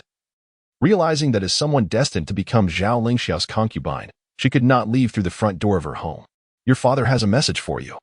Lady Wu wiped her tears and added, "After tonight, he will no longer acknowledge you as his daughter. You must fend for yourself from now on." Wei Lanji's heart sank. Her father had indeed disowned her. Lady Wu opened her mouth to say something further, but, upon seeing Wei Lanji's current state, found herself at a loss for words. Wei Lanji cried, "It is the daughter who is at fault." Lady Wu, shedding tears, replied, "No, I do not wish for a daughter like you. Go to the adjoining room and prepare yourself. Leave this home henceforth." Wei Lanji pleaded, "May I not return to my room for a moment? What is the room beside the hall? Merely a small chamber for discussions and receiving guests. Must she prepare herself in such a place? You cannot enter the inner quarters anymore." Lady Wu hastily wiped her face, erasing her tears, and said to Wei Lanji, "This is the order of the matriarch." Wei Lanji silently rose and inquired of Lady Wu, "And grandmother? Is she well?" Lady Wu replied, "Your grandmother has been so upset by you that she is now bedridden." Wei Lanji lowered her head, performed a half-bow to Lady Wu, and then, with tears covering her face, exited the hall. Before Lady Wu could catch her breath, a maidservant from the matriarch's side arrived with news that the master wished to see her. Lady Wu was uncertain of her own feelings. She harbored resentment towards Wei Lanji, yet could not suppress her concern for her daughter's future, hearing that her husband had summoned her. Lady Wu quickly dabbed her face with a handkerchief and followed the maidservant briskly out of the hall towards Wei Yan's study. In the small hall, furnished with only 4 chairs and 2 tea tables, Wei Lanji was attended by 2 unfamiliar maidservants. After washing her face, she changed into a new outfit. As a concubine, she could not wear bright red, so her new attire was a peach pink, a hue that Wei Lanji found utterly distasteful. This is a gift from the matriarch, one maidservant remarked, glancing at Wei Lanji, and without waiting for a response, added, "You should be grateful, at least the matriarch has bestowed upon you a new outfit." Having been pampered and cherished as the legitimate daughter of the Wei family, Wei Lanji had never before endured such indignity from a maidservant. Instantly, she clutched her chest, struggling to breathe. "Mama Wang, come in," the sharp-tongued maidservant called out, again not allowing Wei Lanji to speak. "Come and help the young lady with her makeup." Wei Lanji keenly noticed that the maidservant referred to her simply as the young lady. Taking a breath, she wanted to speak, but before she could articulate her thoughts, she felt deflated. She was no longer the esteemed young lady of the Wei family. What wrong was there in the maidservant addressing her as such? Mama Wang entered, carrying a dressing box, and Wei Lanji regarded this unfamiliar servant with a glance. After placing the box down, Mama Wang scrutinized Wei Lanji before commencing her work. She styled Wei Lanji's hair into a modest bun and applied a subtle makeup. Without a mirror in the small hall, Wei Lanji could not see her own reflection and thus remained unaware that Mama Wang had transformed her into a docile figure, appearing like a lowly concubine. Once Mama Wang completed her task, Lady Wu entered, holding a tray, and immediately instructed, "Mama Wang, you may leave now." Mama Wang and the 2 maidservants promptly bowed their heads and exited, with Mama Wang closing the small hall's door behind her. "Mother?" Wei Lanji looked at Lady Wu. Lady Wu closed her eyes briefly, contemplating how her daughter had come to such a state. However, she placed the tray before Wei Lanji, pointing to the medicinal soup on it, and said, "This is for your health. You should drink it." Wei Lanji, perplexed by her mother's words, merely gazed at her. "From now on, you shall no longer have the support of this household," remarked Madame Wu. "Once you arrive at the Wangfu of Tushan, the young master will be your sole reliance. You must hasten to bear him a child. Thus, before the princess enters the residence, you will have a son by your side, which will serve as another form of support." As she spoke, Madame Wu placed 2 vials into Wei Lanji's hands, instructing, "Take 3 pills of this medicine daily. It is meant to enhance your fertility. You must not neglect it." Chapter 66 The Indispensable Master and Servant. The medicinal soup, pale amber in hue, appeared remarkably clear. Wei Lanji took a tentative sip, finding it slightly bitter. It felt more akin to a tea than a tonic. Lady Wu's lips quivered as she was about to speak, but upon catching Wei Lanji's gaze, she quickly bowed her head and urged, "Please drink up." After consuming a bowl of the concoction and carefully stowing away the 2 bottles of pills her mother had prepared, Wei Lanji was about to bid her mother farewell when Lady Wu cautioned her, "Many families avoid taking medicine in hopes of bearing children. Once you arrive at the Tushan prince's residence, remember to take your medicine discreetly, lest the household see you." "Yes," Wei Lanji replied obediently, "I shall remember." Lady Wu pressed her handkerchief firmly against her eyes and, in a suddenly cold tone, pronounced, "You are no longer my daughter. We need not meet again." Wei Lanji was nearly brought to tears by her mother's words, her voice a mournful call, "Mother, you have harmed your 3rd brother." Lady Wu bit her lip and retorted, "Your father has declared that he can no longer take the imperial examination or pursue a career in the officialdom." The expression on Wei Lanji's face turned sorrowful. "Mother, I truly did not know that my 3rd brother would engage in a brawl with the Jiang family brothers. Mother, as I depart, I am uncertain of my fate. My brother still has the Wei family to rely on. Do you then feel more pity for yourself than for your brother?" Lady Wu's heart felt as though it were being sliced with a knife. It was astonishing that, despite the circumstances, her daughter could be so insensible. "Your brother's future has been utterly ruined, and yet you believe your situation is more fortunate? You have completely absolved yourself of responsibility, feeling only your own plight is tragic? If you do not enlighten him, how could he dare to insult the 2nd young lady of the Jiang family?" Lady Wu continued coldly, "Does he recognize her? If you remain silent, how would he know that the Tushan prince's heir seeks to marry the Jiang family's 2nd young lady? Is your 3rd brother the sort who inquires about such matters?" Wei Lanji replied, "He mentioned that he heard it from the Jiang brothers boasting," with tears in her eyes. Lady Wu's gaze turned icy as she revealed, "There is something you may not yet know. The Tushan prince's heir has entered the palace during the day to seek the emperor's permission for marriage, He intends to wed the second young lady of the Jiang family. No one had informed Wei Longji of this development. Upon hearing her mother's words, she felt as if struck by lightning, her world collapsing around her. How could this be? Lady Wu added, however. The matriarch of the Su family from the Anyuan Marquis has also entered the palace to promise the second young lady to the esteemed Zhao Xilou of the Duke of Yu's household. Wei Longji stared blankly at Lady Wu, murmuring, "No, this cannot be true." "Look," Lady Wu said, "you have disregarded all propriety yet remain unfulfilled, while others do not even desire him." This remark struck Wei Longji deeply. The thought of Jiang Mingyue, a person unworthy of her mention, causing her such humiliation was unbearable. The Jiang family is merely self-aware. Wei Longji's emotions surged, and she exclaimed loudly at Lady Wu, "How could a daughter of the Jiang family be worthy of the prince?" Lady Wu gestured towards the door and stated, "You may leave." Since they would never meet again, why should she waste words on this wretched girl? At that moment, Wei Longji felt a tinge of regret. Her mother's compassion was the only connection she had left to the Wei family. If her mother ceased to care for her, she would truly become the forsaken daughter of the Wei clan. "Mother," she thought, wishing to apologize. Madame Wu turned and swiftly exited the small hall, and soon Mama Wang entered, beckoning Wei Longji to follow her. "The maidservants will escort you to the Wang residence in Tushan," Mama Wang said. "Please, miss, take a step and accompany us. At least this way you can retain some dignity." The night rain continued unabated, casting a pall of darkness over the world. Wei Longji trudged through the downpour, her mind in a haze. Upon reaching the second gate, she saw the ladies of the 4 branches of the family, both legitimate and illegitimate, standing in the corridor. An elderly matron, serving beside the matriarch, sternly declared as Wei Longji approached. A young lady must adhere to the decorum befitting her status. Should she breach these rules, such is the consequence. In the dead of night, not only was the main gate of the estate tightly shut, but even the inner courtyard door was barred to her. There were no wedding sedan chairs, no phoenix crowns or bridal trousseaux, no procession of guests to welcome her. "Come," Mama Wang urged, pulling Wei Longji, who hesitated, out through the second gate. With a resounding thud, the heavy wooden doors slammed shut behind her. Though she had crossed this threshold, the voice of the matron within still reached her ears, proclaiming, "She is no longer connected to the Wei family. Such is the will of the divine. Were it not for the Emperor's mercy, the Wei family would not have a living concubine." Within the confines of those doors, the only sounds were the matron's admonishments and the relentless patter of rain, nothing else. Wei Longji felt as though she might vomit blood, yet she was compelled to take each step forward. She understood that this home no longer had room for her. Outside the small gate, a covered sedan chair awaited her arrival. Mama Wang wasted no time. Upon Wei Longji's approach, she forcefully pushed her into the chair. "Lift the chair," she commanded, slamming the door shut with vigor, urging the bearers to move. "And what about her?" A maid pointed behind them, indicating Xilian, who had collapsed on the ground just outside the door. Mama Wang felt no sympathy for Xilian. Instead, she coldly advised, "You might as well find a place to wait for death." Xilian, with her untreated wounds, could barely move, struggling on the ground yet unable to rise. Was it pitiful? Indeed, it was. Merely a girl of 16 or 17, covered in injuries, desperately trying to stand in the rain. At that moment, Wei Longji pushed open the sedan door and said to Mama Wang, "Let her in." Mama Wang glanced back at her.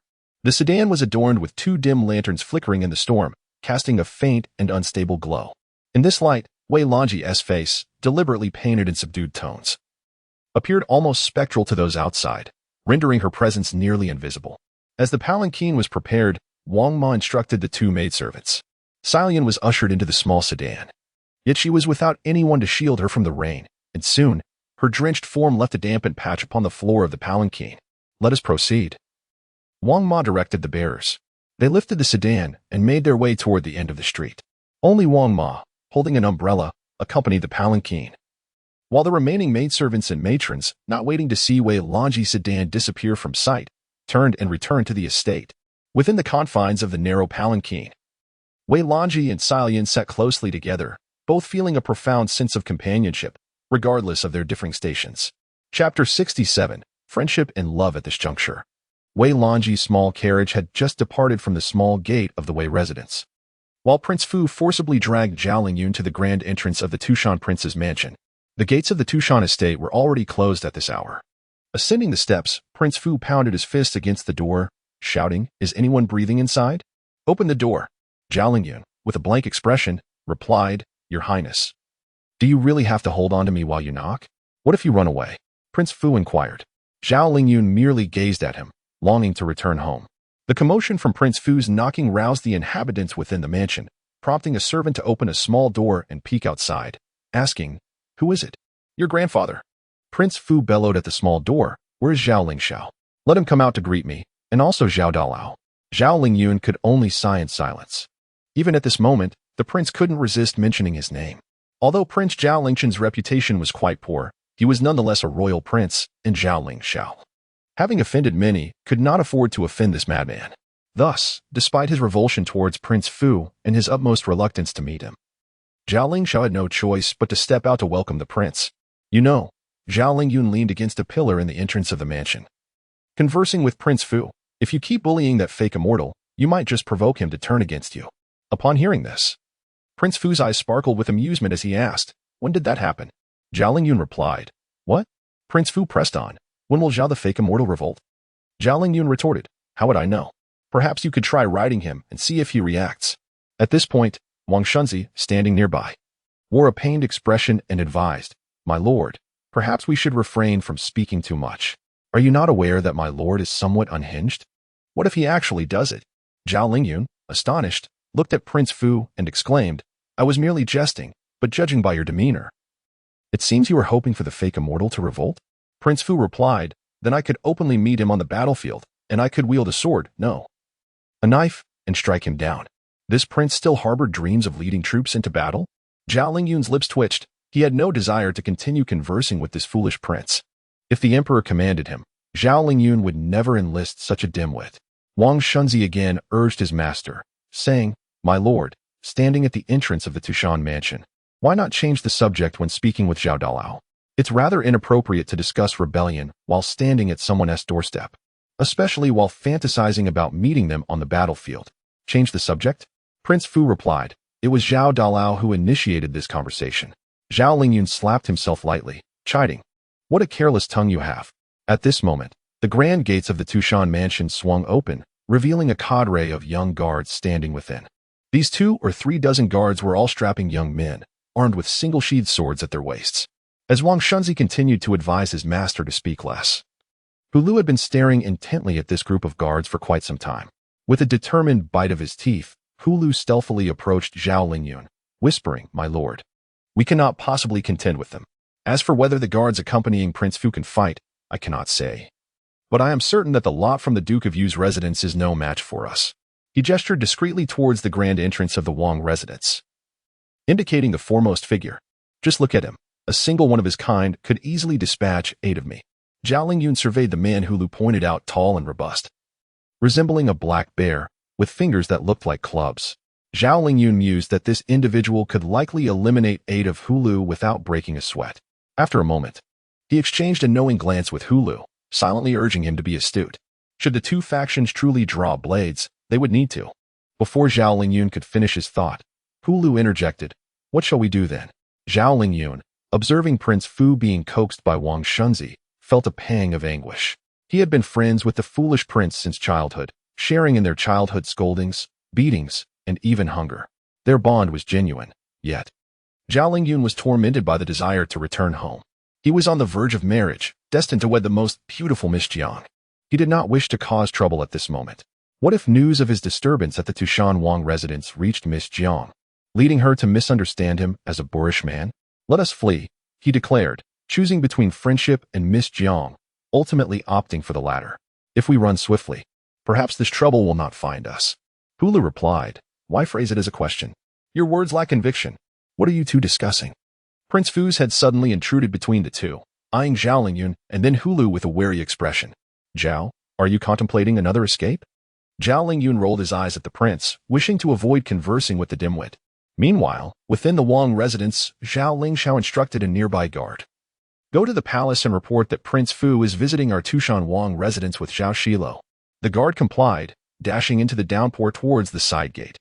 In the expansive courtyard, Lady Mu hurried from the inner quarters to Zhao Lingxiao's side, urgently inquiring, "Why has that lord come at such a late hour?"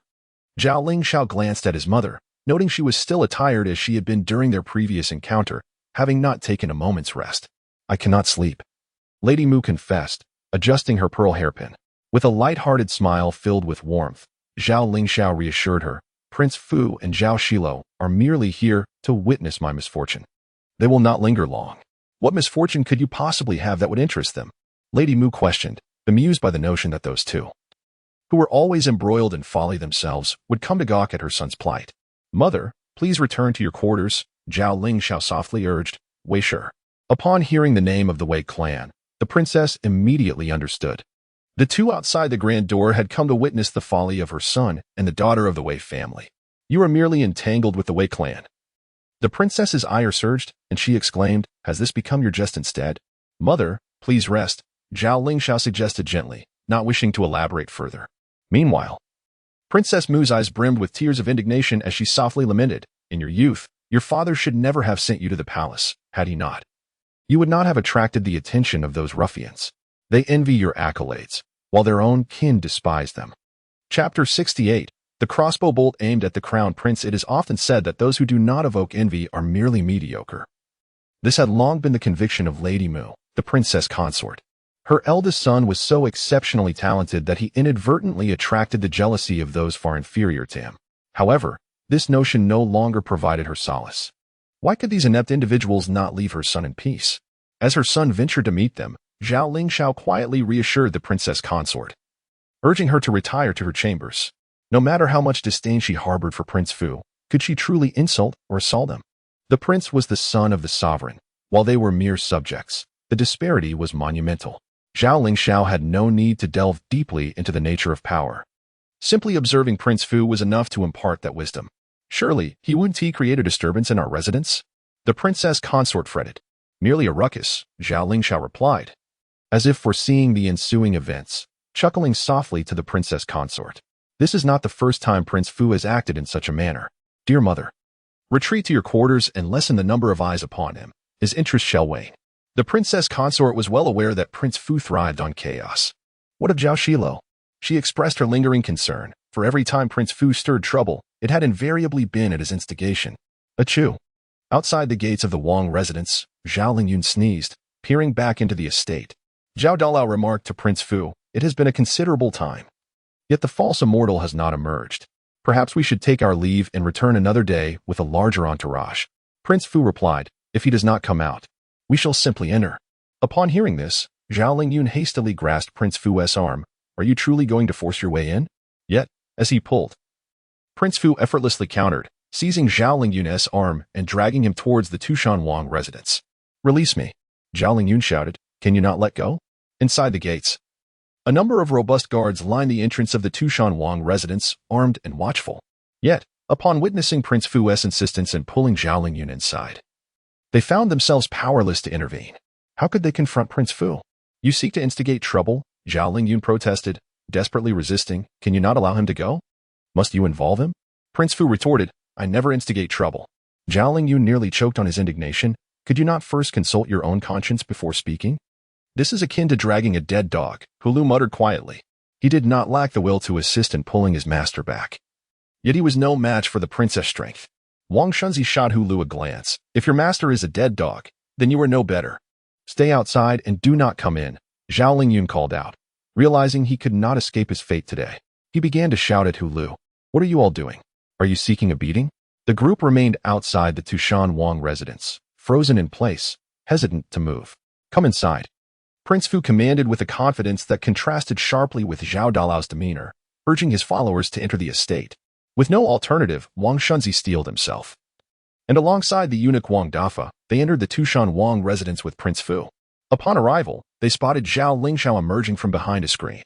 Prince Fu released his friend, confident that Zhao Dalao would not abandon him at this juncture. He trusted that Zhao Lingyun possessed a modicum of loyalty. Zhao Lingxiao moved with a certain urgency, yet despite his hurried pace, he emanated an air of unhurried composure. It was as if, in the stillness of the night, the Prince of Fortune and Zhao Lingyun had come to pay a visit, and he, as the host, wished to avoid keeping his guests waiting. Observing him, one could see his inner trepidation, yet he feigned a smile towards the prince, who was whispering to Zhao Lingyun. Zhao Lingyun questioned, Which of your eyes perceives his fear? This is his domain. If a confrontation were to arise, would he be the one to suffer? The prince, glancing around, conceded, You make a valid point. So what shall we do? Shall we strike unexpectedly? Zhao Lingyun retorted, is that why, upon encountering the false immortal, you resolve to forego conversation and engage in combat instead? His concubine is absent, after all. The prince remarked, to insult him now seems premature. Zhao Lingyun quipped, must one consider the timing when it comes to insults? This fool is undoubtedly in a fit, is he not? Indeed, without a doubt, they called out towards Zhao Lingxiao. The prince's countenance was animated, his eyes gleaming with excitement as he dragged Zhao Lingyun along, akin to leading a hapless mutt, fixated on Zhao Lingxiao. Do not gaze at the false immortal as if you have stumbled upon something unsightly, Zhao Lingyun admonished. Are you preparing to indulge in folly once more? Zhao De, let us take action, urged the prince. What? Zhao Lingyun exclaimed in astonishment, Your Highness, perhaps you should reconsider. Yet the prince persisted, pulling Zhao Lingyun forward. The young master, busy with affairs, had a guard standing resolutely in front of Zhao Lingxiao. All is well, Zhao Lingxiao said softly, for he did not underestimate the two approaching him.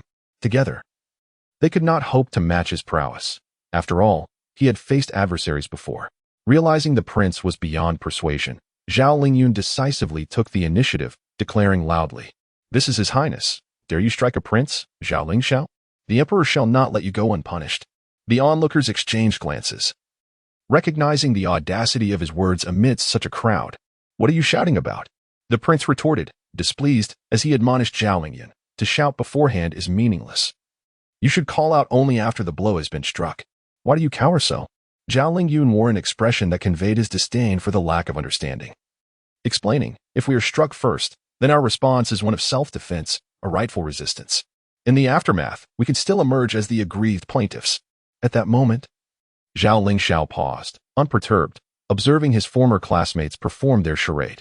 He understood that as long as he refrained from speaking, these two fools would inevitably turn upon each other. My lord, Wang Shunzi stepped forth, determined to prevent a confrontation between his prince and Zhao Lingyun. He could not allow the heir of Tushan to relish the spectacle. My lord, you should release the elder. He speaks no falsehood. How could the Tushan royal household leave you waiting at their gates for so long? That is a profound disrespect. Ah, indeed, Zhao Lingyun quickly echoed. Humph, the prince scoffed, his demeanor shifting. Zhao Lingyun grew more vigilant, pondering the prince's intentions. He inquired of the Prince of Fortune, whose expression appeared rather unsettling at that moment. Zhao Lingxiao. The prince raised his hand and set aside Master Zhao, gazing at Zhao Lingxiao and remarking, I never anticipated that you would take a concubine. Zhao Lingyun was utterly astounded, contemplating whether he should kneel before the prince. Is this what you call an insult? You might as well have directly berated Zhao Lingxiao as a dog.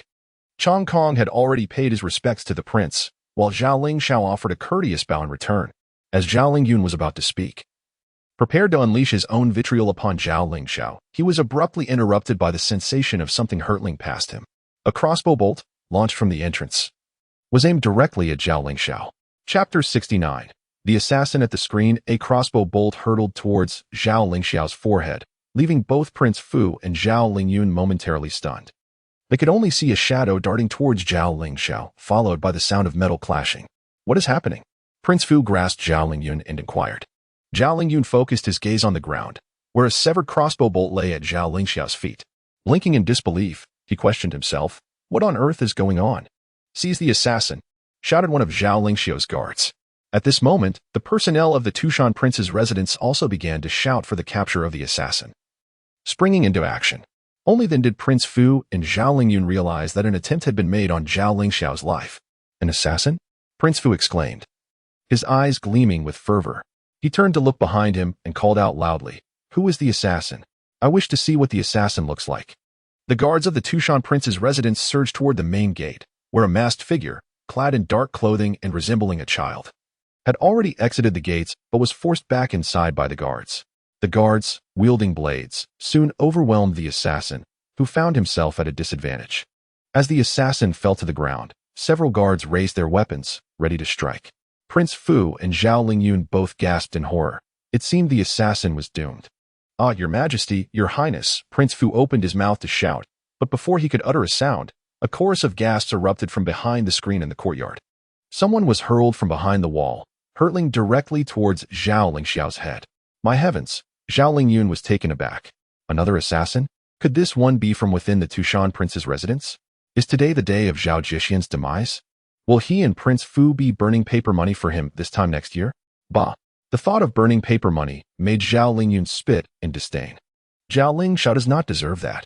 At this moment, Prince Fu, filled with mirth, pointed at Zhao Lingxiao, exclaiming, "Jie Shen, look at you now. Your time has come." Woe to you! Wang Shunzi quickly covered his lord's mouth, fearing that the Tushan prince's residents would shift blame for the assassin's actions onto them. "My lord, perhaps you should say less."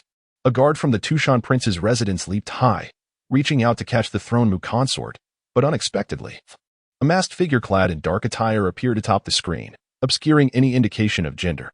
Just as the guard was about to grasp Mu consort, the figure hurled bricks, striking the guard, who cried out and fell to the ground. "Mother!" Zhao Lingxiao could not bear to see Mu consort in peril. He shouted and leaped forward to catch her. "No, no, Zhang Kong!" The consort cried out. Several guards sprang into action to shield Zhao Lingxiao. Meanwhile, another group of guards had already reached the base of the screen, preparing to leap up and apprehend the assailant. "Do not let this assassin escape." A burly man resembling the head of the guards shouted near the main gate. "Do not allow the emergence of another assassin to let the one before them slip away." The assassin on the wall, upon hearing the brawny man shout, turned to glance towards the entrance. Upon seeing the crowd wielding waterproof glass lanterns and weapons surrounding the assassin on the ground, he was momentarily stunned. A contingent of archers from the Tushan Wangfu rushed in through the side entrance of the front courtyard, standing poised, ready to unleash a volley of arrows at the command of their leader. Zhao Lingyun felt a lump in his throat. The elder Zhao was genuinely anxious. This could result in loss of life. "Master!" Amidst the chaos, the timid Hulu finally managed to approach Zhao Lingyun. Trembling with fear, he spoke in a quavering voice, terrified by the violent commotion in the capital. How could such a scene unfold in what was supposed to be a safe haven? "What are you doing here?" Zhao Lingyun exclaimed, growing increasingly frantic at the sight of Hulu. He had specifically instructed him not to enter, yet this fool disregarded his words. "Master, I am scared," Hulu stammered. "Oh dear, this useless fool." Zhao Lingyun's head throbbed with frustration. "You come to find me out of fear? You could have gone to the city office or the Jumantaida's office to report the situation. What can I do? I am terrified myself." "How did he get up there?" Hulu inquired, glancing at the assassin on the wall. "How did he get up there?" "He leapt up, using lightness skills," Zhao Lingyun replied, dragging Hulu along. "Do you still have the presence of mind to worry about others?" "But there are archers," Hulu protested. "Standing still like that, isn't he a living target?" At that moment, a steward from the Tushan Wangfu unexpectedly appeared before the two, incredulous at Hulu's concern. "You were worried about the assassin." Zhao Lingyun and Hulu furrowed their brows, bewildered by the remark. When had they expressed concern for the assassin? "What do you want?" Hulu confronted the steward with a fierce demeanor, raising his voice. "What business do you have here? Are you trying to harm my master? Why are you wasting words with him?" The Prince of Fortune had already been escorted out of the Tushan Wangfu by Wang Shunzi and the guards. Yet, unexpectedly, the prince returned and swung his fist at the steward. The steward, taken aback by the sudden assault, was struck squarely on the nose, letting out a cry as blood streamed down. Zhao Lingyun was dumbfounded. Why were they engaging in violence? What did it have to do with them? Why were they fighting? Wang Shunzi lunged in, and whether by chance or design, the prominent eunuch kicked the steward. "Do you dare to raise a hand against the prince?" Zhao Lingyun shouted. "Zhao Lingxiao, if you dare to let your men assault the prince, you are finished. To ensure a proper account of events later." Elder Zhao promptly resolved to seize the hill known as Li with Zhao Lingshan, this fool, in tow. At this juncture, the situation can aptly be described as spiraling out of control. The Prince of Fortune initiated the first strike, followed by Wang Shunzi's subsequent kick, while Zhao Lingyun, in a fit of nonsensical accusations, tarnished the reputation of the heir to the Tushan throne. As for who subsequently escalated the conflict or unleashed a torrent of verbal abuse, even the most impartial judge would find it impossible to adjudicate this case. Various factions clashed in a cacophony of insults, and while it is difficult to ascertain the outcome, it is certain that the archer's presence was rendered futile, for if one were to inadvertently shoot the Prince of Fortune, the consequences would be dire. A burden the Tushan lord could hardly bear. First, the assassin must be apprehended. Amidst the throng of guards shielding Zhao Lingxiao, he remained remarkably composed in the face of such chaos, issuing the most prudent command: let the Prince of Fortune indulge in his madness. For capturing the assassin is of paramount importance. Chapter 70. Lord Zhao rescued by an assassin. The assassin leaped down from the wall, kicking the great wall twice with force.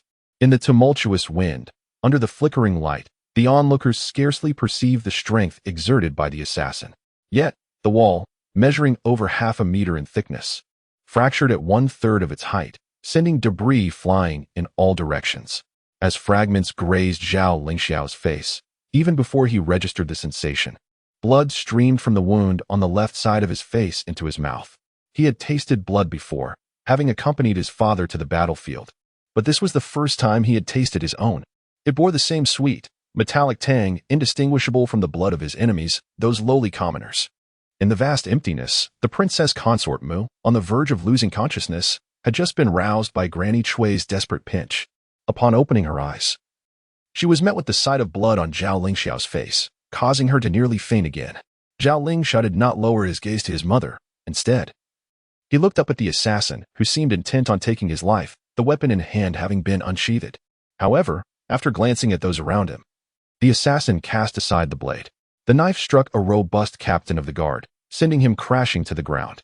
At this moment, Zhao Lingxiao was unaware of the captain's injuries, but the sight of the captain sprawled on the ground indicated that he was gravely wounded.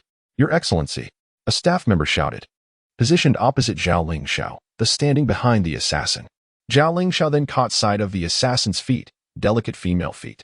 The assassin swiftly produced a brick from behind, without affording Zhao Lingxiao a moment to react, and hurled it violently in his direction.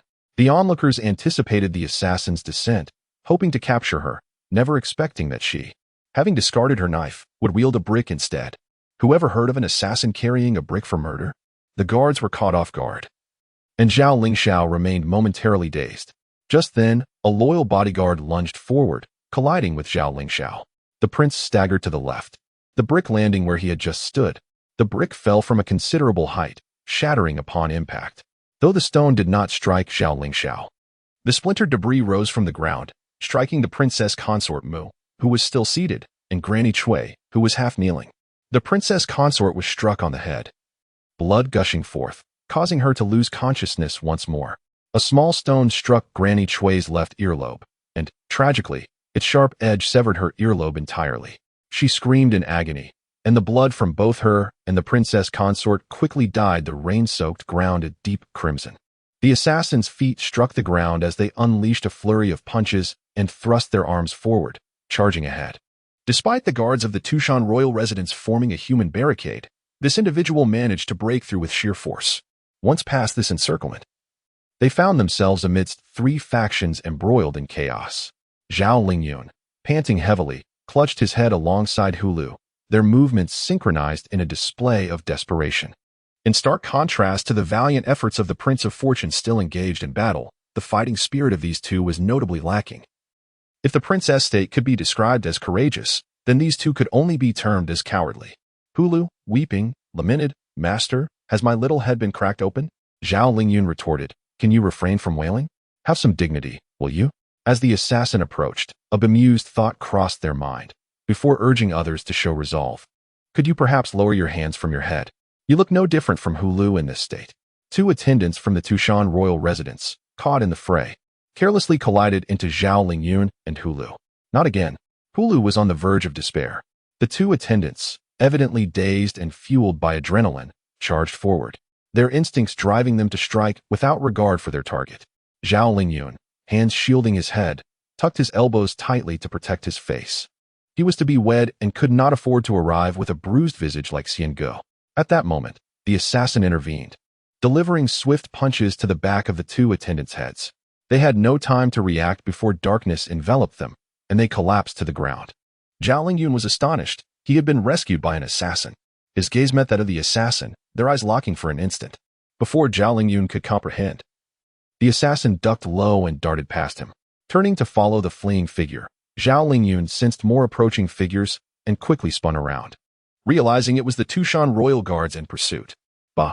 Zhao Lingyun spat, directing his ire at the guards. "Are you plotting a rebellion?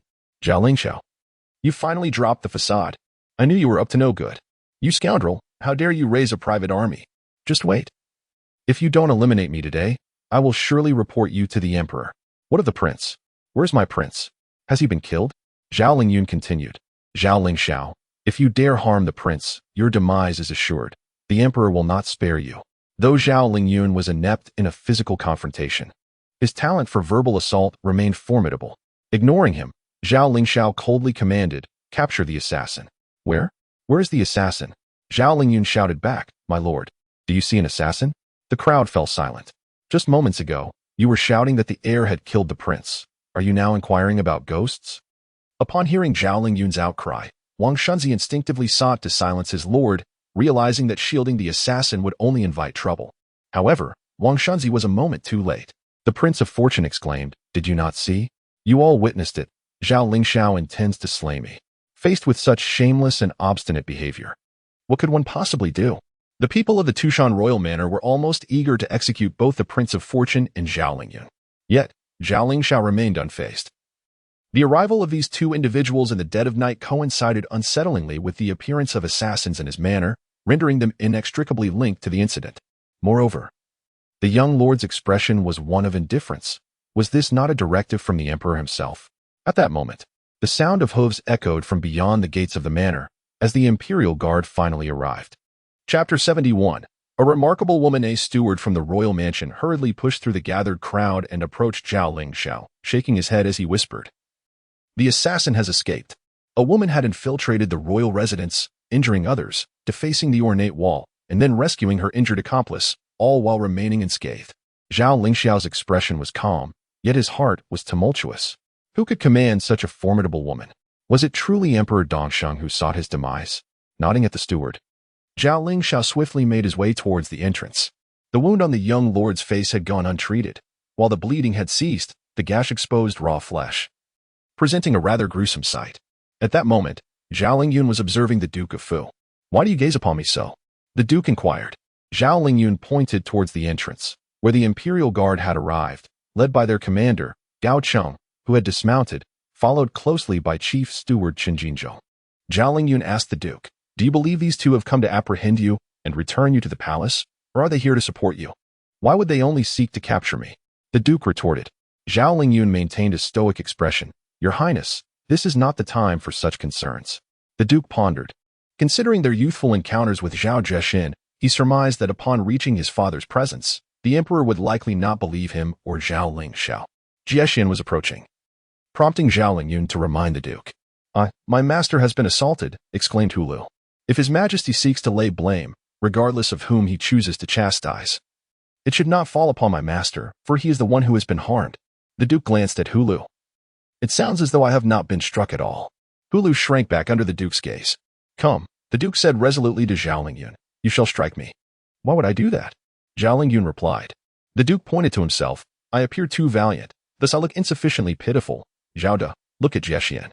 Zhao Lingyun turned to see Zhao Lingxiao bearing a wounded countenance. "Quickly, strike me," the Duke urged. Wang Shunzi interjected, "Your Highness is of noble stature. How could you allow yourself to be struck? Let the master endure the hardship." Zhao Lingyun and Hulu exchanged incredulous glances at Wang Shunzi. "This eunuch's conscience has been devoured by dogs." "I cannot," the Duke shook his head. "My father will not lament for him." Zhao shot the Duke a deadpan look. "As if the emperor would be concerned for you. Your very survival is his greatest forbearance.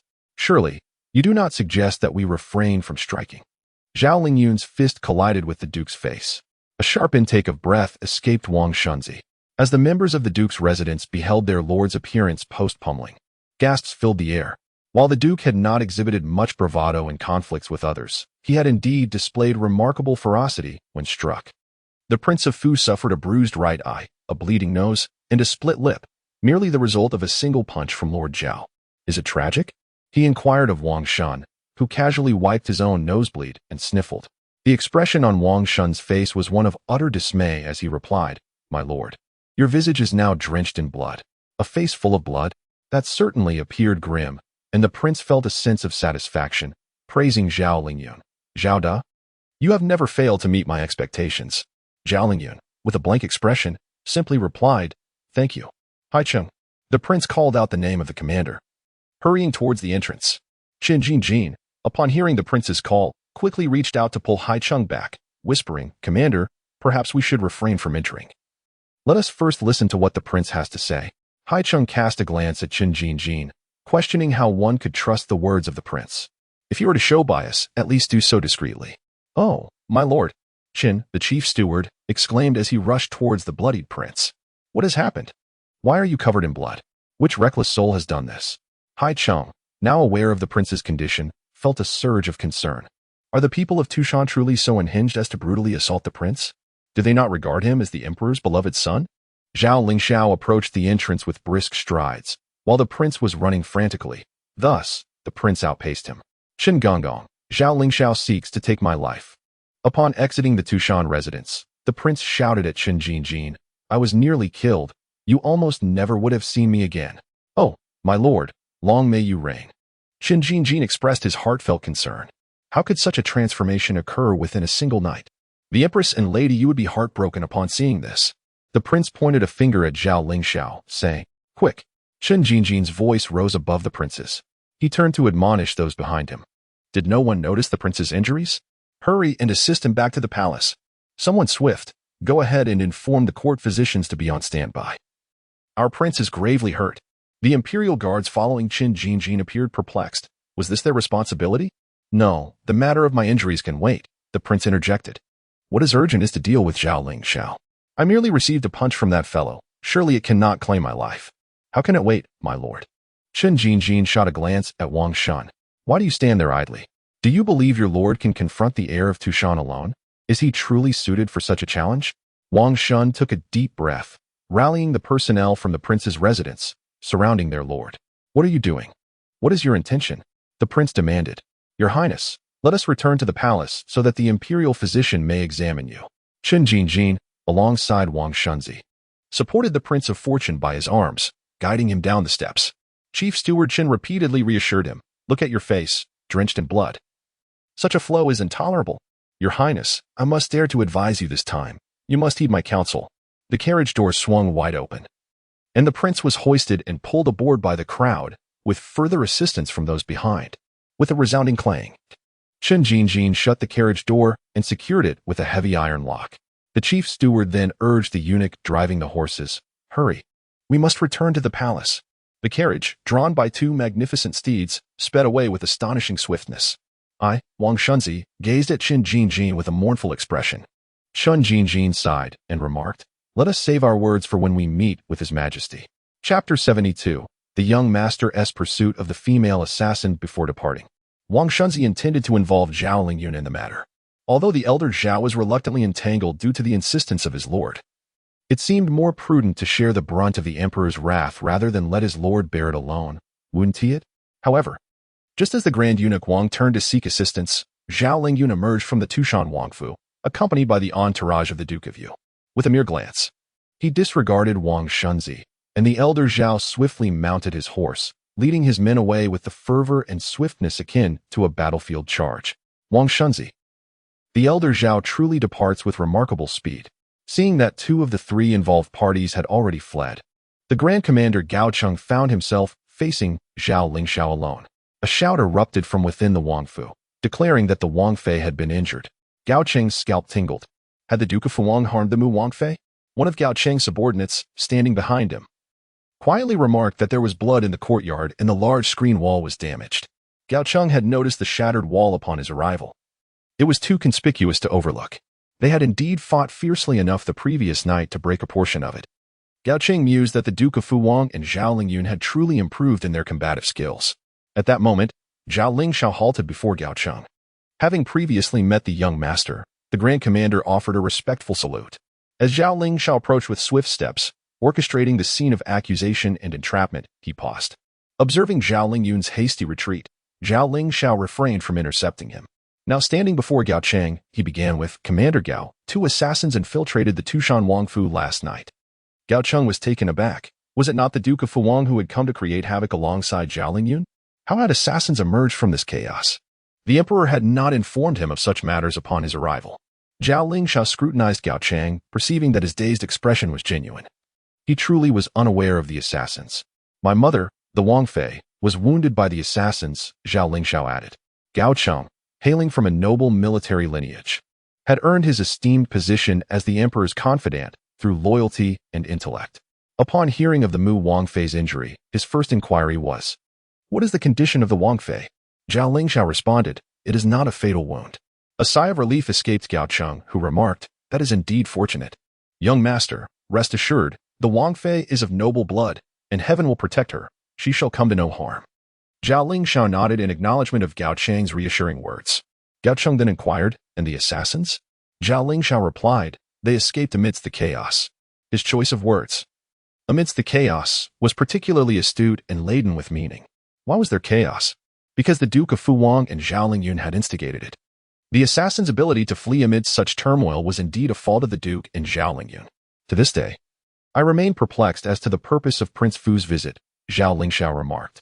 Gao Cheng chose not to respond to Zhao Lingxiao's insinuation. Are you suggesting a connection between the assassin and Prince Fu? Such matters are not for me, Gao Cheng, to discuss with you. You may address the emperor directly and let him adjudicate your affairs with Prince Fu. I kindly request that the young master remain in the residence for a while. Gao Cheng informed Zhao Lingxiao. I shall return to the palace to report this matter to His Majesty. Zhao Lingxiao nodded in acknowledgement. As Gao Cheng turned to leave, he paused after a few steps, then faced Zhao Lingxiao once more. Since the assassin has not been apprehended, I shall leave additional personnel behind. The safety of the young master is of utmost importance. Are you leaving guards to protect the heir of Tushan Wang, or to confine the inhabitants of this estate, preventing them from wandering or speaking indiscreetly? Zhao Lingxiao smiled at Gao Cheng, clearly understanding the latter intent. I appreciate your diligence, Commander Gao. Zhao Lingxiao expressed his gratitude. Not at all, young master, you are too courteous, Gao Cheng replied with a respectful fist salute, then turned away, leaving behind the 50 guards he had brought, while he himself rode back to the palace alone. Throughout their exchange, Gao Cheng had disregarded the injuries displayed on Zhao Lingxiao's face, never mentioning them, which attests to the sincerity with which he had spoken of concern for Lady Mu. Young master, there are advisors wishing to speak, one of them indicated. Zhao Lingxiao raised his hand, interrupting, and instructed, please tidy up the front courtyard. At that moment, another advisor inquired, will His Majesty summon the young master to the palace? Not necessarily, Zhao Lingxiao replied, turning to walk toward the residence. He added quietly, first, let us capture those 2 assassins, and also investigate how the assassin managed to infiltrate the Wang residence. The security at Tushan Wang's estate is exceptionally stringent. How did that female assassin enter so stealthily? The captains of the guards and the steward loudly acknowledged the orders. If they failed to uncover the truth behind this incident, the consequences for them could be dire. As Zhao Lingxiao touched the wound on his face, preparing to speak again, a stewardess hurriedly approached from a side door, running until she reached Zhao Lingxiao. Lowering her head, she respectfully reported, young master, the carriage of the Wei family's young lady has arrived at the small west gate. What are your instructions? Zhao Lingxiao withdrew his hand from his injury and replied, please escort her to the west courtyard and arrange for her a suitable residence. Should the accommodation be grand or modest? Should we seek the finest or something more casual? Before the stewardess could ask further, Zhao Lingxiao, surrounded by attendants, passed by her. Last night's commotion at Tushan Wang's estate was audible on the streets, yet Wei Lanji could not emerge from her carriage, and the old woman could not inquire on her behalf. Thus, she remained unaware of the events that transpired within the estate. The maid, Kai Lian, was burning with fever and drowsily leaned against Wei Lanji. The young lady found her presence somewhat bothersome, yet refrained from pushing her away. Firstly, the carriage was small, and there was no space to displace her. Secondly, this was a critical moment for Wei Lanji to cultivate her rapport with Kai Lian, and she could not afford to be dismissive. As Wei Lanji sat in the carriage, waiting outside the western small gate of the two-mountain Wangfu, Jiang Mingyue, cradling the assassin she had rescued, navigated through winding streets. After traversing 3 blocks, she finally arrived at a humble breakfast stall at the mouth of an alley. 2 bowls of sweet soy milk, please, Jiang Mingyue instructed the proprietress, and 1 bowl of egg porridge, also with sugar. The middle-aged stall owner, glancing at the 2 figures clad in dark attire and masked, displayed a look of trepidation, wondering if these individuals were indeed of dubious character.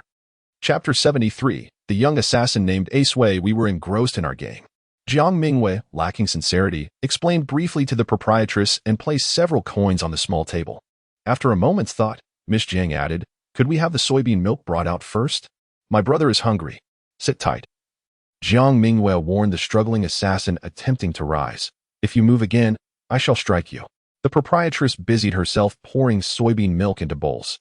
Her motivation was not merely the coins, but rather her belief that anyone daring to sip soybean milk and eat congee at such an early hour must be quite villainous. Jiang Mingyue abruptly pulled away the assassin's mask, revealing that he was indeed just a child. She recognized his face, reminiscent of another from her past life. In her previous existence, among those who accompanied her to the Two-Mountain Royal Manor, there was a quiet child named Ainyan, who was utterly unremarkable. As time passed, Jiang Mingyue learned that Ainyan had been trained as an assassin within the imperial palace and had been dispatched to her side on the day of her grand wedding by the Eastern Qing Emperor. Assassins could be of any gender, age, or appearance. They could be beautiful or plain, young or old. It was only after meeting Ainyan that Jiang Mingyue grasped this truth. Ultimately, Ainyan had attempted to assassinate the Two-Mountain Lord and his son, but failed and returned to meet Jiang Mingyue one last time, passing away in her embrace. In her previous life, she had never shed tears for anyone, yet she wept for Ainyan's demise, mourning for a long time.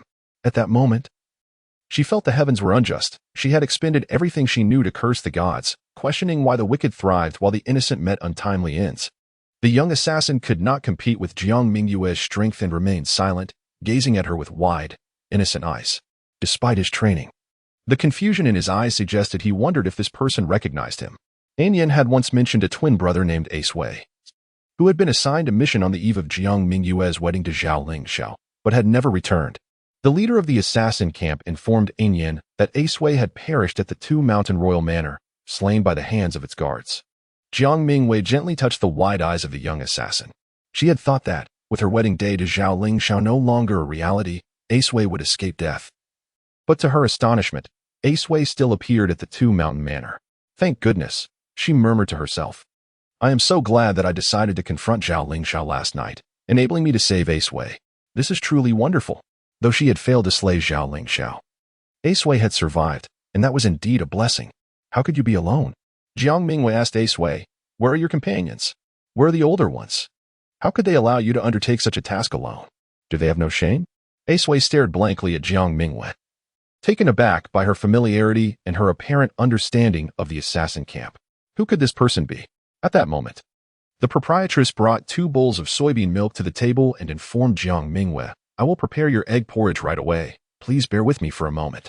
Thank you, Jiang Mingyue replied gratefully. Grasping a soup spoon, she scooped a spoonful of soybean milk, cooled it slightly, and unceremoniously fed it to Wei. As the sweet soybean milk lingered in his mouth, Wei's expression instantly brightened. Delicious. Isn't it delightful? Jiang Mingyue inquired. Ainyan had previously mentioned that Wei had an affinity for sweet treats, yet the assassin camp had always imposed strict dietary restrictions upon them. This was due to the necessity for assassins to blend seamlessly into crowds, infiltrate residences, and approach individuals without arousing suspicion. Thus, they could not carry strong scents. They seldom consumed flavorful foods, and while they could not entirely forego salt, lest they become weak, some in the assassin camp even abstained from it entirely. I had once surreptitiously given Wei a piece of sugar that I had pilfered, and he declared it the most exquisite morsel he had ever tasted. Both Ainyan and Jiang Mingyue fondly reminisced about their brother, noting that Wei had only ever tasted a single cube of sugar before his untimely demise.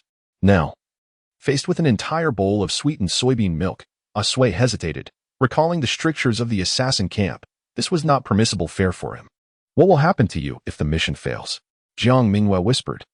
Wei froze. Indeed, he had failed his mission. Come, eat, Jiang Mingyue urged, feeding him another spoonful of sweet soybean milk. We must first fill our stomachs. Even if we perish, let us do so as well-fed ghosts.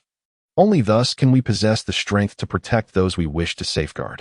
Furthermore, even spirits have malevolent counterparts. By becoming well-fed ghosts, we shall not be bullied by the wicked, for we will hold power. I am an adult, and you are but a child. Children must heed the words of their elders. Jiang Mingyue's assertions were entirely fanciful. If her grandmother were to overhear, she would undoubtedly chastise her publicly. For no rational person would believe such nonsensical claims.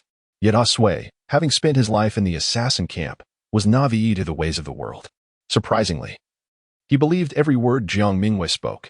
The more she rambled, the more determinedly Wei consumed the food before him. Once again, Jiang Mingyue requested some steamed buns from the proprietress. Observing Wei savoring the sweet soybean milk, relishing the egg porridge, and devouring a basket of buns, she noted with satisfaction that he even had another bowl of sweet soybean milk before they departed. Wei, with his large, expressive eyes, round face, and slightly upturned mouth that revealed charming dimples with the slightest smile, was indeed a delicate and endearing young boy. Initially hesitant to converse with the siblings, The proprietress found her apprehension dissipating as they thoroughly enjoyed their meal. After accepting the payment for the soybean milk from Jiang Mingyue, she looked at Sui and remarked, "Do come again. We also have savory soybean milk. Would you like to try that flavor next time?" Sui turned to Jiang Mingyue, inquiring, "Savory soybean milk?" The poor child, unaware of whether he had partaken in soy milk before today, will have to wait until our next visit. Jiang Mingyue gently patted A's head. The proprietress cast a glance at Jiang Mingyue, noting that the young lady had yet to remove her face covering. Out of kindness, she softly advised, "My dear, soon there will be a throng of people on the streets. It is unwise to walk about in such a manner." Jiang Mingyue smiled in response and replied, "Yes, I understand." The proprietress continued, "Your acknowledgement is well and good, yet I implore you to remove that cloth from your face. In broad daylight, you and your brother appear as though you are assassins. Do you not fear the authorities? And on a rainy day, without an umbrella, what sort of siblings are you?" Chapter 74. Confrontation and struggle in the streets. Indeed, the combination of soybean milk and fried dough sticks is delightful. Jiang Mingyue strolled along a relatively empty street with Sui, remarking, "It's a pity that the proprietress doesn't sell fried dough sticks. Next time, we should purchase some and bring them to her house to enjoy with the soybean milk." Sui walked with his head lowered. Once he finished eating, he reverted to the state of a 3-year-old, trained to be unfeeling and unable to smile. However, to indulge in soybean milk with fried dough sticks, a prerequisite exists. Jiang Mingyue added, "That is, you must first be alive." Sui abruptly lifted his gaze to Jiang Mingyue. His 7-year-old face clouded with confusion. Had he failed the mission, and could he still survive? Jiang Mingyue, with an expression of understanding, said to Sui, "From your attire, it's evident that you are an assassin." Sui's lips moved slightly, yet he remained silent. "I am not," Jiang Mingyue shrugged. "I merely have a grudge against that family. But enough about me, let us discuss you."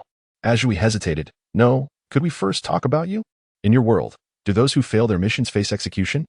Jiang Mingyue inquired, "I have heard that assassin organizations in the martial world either belong to a sect, or if they are paid and fail to eliminate their target, they must compensate the employer. Is that true?"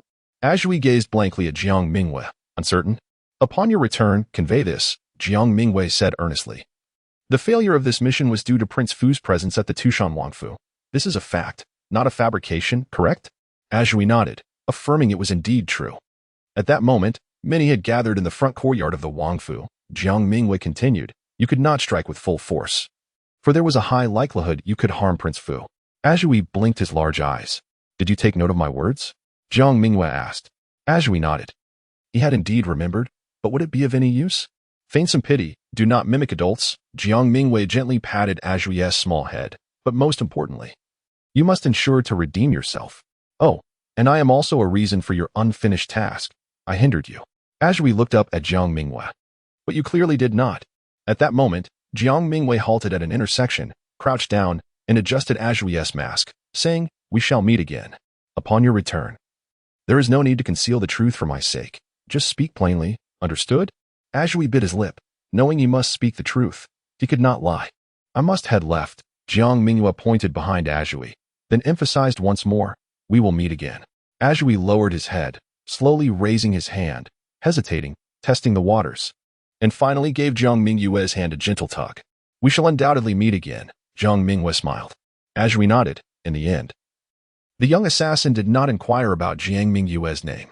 This was the utmost effort Sui could muster, although Jiang Mingyue had also set out to kill Zhao Xilou. Sui feared that the commanders would investigate Jiang Mingyue. He believed that this would not bode well. By remaining silent, he would remain ignorant, and perhaps the commanders would not discover Jiang Mingyue's whereabouts. The two parted ways at the crossroads, and as Jiang Mingyue walked away, she glanced back at Sui. If it weren't for Anian still being in the palace, Sui would not return, and Anian would face severe punishment. Today, she would devise a way to coax Sui away. No matter the cost. Life belonged solely to the emperor. Her mind was consumed by thoughts of him. Her own existence felt insignificant, merely sustained by the emperor's need. What a farce that was. A surge of resentment welled up within Jiang Mingyue. The power and wealth of the imperial authority, was it truly reliant on 2 children for protection? Bah! Miss Jiang spat on the ground in contempt. Sui was different from Jiang Mingyue. This child dashed forward, having sustained only minor injuries. All he desired was to return to the palace as swiftly as possible. After walking nearly half a street, Jiang Mingyue heard the sounds of a struggle behind her. Suddenly, she halted, turning to look back. Azhui? In the murky depths of the street, an arrow struck Azhui's left shoulder blade, and several burly men surrounded him, cutting off all avenues of escape. If you don't want to die, then come along quietly. One of the men shouted at Azhui. A passerby, witnessing the scene from a distance, was so terrified that he turned and fled. Despite appearing innocent and wide-eyed before Jiang Mingyue, Azhui transformed into a ferocious beast when threatened. Even with 5 or 6 men surrounding him, they struggled to subdue the already injured child. As yet another 6 men charged in, the number of assailants swelled to over a dozen.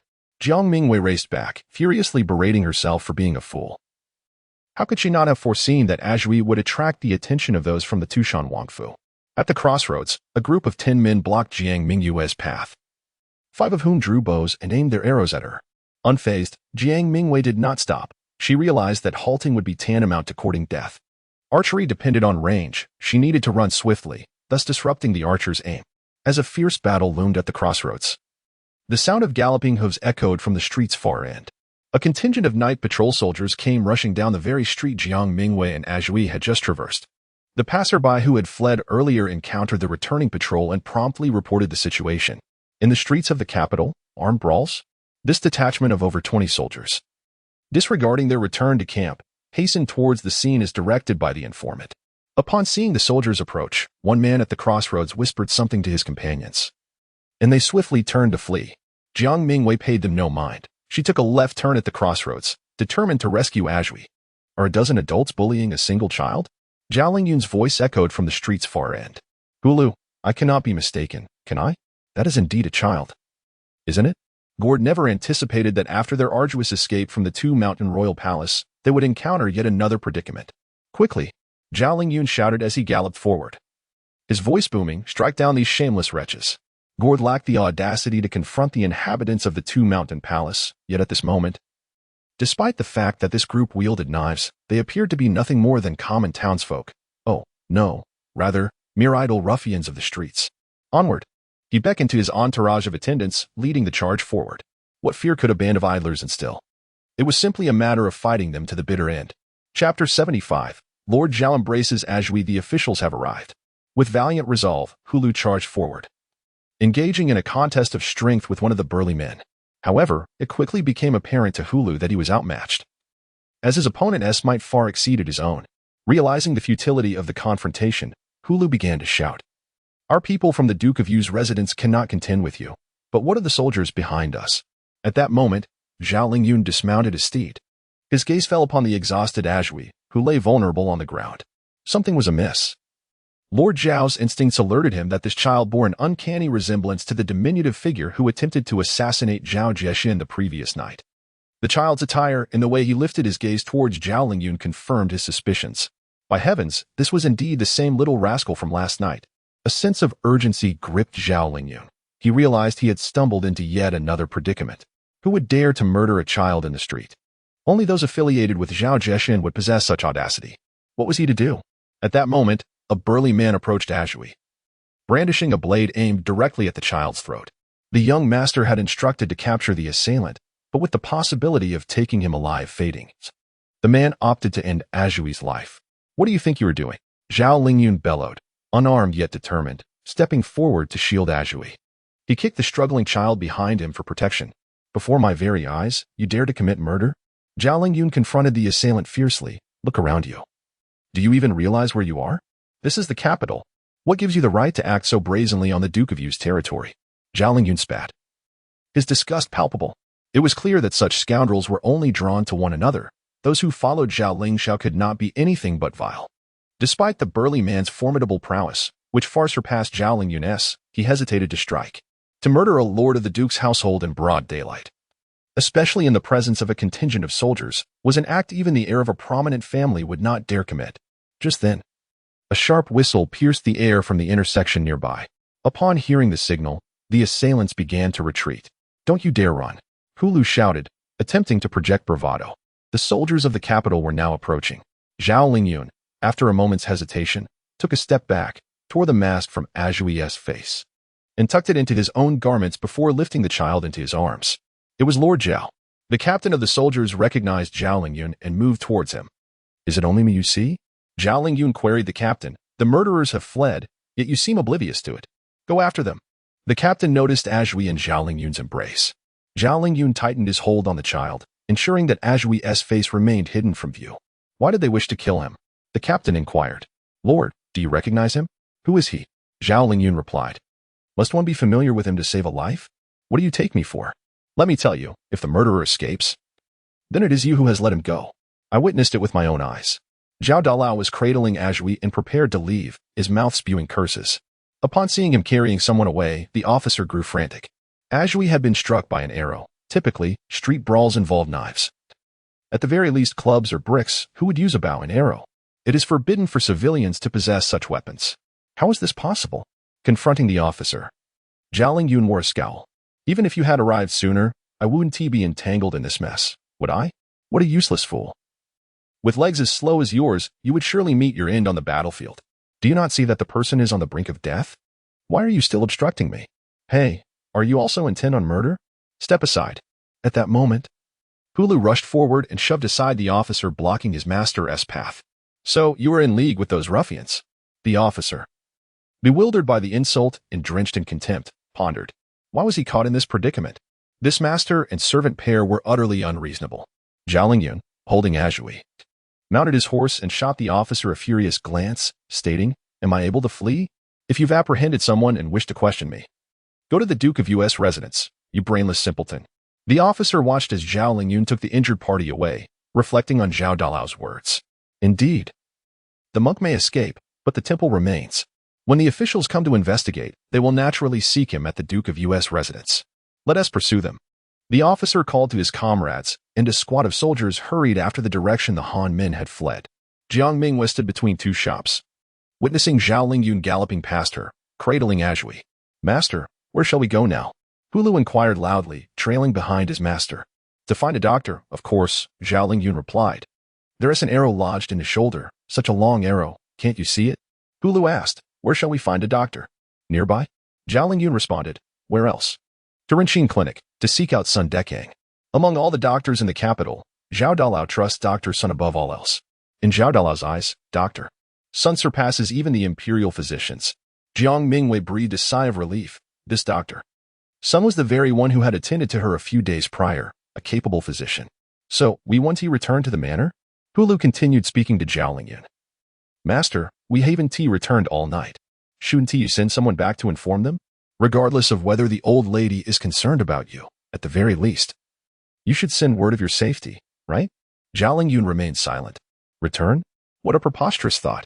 He bore this troublesome child in his arms. How was he to resolve this predicament? Abandon him?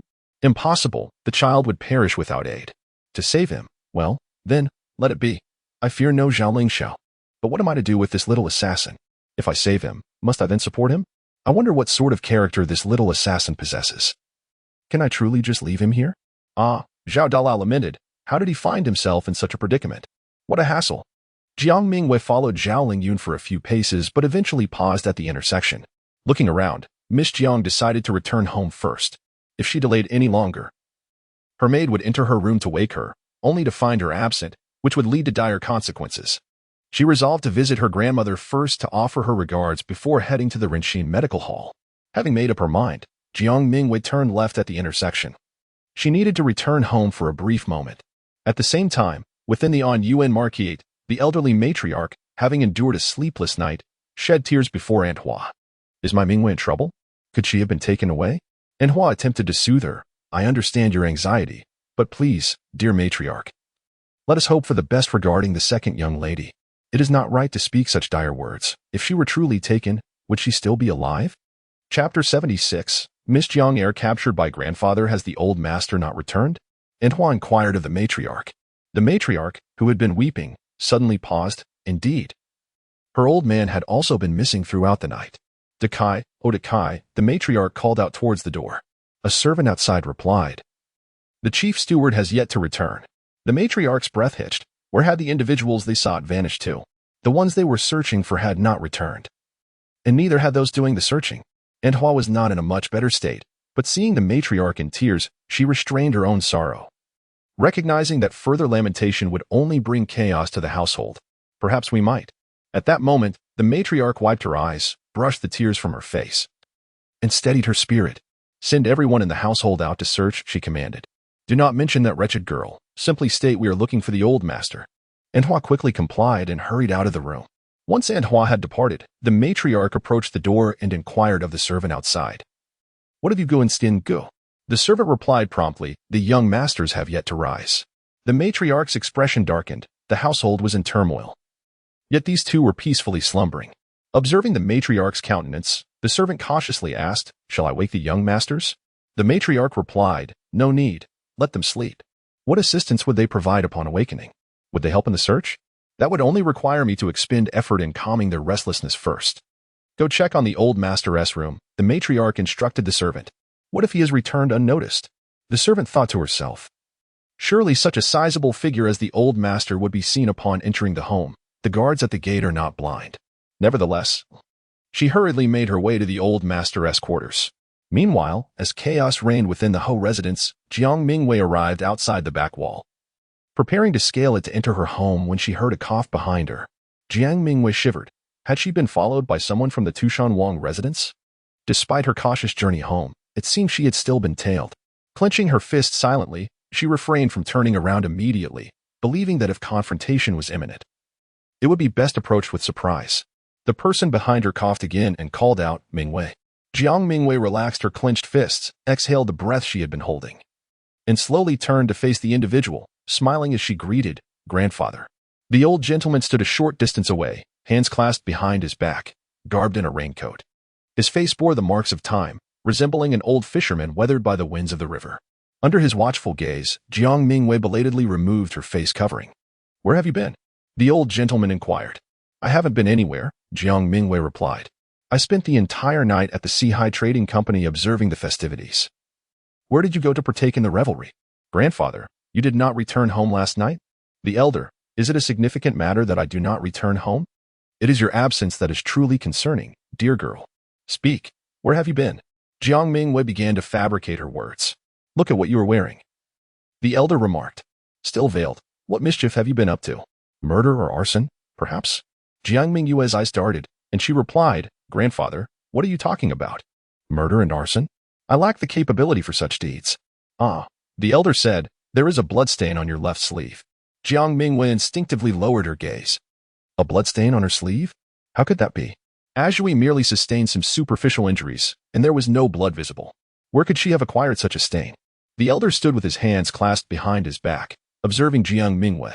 She bowed her head, gradually realizing she had fallen for his ruse. Surely, there was no blood.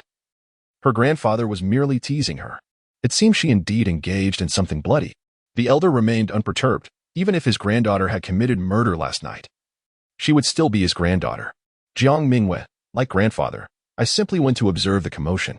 The elder, did you visit the Tushan Wangfu? Jiang Mingyue's toes poked at the ground beneath her. The elder continued, there was a disturbance at Tushan Wangfu last night involving an assassin. That assassin couldn't possibly be you. Could it? With her current attire, no one would believe she was not an assassin. Jiang Mingyue, Zhao Xilou was unharmed. The elder, did you fail? Jiang Mingyue, Enough, no more. You, dear girl, the elder pointed at Jiang Mingyue, are vexed because he is involved with a girl from the Wei family yet demands to marry you? Jiang Mingyue believed herself to be above such superficiality. Yet she felt compelled to tell her grandfather that she aimed to rid the world of evil, though he would never believe her. Why must you be like this? The elder urged Jiang Mingyue, you must change your petty ways. Competing for jewelry with your sister is one thing, but now you have resorted to violence. Truly, you are indeed Jiang Ernie's daughter. If your father is a killer, his daughter will also act without hesitation. You have never even killed a chicken. How would you know how to take a life? The elder inquired. Jiang Mingyue remained silent. Though she had never killed a chicken, she had indeed taken a life. Come with me, the elder instructed Jiang Mingyue. The elder interjected. Your grandmother knows you were not home last night. The daring young lady Jiang, who ventured to Tushan Wangfu to commit murder, instantly paled. Grandmother knows? I overheard her speaking outside her door, the elder explained. I just came out to find you here. Jiang Mingyue, grandfather, you went back already? The elder, yes. Jiang Mingyue, did grandmother not see you? The elder turned to glance at Jiang Mingyue. She quickly changed the subject. Grandfather, how did you come here to find me? The elder, this place is closest to your embroidery building. What more could Jiang Mingyue say? When you see your grandmother, do not speak, the elder cautioned Jiang Mingyue. Be wary of her striking you. Then I must change my clothes, Jiang Mingyue remarked. I cannot meet my grandmother dressed like this. The old man halted his steps, realizing that the elderly lady would undoubtedly go mad upon seeing her granddaughter dressed as an assassin. We cannot return, he declared. There must be someone guarding the embroidery house at this hour. Let us purchase a new outfit immediately. Come, let us hurry. Jiang Mingyue replied. Isn't it too early for the clothing shops to be open? With business to attend to, do you truly think the proprietor would remain closed? The old man strode briskly, hands clasped behind his back. You must not engage in such reckless behavior again. Committing murder? If you were apprehended, your head would be at stake. And even I could not save you. Jiang Mingyue promptly responded. Ah, I understand. There will be no next time. Rest assured, grandfather. Chapter 77. The old gentleman inquired. Have you recalled something from the past? His head ached. The thought of his delicate and beautiful granddaughter sneaking into the Wang residence at the dead of night to commit murder was unbearable. Who could withstand such a notion? The only reason he remained upright, conversing lucidly with Jiang Mingyue, was due to his fortitude. The tailor shop was discovered under the old gentleman's guidance. As Jiang Mingyue entered, she listened to her grandfather converse with the proprietor, only to learn that they were friends. Come, choose something you fancy, the old gentleman encouraged. As for the payment, old you, just keep a tab for now. The proprietor readily agreed, even jesting, no payment required, if that suits you. The tailor shop, though modest in size, boasted an ample selection of fabrics, yet the finished garments were scarce, comprising merely 4 or 5 complete sets. Jiang Mingyue, without much scrutiny, casually selected a pale pink ensemble. However, her grandfather expressed discontent, exclaiming, Why don gray when you are a young lady? Have you not had enough of dressing in black as an assassin? Now you wish to don a nun's attire? The proprietor interjected, It's merely ash gray. The old gentleman retorted, Is ash not gray? Jiang Mingyue silently traced her fingers over the pale pink dress, yielding to her grandfather's whims. Taking advantage of the facilities provided by old you, Jiang Mingyue washed her face, loosened her hair, dried it, rebraided it, and donned the fresh gown. Once again, she transformed into the cherished granddaughter in her grandfather's eyes. While Jiang Mingyue was occupied with her grooming, old you, exhaling warmly, engaged in idle chatter with the old gentleman. In a hushed tone, the old gentleman mentioned she was scolded by her grandmother. Old you instantly understood, having evidently heard numerous tales of the old lady from the old gentleman. Ah, the sister-in-law's temper remains unchanged, old you observed. Indeed, the old gentleman replied. Even Ernyo has been battered to a pulp by her. Old you remarked, Miss John's attire today is rather novel. As a merchant of fabrics and ready-made garments, he could not overlook that Jiang Mingyue was clad in night attire. The old gentleman explained. She was merely playing at home in it, but then her grandmother caught her. Upon this revelation, old you's imagination conjured a vivid scene, Miss Jiang at home, frolicking in her night attire, only to be discovered by the matriarch, leading to a furious reprimand. Yet, he pondered, what amusement could one derive from such attire? Before long, Jiang Mingyue emerged in her new attire. The old gentleman sighed, now that looks appropriate. Old you assessed the second Miss Jiang and marveled at her beauty, a simple dress. Yet upon her, it radiated an allure that was undeniable. The old gentleman shared this sentiment with old you, who replied, If you had not come today, would you have trusted my discretion, esteemed elder? With old you's assurance, the old gentleman led Jiang Mingyue away. Old you, the son-in-law of our village, was walking home when he spoke to Jiang Mingyue, recounting how his wife had passed away 6 years prior, leaving behind 2 sons, both of whom had gone to war alongside their father. The elder son had died, while the younger had been left with a crippled leg, now living in the village, collecting rent from the fields. Jiang Mingyue pondered in silence, feeling an unsettling sense that those who followed her father to battle were fated to either die or be maimed. With his son now married and raising his own children, old you found it unbearable to stay at home and ventured alone to the capital. As the old man continued to reminisce, he mentioned that old you, possessing skills as a tailor, had opened a clothing shop. Jiang Mingyue inquired if her grandfather frequently visited him, to which he nodded, revealing that old you was a drinking companion of his. The earnings old you made were sent back to the countryside. The old man shared that last year, old you's younger son had passed on a grandson to his elder brother, which seemed to have resolved a lingering concern for old you, who had wept profusely that day. Jiang Mingyue listened quietly, reflecting on the importance of lineage, recalling how her uncle had also adopted 2 sons, one for her third uncle and another for her fourth. Today, her grandfather was remarkably talkative, sharing tales of his old comrades, farming, and village gossip as they walked. However, Jiang Mingyue sensed something amiss. Was her grandfather deliberately trying to engage her in conversation? To her astonishment, he began discussing the matter of cattle giving birth. As the heavy rain gradually ceased, the pair arrived at their doorstep, greeted by a clear sky adorned with a rainbow. The gatekeeper, spotting the old man and Jiang Mingyue returning together, jumped up in excitement, shouting that the elder had returned, and hurried into the house. Other attendants rushed down the steps to welcome the duo. The old man waved his hand, instructing them to return. The attendants dared not glance at Jiang Mingyue, uncertain as to why the second young lady was accompanying the elder. He then inquired about Yu Gu and Stin Gu, to which an attendant replied that the young masters had yet to rise.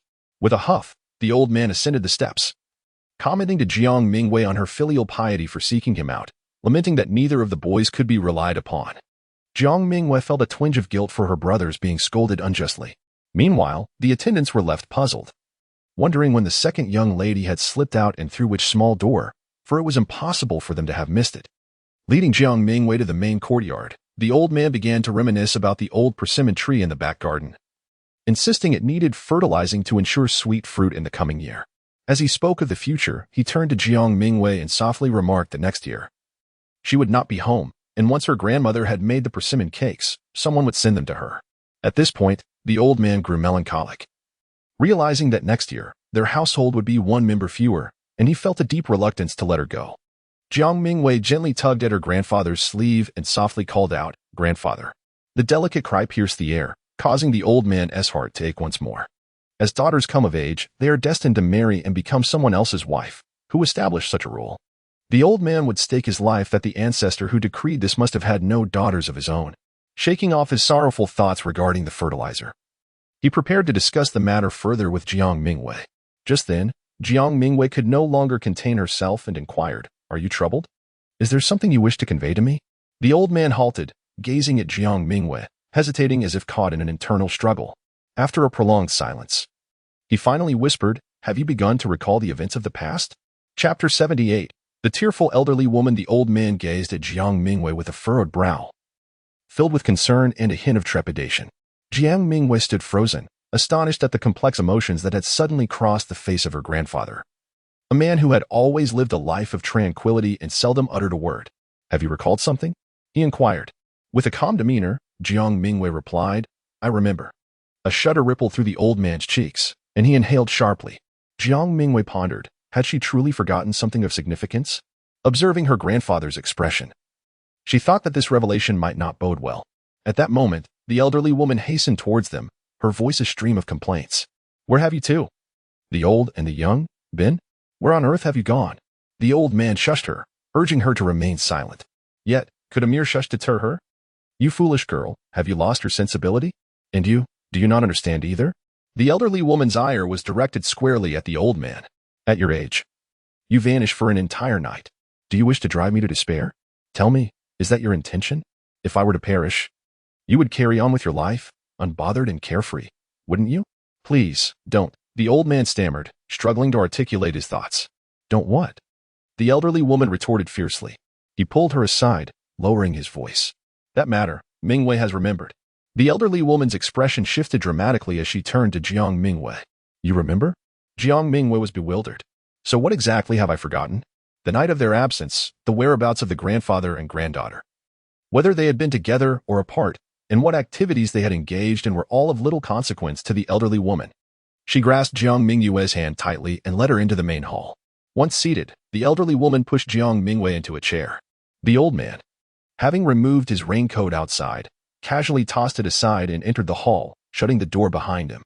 The elderly couple did not take their seats but stood before Jiang Mingyue, their gazes fixed upon her, is filled with anxiety, hers with uncertainty. Nervously, Jiang Mingyue wondered what grave matter she might have previously committed. Had she taken a life or set a fire? How had these memories resurfaced? What did you remember? The elderly woman inquired urgently. "Oh, it just came back to me," Jiang Mingyue replied. Her grandmother scrutinized her closely. "You are not trying to deceive me, are you?" The old man interjected. "She went to the Tushan Wangfu last night. She didn't merely frighten anyone, she acted decisively." The elderly woman took a step back, her eyes wide with disbelief. "What were you doing at Tushan Wangfu? Did you go to kill the young lord?" In her haste, The elderly woman assumed that Jiang Mingyue had gone to eliminate Zhao Xilou. Jiang Mingyue realized that her grandfather, too, believed she had gone to the Tushan Wangfu with murderous intent. Upon reflection, Jiang Mingyue raised an eyebrow. Indeed, she had taken a life before. Whom did she slay? Such matters could slip her mind. Presently, the second Miss Jiang remained composed, despite the weight of numerous legal disputes looming above her. She sat still, awaiting the elder matriarch and patriarch to commence their discourse. How was Zhao Xilou faring? The matriarch's initial concern was for the heir of the Tushan Wang. She hoped her granddaughter had not inadvertently brought about his demise. Such a situation would be dire indeed. The patriarch remarked. Quite a number of officials and soldiers are heading towards the Tushan Wang residence. Jiang Mingyue replied, he is fine. His mother has sustained an injury. The matriarch immediately inquired. Was it your doing? Jiang Mingyue remained silent. Indeed, it was her action. The matriarch spun around, feeling faint as if her strength had fled her. She took a seat across from Jiang Mingyue at the tea table. The patriarch remained standing, stating, do not be overly anxious. Mingyue has returned safely, has she not? The matriarch, exasperated, retorted, your granddaughter has rushed to the royal residence to commit murder, and you say there is no cause for alarm? What would warrant urgency, then? The matriarch felt as though she might snap at her husband. Her heart was fraught with worry, and the household had not seen peace. The previous day, all members of the Sihai merchants were slain. At this moment, the patriarch mentioned, I witnessed individuals from the Jumintindu house transporting bodies. A total of 23 lives were lost, both male and female, their corpses taken away. The matriarch interjected sharply. And what connection do we have with the Sihai merchants? Were you counting corpses outside their establishment last night? Jiang Sanjuan, you truly excel. Did the phantoms of the Sihai merchants pay you, or was it the Jumintindu house? The patriarch, chastised by the matriarch, could only lower his head, muttering, well, let us continue discussing the Tushan Wang's affairs. Taking a deep breath, the matriarch sought to maintain her composure. She could rely on no one in this household but herself. Have the Tushan Wang's people discovered your presence? She inquired of Jiang Mingyue. Jiang Mingyue replied, no, I was masked. The patriarch gestured to the cloth bundle he had brought into the room, saying, I shall incinerate it shortly. The matriarch asked, what of her attire? The patriarch responded, it belongs to old you at the shop. Do not worry, old you will not speak of it. The matriarch exhaled in relief, turning to Jiang Mingyue. Only to feel her ire rekindle. What is your motive? She asked. You have severed ties with Zhao Xilou. Why pursue his life? What do you intend to achieve? Your pettiness. If you quarrel over a hairpin, rouge, or dress, it is one matter, but to seek vengeance upon anyone who has wronged you is another. Can this end well? Jiang Mingyue smiled faintly. The matriarch, agitated, turned to the patriarch. Look at her. She appears unfazed. This is not the first time. Jiang Mingyue remarked, it is nothing. Where there is one, there will be another, and surely there will be a third and a fourth. The stubborn girl, I called for you to heed my words. Yet you persist in your defiance. The elderly woman could no longer contain her frustration and raised her hand to strike Jiang Mingyue. It seems you have no desire to live a proper life. If you do not wish to continue, then let us both perish together, you wretched girl. Why must this girl complicate her own existence? To speak of murder so casually, has she truly lost her senses? Jiang Mingyue did not evade. She merely gazed at the elderly woman. After landing several blows upon Jiang Mingyue, the woman abruptly ceased and burst into tears. You truly seek to drive your grandmother to her grave. That time you brandished a knife against your father, you nearly took my life. And now, on the brink of marriage, you present me with such a scene once more? Jiang Mingyue, can you not show a modicum of compassion for your grandmother? Must we not strive to lead a peaceful life together? Chapter 79. Memories of the morning hall. The mere mention of the word patricide left Jiang Mingyue in a daze. When had she ever committed such an act? How could she possibly forget it? Yet, despite her inner turmoil, she maintained an outward calm, revealing no emotions. The elderly matriarch wept sorrowfully for nearly half an hour, during which she also berated Jiang Mingyue for a considerable time. Both the old man and Jiang Mingyue attempted to console her, but their efforts proved futile. Was there truly no incident? Finally, the old man, in a fit of exasperation, exclaimed, when Mingyue eventually marries, will she also go so far as to kill Xilou? The matriarch paused in her cries, pondering the gravity of his words. Surely it cannot come to that? Urged the old man, pressing Jiang Mingyue to assure her grandmother that she would live harmoniously with Xilou. The matriarch inquired, you are aware of her situation with Xilou? The old man replied, the household is abuzz with gossip. How could I remain oblivious? He may be unobtrusive, yet he is not deaf. Upon returning home, standing outside the hall for a moment, one learns of everything. I shall fetch you a handkerchief, he said, noticing the one the old woman had dropped in her distress. You needn't, she retorted. At such a time, what use is a handkerchief? Your granddaughter is off committing murder. And you're concerned with handkerchiefs? At that moment, Jiang Mingyue exhaled softly and grasped the matriarch's hand, earnestly declaring, Grandmother, I will live well. I am not a bloodthirsty fiend.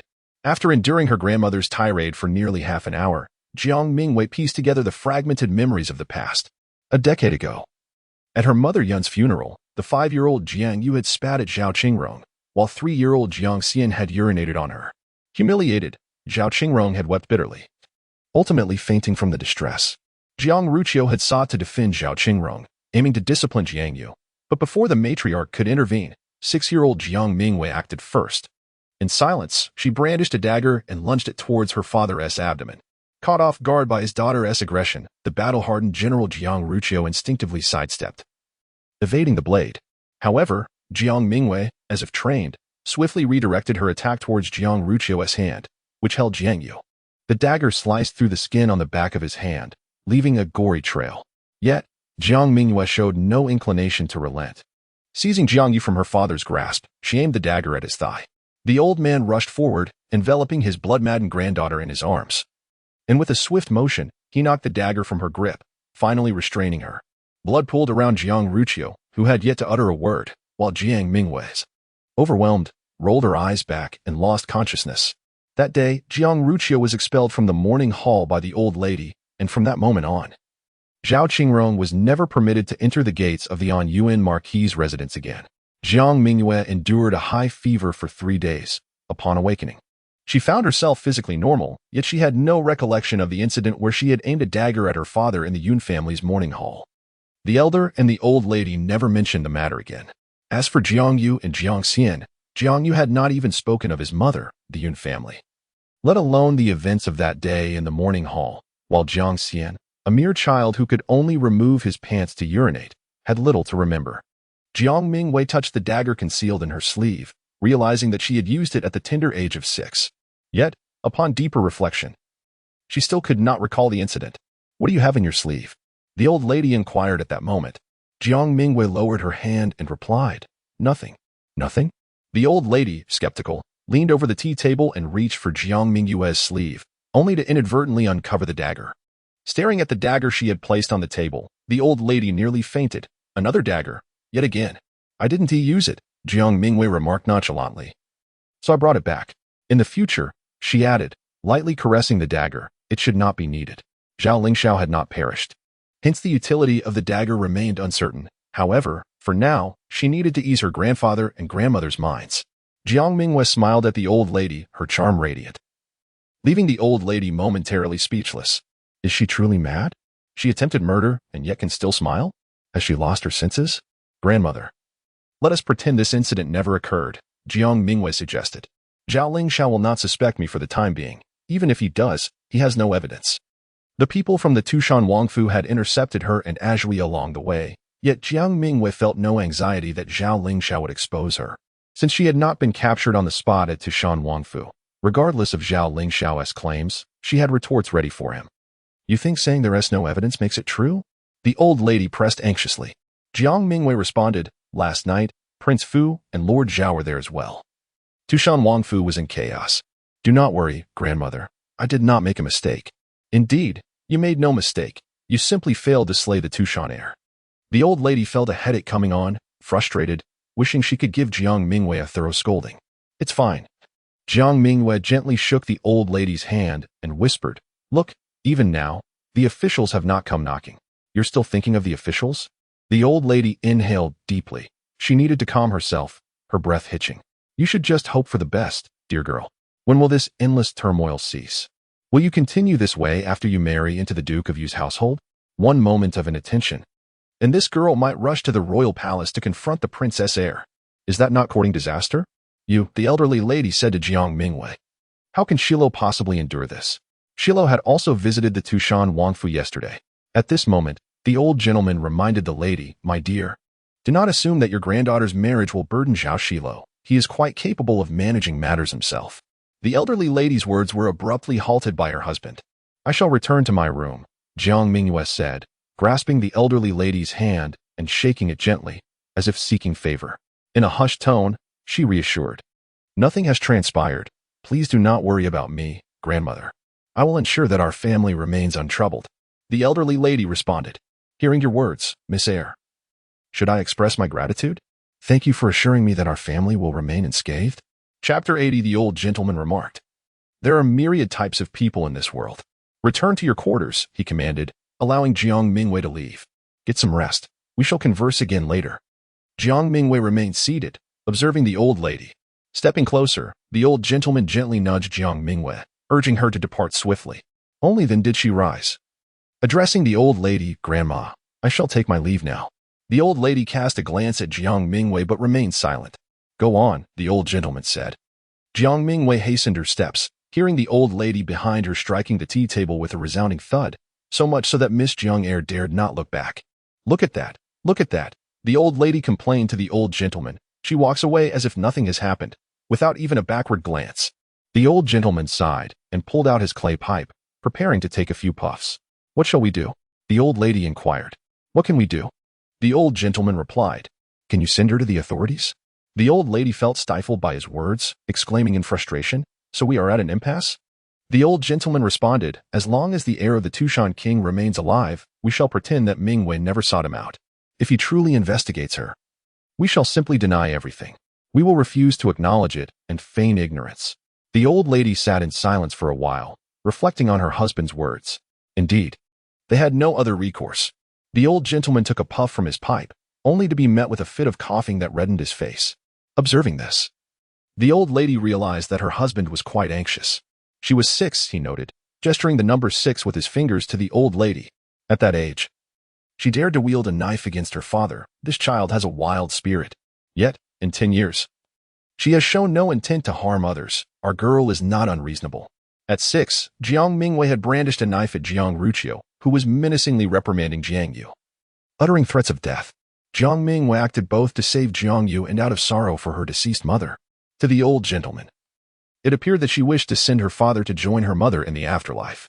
The old lady sat lost in thought. What girl is like our Mingyue? A typical young lady should resemble Jiang Yue, should she not?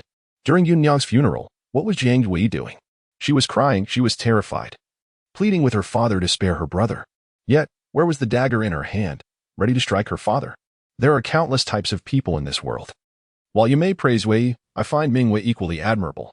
The old gentleman glanced at his wife, sighed, and said, "She has a fiery temperament. Such a disposition can be managed. Mingyue simply does not get along with her father. What did she say to you about the West Tower?" The old lady replied, "Lacking enthusiasm, nothing unusual. There was no disturbance." "Is that not sufficient?" the old gentleman asked. The old lady softly remarked, "The West Tower is not like that young heir. He has a fondness for our Mingyue. As for that heir, she scoffed, I perceive him to be utterly self-absorbed, caring only for his own interests." The elderly gentleman took a puff of his pipe. "The young lady from the Wei family, though lacking in propriety, has genuinely given her heart and life to him." The old matron remarked, "And what was the outcome? Did you even utter a single word in her defense before His Majesty? What did he do? He merely chose her as a concubine over becoming a servant. What difference is there between a lowly concubine and a servant? Yet he acts as if he has performed an extraordinary deed, Bok coward. Even if he accepted her as a concubine, did he even bother to fetch her? Did he?" According to Prince Fu, he even confessed to His Majesty his affection for the young lady from the Wei family. Oh my heavens, how could he utter such words? If he truly cherished her, why not marry her as his legitimate wife? He cannot even bestow upon her this minimal respect. What kind of affection is that? Such a man deserves to encounter someone like our Mingyue, deserving of a few lessons. This sort of individual is simply lacking in upbringing and merits a good beating. As for his mother, I have seen her at the Empress's court. Oh my, her eyes seem to sprout from the top of her head. And she believes herself to be the most precious in the world. My goodness, she even dares to act noble before the Empress. Does she not fear for her longevity? The old matron vented her anger, transforming the fright she experienced from Jiang Mingyue into fury directed towards Princess Mu and Zhao Lingxiao. The elderly gentleman remained silent, merely listening to his wife's tirade. Both were deeply concerned for Jiang Mingyue. A young lady not only harbors murderous intent, but has also acted upon it. This would be intolerable for any family. Yet, what could they do? They had a daughter like this. Should they not protect their own? It was unbearable, yet they had no choice. After all, What could they do? When Jiang Mingyue was 6 years old, it was the elderly gentleman who bore the burden of Jiang Ruchou's injuries. It is only natural for a father to discipline his son, and no one could dispute that. Now, regarding Zhao Lingxiao, the couple exchanged glances. This matter must remain buried deep within their hearts, never to be revealed. How distressing. After cursing for a considerable time, the old matron began to worry for her Mingyue again. Her anger seemed peculiar, prompting the elderly gentleman to softly say, "Is Zhao Lingxiao's affection for the Wei girl and his request for a decree to marry her truly what provoked her anger? She herself does not favor Zhao Lingxiao. Where does this rage stem from? Is it the resentment towards Jiang Ruchou for causing her mother's demise and threatening her brother? Is this the reason Jiang Mingyue has taken up arms against Jiang Ruchou? What has Zhao Lingxiao done to deserve this? Can he really be compared to Yun Yang and Jiang Yu?" The old matron was taken aback by her husband's words. She had previously mentioned that her engagement to Zhao Lingxiao was the emperor's intention. The elderly gentleman asked, "Have you forgotten this?" The old matron replied, "What? Is she directing her anger at the emperor then? Will their entire family survive this?" The elderly gentleman responded, "If she truly manages to kill Zhao Lingxiao, the emperor would likely be pleased." The old matron pondered, "That does seem to be the case. Is she seeking to accomplish something significant?"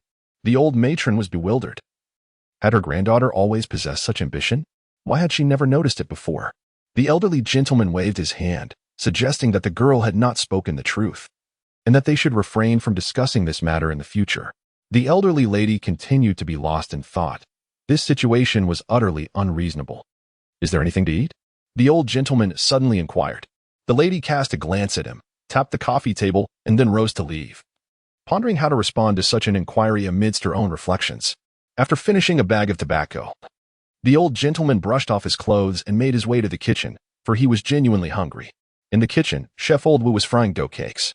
Upon seeing the old gentleman, Old Wu promptly called out, "Welcome back, sir." The old gentleman inhaled the delightful aroma of the frying cakes. It was truly wonderful. Life should continue in this manner, filled with the simple pleasures of daily sustenance, such as the true fortune of a person. Yet, he wondered when his beloved Mingyue would come to understand this profound truth.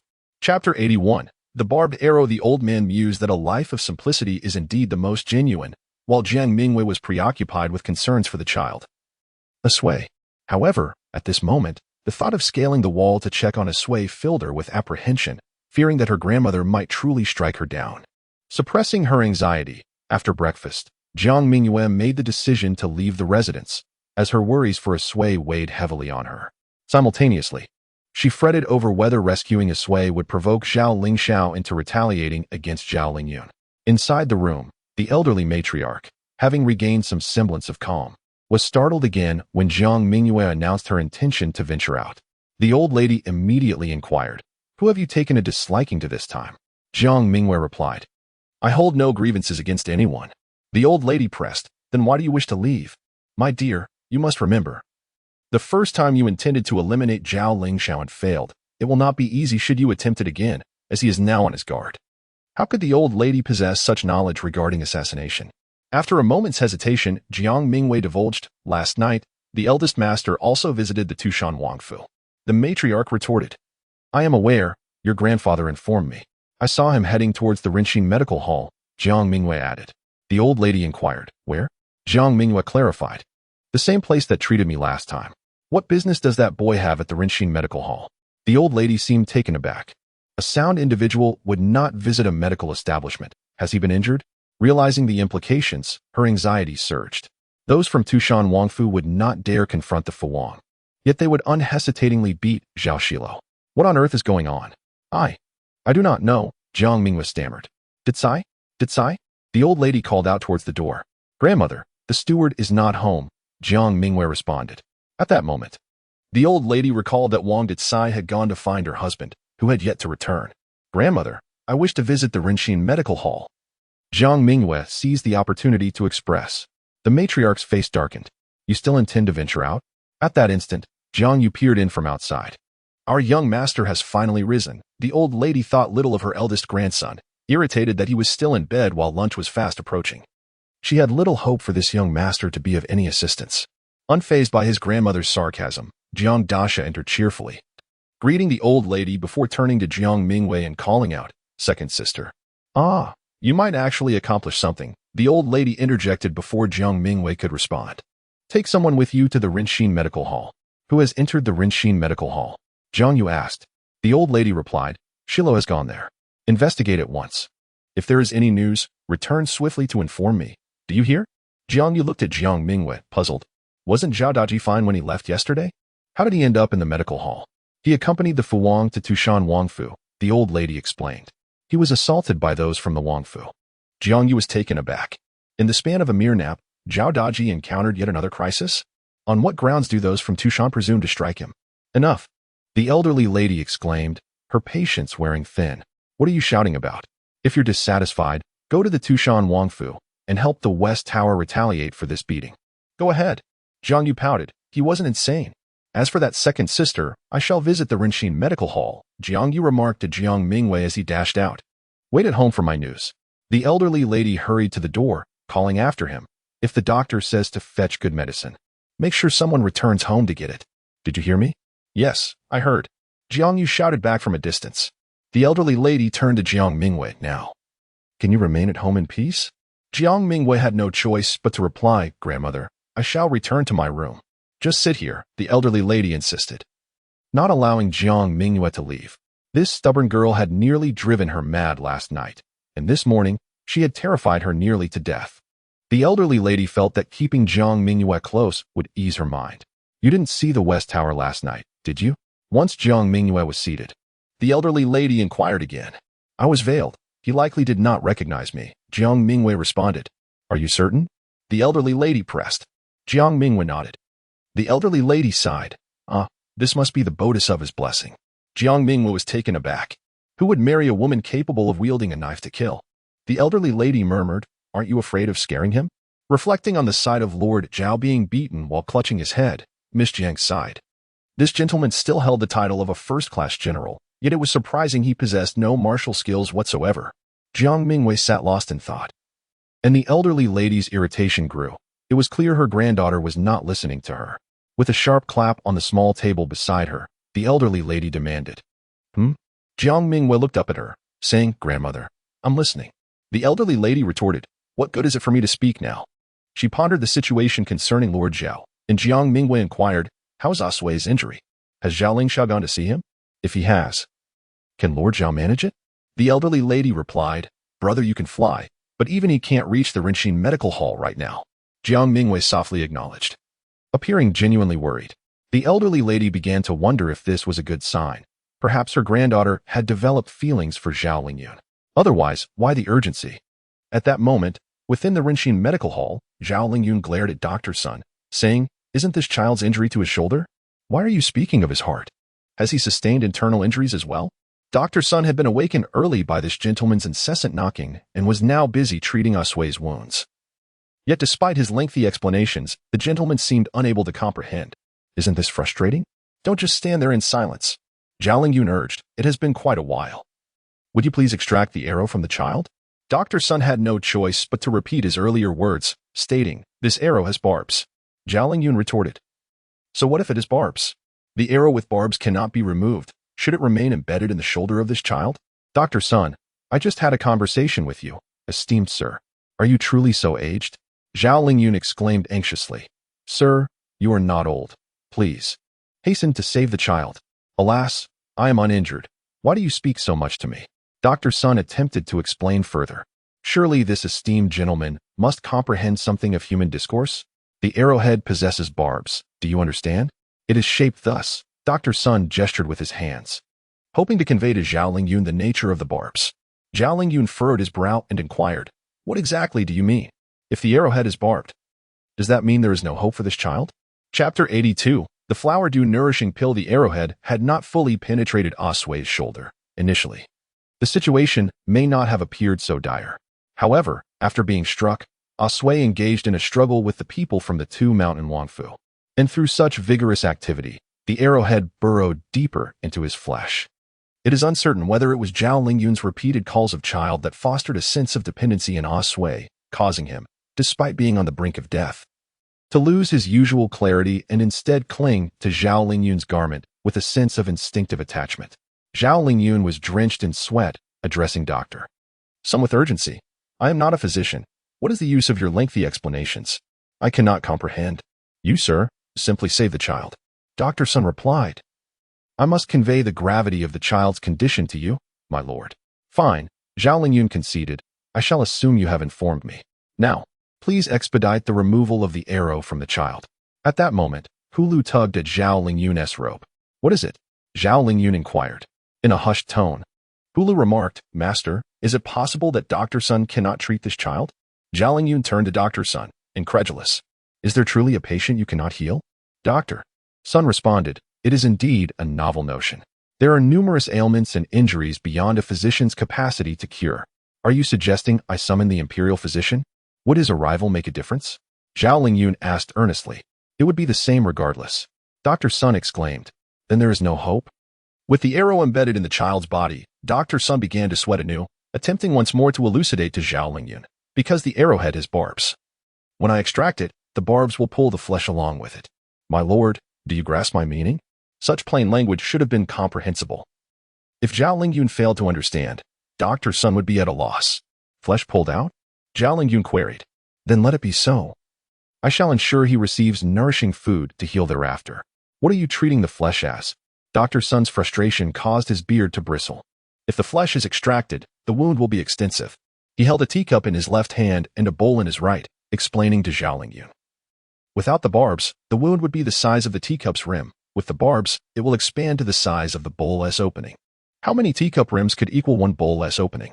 It would take 5 or 6 teacups to match just one bowl. Zhao Lingyun was struck dumb. Glancing down at Oswei, the child's shoulder appeared scarcely larger than a teacup's rim. If the arrow were removed, the wound would indeed resemble the size of a bowl. Could this child possibly survive? Dr. Sun, feeling the pressure, used the teacup and bowl as metaphors. And upon observing Zhao Lingyun frowning and silent as he contemplated the child, he felt reassured that the Lord had finally grasped his words. Isn't there the anesthetic powder? Hulu interjected. If we use the anesthetic, he will feel no pain, Dr. Sun sighed. But it is not merely a matter of pain. What is it then? Hulu pressed. Dr. Sun replied gravely, once the arrow is extracted, the wound will be too large, and the blood will not cease to flow. Excessive blood loss can indeed jeopardize one's life. With a pallid complexion, Hulu turned to Zhao Lingyun, exclaiming in distress, My lord, what shall we do? Should we summon the imperial physician? In the military, Dr. Sun interjected, soldiers dread encountering such barbed arrows. Our medicinal supplies are of the highest quality. Yet for every 10 soldiers struck by this arrow, only 1 survives, and that is a blessing from the heavens. Dr. Sun implied that seeking the imperial physician would be futile at this juncture.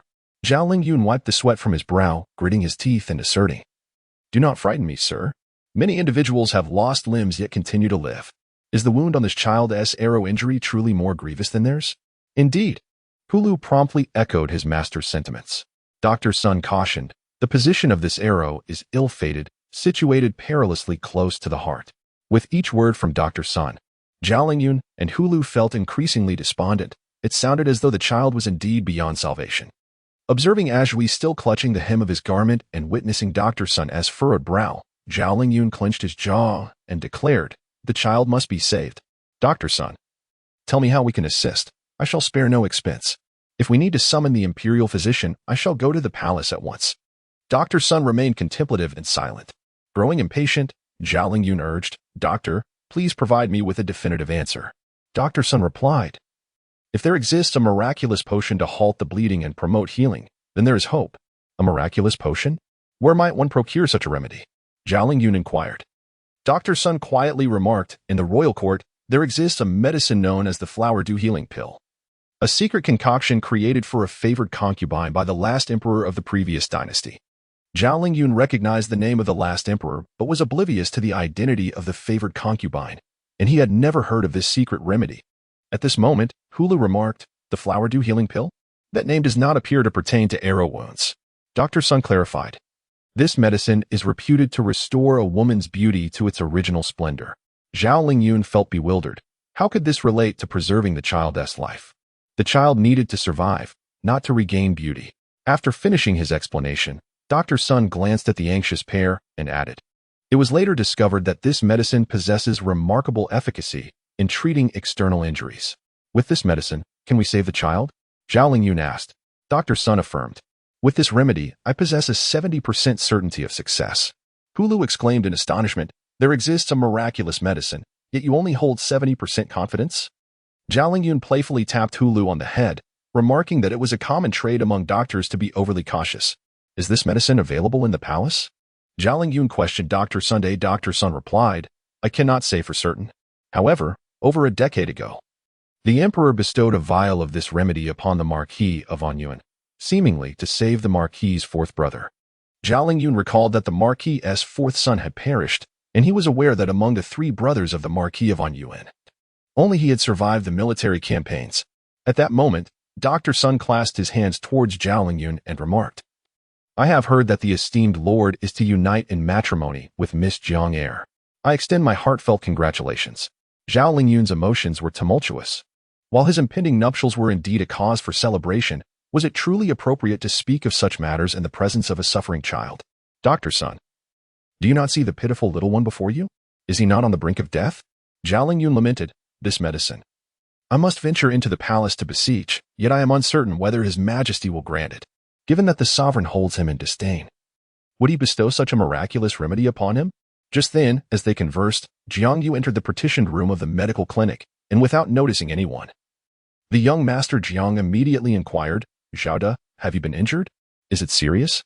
Chapter 83. Lord Zhao's quest for medicine in the palace. As the words escaped his lips, Jiang Yu caught sight of Azhui.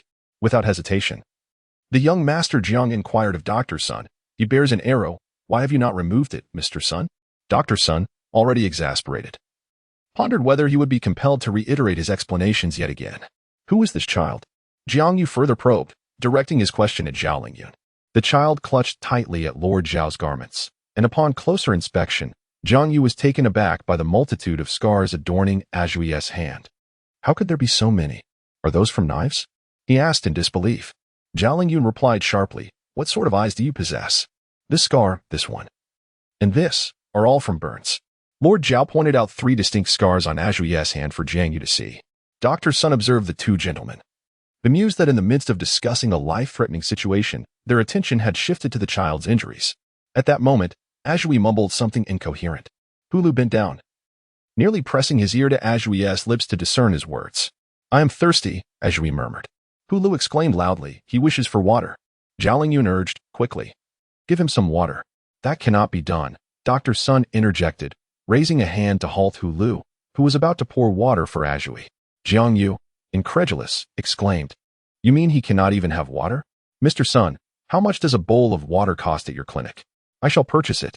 Dr. Sun found himself at a loss for words in response to such foolishness. He simply gestured toward Azhui's injuries, prompting Zhao Lingyun and Jiang Yu to observe. Both Lord Zhao and young Master Jiang turned their gazes in unison and froze in shock. Just moments ago, there had been no visible blood, yet now, Azhui's shoulder wound was oozing profusely. Zhao Lingyun's anxiety surged. But the arrow is blocking the blood. How can it be flowing? This statement provoked a bemused reaction from Dr. Sunday. If an arrow could indefinitely stem the flow of blood, what necessity would there be to remove it? Jiang Yu instinctively reached out, attempting to cover Azhui's wound, as though his touch could stem the bleeding. Zhao Lingyun quickly grasped Jiang Yu's hand, exclaiming, do not. What are you attempting to do? Regaining his composure, Jiang Yu turned to Dr. Sun, insisting, hasten to staunch his bleeding. Dr. Sun sighed deeply. Have you already given up?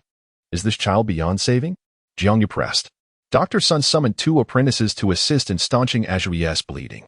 Zhao Lingyun remarked, it seems the medicinal soup you administered previously was of little use. Dr. Sun remained silent. Any words he could offer now would be superfluous. In the presence of these 2 gentlemen, he felt an overwhelming sense of his own insignificance. Hulu, Zhao Lingyun called. Hulu, appearing bewildered, stepped forward.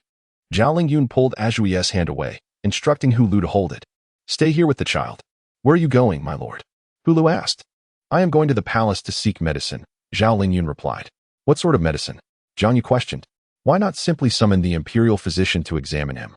Oh, right, where? Zhao Lingyun exclaimed. You should return home and inquire if you possess that dew-imbued medicine. Dr. Sun interjected. It is the flower dew skin regeneration pill. He is truly exhausted. Jiang Yu remarked. My family is not a pharmacy. Come, Zhao Lingyun urged as he led Jiang Yu outside. We shall converse out there. Mr. Sun, I entrust this child to you. Zhao Lingyun and Jiang Mingyue exited the partition with their arms around each other. Dr. Sun, while tending to Ah Sui's bleeding, couldn't help but ask Hu Lu, what relation does this child bear to your esteemed family? The child appeared to be around 7 or 8 years of age. One might assume he was the illegitimate son of Lord Zhao, but the age did not align, as the Lord himself was merely 20. It is not unheard of for a boy to father a child at 13, yet at that age, Lord Zhao was in mourning, though he might be a scoundrel. Dr. Sun believed that Zhao Xilou would not commit such an act during his mourning period, as he was indeed filial. Furthermore, considering the extensive bruises covering the child's body, could Zhao Xilou truly allow his son to endure such suffering? Hu Lu replied, He was found by my master on the road. Dr. Sun, found on the road, and your master is so considerate? Hu Lu, sir, will this child be all right? Upon hearing Hu Lu's inquiry, Dr. Sun sighed again. Hu Lu, sir, please do not sigh. Your sighs frighten me. Have you ever been unafraid? Dr. Sun felt an urge to sigh in response to Hu Lu, as the child's fate depended on whether the Lord and young Master Jiang could procure the remedy. Hu Lu, must it be the flower dew? Is there no alternative? It is not merely the flower dew. Dr. Sun conceded. He had already stated that the child's arrow wound was critical, near the heart, rendering it a life-threatening injury. Yet, his words fell upon deaf ears. The emperor had bestowed this medicine upon your father, while riding along the road. Zhao Lingyun said to Jiang Mingyue, you should return and check if your household possesses this medicine. As for me, I shall enter the palace and implore for assistance. Jiang Mingyue, how is it that Dr. Sun knows so much about past events? He is even aware of my fourth uncle's affairs. The emperor granted divine medicine to treat my fourth uncle's injuries, a tale Jiang Mingyue had never heard before. How could Dr. Sun possibly know? Zhao Lingyun, who knows? We shall inquire later. What is urgent now is to save a life. Jiang Mingyue nodded in agreement. Upon reaching the intersection, Jiang Mingyue turned left while Zhao Lingyun continued straight. Where? Zhao Lingyun called out, but Jiang Mingyue had already galloped far away. Never mind, Lord Zhao thought. He would ask Jiang Mingyue later how he came to seek Dr. Sun's help. Spurring his horse onward, Zhao Lingyun arrived at the Imperial Palace, where the captain of the Imperial Guards recognized him. Seeing him approach, Captain Qian's expression twitched. How could he dare to show up again? Old Qian, Zhao Lingyun called out as he dismounted. Qian Kun approached Zhao Lingyun and whispered, What brings you here? Zhao Lingyun replied, I wish to seek an audience with His Majesty. Commander Qian remarked, Prince Fu is currently facing punishment, and His Highness the Crown Prince has just gone to intercede on his behalf. Do you truly wish to seek an audience with His Majesty at this moment? Are you eager to share in Prince Fu's misfortune? A chill ran down Zhao Lingyun's spine. Must it truly come to this between father and son? Return, Commander Qian urged, genuinely concerned for Zhao Lingyun's well-being. You accompany the prince to the Tushan Wangfu. Since His Majesty has not summoned you, consider it a stroke of luck and refrain from presenting yourself. Zhao Lingyun turned to leave, but the image of a sway clutching his robe held him back, as if his feet were weighted with lead. To depart under such circumstances felt rather inappropriate. Did it not? Chapter 84 Emperor Dongxing lamented the unfortunate plight of Prince Fu, who had endured a severe beating, leaving him in considerable pain. Yet, the prince remained stoic, not uttering a single word despite the cries of Wang Shunzi and his companions, whose throats had grown hoarse from their lamentations. Both Empress Ning and Concubine Yu sought to intercede on behalf of Prince Fu, but were met with the emperor's refusal to grant them an audience. Despite their desperation, neither could dare to intrude upon the emperor in the Qingda Hall. Concubine Yu, a woman of humble origins, wept profusely, while the empress's attempts to console her proved fruitless.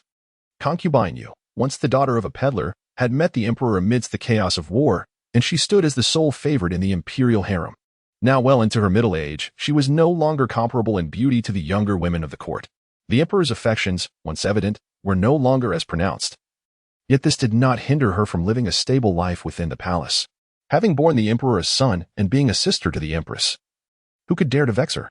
Nevertheless, she lamented her son's unruly behavior, wishing he would refrain from causing her so much distress, for her life would be far more tranquil. The empress, listening intently to the commotion beyond the high walls, nudged Concubine Yu and remarked, Prince Fu has neither cried nor shouted. Wiping her tears, Concubine Yu strained to listen, realizing that while Prince Fu remained silent, Wang Shunzi and his cohort were wailing uproariously. Inquiring further, the empress instructed Qin Jinzong, who stood before her, to announce their desire for an audience. Qin, with a pained expression, bowed and replied, Yes. I shall convey your message, Your Majesty. Never mind, Concubine Yu interjected, Sister, let us not concern ourselves with Prince Fu. Is the emperor truly capable of killing him? The others were taken aback. Your Highness, after weeping for half the day, you have finally come to this realization? At that moment, a eunuch rushed in, approached the empress, and knelt, declaring, Your Majesty, His Royal Highness the Crown Prince has arrived. The empress sighed softly, recognizing that the Crown Prince had come to plead for his brother. Concubine Yu, filled with resentment, questioned, Who summoned the Crown Prince?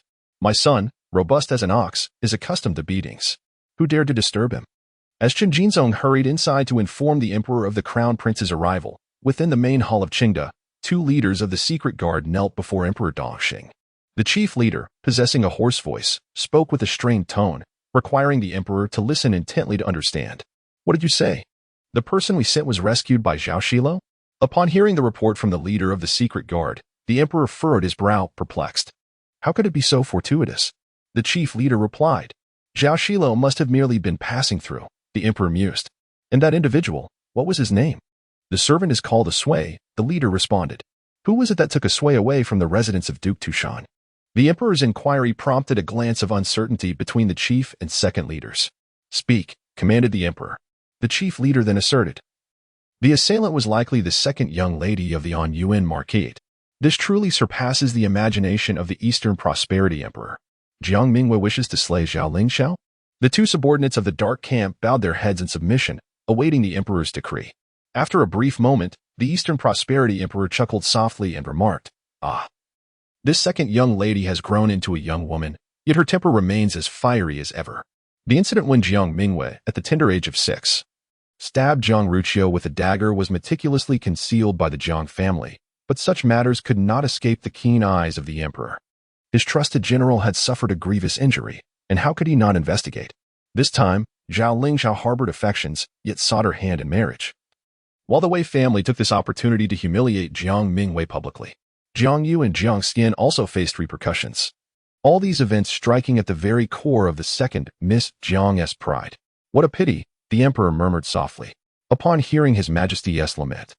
The 2 commanders felt a wave of anxiety wash over them. If the emperor regretted that Jiang Mingyue had failed to eliminate the heir of the Tushan prince, then their own failure to dispose of Zhao Lingxiao was indeed a grave misdeed. She should have entered the Tushan princess residence, the Eastern Prosperity Emperor added quietly. With a woman of Jiang Mingyue's caliber as Zhao Lingxiao's wife, Jiang Ruqiu would not forge an alliance with the Tushan prince's resident studious daughter. Once Jiang Mingyue realized that Zhao Lingxiao held no affection for her, she would not behave like an ordinary woman, seeking to curry favor with her husband or humbling herself to win his heart. Given Jiang Mingyue's disposition, she would inevitably become his adversary, leading to an unending feud that would disturb the peace of the Tushan princess residence. The emperor envisioned the chaos Jiang Mingyue would bring to the Tushan princess abode, yet fate had not aligned with his desires.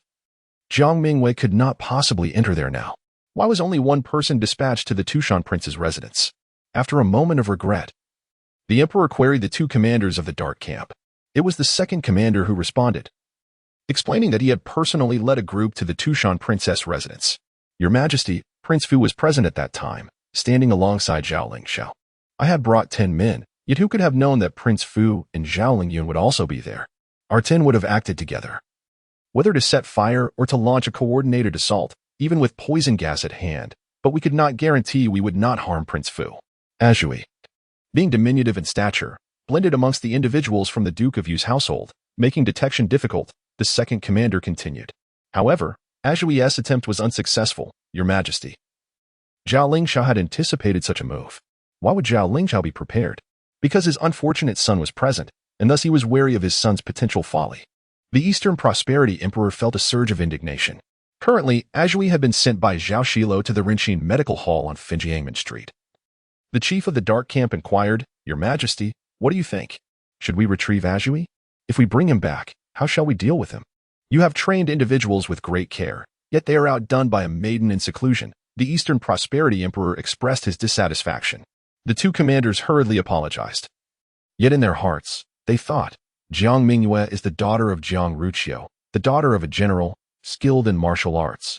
Is that not understandable? I do not expect Zhao Lingxiao to perish just yet, the Emperor of Dongxing remarked. I merely wish to impart a lesson upon him, so that he may conduct himself more prudently in the capital in the future. Let this matter rest. There is no need for further discussion. Indeed, we shall obey your command, The two commanders of the hidden army replied in unison. The emperor's intent to eliminate Zhao Lingxiao had not come to fruition.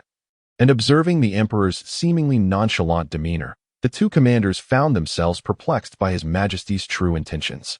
At that moment, Qin Jinzong approached to report that His Royal Highness the Crown Prince had arrived. The Emperor of Dongxing slammed his palm onto the desk, exclaiming, "Who possesses the audacity to disturb the Crown Prince?" Chapter 85. The royal brothers of different mothers. Crown Prince Zhao Lingji arrived at the Qinda Hall in a sedan chair. Upon his arrival, he discovered that Prince Fu, who had been receiving punishment in front of the main hall, had been moved to the courtyard of the rear hall to continue his chastisement. Not having seen his brother, the Crown Prince intended to inquire about Prince Fu's absence when a wailing cry from the rear hall reached his ears. "Your Highness." The Crown Prince furrowed his brow and asked Qin Jinchong, who had come to greet him, "How many strikes must Prince Fu endure today?" Qin Jinchong replied, "Your Highness, the Emperor has decreed that Prince Fu shall receive 80 strikes. The Crown Prince's lips twitched. With 80 strikes, could his brother possibly survive? "Your Highness," Qin Gonggong whispered, "it is only 20 strikes thus far." The Crown Prince cleared his throat lightly, while Qin Jinchong wore a resigned expression. Other than conserving their strength and slowing the pace of the punishment, there was little they could do. Adopting a more cheerful demeanor, Qin Jinchong said, "Your Highness, the Emperor wishes for you to enter the hall as you are." Nodding slightly from his sedan chair, the Crown Prince reflected on his recent bout of high fever, which had only just subsided, leaving him physically weak. Had it not been for Prince Fu's troubles, he would have been resting after taking his medicine. Upon seeing the Crown Prince, Emperor Dongxing's brow furrowed in concern. Was his eldest son becoming thinner? The Crown Prince's pallor resembled that of a sheet of paper, appearing almost lifeless in the Emperor's eyes. Qin Jinchong and the chief eunuch, Lu Bao, assisted the Crown Prince down from the sedan chair. The Crown Prince gestured for them to release their hold, and they complied. "Father, the Crown Prince wishes to pay his respects." "Sit," commanded Emperor Dongxing. Qin Jinchong hastily provided a chair for the Crown Prince, placing it at the lower left of the Emperor. "Father, regarding Prince Fu," the Crown Prince began, eager to plead for his brother. "That wretched child deserves his punishment," the Emperor interjected. The Crown Prince chuckled softly, exchanging glances with Qin Jinchong and Lu Bao. "Leave us," commanded Emperor Dongxing. Qin Jinchong and Lu Bao bowed and stepped back, remaining just outside the hall. "Is little Fuqi at the Tushan Wangfu?" the Crown Prince inquired, using Prince Fu's childhood name. "Indeed," replied the Emperor. "He would gladly see Zhao Lingxiao dead." The Crown Prince coughed once more, his frail health rendering his body almost skeletal. Unprepared, onlookers might be startled, for the Crown Prince resembled a living skeleton. Hearing the Crown Prince cough, even the steadfast Emperor felt a twinge of anxiety. "You should return," the Emperor advised. "That Zhao Lingxian is not one to perish easily. Why worry for him? Instead, concern yourself with your own well-being." The Crown Prince forced a bitter smile. "Father, since childhood, little Fuqi has never gotten along with Zhao Lingxiao. Why must you be so angered? Compared to Zhao Lingxiao, has not little Fuqi suffered more?" After catching his breath, the Crown Prince continued, "When you summon Chong Kong to the palace, will he also receive 80 strikes? After all, fairness must be maintained." Emperor Dongxing regarded the Crown Prince with a meaningful glance. "Father, please spare my little blessing," the Crown Prince chuckled. The Crown Prince and Prince Fu are half-brothers, sharing the same father but differing mothers. They bear a resemblance, particularly in their deep-set, almond-shaped eyes, which are round at the corners and tapering at the ends. However, the Crown Prince's appearance does not quite match the striking allure of Prince Fu. The Crown Prince possesses a gentle demeanor, and his smile, though subtle, has the power to uplift the spirits of those around him. His laughter is akin to a refreshing spring breeze, evoking warmth and joy. The punishment inflicted upon Prince Fu thus came to an end, thanks to the intervention of his elder brother, the Crown Prince. As Prince Fu was escorted into the Grand Hall by two eunuchs, Zhao Lingyun arrived at the palace gates. "What brings him here?" Emperor Dongxing inquired of the reporting official. "Qin Jinzong." Let him in," Prince Fu shouted. Zhao was also struck by Zhao Lingxiao. "If you do not believe me, father, then let Zhao enter and ask him." Qin Jinzong found himself genuinely impressed by Prince Fu's tenacity. Did His Majesty truly believe that if he did not trust Prince Fu, he would place his faith in Zhao Xilou instead? After all, both were sons of the same father. Emperor Dongxing nodded to Qin Jinzong, instructing him to summon Zhao Lingyun. The Emperor recalled that it was Zhao Lingyun who had rescued Azhui. Perhaps he had some pertinent information.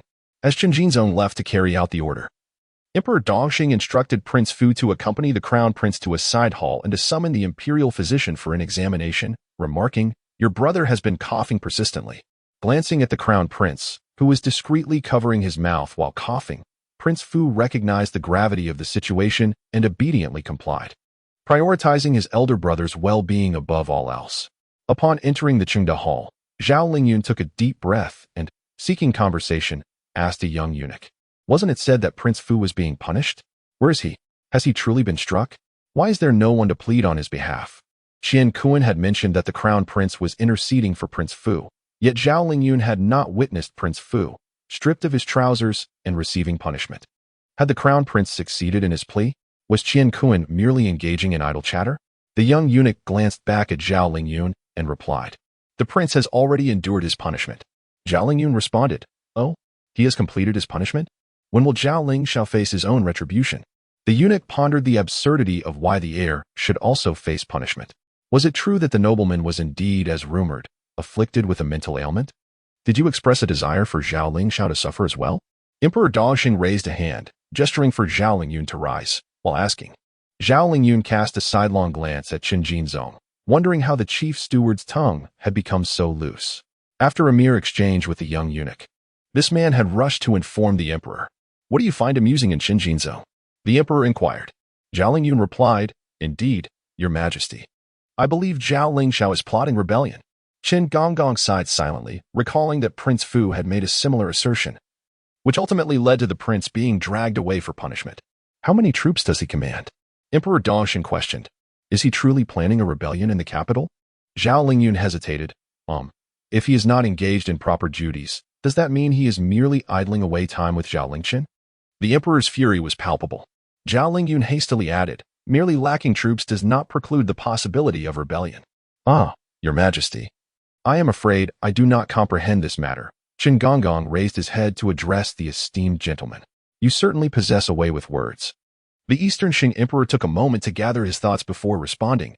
"What brings you to the palace? Let us speak of serious matters. You are of the same ilk as the Prince of Fortune, lacking any meaningful discourse." The Eastern Qing emperor felt it unnecessary to engage in trivialities with someone he deemed mentally unwell. "Ah, your majesty, I have come in search of medicine." Lord Zhao interjected swiftly. "I encountered a child in peril on my way home. It is for him that I implore your assistance."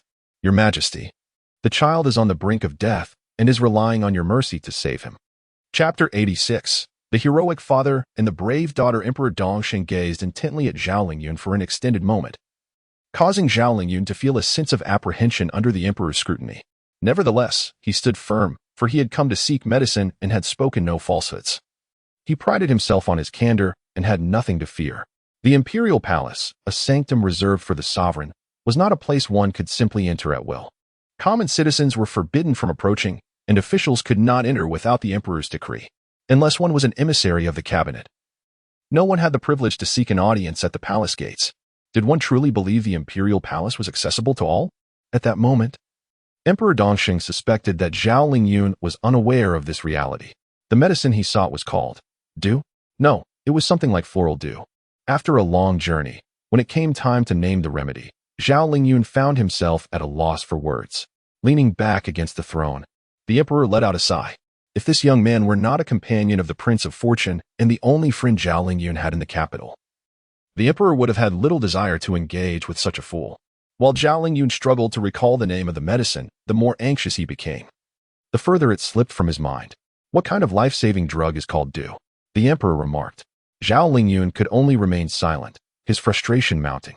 "I have watched you grow since childhood," Emperor Dongxing continued, "and now, as you are on the verge of marriage, you remain so careless and unrefined. What sort of medicine could possibly be named dew?" Zhao Lingyun could only lament. "It is precisely because I cannot recall it that I am trying so hard to remember." The emperor pressed on. "Tell me, last night you did not return home. Have you sent someone to inform your mother?" Zhao Lingyun's eyes widened in disbelief. Here he was, urgently seeking to save a life, and the emperor was inquiring about his mother? "Whom do you intend to save?" Emperor Dongxing asked. "A child," Zhao Lingyun replied. "Speak truthfully." The emperor insisted. "It truly is a child." Zhao Lingyun protested. "Your majesty, do you not trust my words? I have never spoken falsely." "What kind of child?" the emperor inquired. "Oh, your majesty, I suspect this child has a grudge against that false immortal, Zhao Lingyue explained hastily. Last night, the child went to the Wang residence in Tushan to confront the false immortal. You saved an assassin? The emperor questioned incredulously. Zhao Lingyue replied. That child looks to be around 6 or 7 years old. What kind of ruthless leader would employ such a young child as an assassin? That would be utterly heartless. The emperor could only reflect, offering a silent justification for himself. He had not appointed the specific individuals involved and was unaware of the child's role as an assassin. It was evident that the child harbored animosity toward the false immortal. Perhaps it was the false immortal who harmed the child's parents, seized their land, or occupied their home. Zhao Lingyue speculated. Oh, and your majesty, considering the shamelessness of the false immortal in pursuing the Wei lady, perhaps he has entangled himself with the child's sister, only to abandon her afterwards? How could Emperor Dongxing possibly respond to such a claim? In his eyes, Zhao Lingxiao had become utterly irredeemable. Last night's events. Do share them with me, commanded Emperor Dongxing to Zhao Lingyue. Zhao Lingyue, in a state of urgency, began to perspire. If he continued this conversation with his majesty, would it mean that the child was beyond salvation? Your majesty, I am in a hurry. Emperor Dongxing interjected. Just give me a brief account. Taking a deep breath, Zhao Lingyue pondered the emperor's pressing inquiry about the previous night. Surely, there was a purpose behind it. This contemplation led him to recall the inept Prince Fu, leaving him to wonder what had transpired between the prince and his father. Zhao Lingyue recounted to Emperor Dongxing that 2 individuals had come to the Tushan Wang residence with the intent to kill the false immortal. One was large and the other small, with the latter being saved by him, while the whereabouts of the larger one remained unknown. Emperor Dongxing inquired, what do you believe the larger individual to be? The image of the assassin's eyes, glimpsed beneath a mask, surfaced in Zhao Lingyue's memory. He found those eyes strikingly familiar, as they bore a resemblance to the beautiful eyes of Miss Jiang. During his time at the Tushan Wang residence, Zhao Lingyue had even entertained the notion that the assassin might be Miss Jiang herself. Yet, upon leaving the residence, he dismissed that possibility. Had he not heard that Miss Jiang was not skilled in martial arts? The assassin had the strength to shatter the grand screen at the Tushan Wang residence, surely. Miss Jiang could not possess such prowess, even considering that Miss Jiang was the daughter of the esteemed Marquis Han Yuan. He could not fathom why she would remain idle while Jiang Yu and Jiang Xian were beaten senseless on Fenjingmen Street. Perhaps she was merely an enemy of the false immortal, he weakly suggested to Emperor Dongxing, even if not an enemy. One cannot simply go to their home to kill them. Emperor Dongxing remarked, I have heard from Prince Fu that the larger one saved the smaller. Zhao Lingyue responded, a case of shared misfortune? The emperor found this amusing, nearly laughing in exasperation. Suddenly, Zhao Lingyue had a revelation, exclaiming, I remember now. The medicine is called Huolu Shengjiwan. Yes, that's it. Emperor Dongxing replied. He intends to use that medicine? His injuries must be quite severe. Zhao Lingyue gazed intently at the emperor, surprised. How could the child, who was not gravely injured, have come to the palace seeking medicine? Did he truly believe he was so resilient, relishing in scolding? Emperor Dongxing shook his head at Zhao Lingyue, stating, I no longer possess that medicine. Ah? Zhao Lingyue exclaimed. It has been out of stock for quite some time, the emperor clarified. Lowering his gaze, Zhao Lingyue realized that the child was beyond rescue. Observing Zhao Lingyue's despondency, Emperor Dongxing remarked, You seem to have developed a kind heart. Zhao Lingyue replied, It is not merely kindness. I happened to encounter him, and upon meeting, I could not bear to witness his demise. Moreover, I have failed to save him. Your Majesty, truly him? The emperor interjected, Do you suspect me of lying? Zhao Lingyue fell silent, dejectedly responding, Your Majesty, I take my leave. How could he, with but one head, dare to question the emperor's truthfulness? Emperor Dongxing dismissed Zhao Lingyue, concluding that, like Prince Fu, he was utterly bewildered by the events of the previous night, a complete fool. Zhao Lingyue exited the grand hall, without the Huolu Shengjiwan. What more was there to discuss with his majesty? Zhao De and Prince Fu stood before the door of the side hall, calling out, Zhao Lingyue. Wishing to ignore Prince Fu, attempted to pass by, as if he were oblivious. However, Prince Fu would not let him escape. My brother is here, he exclaimed once more. Zhao Lingyue halted in his tracks. Had the crown prince not returned to the East Palace? With the crown prince present, he felt compelled to offer his respects. For the crown prince had always been considerate of him since childhood. At that moment, the crown prince reclined within the side hall. Upon noticing Zhao Lingyue entering alongside Prince Fu, he raised his hand in a gesture toward Zhao Lingyue and softly said, Xilou, come closer. Chapter 87. The Prince of Fortune remarked that he was protecting the pretentious immortal. He gestured and called out names. While such a motion might appear akin to summoning a dog from an ordinary person, it evoked no such impression when performed by the Crown Prince.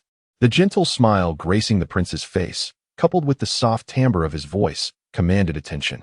Although Zhao Xilou was currently seething with anger, the moment he was called by His Highness, he found himself compelled to obediently approach, half kneeling beside the bed, allowing the prince to stroke his head like that of a dog. "You haven't returned home?" the Prince of Fortune inquired. "Zhao Da, have you come to plead for me in the palace?" The large-faced fellow rolled his eyes at the prince, replying with irritation, "If you were to be beaten to death, I would only applaud. Why on earth would I plead for you? What brings you here?" the Crown Prince asked at that moment. Zhao Xilou wore a pained expression as he replied, "I came to seek medicine, but it appears it is unavailable from His Majesty." "Oh?" the Crown Prince responded. "What medicine is that?" Zhao Xilou replied, "Flower dew skin nourishing pill." "What?" Upon hearing the Crown Prince's inquiry, Zhao Xilou realized it was hopeless. If the prince was unfamiliar with this medicine, it was certain that the Eastern Palace had no access to it either. "Flower dew," the Prince of Fortune remarked. "Sounds like something a woman would use." Zhao Xilou had initially shared this sentiment, yet he would not admit it now, as he could not possibly align his thoughts with those of the foolish prince. "Brother, look at the wounds on my face." The Prince of Fortune leaned closer to the bed for the Crown Prince to examine his visage. The prince's nose was somewhat swollen, and a small patch of skin beneath his right eyelid was torn. After scrutinizing the prince's face, Zhao Xilou was momentarily taken aback. How had a blow to his nose resulted in an injury to his eye? The Crown Prince then asked, "Does it hurt?" Just as the Prince of Fortune was about to lament his plight, Zhao Xilou raised his hand and pushed him back, saying, "Enough, enough. It's merely a scratch. Why bother playing the pitiful one before His Highness? If you truly wish to feign distress, you might as well remove your trousers and show His Highness your pitiful rear." "Your Highness, it's nothing," Zhao Xilou assured after scolding the Prince of Fortune. Turning to the Crown Prince to ease his concerns, "The flesh on his backside is thick. If it gets bruised, it will heal anew. Just look at the prince. He is still lively and spry. No need for assistance, so he is truly fine." The Prince of Fortune protested, for he was indeed in discomfort, his backside burning with pain. Zhao Xilou shot him a fierce glare. "Are you still not satisfied with your brother's concern? Just observe how he is gasping for breath while speaking. Do you have the audacity to complain?" The Crown Prince chuckled, but immediately broke into a fit of coughs. "No," Zhao Xilou quickly cautioned. "Your Highness, do not laugh. Maintain your composure. Remain calm." The Crown Prince waved his hand, coughing as he said, "The imperial physician has seen little Fortune's backside. It has already been treated." Zhao Xilou responded. "Then he is even less in need of concern." "Your Highness, what trouble could he possibly be in? What occurred last night at the Tushan Prince's residence?" the Crown Prince inquired. "I have spoken of it. Zhao the pretentious immortal sought to harm me," the Prince of Fortune exclaimed. The Crown Prince turned his gaze towards Zhao Xilou. Zhao Xilou remarked, "Zhao the pretentious immortal merely speaks with bravado, with so many of us present. How could he truly succeed? Does he believe this is Tushan? He has been spoiled. Your Highness, fret not. Truly, there is no cause for concern, with the Emperor present. That false immortal cannot cause any mischief." "Crown Prince, was it not said that there are assassins?" Zhao Xilou immediately glanced at Prince Fu. "Have you mentioned this to your brother?" "Your elder brother, the Crown Prince, is unwell. It would be prudent not to burden him with such trivial matters. Do you not grasp this?" Prince Fu hastily shook his head at Zhao Xilou, asserting that he certainly had not disclosed anything of the sort.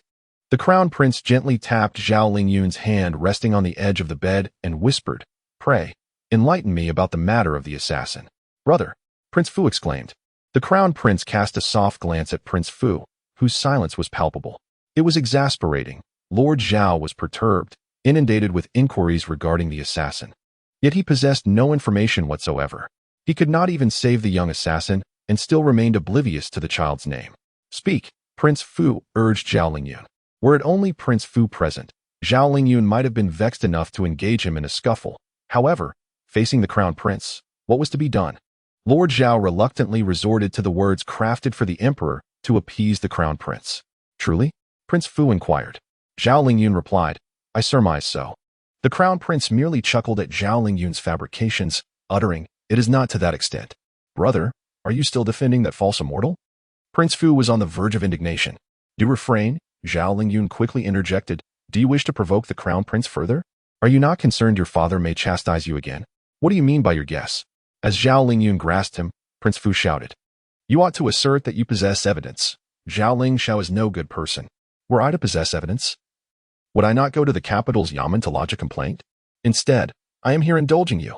Lord Zhao was too disinterested to engage further with Prince Fu. Just as it appeared the two were on the brink of a quarrel, the crown prince could no longer contain himself and attempted to sit up to mediate. At that moment, Lu Bao entered the side hall accompanied by a cadre of eunuchs. The emperor has instructed his highness to return to the East Palace to recuperate. Lu Bao reported to his master. Is my father not coming? Prince Fu queried. Do not speak nonsense, the crown prince admonished. Is there any propriety in summoning one's father to visit a son? The crown prince, supported by two eunuchs, was lifted onto a palanquin, and as they exited the side hall, he commanded the bearers to halt, beckoning Zhao Lingyun to approach, and quietly inquired, without the Hualu Xingji pills, Is the patient beyond salvation? Zhao Lingyun nodded. Alas, the crown prince sighed. Who could it be?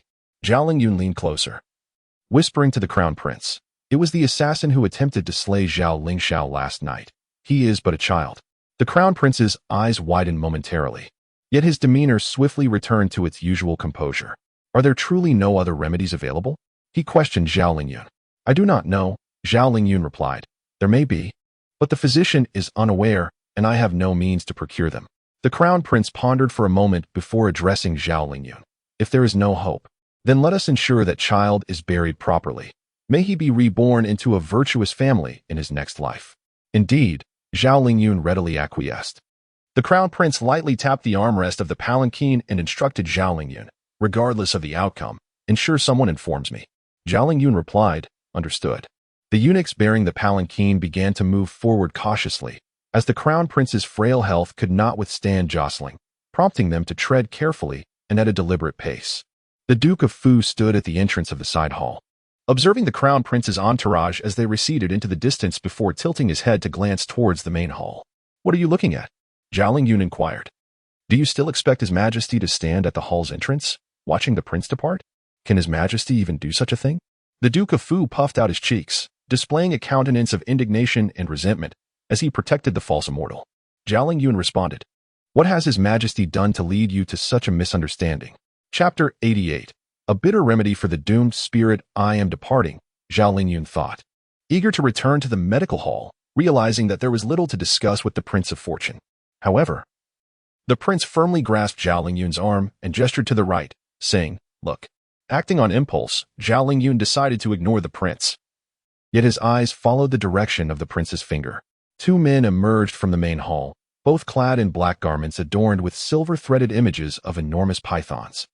Zhao Dalao questioned, Who are those individuals? The prince replied, They are the ones who have slain for my father. Zhao Dalao felt an urgent desire to depart. Such individuals were best left unacknowledged. Yet, the prince continued to pull Zhao Lingyun forward, insisting, Let us observe. Zhao Lingyun inquired, What are we to observe? Do you see the one trailing behind? The prince asked. I do, but what of it? Has he offended you? My lord, I must advise you, should you seek vengeance, do not involve me, I am no match for him. The prince retorted, He is the second in command of the assassin camp. Zhao Lingyun was taken aback. There is an assassin camp near the emperor?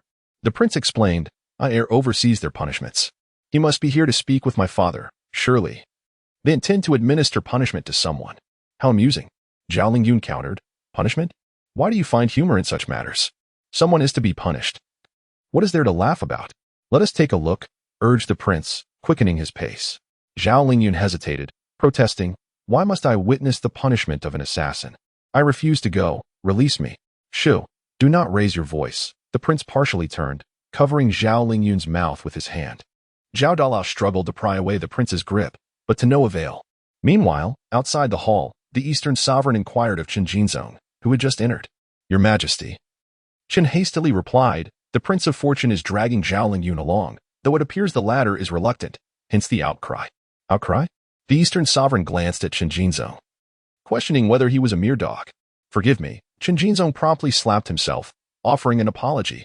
My tongue has betrayed me. I deserve punishment. Dispatch someone to keep an eye on those two, commanded the Eastern sovereign, and ensure they do not cause trouble. Also, summon Zhao Lingxiao to the palace. Yes, I shall obey, Chen Jinzong affirmed loudly as he departed. By the time Qin Jinzong sent a eunuch to monitor the Prince of Fortune and Zhao Lingyun, the prince had already led Zhao Lingyun out of Qingda Hall. The two commanders of the assassin camp walked briskly, soon vanishing from sight. Zhao Lingyun peered ahead and suggested to the prince, "They have disappeared. Perhaps we should let this be." The prince replied, "I know where the assassin camp is located." Zhao Lingyun retorted, "Is that a place I am permitted to visit? Your Highness, let us discuss reason. You are the emperor's own son, unafraid, yet I, behold me, am but a mere subject." "No matter," the prince replied, "I shall take you to broaden your horizons. With me, what is there to fear?"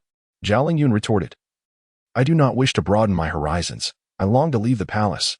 Can you not relinquish your grip?" The prince insisted, "I cannot." Zhao Dalao's eyes brimmed with tears. Why must he always be brought along when one is unwell? Is there anyone around? Someone. Go report that the prince intends to leave. Alas, Zhao Dalao's plea for assistance was silenced by the prince's hand over his mouth. The prince was resolutely determined to venture to the assassin's camp and equally insistent on dragging Zhao Lingyun along. Zhao Lingyun struggled with all his might, even resorting to sitting on the ground to resist, but it was futile. The prince would not let go, and thus, he could not escape. The commander of the assassin camp, having returned earlier, stood in the basement and beckoned a subordinate, instructing, "Go and keep an eye on the Rinxin Medical Hall on Fengyang Street. Azhui is there." The subordinate, an unremarkable young man, did not inquire further but simply acknowledged with a yes and departed. "Do not meddle," the commander cautioned him. "Just observe the situation." "Yes," the young man affirmed once more. "Bring Ain in here," the second-in-command ordered at that moment. Someone responded and hurried off to find him. The commander whispered, "Azhui is likely beyond saving." The second-in-command's expression was grim as he replied, "That is his own inadequacy. Is this medicine effective?" Meanwhile, in the Rinxin Medical Hall, Jiang Mingyue wiped the sweat from his brow while questioning Dr. Sunday. Dr. Sun had just removed the arrow from Azhui, the arrowhead coated in blood and flesh, tossed into a copper basin, leaving Jiang Mingyue alarmed. "It should be effective." Dr. Sun's hand stained crimson, pressed against Azhui's wound as he hurriedly stitched it up. "You must assure me," Jiang Mingyue urged. "I have brought the medicine. You must tell me it is certain." Dr. Sun was astonished that Jiang Mingyue managed to procure the Hualu Xingji pill, a life-saving remedy. Jiang Ruqiu had not carried it with him, and the matriarch of the Jiang family was willing to part with it to save a stranger. "Young master," Dr. Sun inquired, "does your grandmother understand the value of this medicine, which is worth its weight in gold?" Jiang Mingyue replied, "Of course, if not to save a life. Why would she produce it?" Dr. Sun responded, "This medicine is worth thousands, nay, tens of thousands." In the blink of an eye, the value of the Hualu Xingji pill escalated from thousands to tens of thousands, yet Jiang Mingyue remained unmoved. "My grandmother said that no matter how miraculous the medicine, it cannot save the damned. My third uncle, my fourth uncle, did they not also perish?" Dr. Sun remarked, "If that is the case, then all the fine medicines in the world cannot surpass the decree of fate." Jiang Mingyue added, "My sister still wishes to see. Perhaps my grandmother has gone out." Dr. Sun replied, "Why must the second young lady witness such carnage?" Jiang Mingyue responded, Is my grandmother concerned that the bloodshed here might frighten my second sister?" "Dr. Sun, what else could the old lady be concerned about? The matriarch of the Jiang family holds a deep affection for her granddaughter, as was evident when the second young lady came for a consultation the other day." "I don't understand," Jiang Dasha said. "My grandmother only says that if my second sister dares to step outside, she will immediately break her legs." "Dr. Sun, is this truly how the old lady disciplines her children?" The stench is unbearable. At this moment, Jiang Mingyue was nearly overwhelmed by the metallic scent of blood, feeling as though he might vomit. "Mr. Sun, could you please act more swiftly? I can still see the blood flowing. At this rate, the child might perish." The assisting doctors and apprentices nearby, "Young master, Dr. Sun's speed is already quite commendable. Perhaps you should refrain from engaging him in conversation. It might allow him to work even more swiftly." Chapter 89, Fate and Fortune. Jiang Mingyue observed as Dr. Sun ground a white pill into powder, dissolving half in water while applying the remaining powder onto Asui's wound. The concoction was administered by Dr. Sun's two apprentices, who pried open Asui's mouth with chopsticks, forcing the liquid down his throat. Watching the blood from Asui's injury gradually subside, Jiang Mingyue let out a soft sigh, retreating as he exited the partition. Outside, Wang Defei stood guard with his men. Upon seeing his young master emerge, Wang Defei hastily began to speak, but Jiang Mingyue waved him off, stating, "The bleeding has stopped." "That is splendid news. Thank heavens," Wang Defei replied. "But, young master, why do you appear so pale?" Jiang Mingyue rubbed his nose, the scent of blood overwhelming him. "Dizzy?" Wang Dafei inquired anxiously. Jiang Yu felt more than just dizziness. Nausea also threatened to overtake him. Please, sit down and take your time, Wang Dafei urged, reaching out to support Jiang Yu, who seemed unable to inherit the mantle of the Marquis. It would be quite the jest if news spread that the general's son was rendered faint by the scent of blood. I will not sit. Jiang Yu leaned against the wall, gesturing in a circle. The wound on that child's shoulder is this large. Wang Dafei furrowed his brow. As a seasoned soldier, he knew that a child's physique could not be compared to an adult's. A wound of such magnitude on an adult's shoulder would likely render the arm useless. If such an injury were inflicted upon a child, could the arm possibly be saved? Jiang Yu pondered. If the bleeding has ceased, does that mean he will not die? That is uncertain, Wang Dafei replied. While the bleeding may have stopped, if the wound does not heal properly and becomes infected, the child could very well succumb to it. He glanced at his young master, whose pallor had yet to improve, deciding against speaking the harsh truth. What did the doctor say? He asked. Jiang Yu contemplated and realized that Dr. Sun had not provided any guarantees. He had only mentioned that the medicine would work. Suddenly agitated, Jiang Yu exclaimed, Mr. Sun only told me the medicine was effective. Wang Dafei hurriedly sought to calm his distressed young master, baffled by the fervor of someone so distantly related. Allow me to check inside, he said, stepping toward the partition. The child, Jiang Yu interjected, pulling Wang Dafei back. He wears night clothes and has been struck by an arrow. What? Wang Dafei responded, taken aback. My grandmother mentioned that Zhao was injured and asked me to come see, yet it turns out a child has been hurt instead. At that moment, Jiang Yu realized the discrepancy between this situation and what his grandmother had conveyed. Wang Dafei, having searched throughout the capital for the elder last night, had just returned home, barely catching his breath before being summoned by the matriarch to accompany the young master to the clinic. Who is that child inside? What is his relation to Zhao Da? Jiang Yu inquired. Wang Dafei whispered back, how old is the child? Looks to be around 6 or 7 years old, perhaps 8? Jiang Yu estimated. Then he cannot be the eldest son's child. The ages do not match. Then who is this child? Dressed in night garments and bearing the marks of an arrow wound. This child could hardly be from a common household. Wang Datsai brushed off the garments he had just changed into upon returning home and said to Jiang Yu, we'll wait for the master to return and inquire. Allow me to take a look. Quietly, Wang Datsai entered the partition, standing at the bedside, peering down. Azhui lay unconscious on the bed, the wooden boards beneath soaked in blood, which pooled on the ground. The child was naked, his clothes having been removed by the doctor and left discarded. Wang Datsai lowered his gaze, and indeed, the young master had spoken correctly. These were night garments. Dr. Sun meticulously bandaged Azhui's wounds, tying them off with a knot, yet he did not exhale in relief. A few doctors and apprentices fixated on the bandages, while Wang Datsai craned his neck to observe. After a moment's wait, seeing no blood seep through the dressing, they all breathed a sigh of relief.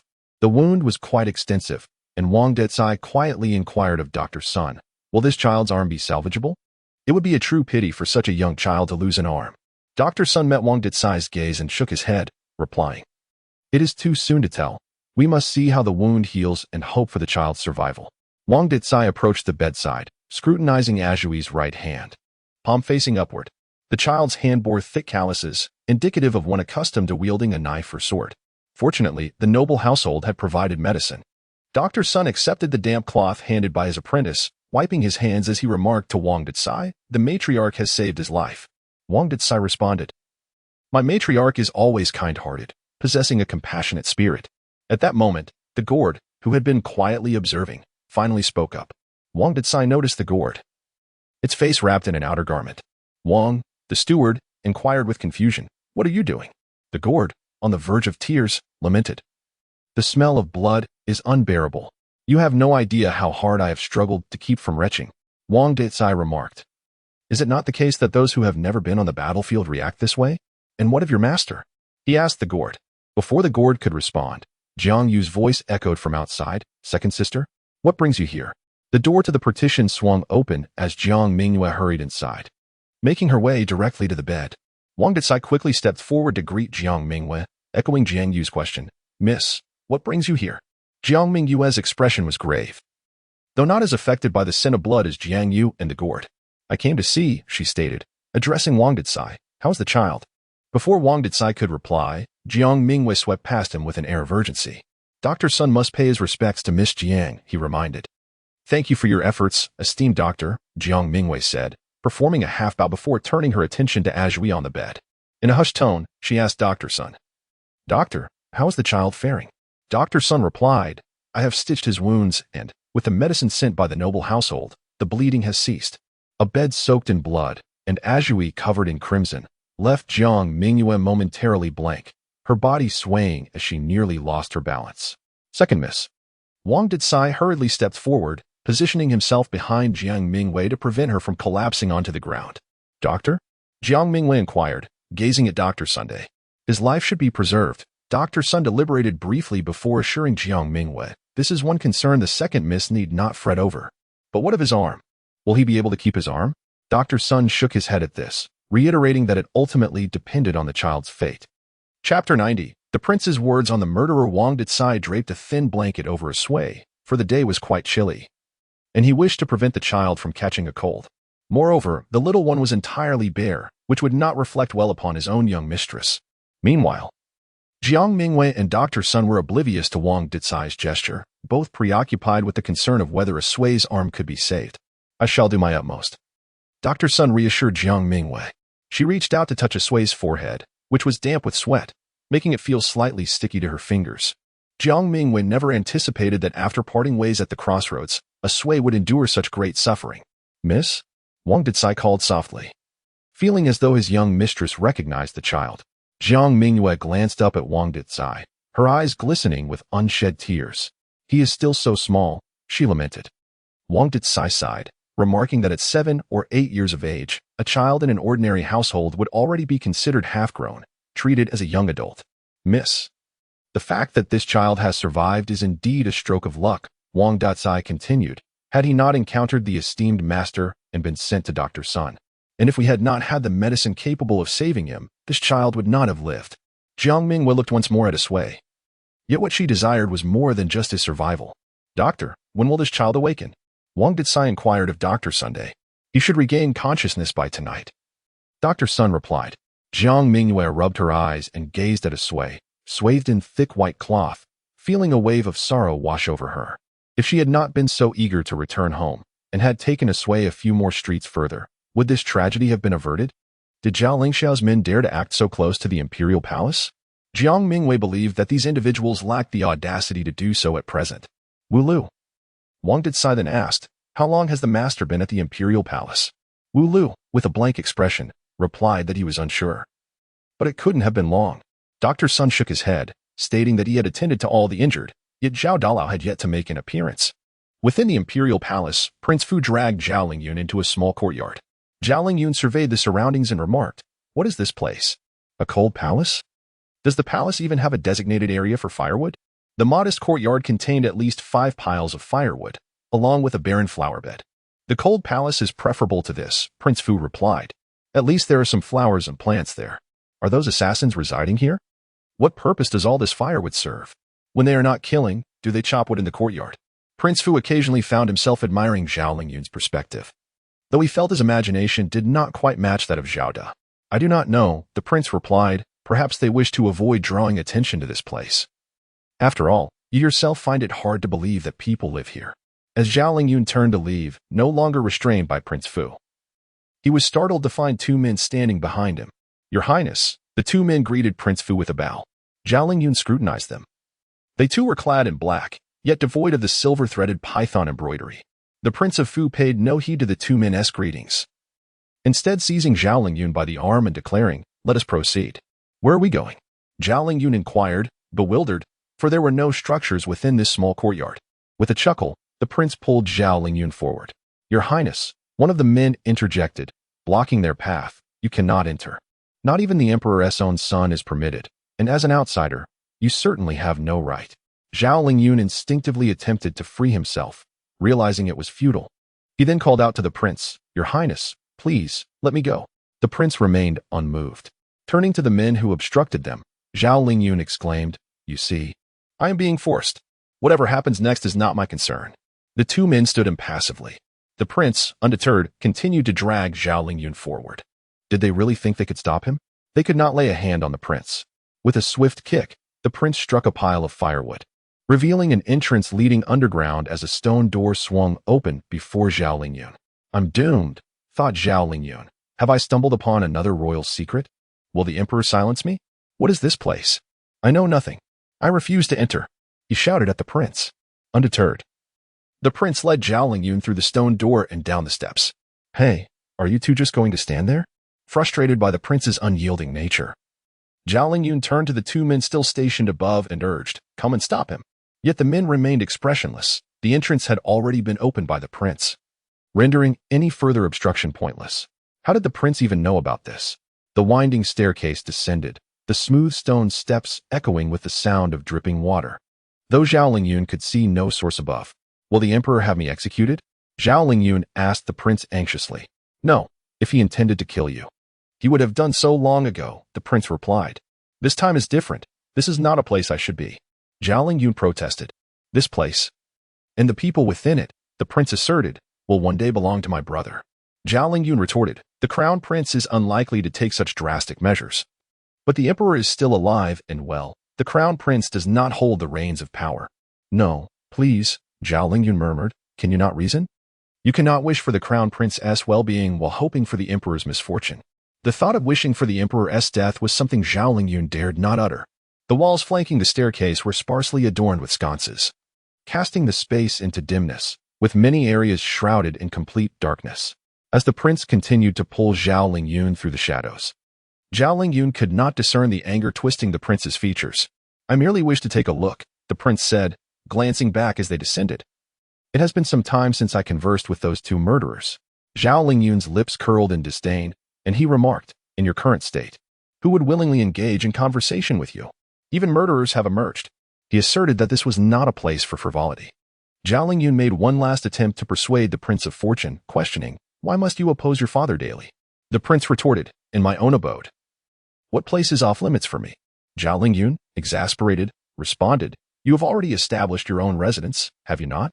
Surely, you cannot forget that your home is the Prince of Fortune's estate. My dear prince, this place has long ceased to be your home.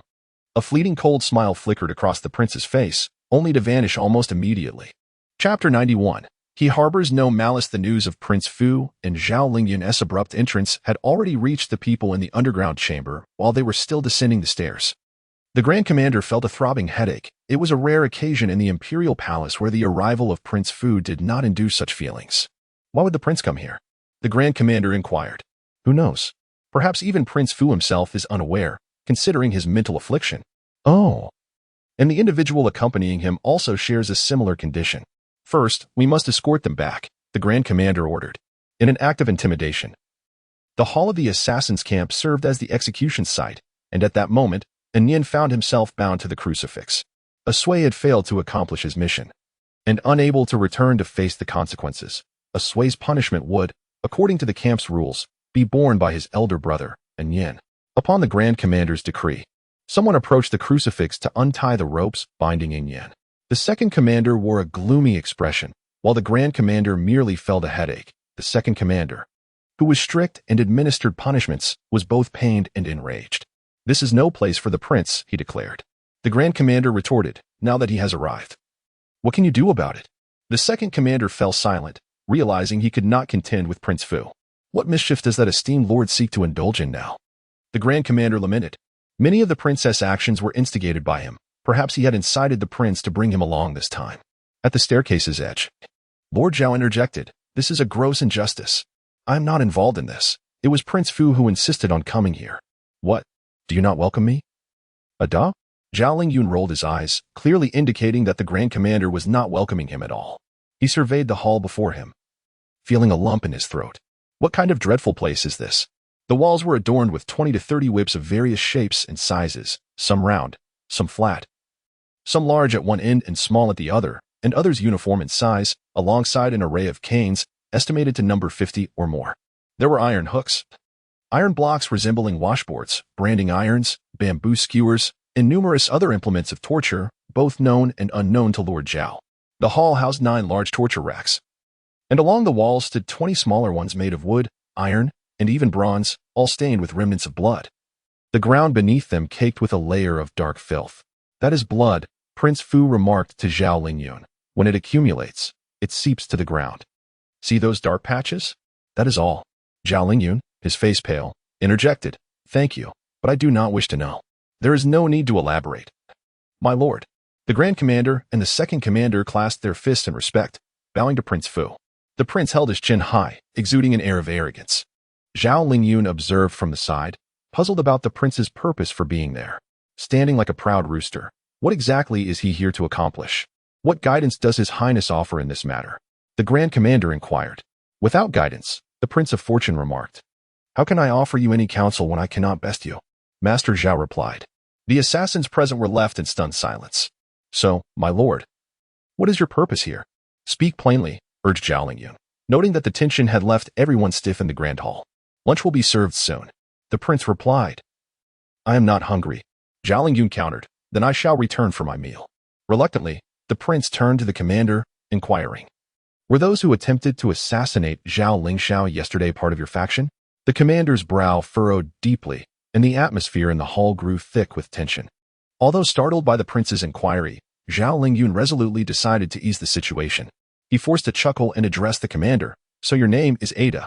The commander shot a frigid glance at Zhao Lingyue. Could your attempts at placation be any more absurd? Zhao Lingyue's second attempt at lightening the mood faltered before he could finish his sentence as he noticed Ainyan.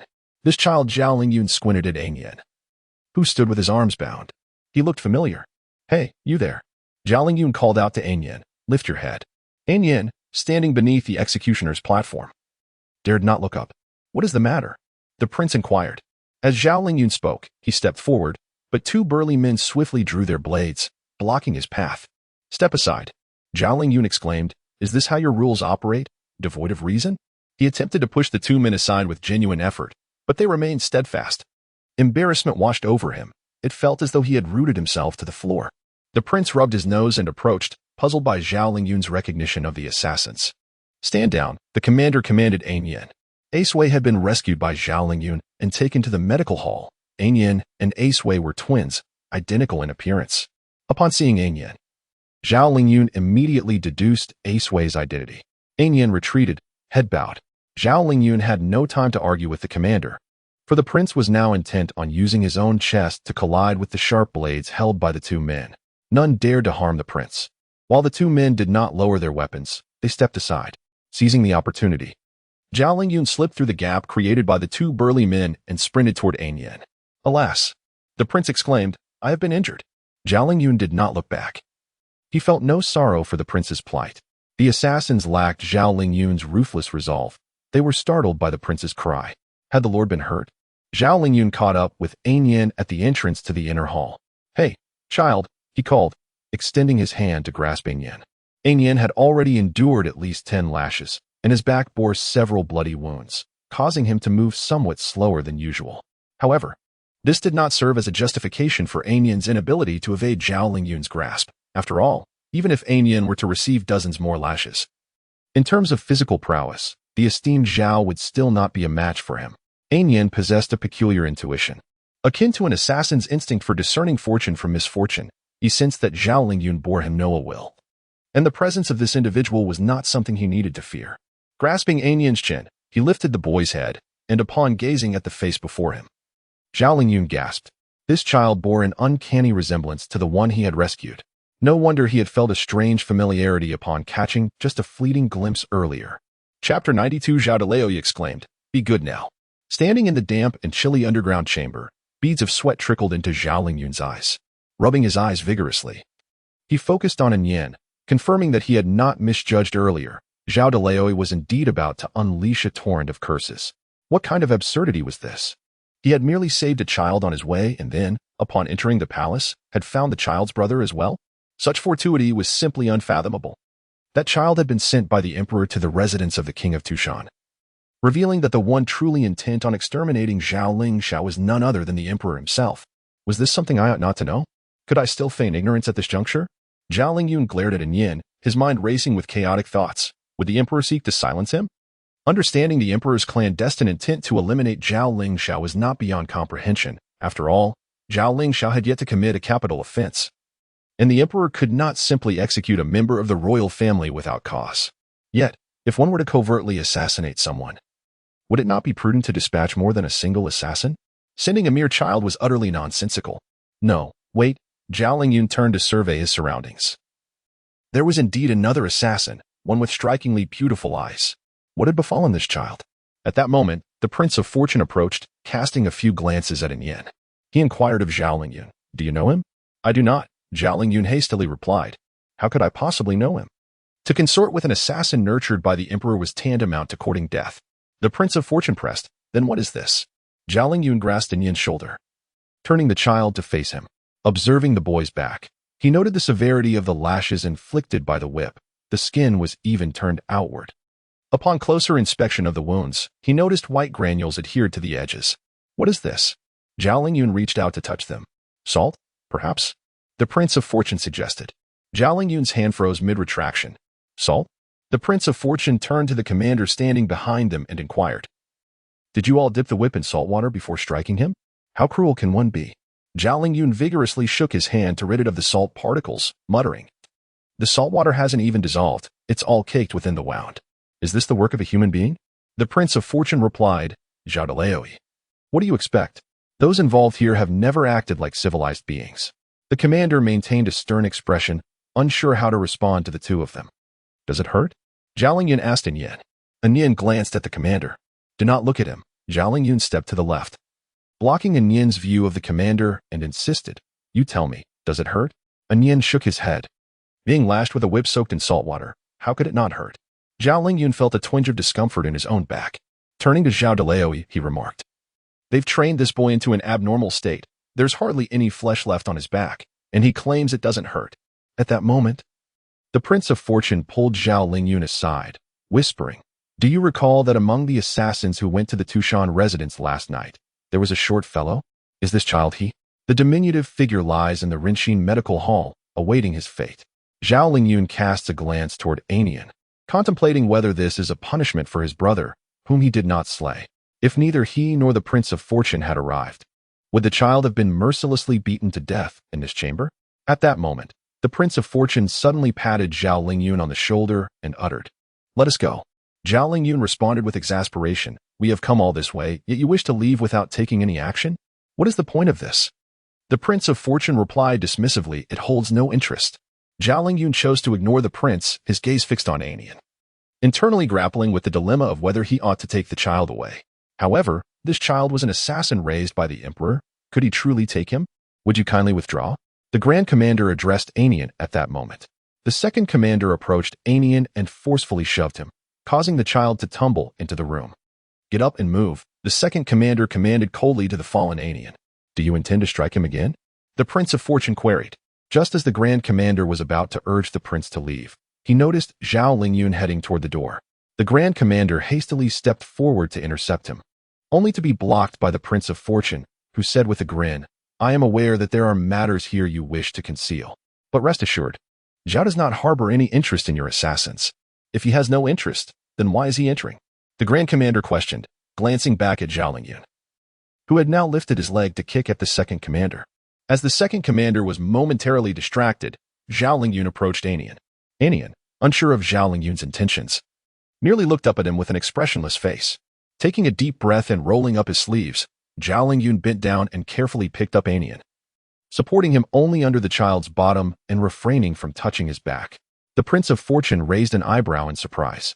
The members of the assassin camp, including the bewildered Anian, stood in shock. What was this man attempting to accomplish? Holding Anian, Zhao Lingyun hastened to the side of the Prince of Fortune and declared, "Let us go." The Prince of Fortune glanced at Anian once more and affirmed, "Very well, we shall depart. Is this gentleman intending to take someone from my midst?" The Grand Commander interjected.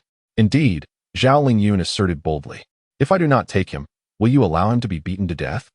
Look at your stature compared to his. A group of adults bullying a child, what a disgrace."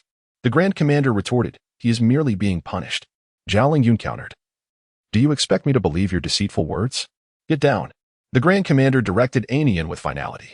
"Stay still," Zhao Lingyun said, giving Anian a gentle pat on the rear. Anian struggled to free himself. Were he to muster the strength to leap to the ground, Zhao Lingyun would indeed find it difficult to hold him. Thus, Zhao Lingyun leaned closer, whispering into Anian's ear, "I will take you to see your brother." "To see Aisue?" Anian instantly froze, a flicker of emotion crossing his face for the first time in Zhao Lingyun's presence, uncertainty evident in his expression. Be good, Zhao Lingyun encouraged. Since the moment Yin became aware in his brief existence, it was the first time someone had softly told him to behave. Yin felt a wave of discomfort wash over him, sending shivers down his spine. Yet, he remained still and obedient in Zhao Lingyun's embrace. Zhao, the esteemed lord, carried Yin toward the staircase. The supreme commander attempted to intervene but was blocked by the Prince of Fortune, who asserted, "This child shall be taken by me.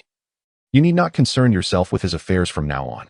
With urgency, Zhao Lingyun ascended the stairs, fearful that the assassins below might pursue them. Is he truly allowed to leave like this?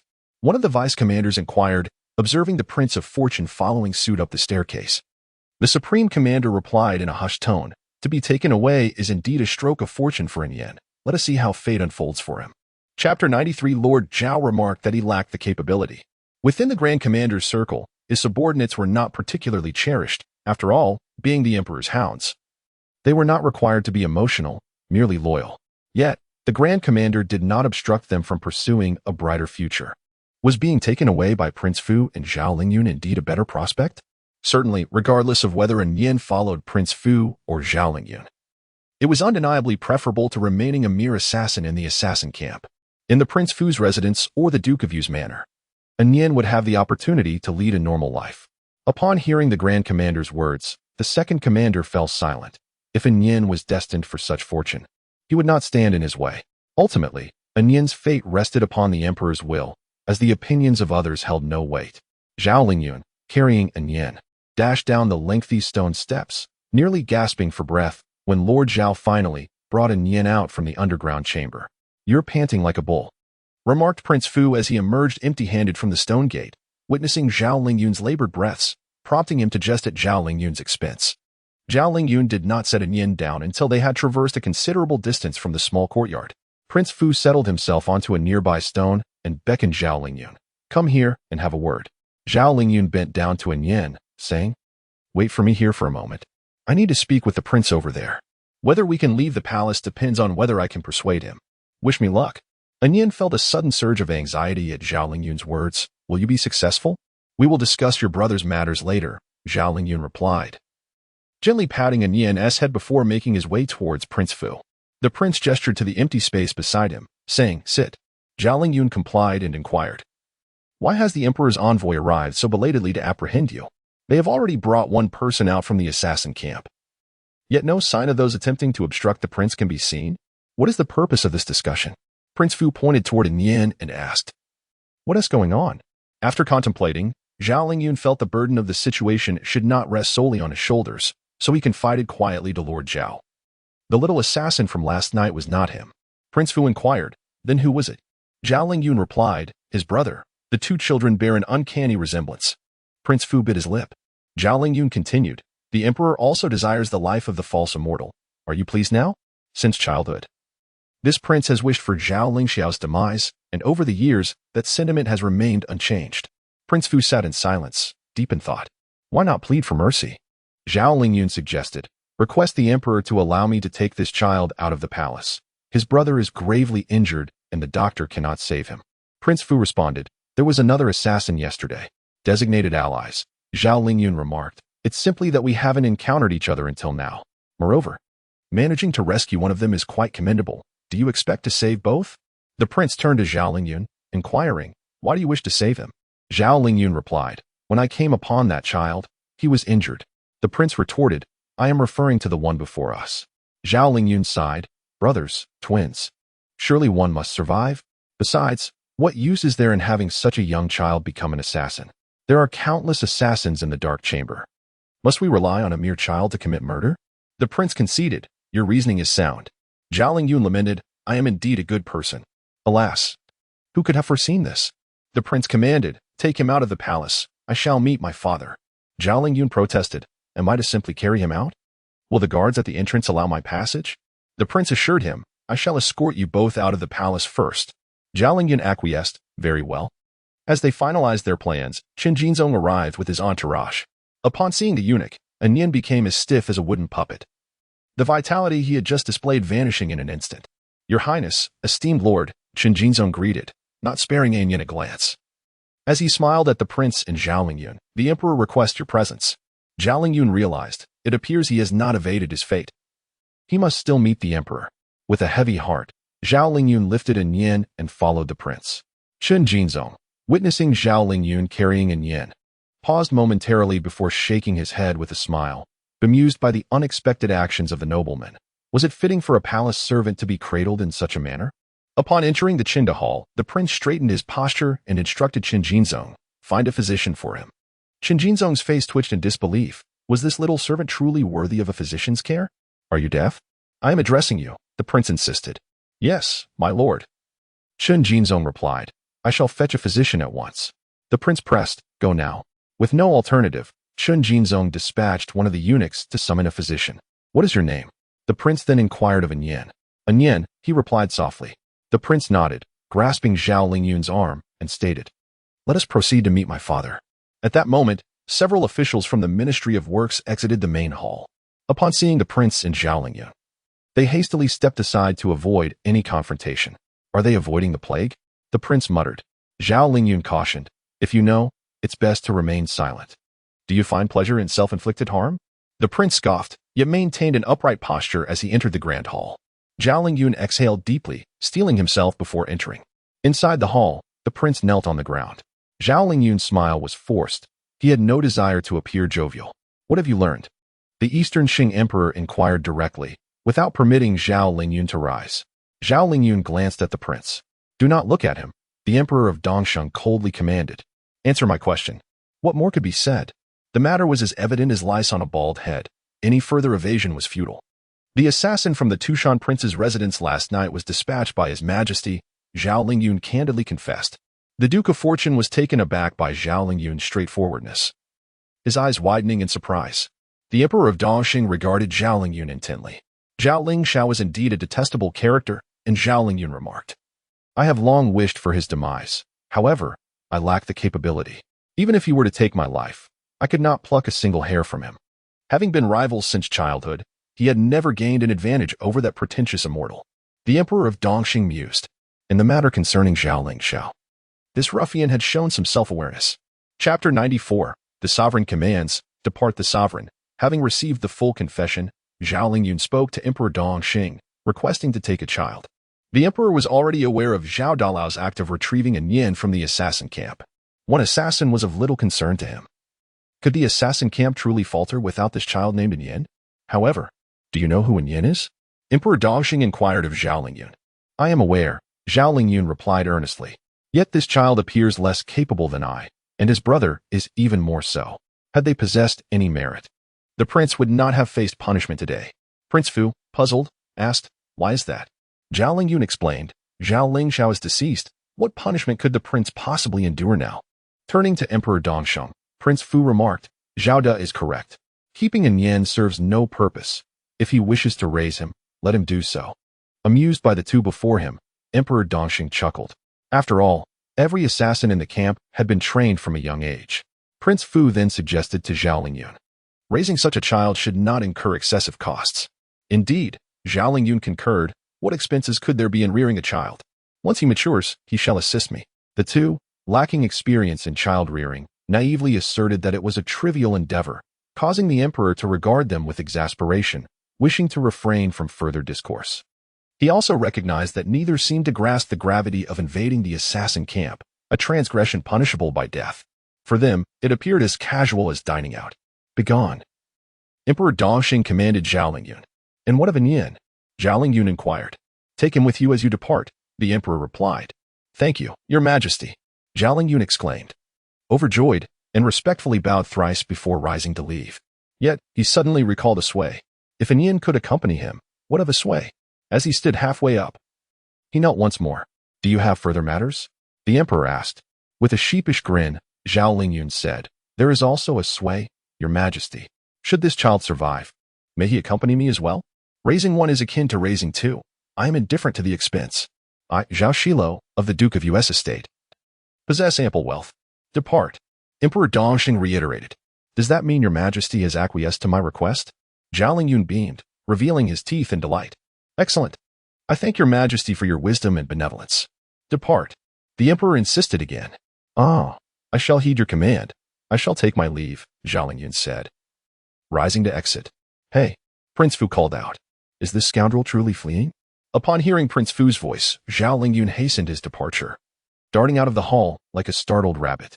Prince Fu snorted, feeling that Zhao had shown a lack of loyalty. "Why do you wish to invade the assassin camp?" Emperor Dongxing inquired of Prince Fu. It was Zhao who Prince Fu began, but the emperor swiftly interrupted. "Do not place the blame on Xilou." Prince Fu merely acknowledged with an "oh," showing no shame for his earlier attempt to implicate his friend. At this moment, Zhao Lingyun remained blissfully unaware that he had narrowly escaped a predicament. Standing in the central courtyard of the hall, he inquired of a young eunuch, "Where's Eunuch Qin?" "Where's the child I brought?" The young eunuch replied, "Eunuch Qin has taken him to see the physician." Zhao Lingyun lifted his chin and commanded, "Lead the way." The eunuch turned and walked ahead, guiding him. After a few paces, Zhao Lingyun, growing impatient, remarked, "Hasten your steps. Do you intend to trample on ants?" Only then did the eunuch quicken his pace. In a small chamber of the Qingda Hall, Eunuch Qin stood before Yin, speaking softly, "You are fortunate, for Master Zhao intends to take you out of the palace. He has always treated his subordinates well. Yin, you must cherish this blessing. Do you understand?" Yin nodded in acknowledgement. Furthermore, Chen Jinzhong continued, "Remember, you are a servant of the emperor. You must keep a vigilant eye on the affairs of the Duke of Yu's residence. Pay close attention, for someone will come seeking you. Answer truthfully to any inquiries. Do not conceal or fabricate." Yin glanced at Chen Jinzhong before quickly lowering his gaze once more. "Have you committed our words to memory?" Chen Jinzhong asked. Yin bit his lip and replied, "Yes, I have taken note." Chen Jinzhong patted Yin's shoulder and stated, "The second young lady of the Yuan Marca residence is soon to wed Master Zhao." "Yes," Yin responded. "Thank you, Chief Steward, for informing me."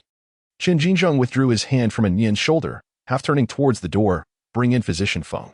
Physician Feng entered promptly. He was the most junior physician in the Imperial Medical Institute, having just joined this year, and was in his 20s. "Come here, Master Feng," Chen Jinzhong beckoned. Pointing to Yin, "Please attend to this child's injuries. He has wounds on his back." Physician Feng approached, while Chen Jinzhong turned Yin around by the shoulders.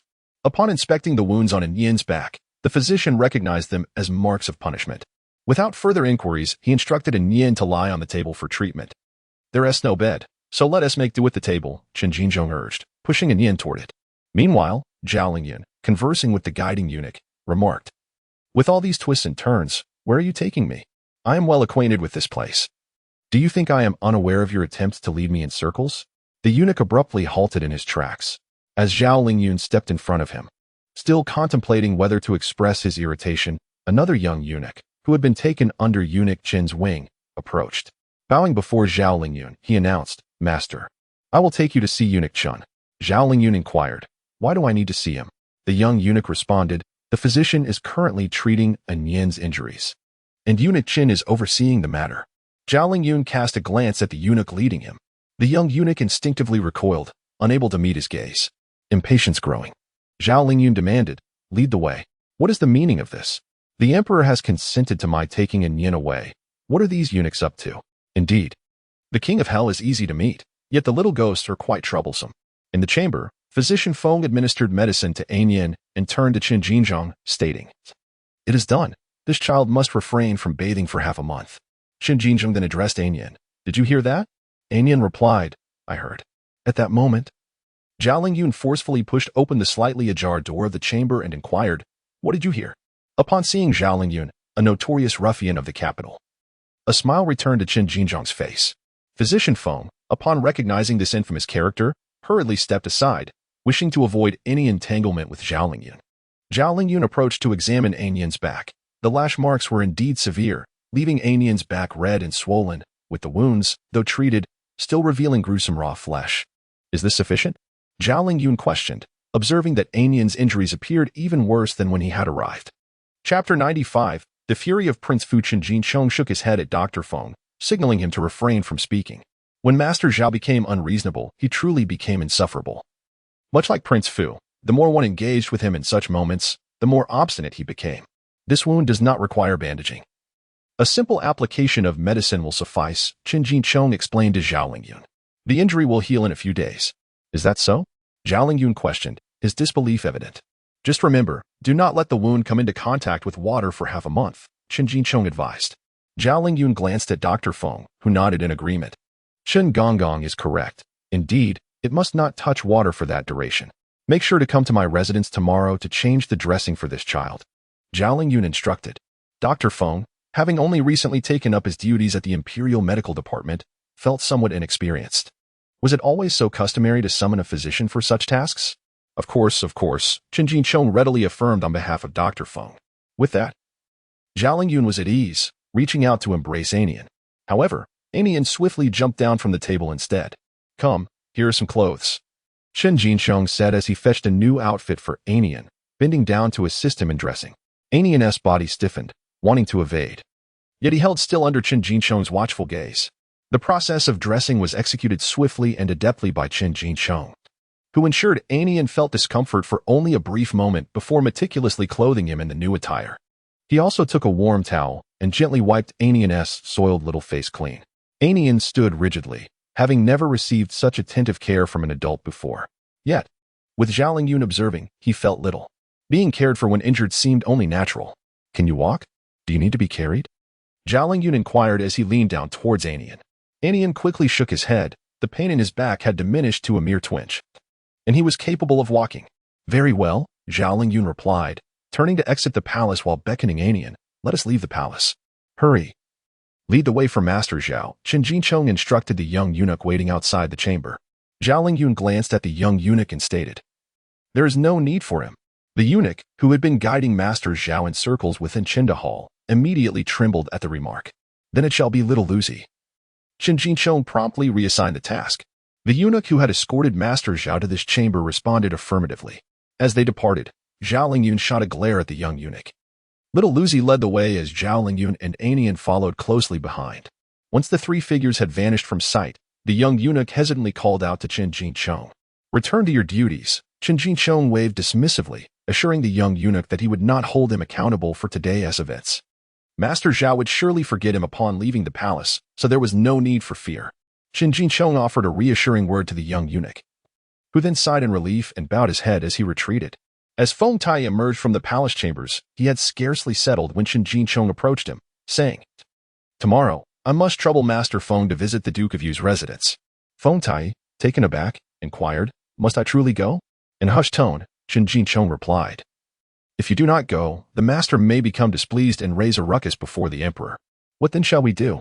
Feng Tai's face, adorned with a short beard, twitched at the thought. With no vested interest, Chen Jinchong was keen to foster amicable relations with everyone. Observing Feng Tai's evident confusion, he elaborated softly. The master has been raised under the emperor's watchful eye. Though he does not hold an official position, the emperor cherishes him dearly.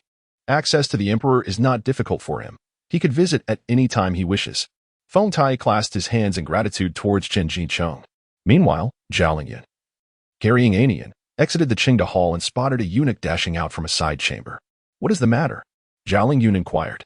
The eunuch, in his haste, responded, I must make my way to Fengyi Palace. Anian, sensing urgency, looked up at Zhao Lingyun, bewildered by the unfolding events. Zhao Lingyun did not glance back at the Qingda Hall. Instead, he bent down to lift Anian and hurried towards the palace gates. Without needing to ask, he surmised that Zhao Lingyun, in his folly, had once again provoked his father. He needed to escape swiftly to avoid being dragged down with him. Anian felt frozen. As Zhao Lingyun held him tightly while running at a brisk pace, he contemplated reminding Zhao Lingyun that such running was forbidden within the palace walls. But seeing Zhao Lingyun sprint past the imperial guards and palace sentinels without anyone intervening, he chose to remain silent. Inside the Qingda Hall, Emperor Dongsheng wore a grim expression. While the Prince of Fu cried, his face a mixture of defiance and indignation. You were simply afraid? The prince shouted at the emperor. Impudent! Emperor Dongsheng exclaimed, hurling the inkstone from his desk. As the inkstone shattered at his feet, the prince wiped away his tears, refraining from retaliating as he knew his father was reluctant to take his life. What manner of person is Zhao Lingxiao? The prince's voice grew louder and more resolute. Seeing my brother unwell, he dreams of my brother's demise, believing that then he could become your son. The emperor's heart ached painfully at these words. He had cast aside cups and inkstones, contemplating that perhaps he should find a way to eliminate that wretched son. Why do you not kill him? The prince taunted. Ah, you wish to, yet hesitate. Who do you think is to blame for my brother's condition? Zhao Lingxiao, whom everyone praises. You too believe he is worthy, Do you not? Bah. The prince spat in contempt. That pretender, what does he do besides masquerade? Are you all blind? The prince understood that his father simultaneously wished for Zhao Lingxiao's demise while fearing for his brother's life. Without him, who could safeguard their family's legacy? His father sought to leave behind a capable successor. But was Zhao Lingxiao truly worthy? Bah. Those who wished for his brother's death were utterly despicable. The notion of a worthy successor was absurd. You scoundrel! The Eastern sovereign suddenly rose, taking 2 deliberate steps forward. The emperor, turning back, retrieved his accompanying sword. And with a resounding clang, the Eastern sovereign unsheathed his royal blade. Oh, the Prince of Fortune displayed no fear. Defiantly challenging the Eastern sovereign, do you still wish to slay me? Indeed. Once my brother and I are gone, you may adopt Zhao Lingxiao as your son. That would surely delight you. I shall kill. Come, strike at my neck. The Prince of Fortune not only interrupted the Eastern sovereign's words, but bellowed louder than his father. Your Majesty, Your Majesty. Qin Jinzong, who had been waiting outside the palace doors, could no longer bear to listen. He burst into the grand hall and directly knelt before the prince, pleading, Your Majesty, please show mercy. I implore Your Majesty to spare us. Chapter 96. The emperor fainted from anger at his son. The Eastern Prosperity Emperor was not a monarch concealed within the depths of the palace. His early life had been fraught with hardship and peril, fighting valiantly on the battlefield until he ultimately ascended the throne. He had experienced the full spectrum of life's joys and sorrows. Little did the Eastern Prosperity Emperor anticipate that there would come a day when he would be so enraged by his son that he would faint. As Qin Jinzong resolved to risk his own life to protect the Prince of Fortune, he witnessed the emperor collapse before him. In that moment, Qin's spirit nearly departed from his body, as he feared he might meet a similar fate. The Prince of Fortune, prepared to confront his father in a life-and-death struggle, found himself at a loss when the emperor fell before him, his expression blank and mind utterly bewildered. Could it be true that his father had succumbed to anger? The prince had never regarded the Eastern Prosperity Emperor as an omnipotent figure. Thus, the notions of being a protective father or the innate reverence a son should hold for a father were foreign to him. Consequently, as Qin Jinzong felt the ground shift beneath him, the prince stood in stunned silence, his demeanor growing increasingly indifferent. Summon the imperial physician. Quickly, Qin Jinzong scrambled to his feet and rushed to the emperor's side. The emperor's fainting spell was brief. By the time Qin reached him, the sovereign had regained consciousness. Your Majesty. Upon seeing the Eastern Prosperity Emperor's eyes flutter open, Qin's anxiety subsided. The emperor's first instinct was to grasp the sword he had let slip from his hand. As Qin supported the emperor, he implored the prince, Your Highness, please step aside. I beseech you. A father killing his son would not earn him a commendable reputation, thus the son must not allow his father to bear such a disgrace. When I am about to strike you down, you must flee. Qin Jinzong fretted for the prince's safety, bewildered as to why he did not comprehend such a fundamental truth. The emperor, now in possession of his sword, forcefully pushed Qin aside and fixed his gaze upon the prince.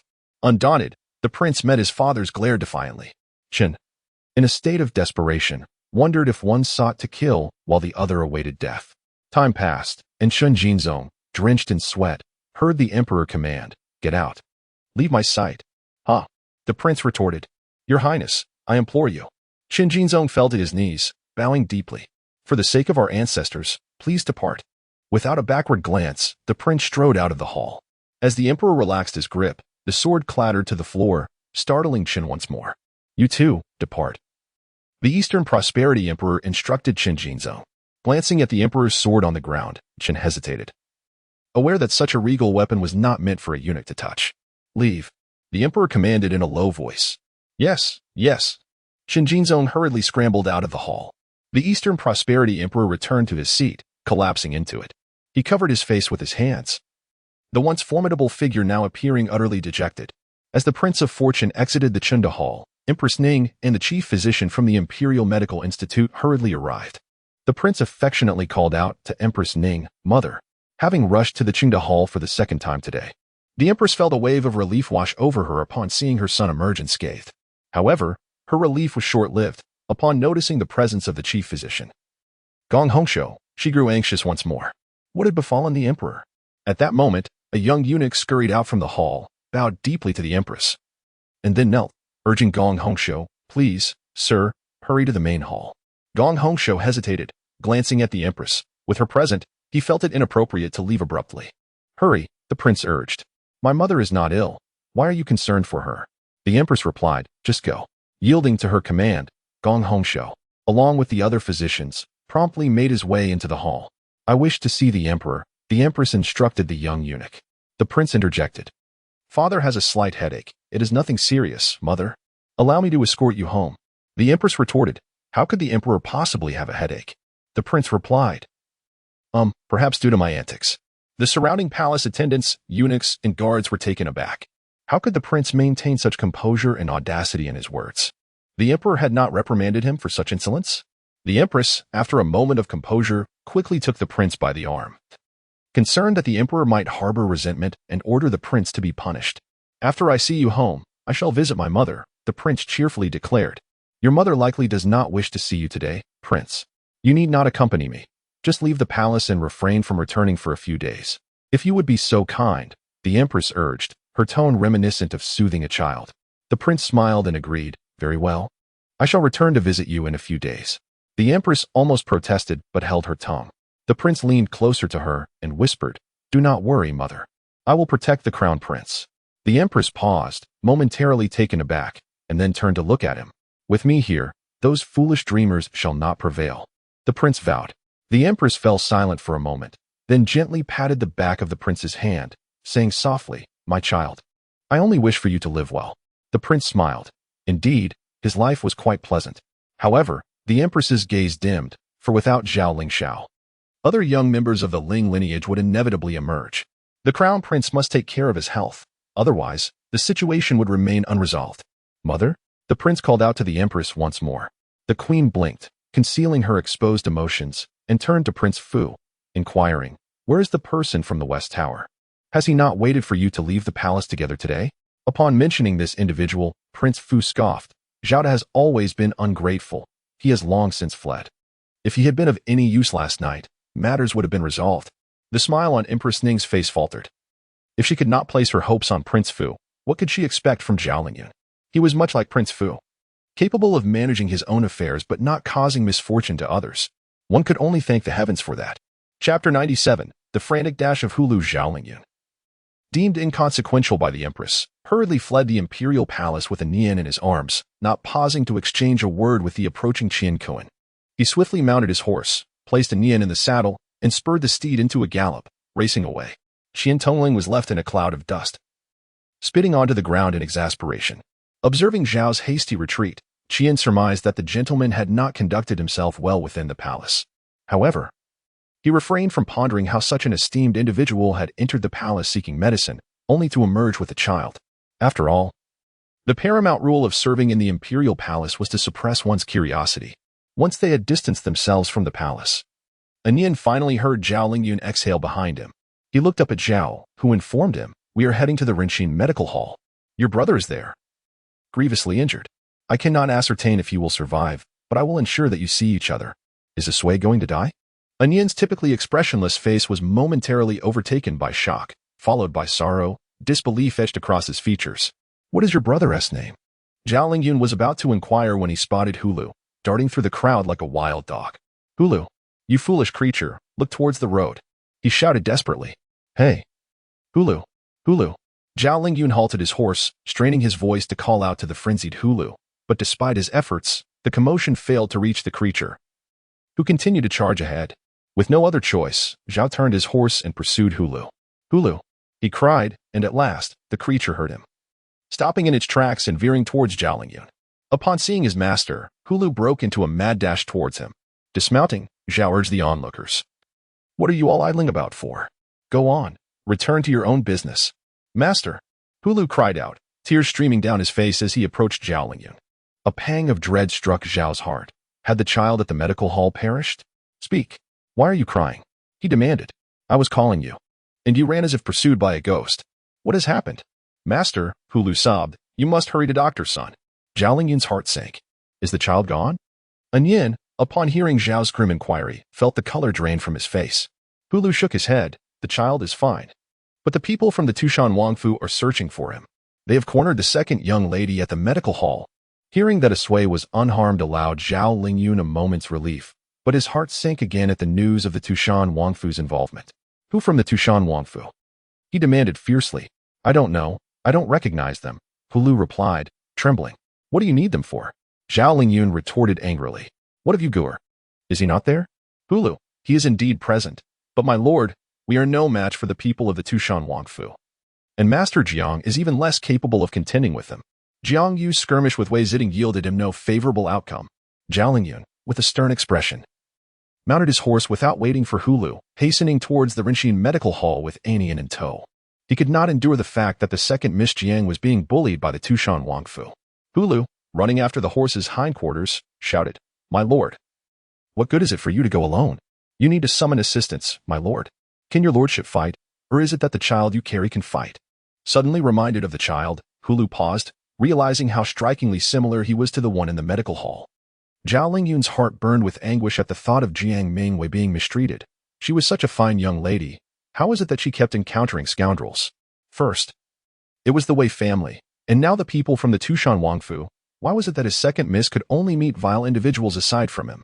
At this moment, within the Rinxin Medical Hall, Jiang Mingyue sat at the center of the main hall, facing Su Di, the captain of Zhao Lingxiao's guards. Last night, she had seen him beside Zhao Lingxiao, along with several other assassins in his retinue. This was precisely why she had chosen to abandon her attempt to confront Zhao Lingxiao directly. With 9 assassins surrounding him, despite their small number, each of them was a ruthless killer, exceptionally skilled in martial arts, devoid of moral compass, recognizing only Zhao Lingxiao as their master. Last night, unfortunately, all 9 were at Zhao Lingxiao's side. Even if Jiang Mingyue had confidence in her abilities, facing all 9 at once compelled her to relinquish her weapon. She could not prevail. As for Su Di, Jiang Mingyue recalled the fury etched on his face when she had plunged her dagger into Zhao Lingxiao's heart. He looked as if he wished to consume her alive. What do you intend to do? Jiang Mingyue inquired of Captain Su. Su Di dismissed her entirely. Had Jiang Ruqiu been present, he might have felt some trepidation. But what threat could a young lady like Jiang Mingyue pose? He maintained a semblance of patience, allowing her to speak, merely out of respect for the Duke on Yuan. Will you leave or not? Jiang Yu, standing beside Jiang Mingyue, shouted at Su Di. Su Di held Jiang Yu in disdain. If he could not even best the students from Wei Zidong's group, what prospects could he possibly have? Ah, this temper of mine, Jiang Yu thought. As he felt the urge to strike, Jiang Mingyue placed a hand on Jiang Yu's arm, urging him to remain still. He is but a servant of the princely house. Why engage in conflict with him? Su Di found Jiang Mingyue's words grating, yet he could not refute the fact that he was indeed a servant of the Tushan Wangfu. A trusted aide to the heir, yet still a servant nonetheless. Come, apprehend the assassin, Jiang Mingyue gestured to Su Di, shaking her head. Do not presume that there are any assassins within this medical hall. Even if there were, what right do you have to capture them? The slap of the ear cuff against the face compelled one to bow in acknowledgement of defeat. Su Di, at that moment, found no desire to engage in further dialogue with Jiang Mingyue, for conversing with the second miss was merely a waste of precious time. Search for them, commanded Captain Su. His voice resolute. The members of the Tushan Wangfu responded in unison, prepared to act.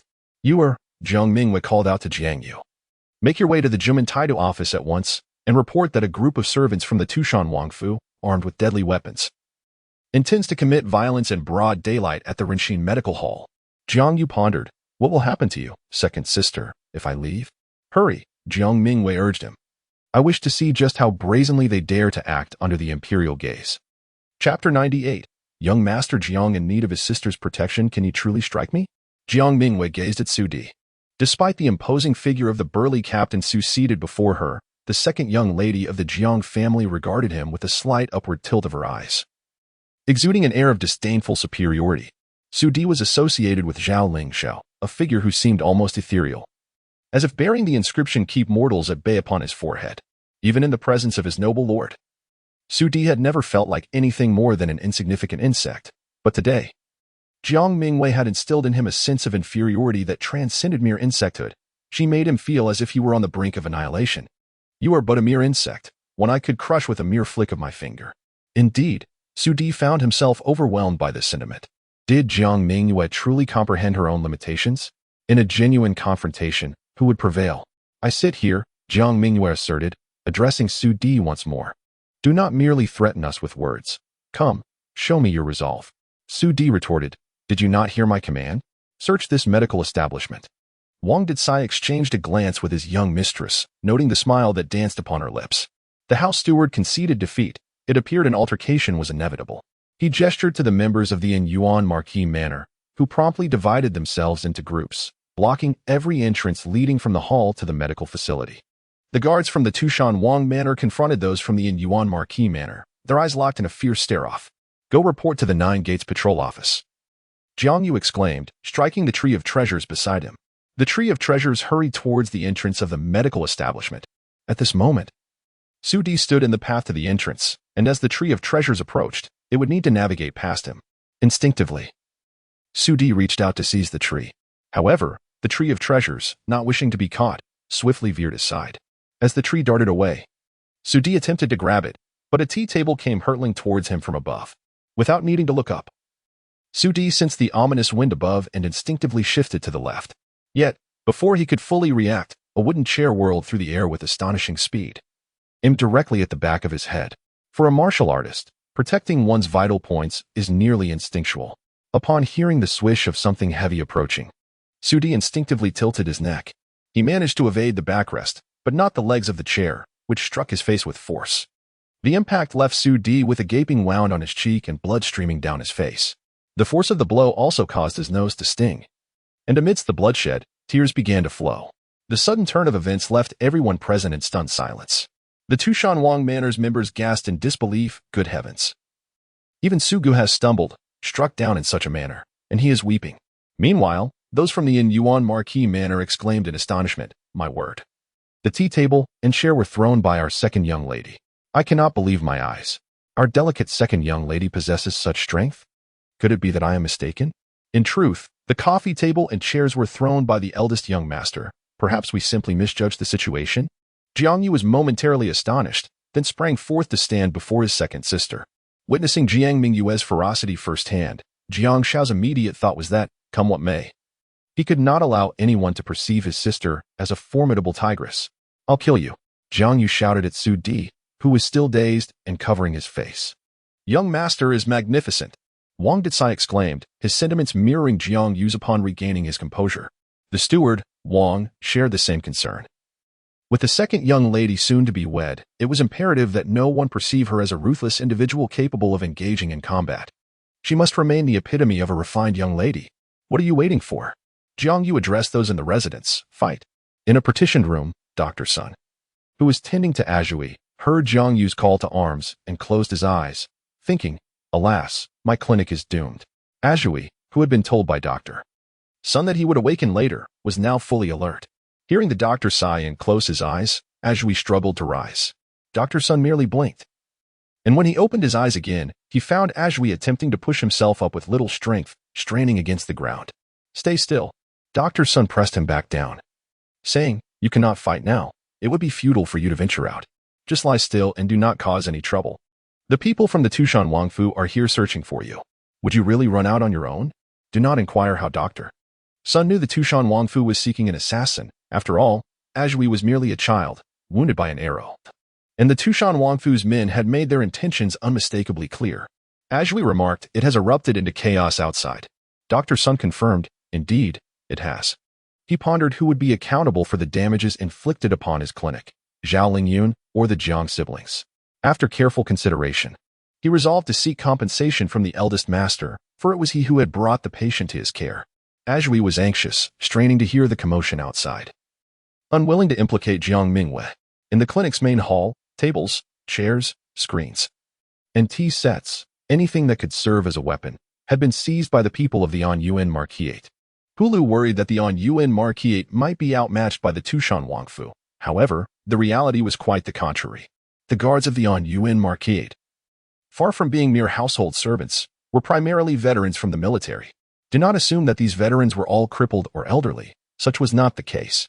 In Jiang Rucho's household, where brothers had perished and fathers had fallen in battle, or where mothers were unable to care for them or had remarried, these orphans were taken in by the Marquis, well-fed and well-clothed, receiving training in martial arts, preparing for a future in the military. Could such a group truly fear a brawl? Wang Dicai brandished a chair with formidable prowess, capable of contending with 5 adversaries single-handedly. The Tushan Wangfu's men, armed with weapons, found themselves evenly matched against the household's defenders, who wielded tables and chairs with equal ferocity. Indeed, the noble house is not without its shortcomings. particularly concerning their eldest son. Eldest son, please protect the second young lady. With that, he swung a chair, striking down a guard of the Wang family who had seized hold of Jiang Yu's collar. Wang Defei called out to Jiang Yu. There is no one with the second young lady. Is my second sister left alone? Jiang Yu, though not particularly skilled in combat, possessed a wealth of experience in brawling, and hurried towards Jiang Mingyue. At this critical juncture, it was paramount that none of their side were isolated, especially when that isolated individual was his second sister.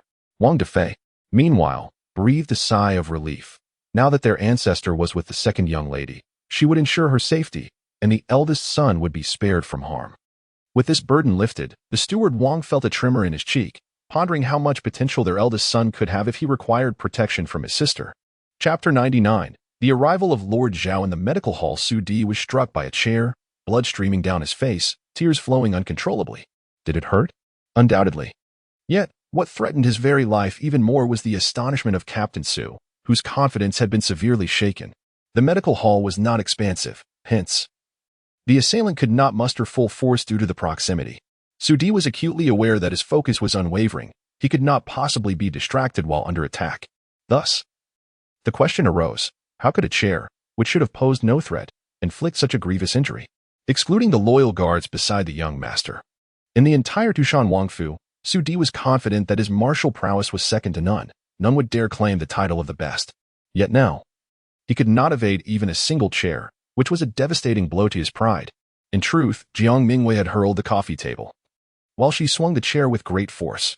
Her strength allowed her to spin the chair around, narrowly missing Su Di's head. Otherwise, the captain's skull would surely have been split open.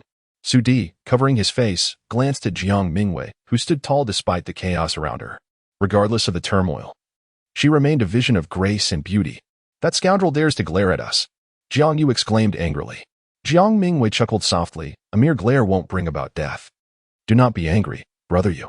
Jiang Yu retorted. Those from Tushan Wangfu are nothing but pretenders. They may look formidable, yet they crumble in a real fight. Those armed cannot even contend with those wielding furniture. What does that make them but worthless? Jiang Deshao's words resonated with the people of Anyu and Hofu, who reveled in their esteemed reputation. Conversely, those from Tushan Wangfu found his words exceedingly distasteful, deeming the young master from the Jiang family shameless. They mused that it was unacceptable to inflict serious injury, let alone death. Was this scuffle truly so easy? Moreover, had he even engaged in the fight to label them as worthless? Su Di wiped the blood from his face and strode towards Jiang Mingyue and Jiang Yu. Jiang Yu tensed, spreading his arms wide, positioning himself protectively in front of his sister. Jiang Mingyue placed a hand on her forehead, observing the approaching adversary. Throwing a punch is far more effective than spreading your arms, brother Yu. You cannot protect anyone this way, she advised him. What then should I do? Should I carry you away and flee? Just as Wang Shunzi approached, he interjected, young master, no matter how grand your ambitions, you cannot frighten anyone. There's no need to run, Jiang Mingyue said, pulling Jiang Yu behind her. Wait, how did he end up behind you? I didn't intend to move. Jiang Yu exclaimed in confusion. Jiang Mingyue intended to teach Su Di a lesson, hoping to endure a punch from the burly man, after which she would retreat from the medical hall in tears. Confidently, she believed she could make Zhao Lingxiao pay dearly for the affront of assaulting her in broad daylight. However, before Su Di could close the distance, Zhao Lingyun rode in swiftly. Stay on horseback and wait for me. Do not run around. Understood? In a hurried manner, Lord Zhao hastily instructed An Yin before dashing towards the medical hall. Upon reaching the street corner, he was immediately met with the sounds of a scuffle emanating from within the establishment. Approaching closer, he found the entrance surrounded by a throng of spectators, their voices buzzing with speculation about the clash between the individuals from the Tushan Wangfu and the young masters and mistresses of the An Yuan Marquisate. Hearing such discourse, Zhao Lingyun was nearly overwhelmed with anxiety. His delicate and enchanting fiancée was being assaulted. Upon arriving at the entrance, he noticed several of his own people standing idly by, and a wave of indignation washed over him. How could they merely stand there, watching the spectacle, while his future bride and brother-in-law were being cornered inside? With no time to reprimand his subordinates, Lord Zhao stormed into the main hall of the medical establishment.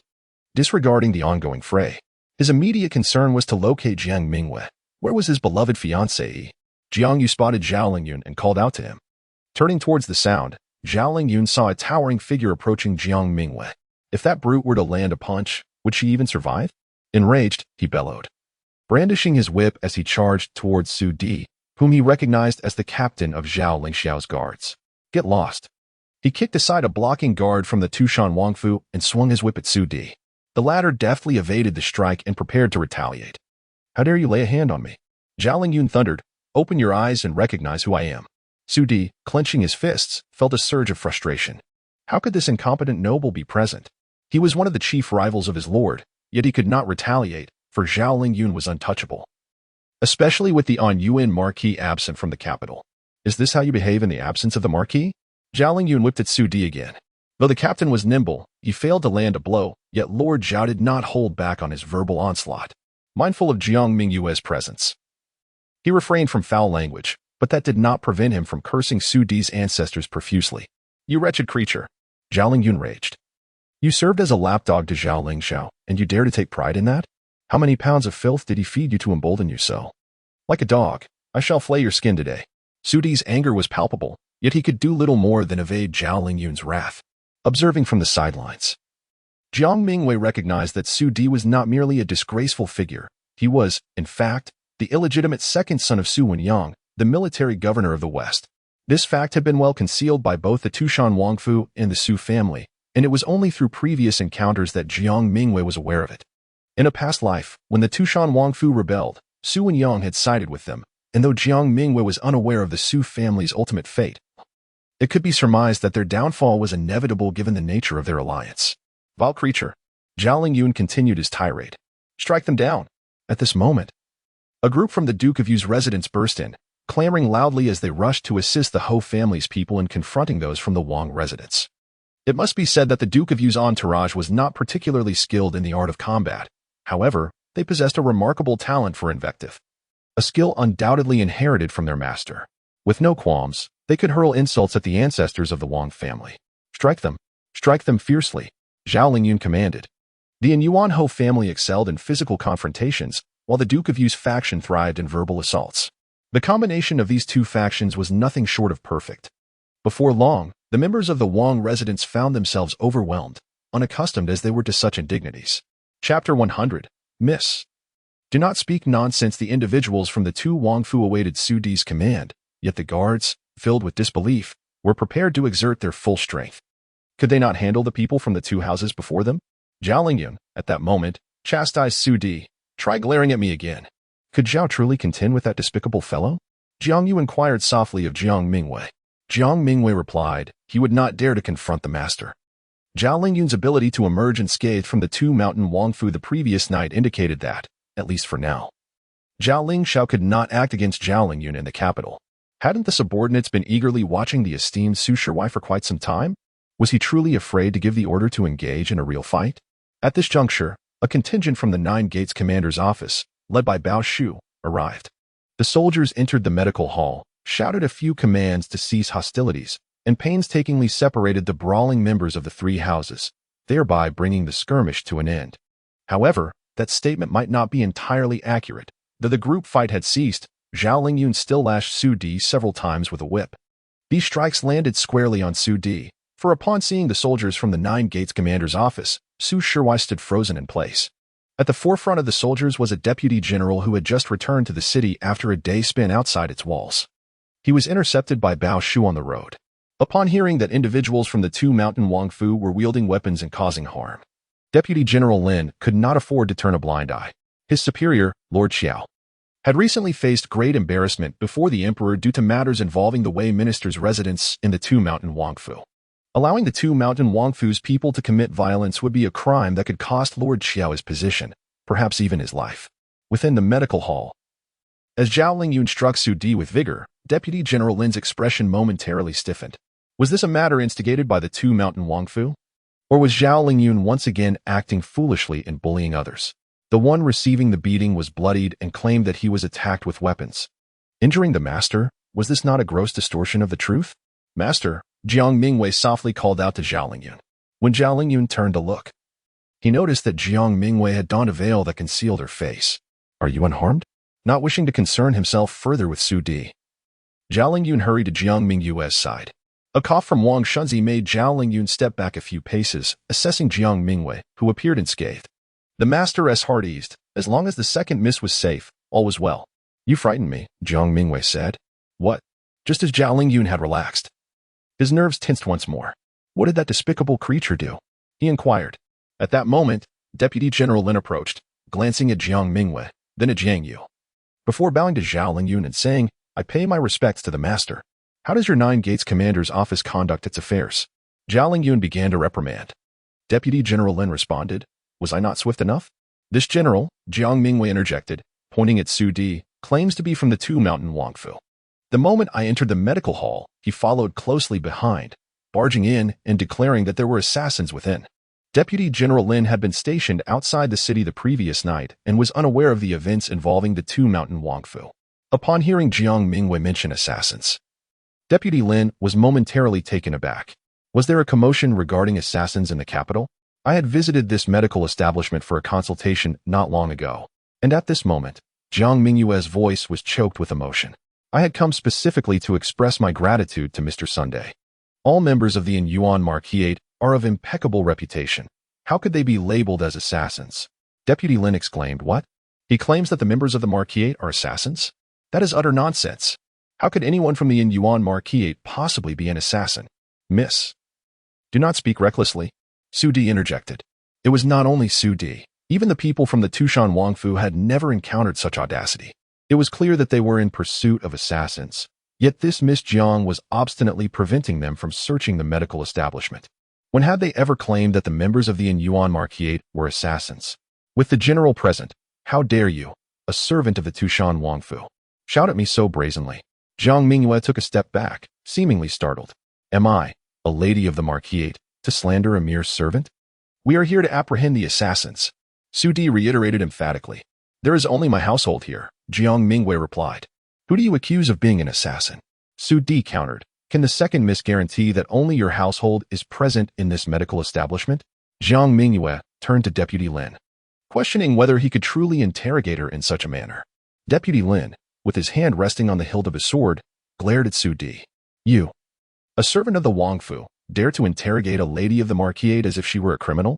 You must be out of your mind.